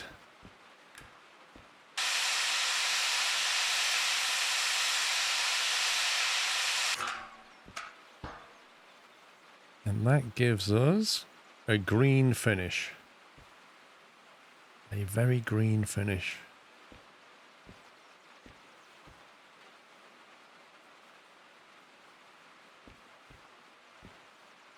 I could live with that personally, but it depends what it's going to do with the outside.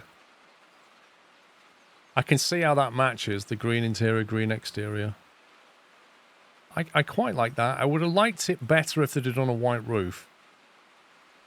But we'll see.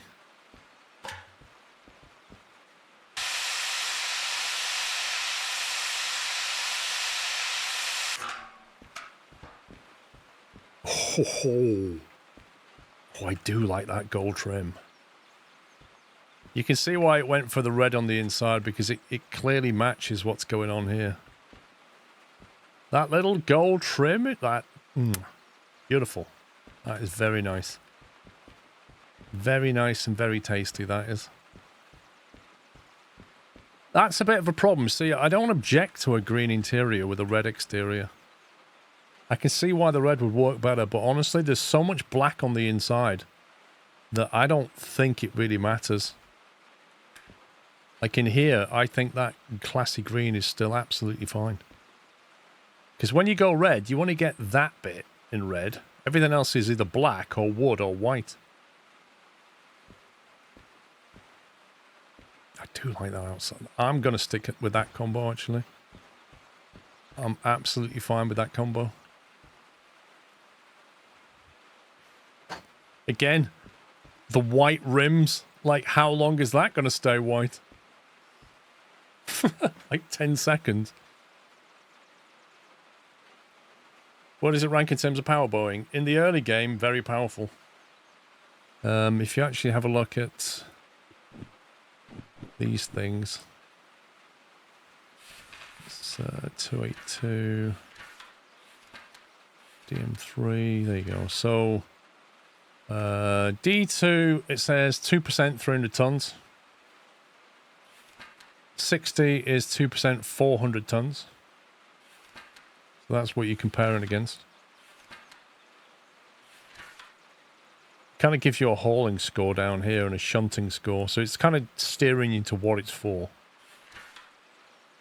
This is like high ease of operation, high shunting. Look at the maintenance score on this. What effectively it's saying this is a difficult to operate, low maintenance shunter, which is what its job is. Yeah, it's a shunter with a very low maintenance, but it is tricky to operate. Whereas this is a very easy to operate shunter with medium kind of maintenance on it.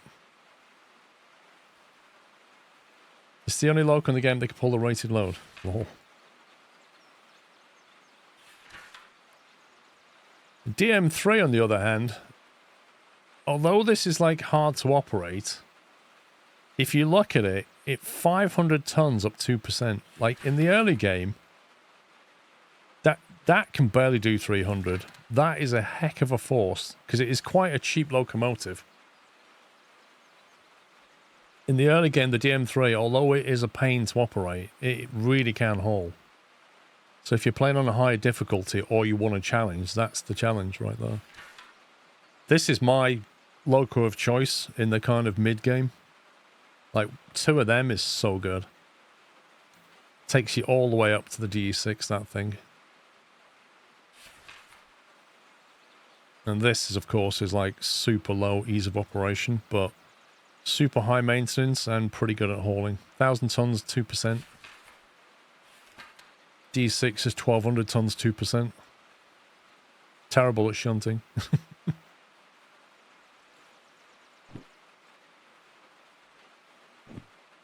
So there's no right way of doing it. It's just a choice.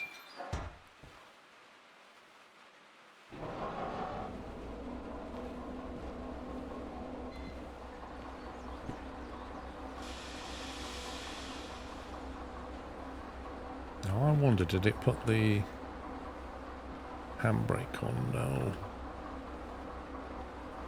Where's the brake cut on this?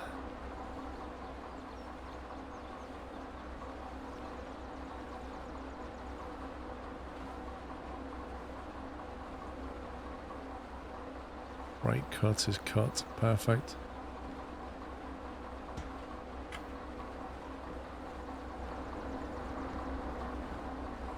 I did forget to lube the rails. Thank you for reminding me, because this is something that you do have to do on the steams.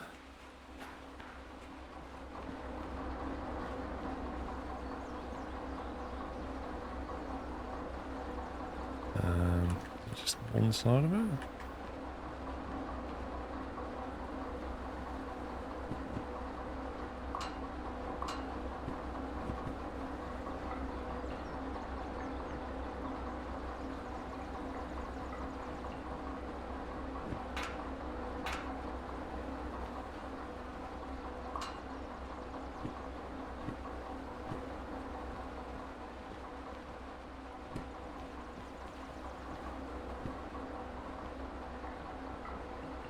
So yeah, maintenance is a bit of a pain.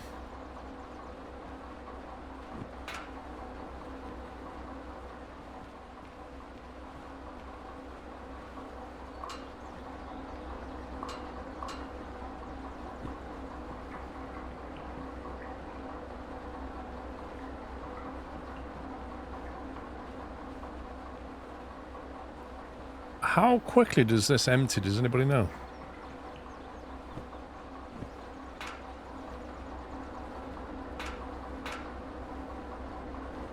Just the 3, I think, isn't it?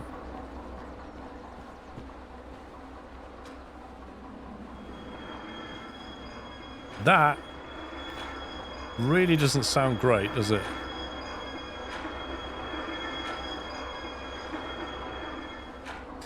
That sounds like you forgot to do something kind of noise.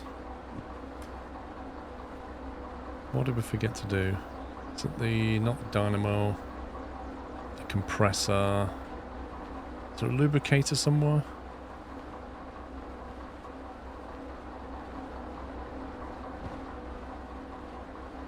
What's this? Lubrication, there we go.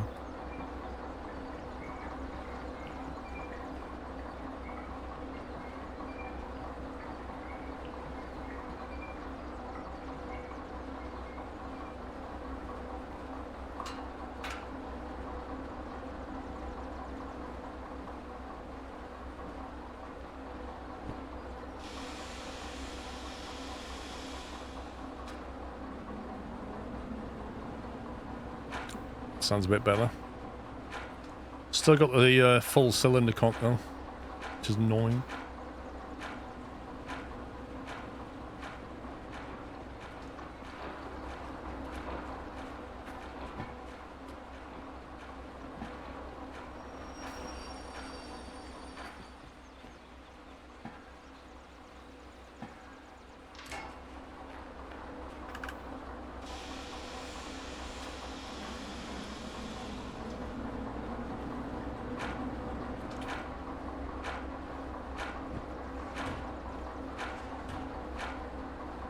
2 water tanks. Greedy.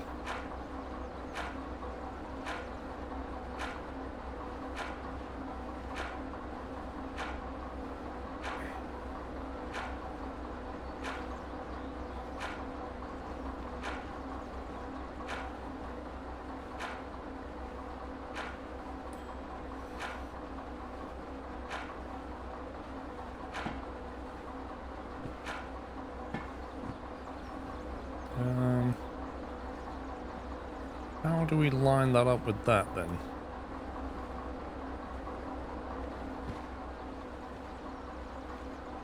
Oh god.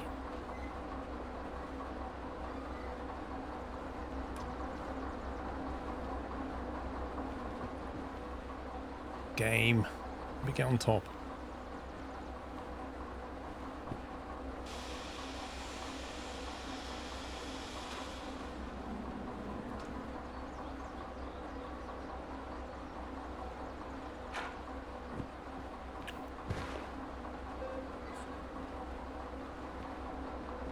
Misaligned.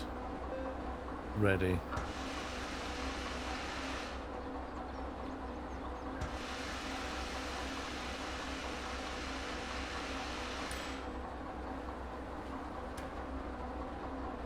So here's the question, how do we fill that one up? Or do we not need to bother? Is it all the same tank?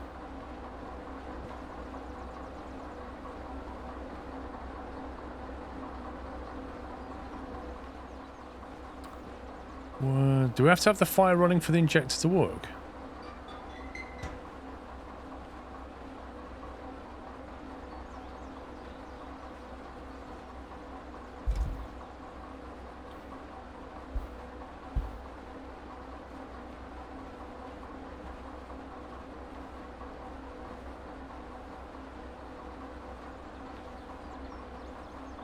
Why is that not filling?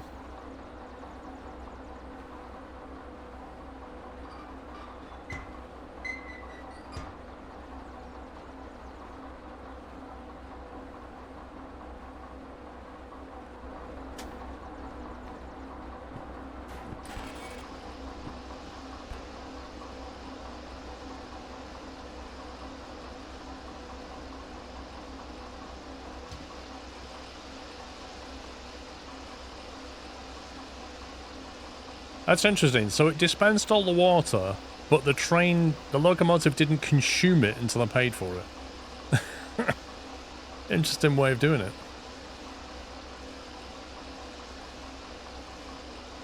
Still not going up.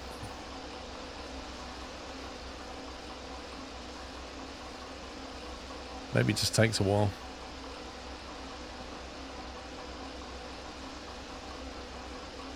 You do. You quite literally need a decryption key for the water.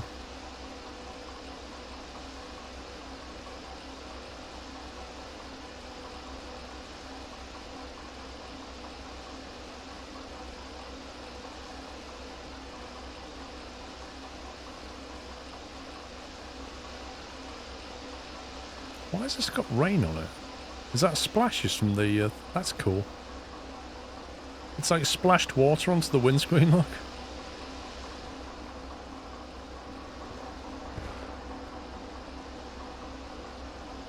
You can actually see with this thing that it's consuming water from there. I'm just going to let that do its thing. We'll move these trains out of the way.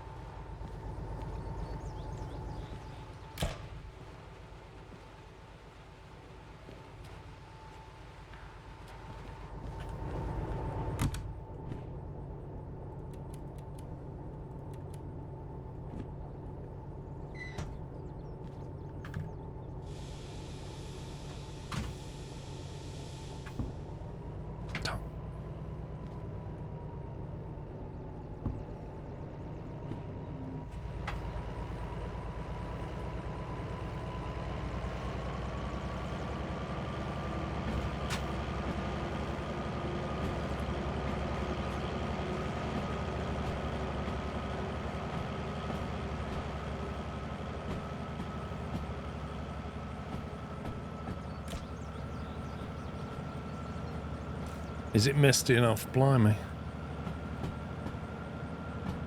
It's like 100-yard visibility, if that.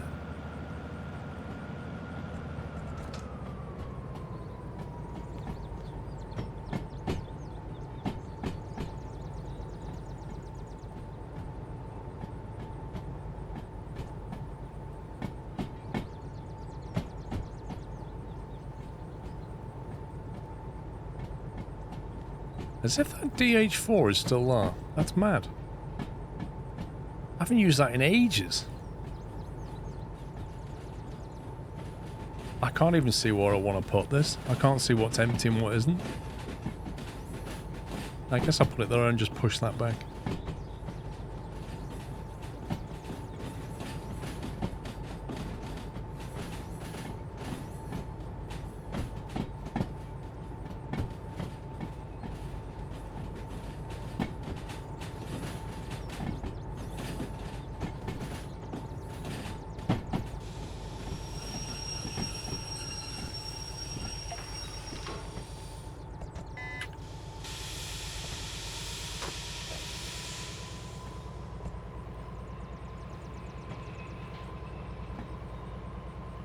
Wow.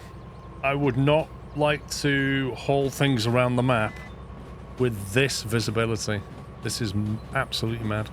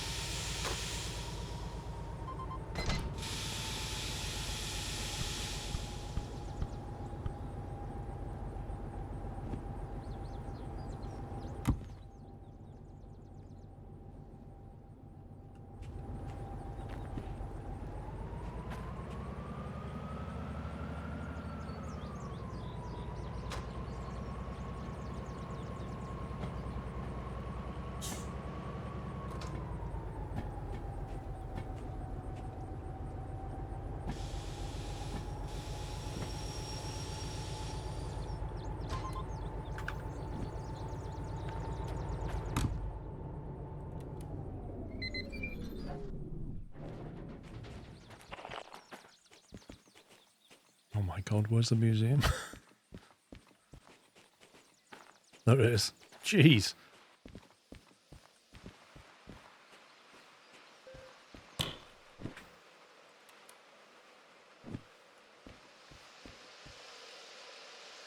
Still going. And that's still not moved.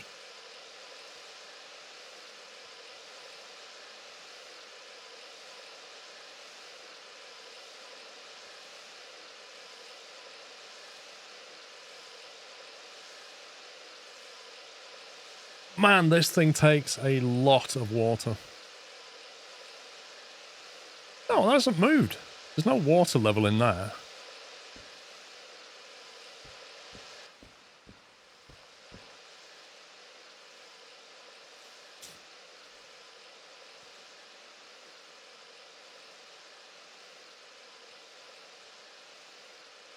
Press F for the UI to see the tank level better.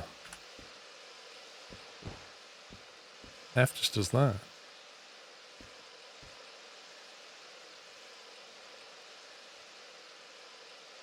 The red wheel under it doesn't move.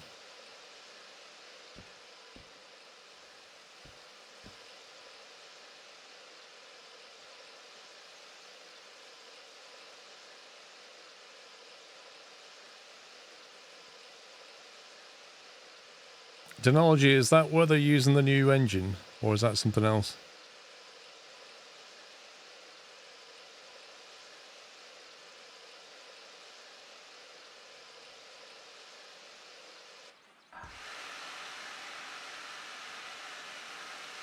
Well, they were moving to a new Unreal Engine, and they were moving to...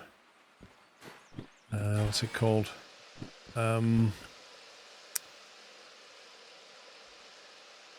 What's the engine they use for all the... Right, so it is the new engine stuff. They're moving to UE5 and they're moving to a new engine that does all the physics for the soil and that voxel, that's it. Voxel 2 or 3, something like that. They were moving up some major version of stuff. Yeah, this doesn't spin at all. F doesn't do anything here.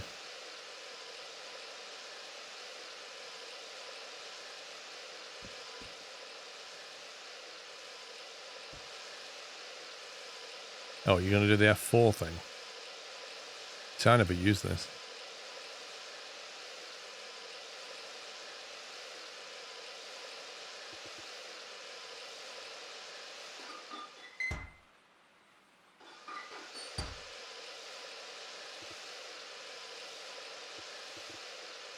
So his injector's on 100%, water's on nothing?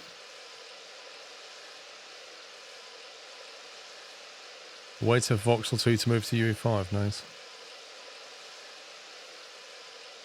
3.7.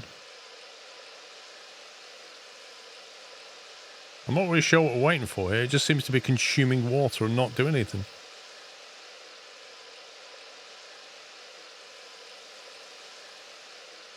It takes 2 tanks to fill the boiler. Holy smoke. That's a lot of water.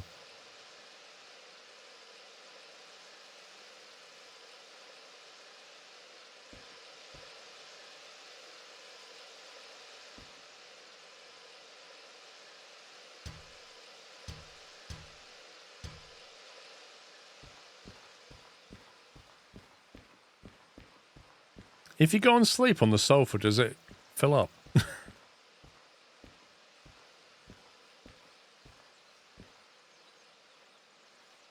Dosh ever got left? 300 grand. Need to do another big job and bring the old cash back. Yeah, it's true, Captain Flint. Just leave it running all week.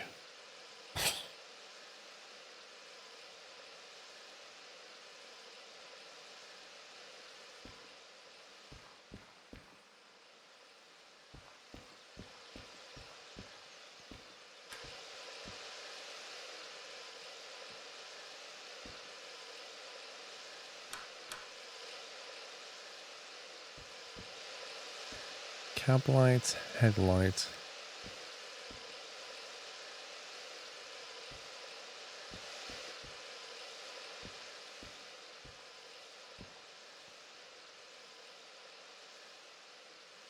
In theory, when you put the dynamo on, you can have lights on there, right?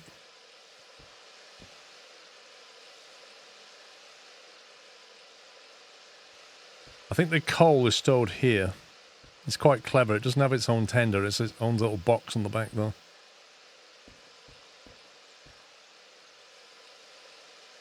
Quite compact.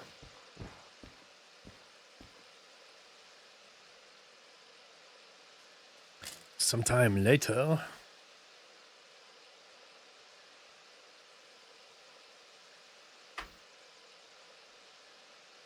It's quite a nice loco, to be honest.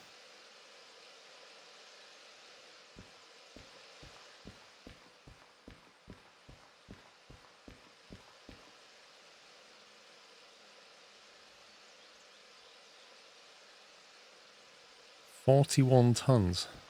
I thought it would be more. I mean, it's more or less taking on 10 tons of water right now. And there was 5,000 in each one. Assume that's litres. Don't think we'll get to take it for a rip today. Freheim's, thank you for 82.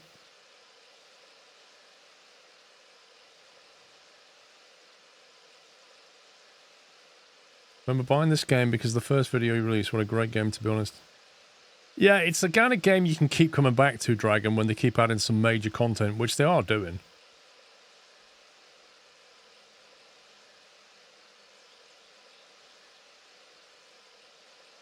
The other steam loco takes 2.5 tenders of water. So it's like as bad as this, but worse.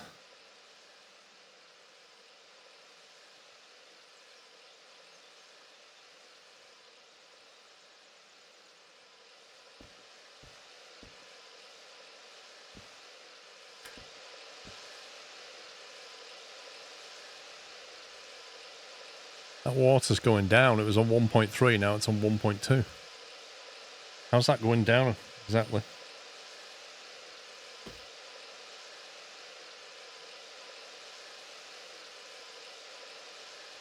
Wait, this thing's dripping water here?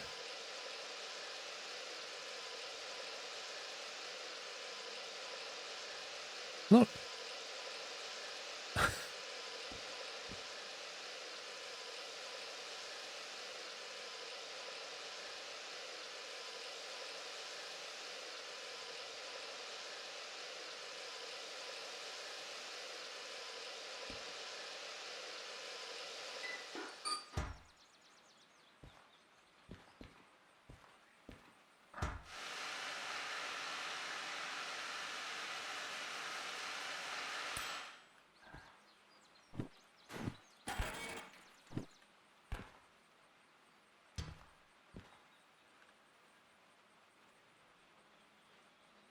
So is that now full? Because to me, that doesn't look like it's full. But who knows?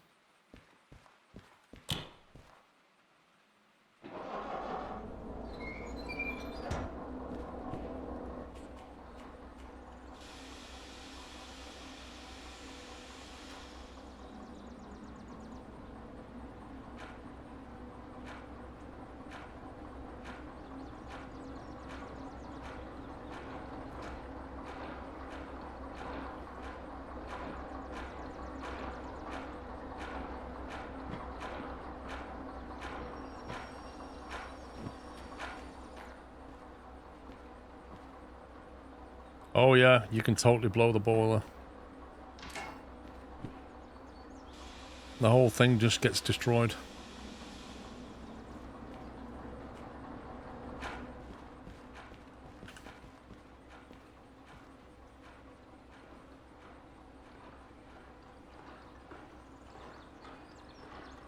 This game has more visible destruction than most simulators, and certainly the most of any train simulator.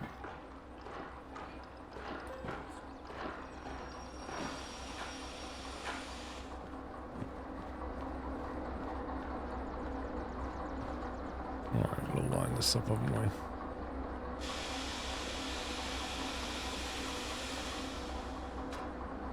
If you're offering bikes and chill, yeah.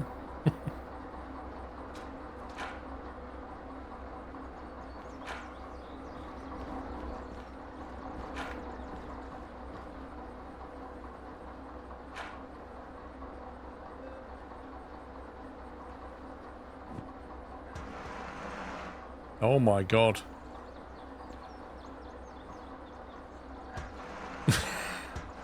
Could you not aim a bit better?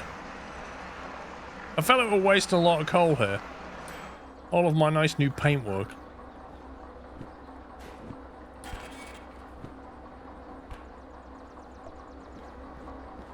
I think that's all of them ticked.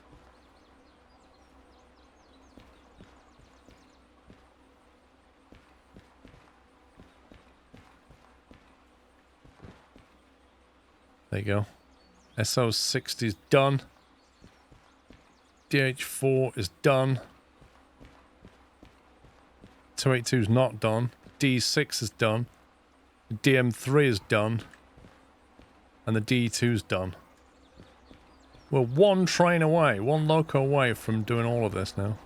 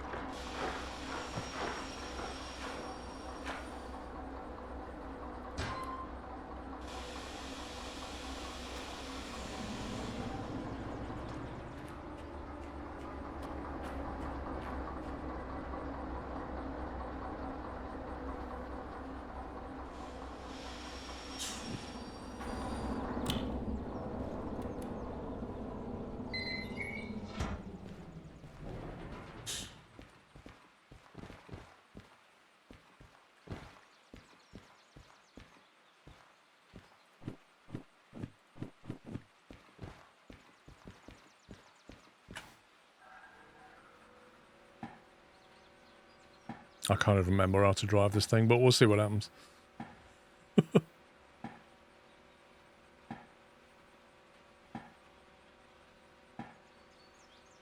I certainly can't remember my shortcut controls for a Steam.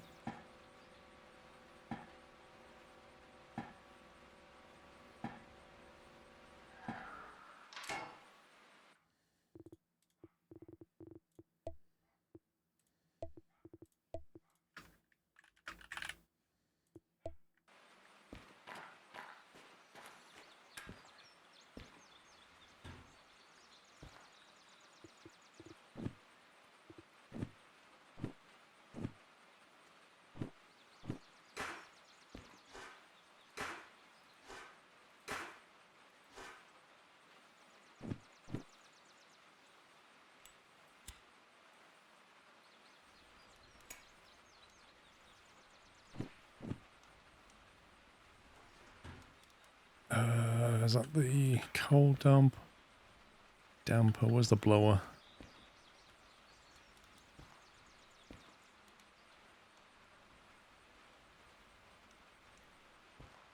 Regulator blower.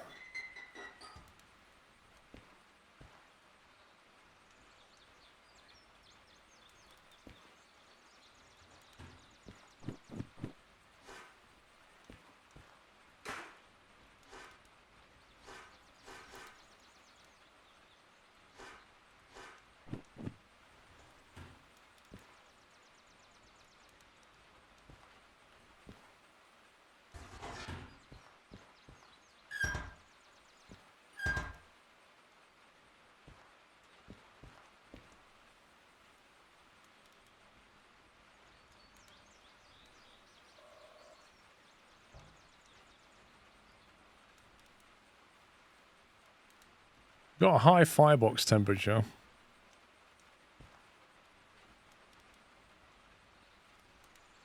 Boiler pressure's not started at all.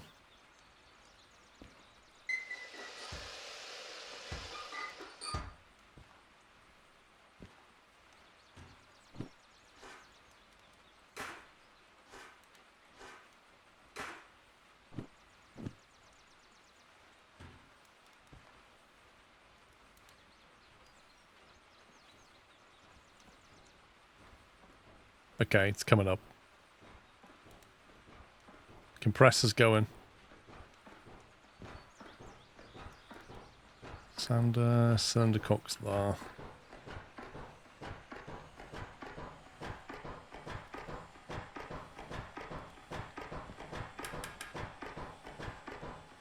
Dynamo going.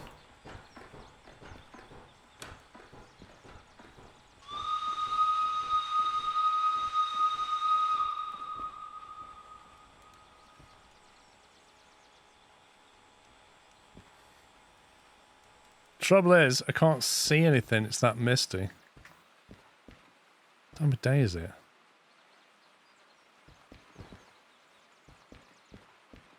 I can't see a darn thing.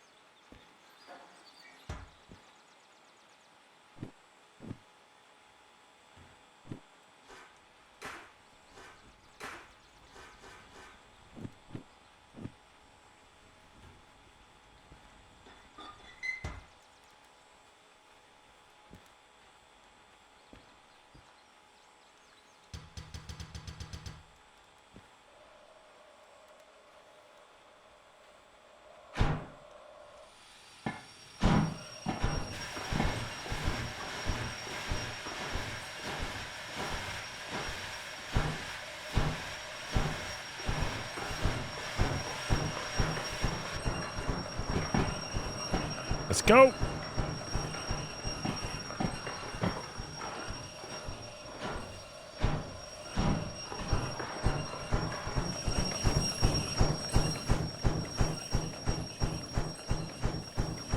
Moving.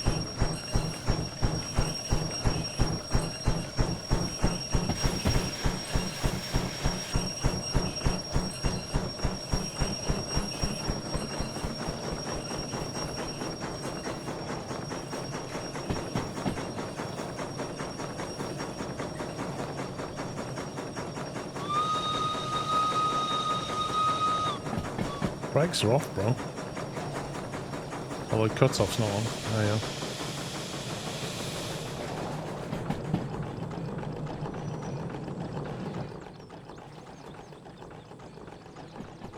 It still sounds like a bag of nuts.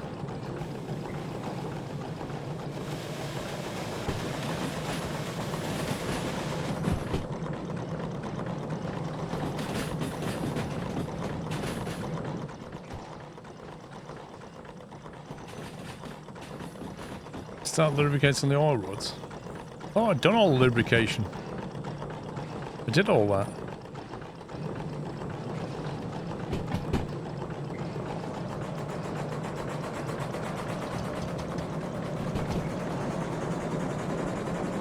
Whoa, picking up speed quickly.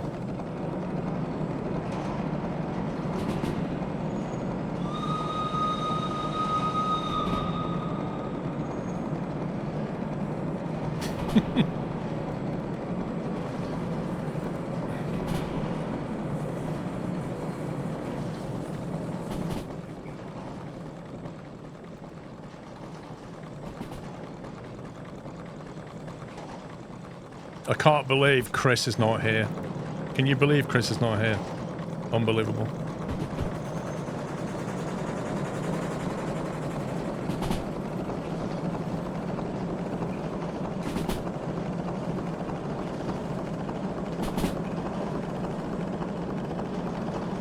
I need to slow down.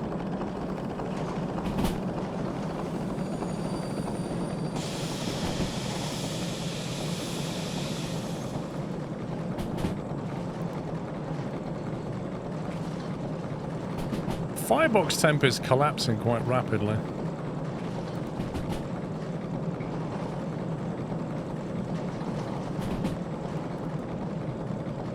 You see that? Something ain't right. I'm not sure what though.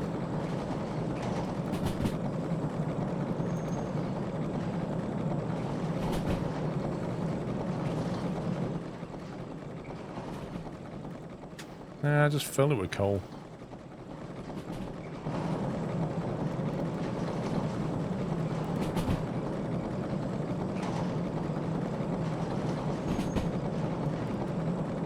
I can't give it some beans, we're coming up to a bend.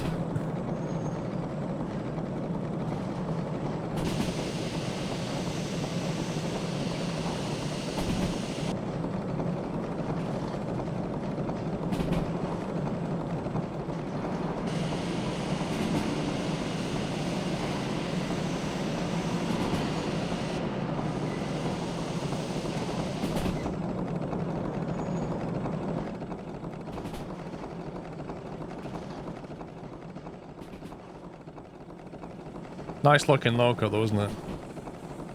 Very classy.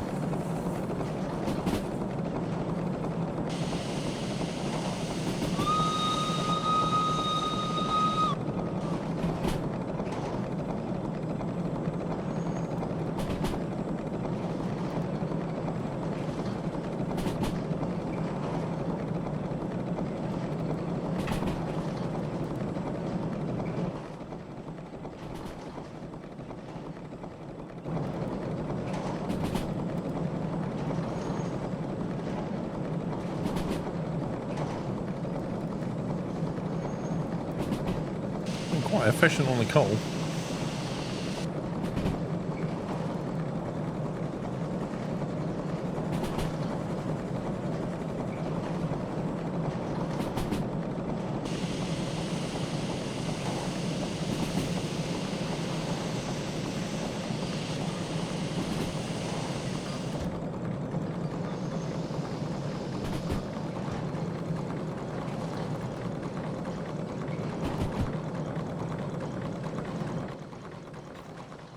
Need some packs, yeah.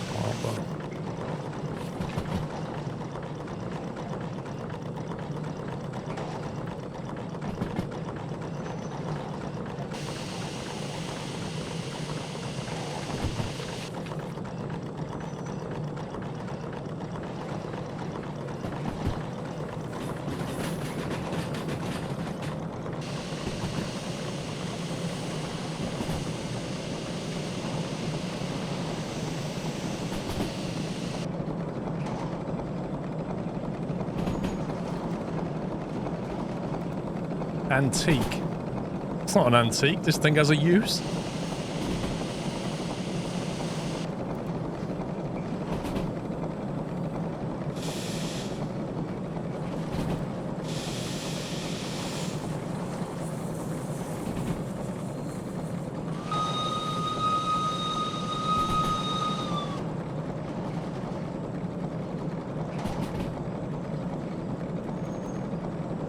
Brand new, freshly restored, exactly.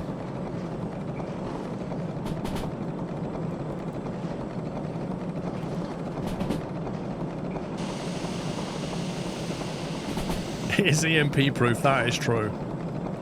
When they drop the EMPs, these things will still be running.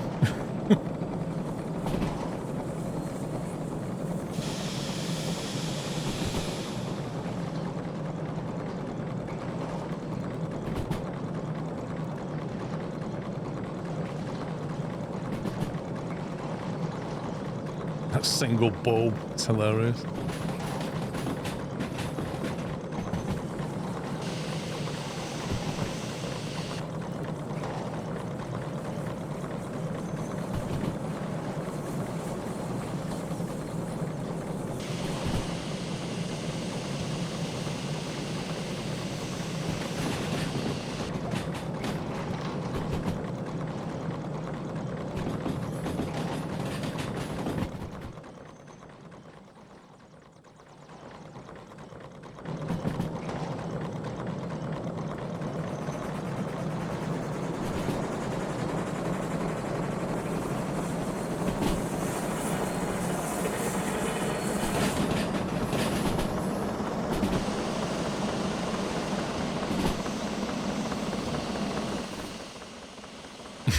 This thing can absolutely shift. That's ridiculous.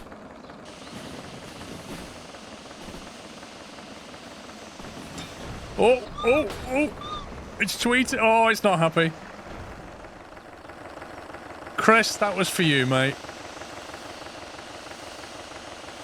That is for Chris.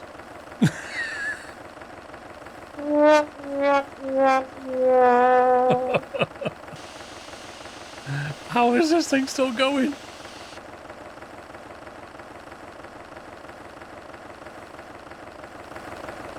Weirdly, the wheels are not spinning. You can actually see the fire inside. That's weird.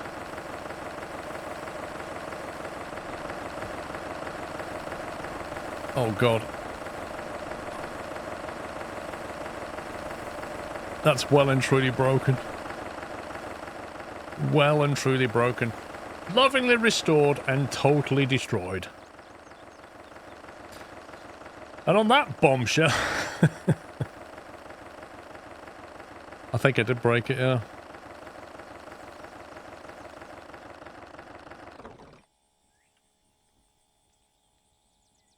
That's it, man. Game over, man. It's game over. Somebody take a screenshot of that and send it to Chris. Look, Chris. He'll cry in his bed tonight. Right. Right, peeps. I am out of here. Next week, what are we doing? I may stream Friday again next week. Friday, Saturday, Sunday, if I can. Thank you for watching. Hope you had fun. Thanks for all your support as ever. Thanks for those that gifted subs and bits, etc. Really appreciate your support. I shall be back next week. Yeah, the schedule will be updated. If you're in our Discord server, you'll see it posted there as well. So if you're not in our Discord server, think about joining. You can get alerts on the streams, and you can see the schedule, etc.